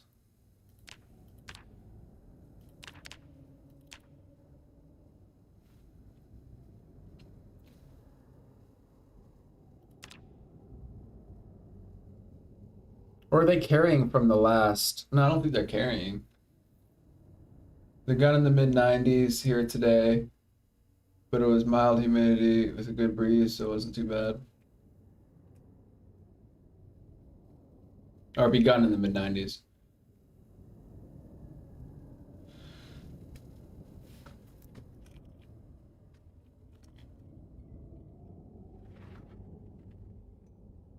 A couple weeks ago, it was nasty here. I feel like it hasn't been too bad.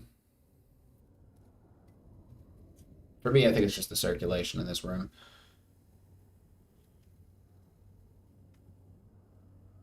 Not too bad.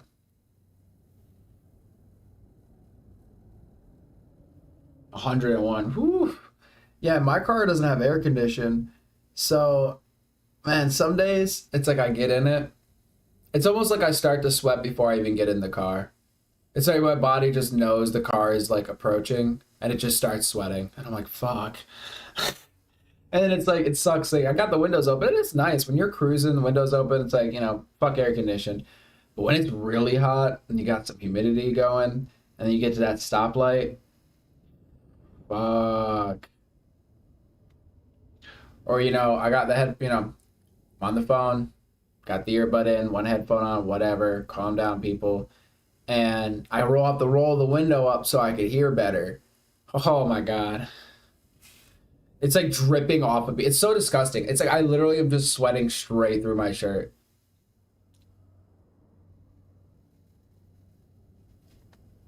$101, that's wild.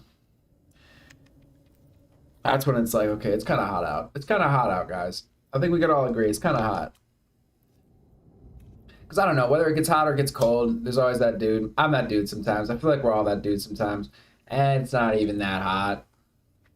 It's not even that cold, man. This is nothing. But I feel like 100 degrees is when it starts to be like, all right, it's a little warm. It's a little warm out here.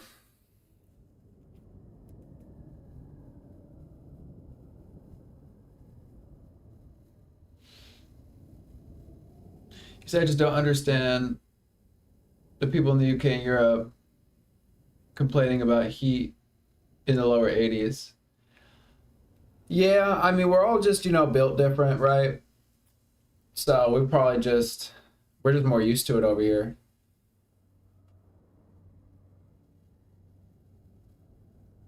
Slow and low, welcome back.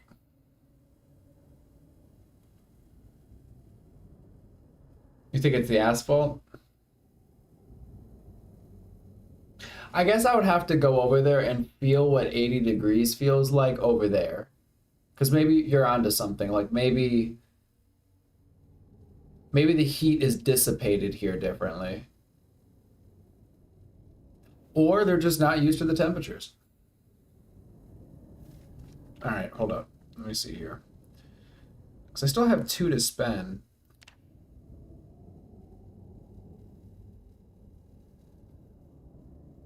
I mean, it's short blade. I'm so confused.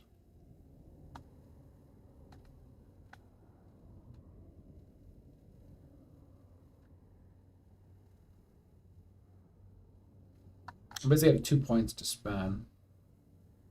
And better vision at night. That seems reasonable.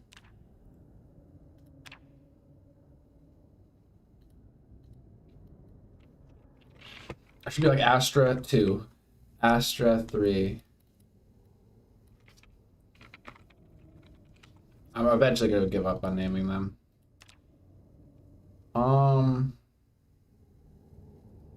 You know what? I'm loving it. I'm loving the vibe. Thinking we're just going to give him a fro. Boom. Think we're good. Anything between 20 and 90. Now I feel that. Yep, slow and low has made it back. For me, it's the switching of temperatures, right? It's it flipping back and forth between extremes. I think that throws my body. But I feel like as long as it stays, you know, pretty consistent, I'm solid. Okay, so, oh, I'm a doctor. Okay, so that should hopefully come in useful.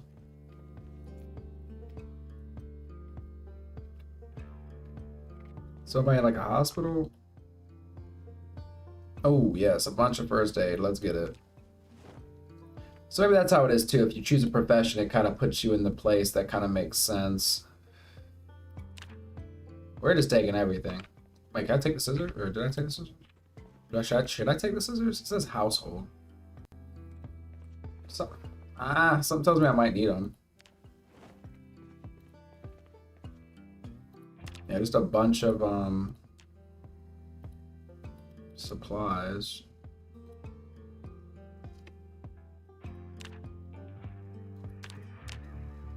Do I have to like enable for certain things? Alright, whatever.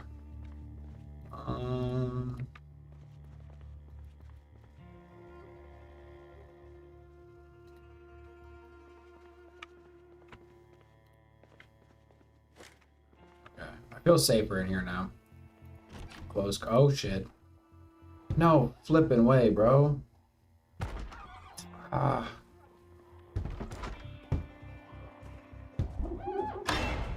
Shit. Okay, see, I didn't. Damn it. I literally just felt. I just said I felt safer. Okay, can I close the door? Okay. Okay, I need a flashlight. Is there like a light switch on the wall? Oh, okay, cool.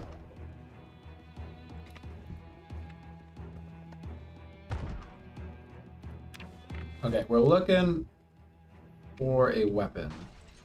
Ideally, do I have a weapon?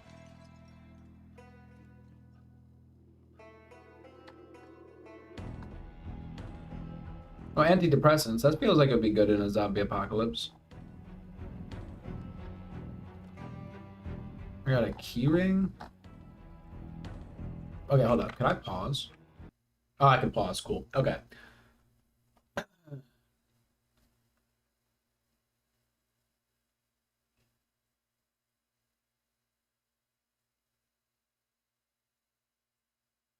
I've been known to stop at a green light or two. But no doubt metropolitan areas definitely suck up a ton of heat, no natural shade, breezes blocking the building, etc. Damn. Yeah, those nights are tough. It's like you try to crack the windows, but that kind of only does so much. Slow and low says you should buy a boat. What the fuck?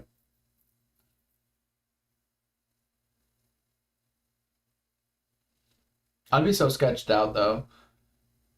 I was afraid like somebody would be able to reach in, so I'd make the crack like maybe that much. Maybe about like that much.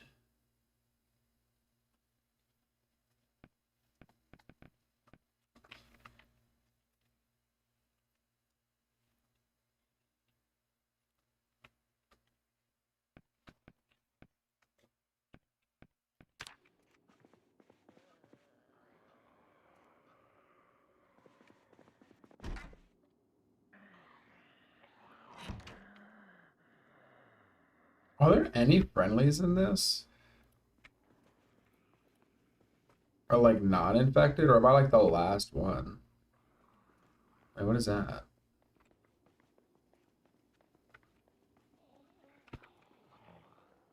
Or can I like equip a scalpel? I guess it's probably useless against a oh, equip primary, okay. Oh, yes, books, literature, let's go. It tells me it'll be useful, hopefully. I'm just gonna take everything I basically can. Surprised at how much I could carry.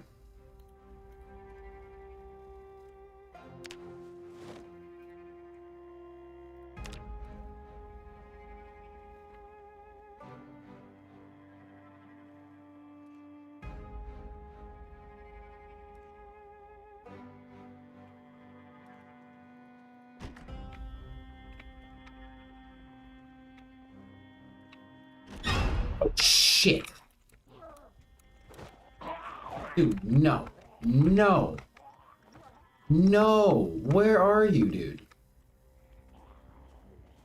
Did it just phase out of existence? Oh, shit. Never mind. Damn. Fall down, dude. Yo, stop him. What the hell? What the hell? Stop. Alright, good stuff. Good stuff. Whoa, whoa, whoa. Okay. Am I safe? I'm kind of safe, maybe?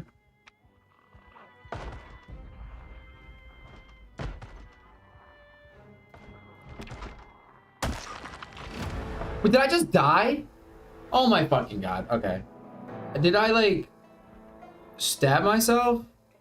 Or did I just die from bleeding?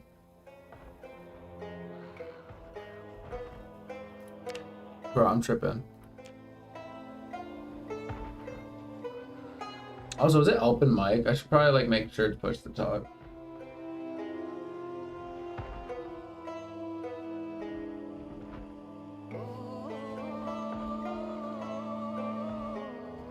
That might be a sign of diabetes, Tony. I've heard that. Obviously, I'm not a medical, professional. Well, actually, in this game, I was just the doctor. I didn't survive long, but I did survive. I think I survived longer than the first time, so I must be learning something. But I've heard that that is possibly a symptom of diabetes.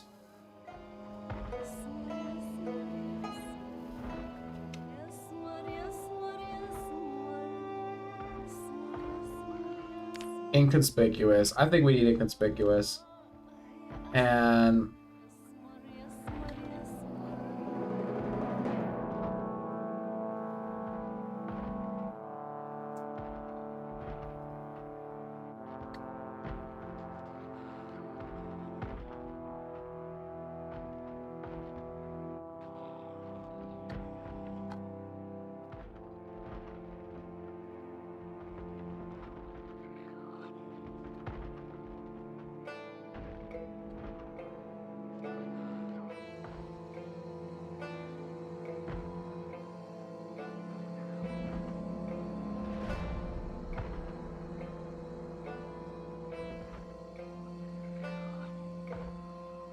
Not affected by harsh weather conditions.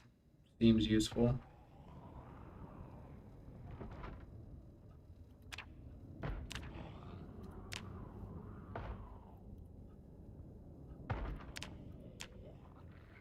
Everett Cross. Yeah, I feel like the mullet and the mustache, it might give me more power.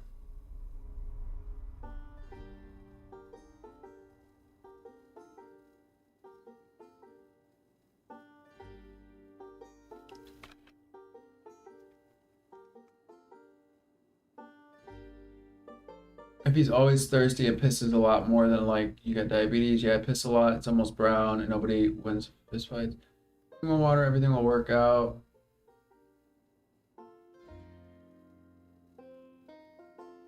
Okay. Well, yeah, if it's looking like that, man, I hope you...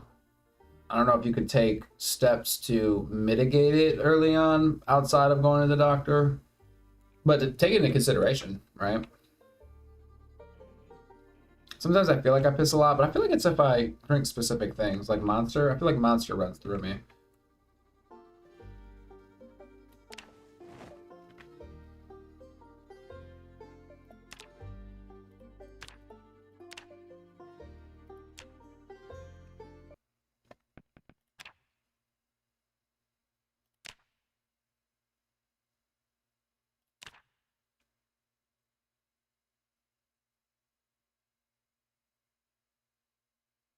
Yo.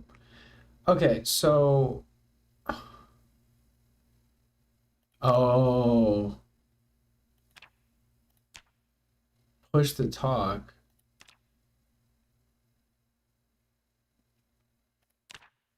And then...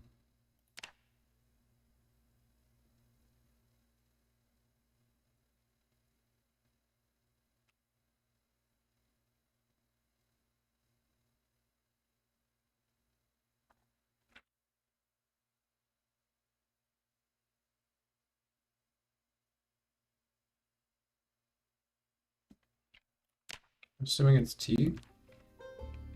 Yo, I don't see a microphone. Oh, nope. Maybe not.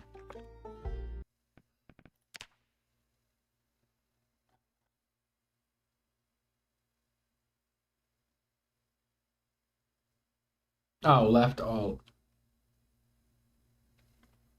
Wait, but left alt is push.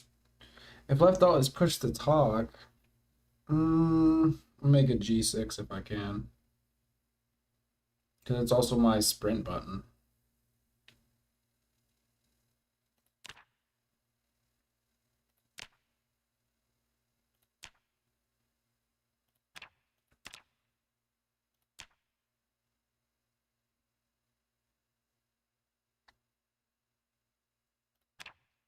Wait. Is there a reason I can't just bind it?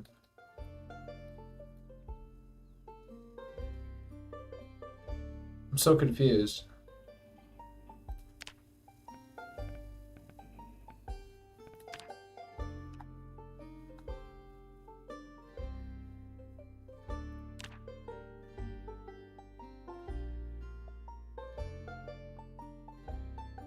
Oh, I'm sorry. Press any key. Oh, I guess it doesn't compute those keys.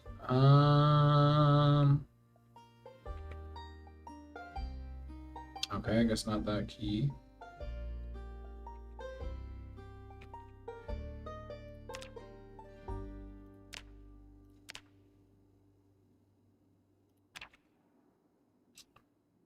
Okay.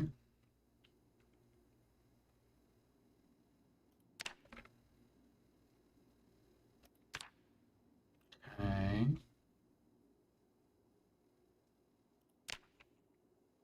Okay, right alt. Very good.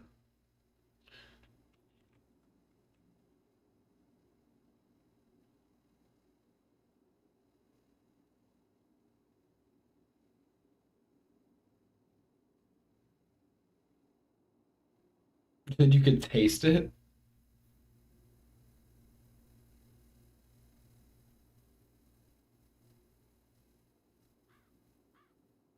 Not a doctor, but I did stay at a Holiday Inn.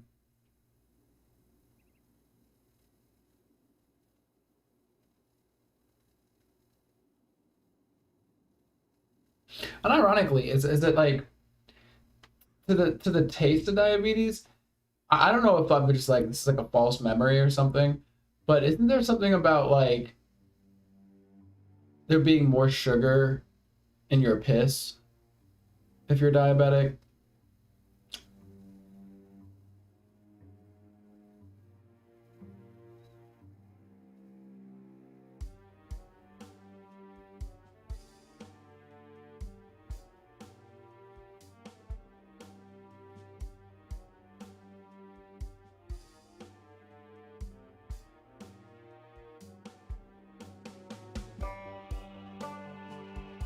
Oh, you're moving to Florida on Tuesday. Hey. That's dope.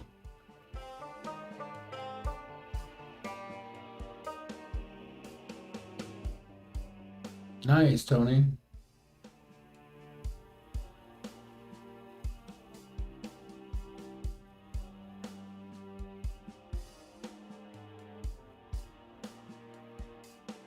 Interesting.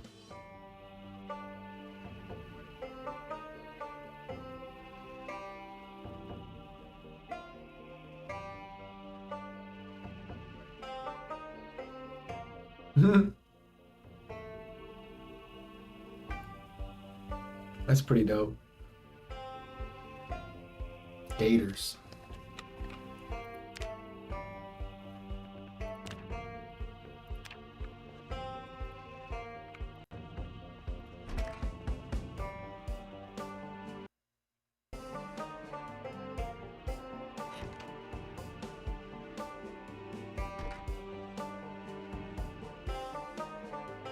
Let me make sure I actually check everything.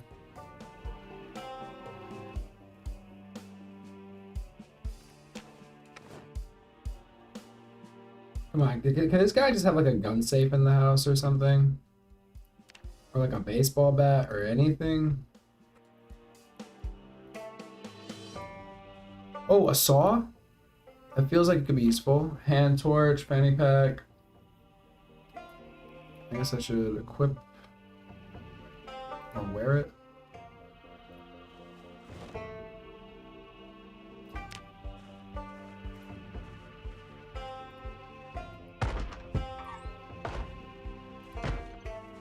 Oh, perfect timing to hear zombies. Oh my god, I always forget about the windows. Oh my gosh. Do I have the saw out?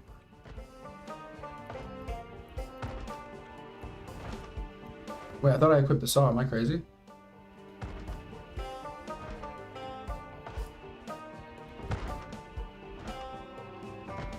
It's in my primary.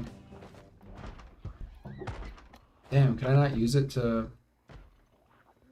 Okay, you know what? I'm gonna grab some food and get out of here. I got a pie in the oven. Some canned goods. We gotta go, we gotta go. I think I've learned not to stay in the first house because you're just gonna die.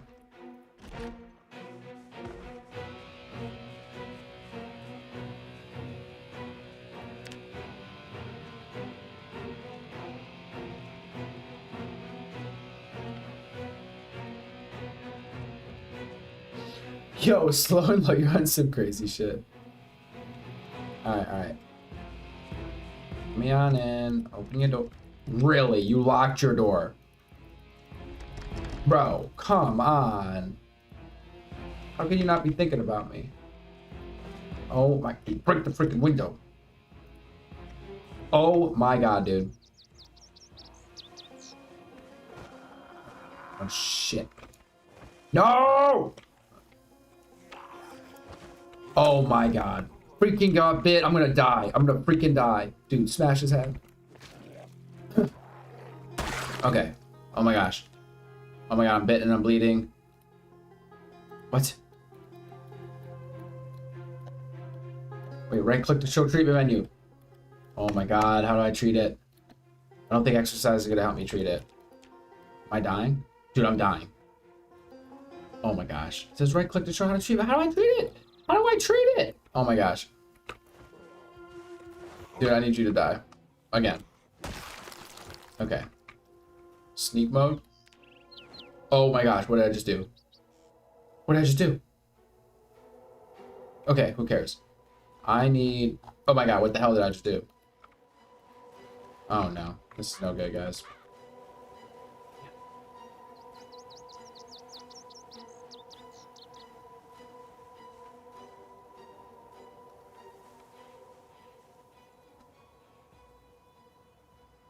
Why do I feel like my whole inventory just disappeared?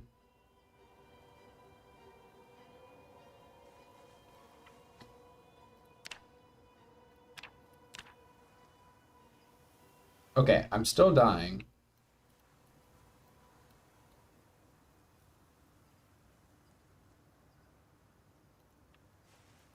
Still understand what all those... Okay, so I hit transfer all, but where is it transferring them?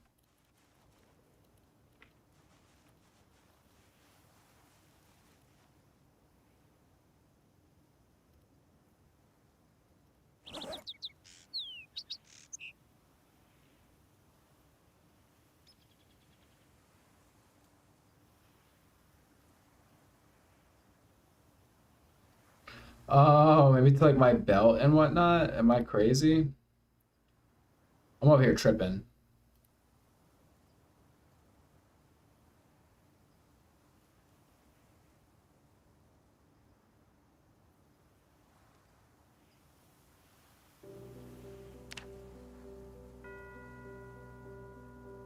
Something tells me I'm missing something here. Wait, what the hell was my inventory? Oh my god.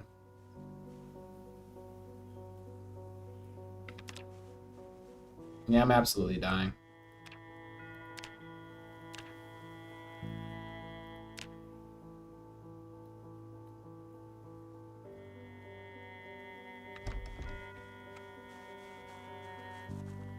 I think I need a bandage.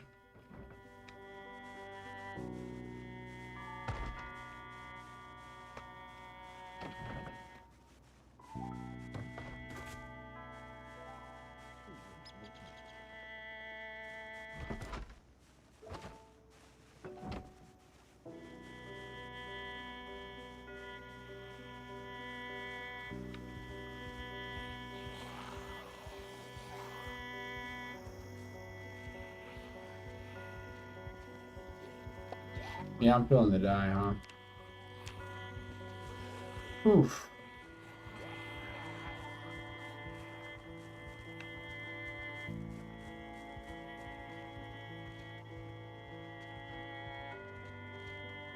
Am I like the edge of the map or something?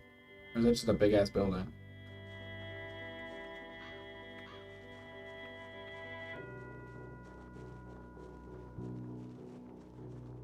Shit.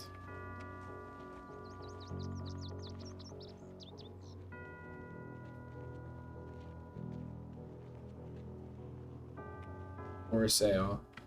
So does that mean this is gonna be like an empty house?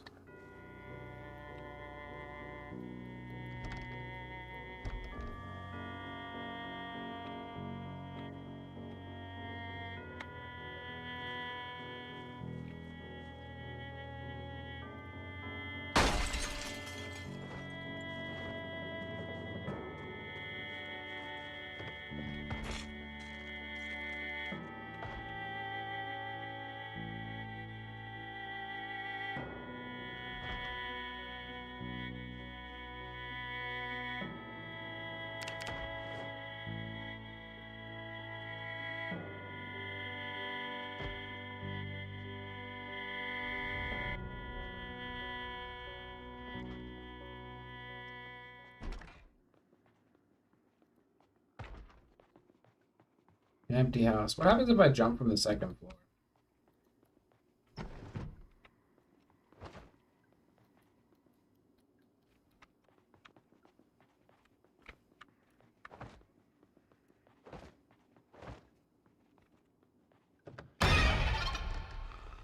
Oh, not bad.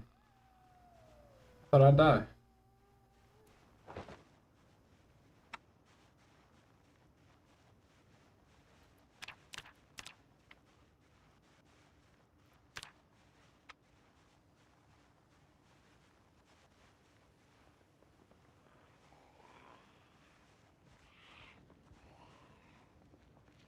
Yeah, something tells me I should just retry here, because I just don't know what happened to all my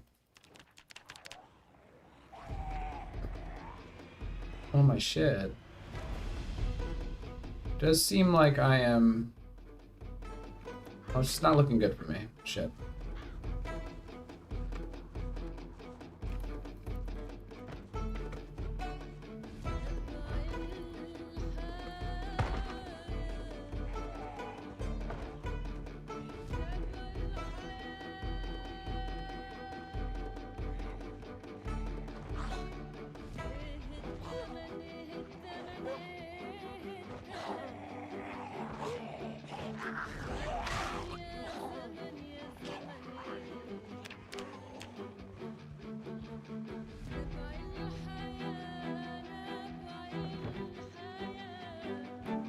You have a, dude, that is sick. You have a crow.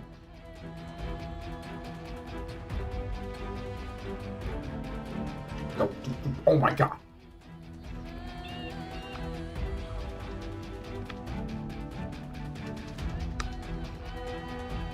Okay. Just kill me. Just kill me.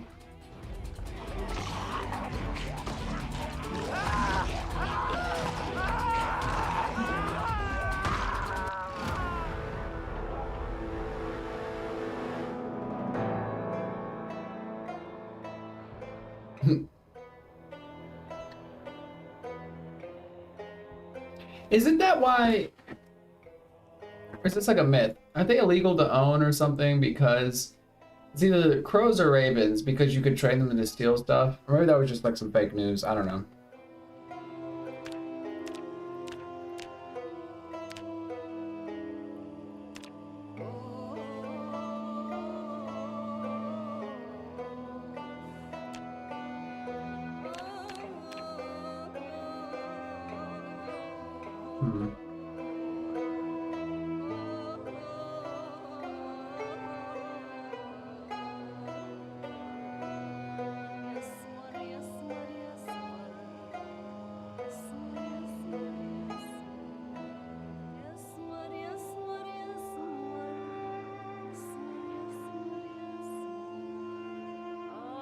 Maybe just do handy carpentry and maintenance up.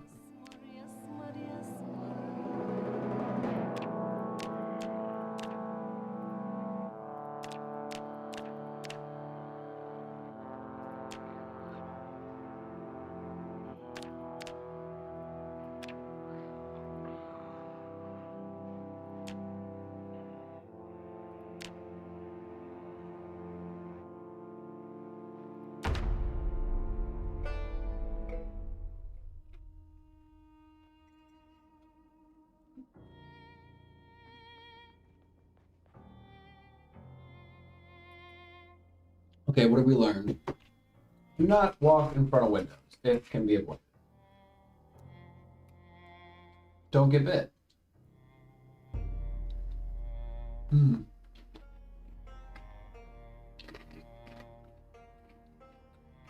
do anything.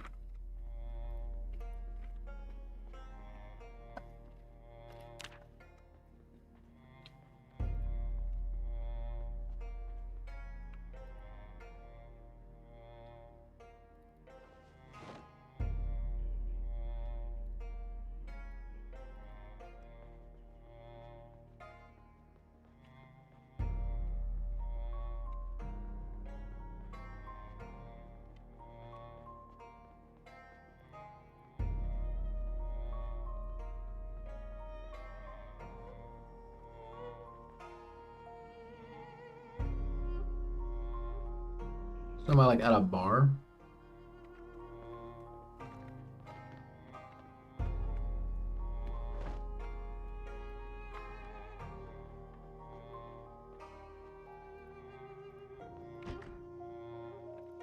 Ooh.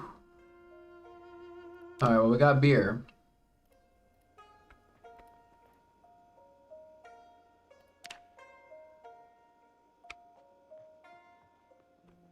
So we will have a bunch of booze, basically.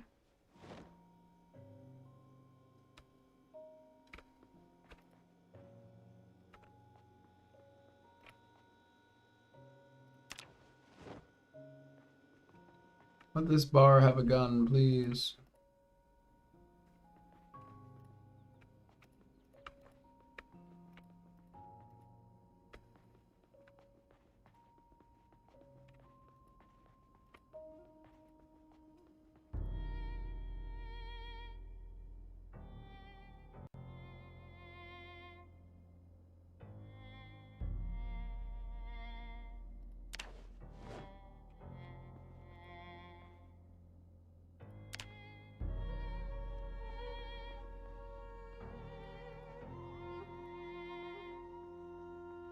Really can't imagine I'm going to. What the hell? Why is he walking around? I really can't imagine I'm going to need all this alcohol.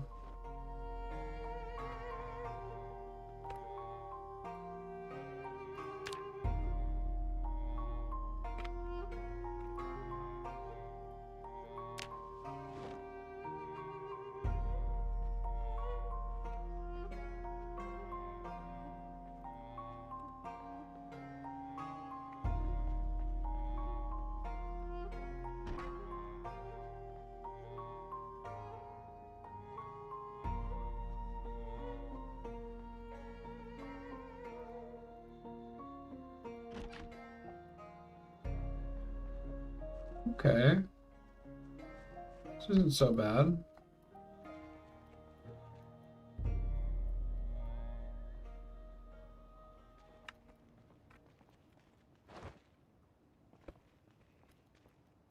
Okay, why can't I? I'm so confused. Why? Do I have to get out of crouch mode or something?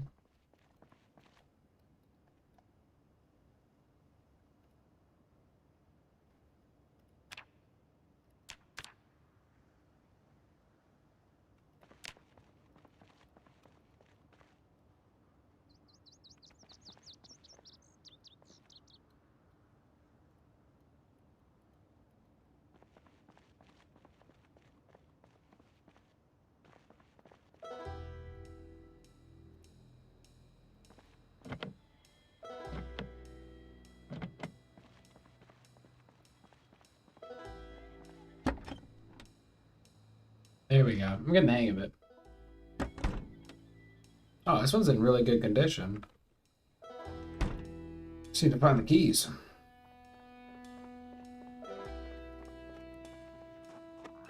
Taking none of these are going to be... Whoa. Legit? Am I out of gas?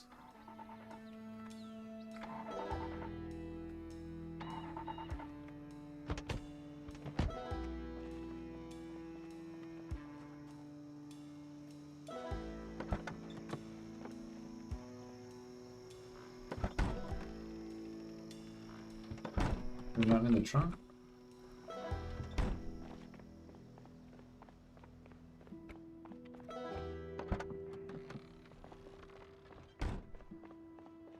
Get in here, there's like a zombie.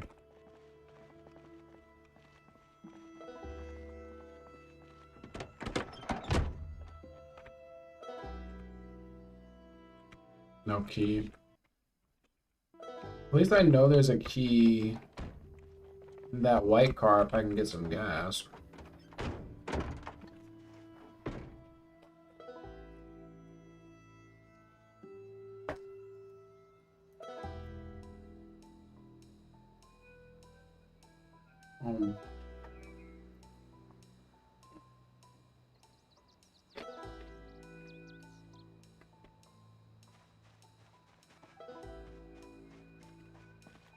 Do I have a map?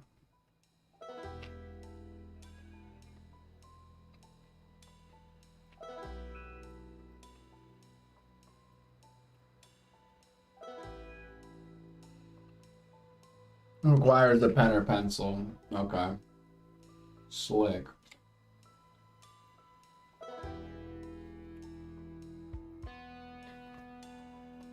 I knew they would come in handy. Or something.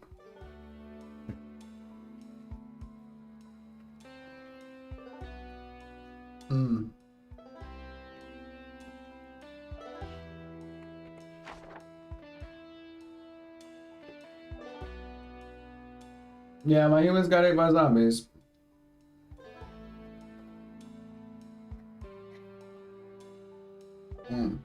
After the back. I'm being straight murked in this game.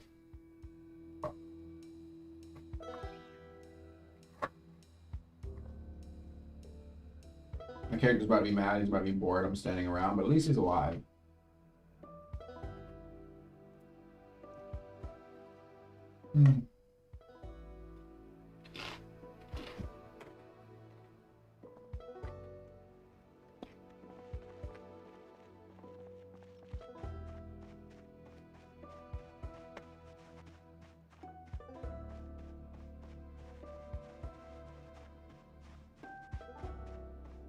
I've got a heavy load. I took all that damn alcohol. But yeah, I don't really need... I've got 15 beers. I've got 15 beer cans, 10 beer bottles, 3 bourbons. Not gonna lie, I might be doing a bit too much. I'm just gonna drink all the beer. I should be good.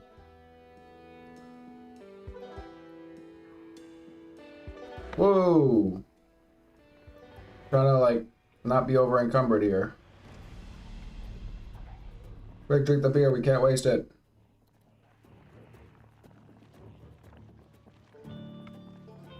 The bourbon, let's get rid of it. Quick! I'm a bit tipsy, not too bad, not too bad.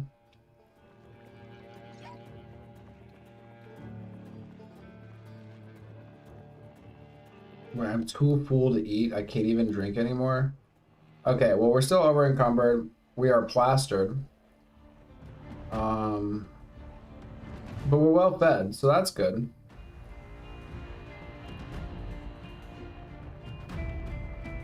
Oh, what are the chances? What are the chances? No, sometimes you have to take the chance. Let's go.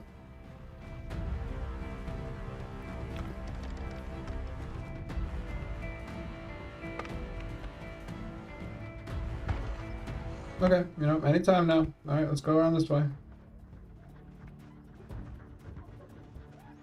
Back around this way. You know what? We're out. We're out.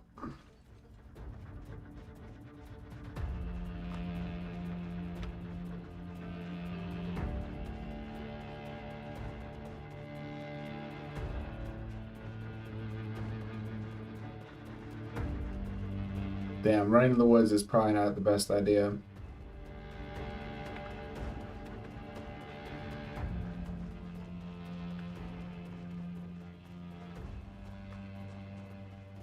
Okay. Oh, finally. Yeah, just wash myself. Wash my clothes. Wash something.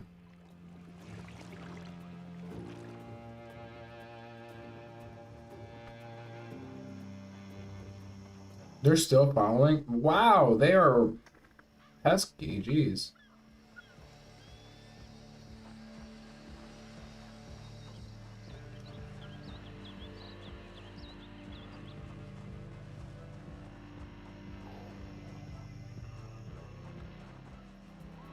Yeah, he heard me coming from a mile away. I got him though.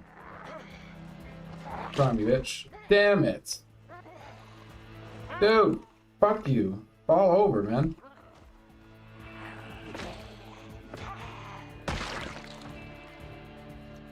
Wait, how do I... So can I search their bodies or anything?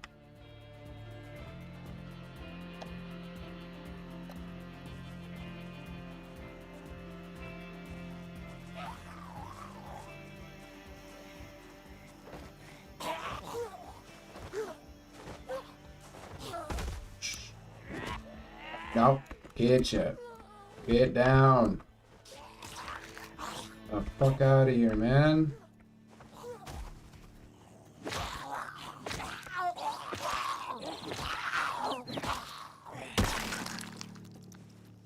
I don't have... I really can't pick shit up. Oh wait, did I pick some up?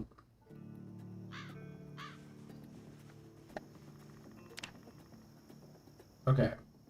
Right click to show treatment menu. Bro, I'm right clicking the.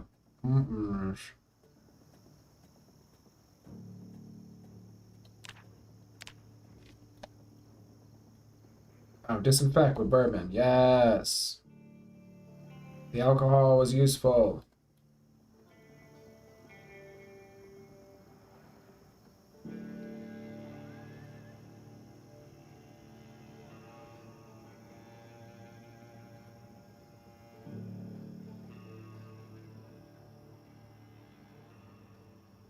Oh, am I out? Is there nothing else I can do?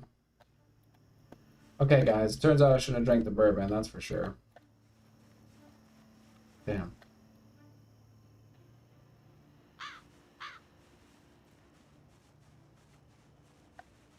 Might be it for me.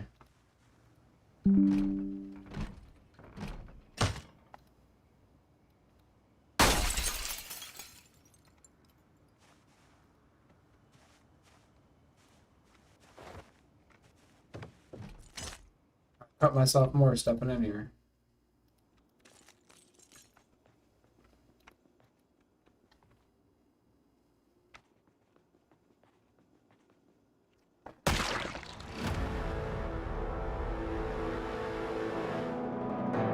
What did I make it? Like 3 hours? 5 hours. Okay, hey, I killed 2 zombies. Wow. This is posing to be. I need to craft something, like a freaking bat or something, or like a stick.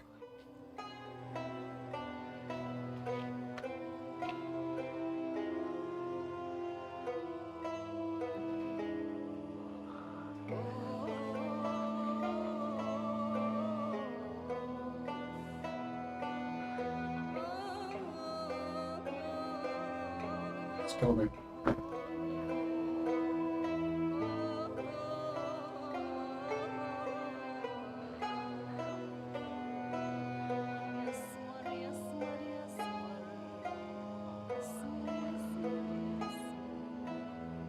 I know I'm hot.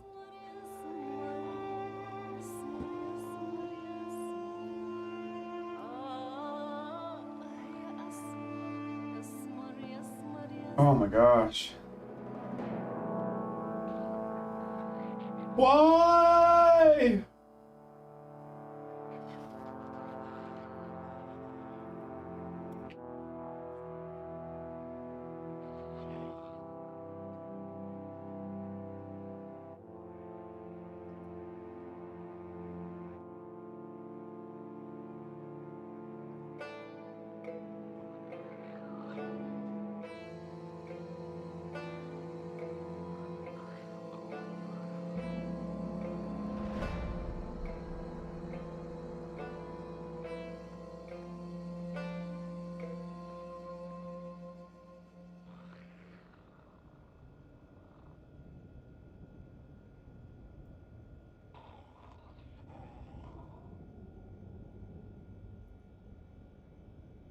Nola.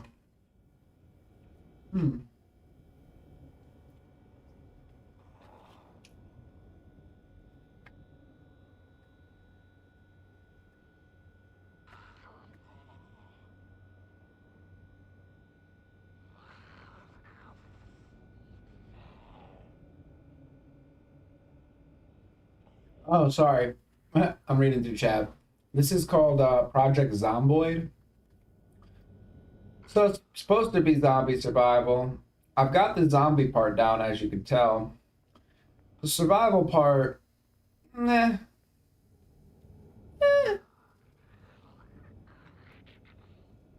I'm blaming the temperature. I had to open my door. Oh my gosh. I swear it was cooling off. I could have sworn it was.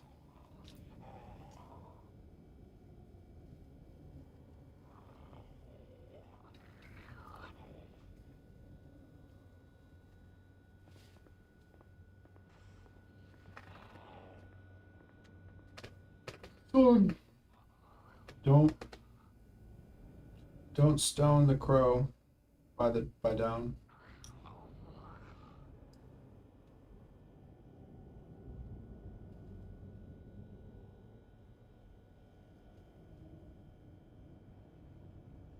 Oh, how's he? What's going on? I didn't see you drop back in here.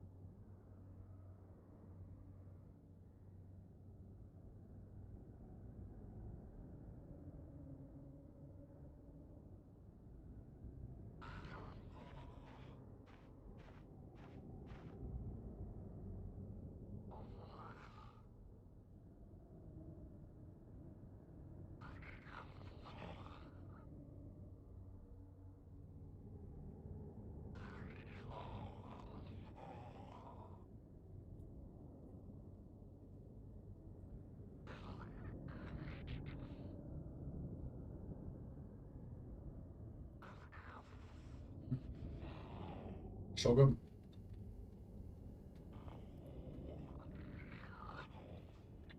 So where's my music?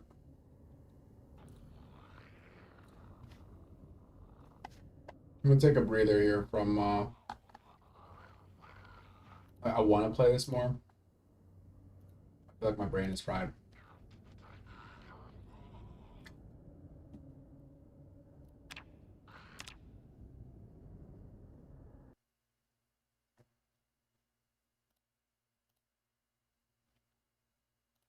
But I appreciate you for listening to Black Hole Radio.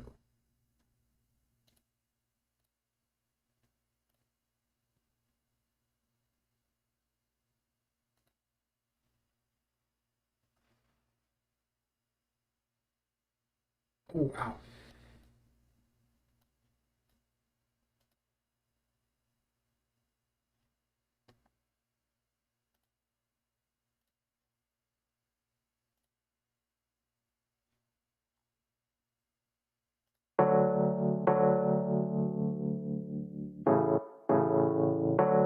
Now playing Mid-Morning A.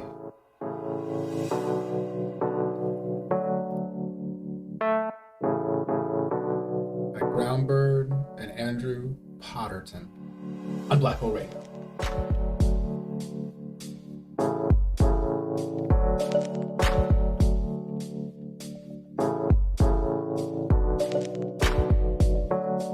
Hope y'all are having a good night, though.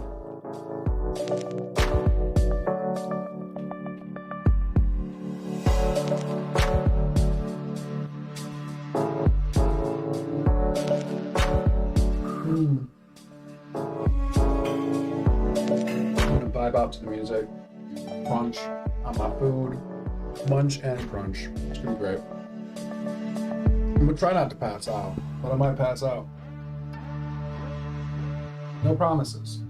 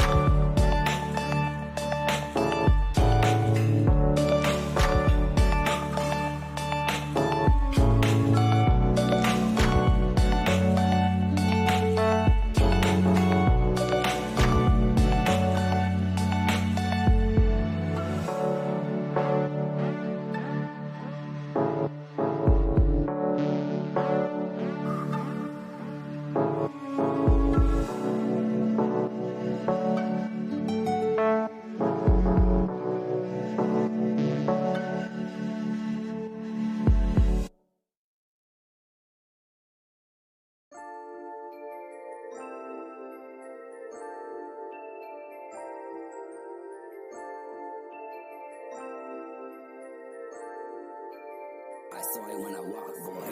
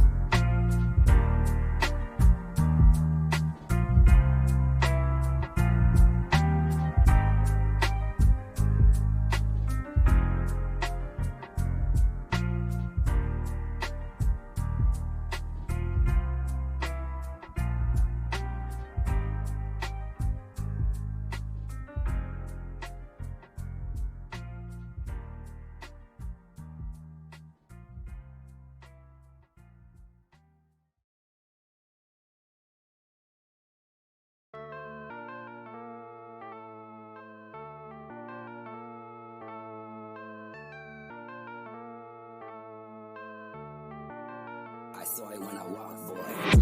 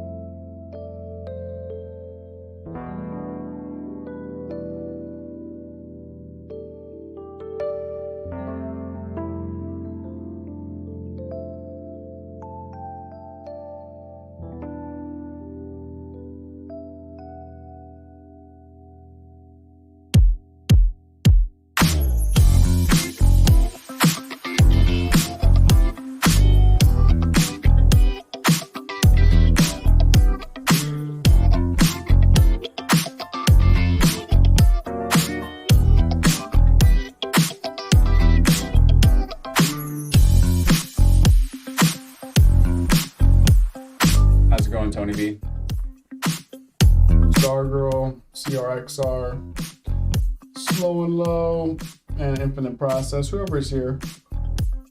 Oh. Oh. Oh.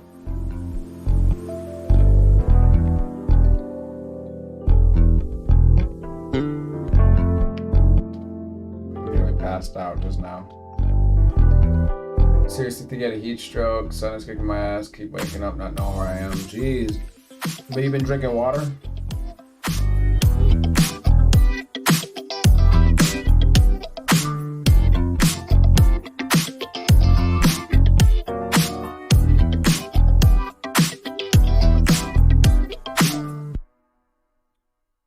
Akata, why don't you tell me, Vuki? I feel like I was just talking to somebody about this earlier today, or yesterday. Well, something similar to what you're talking about. But it hit me.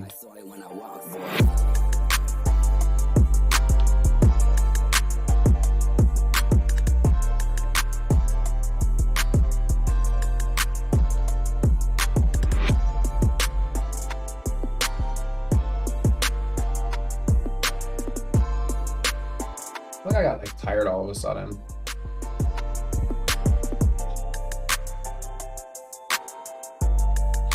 I was planning on doing a late night tonight, and now I'm just kind of like, kind of vibing. I need to get like my second wind.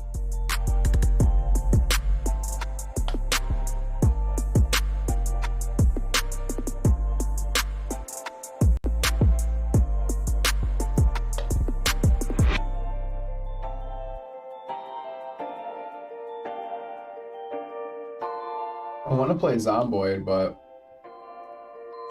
I'm definitely too fried for that.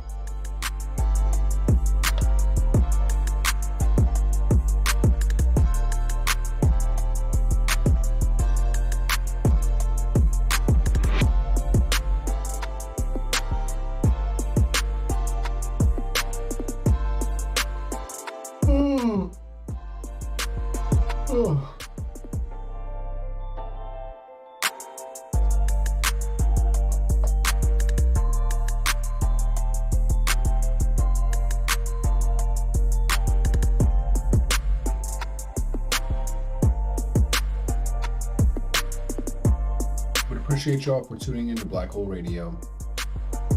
This is Astrolarius, trying not to pass out.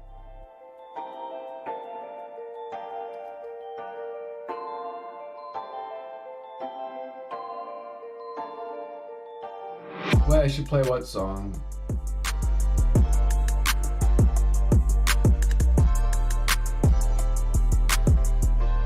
My issue is getting copyrighted on YouTube.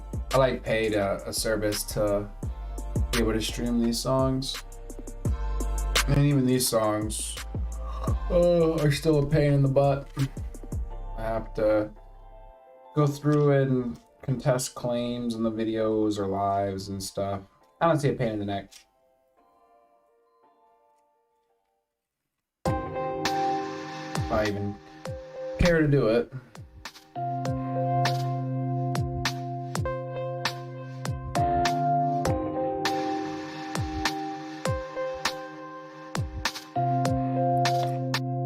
If I could play popular music, because at least just being in my own, like on my own, I can play it. Out and make sure that you are set up I just don't know if it's gonna mute the perform that stream or job as something. flawlessly as you can.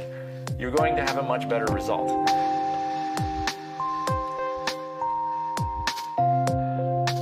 Even out here in space,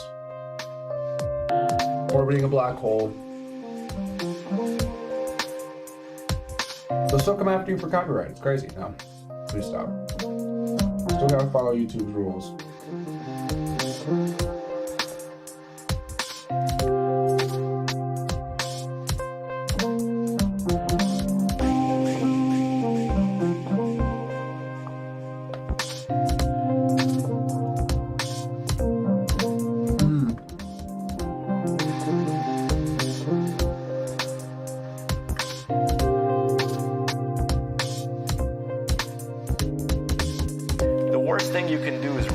Something and then take 3 times as long as you need to because you have to troubleshoot all these weird issues.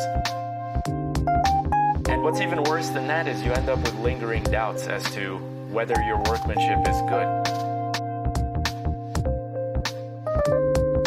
So don't be that person. Take your time and really enjoy the process as much as you can, and try to make the product as perfect as you can. Then you'll be able to rely on this thing for years to come.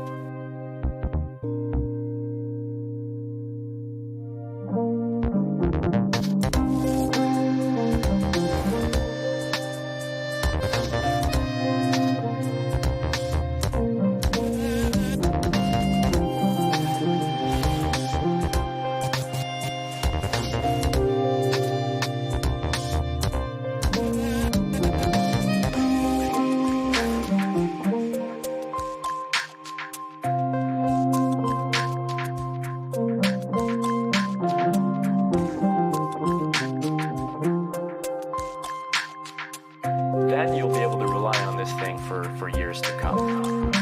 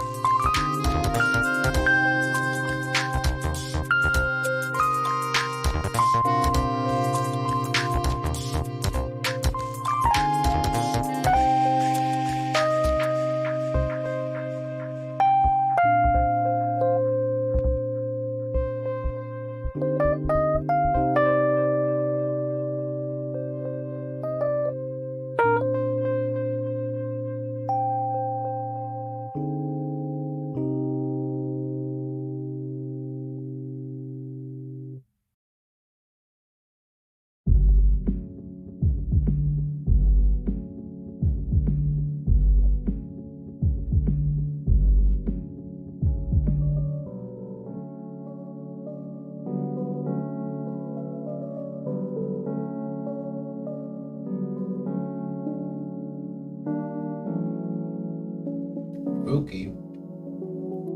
Question mark?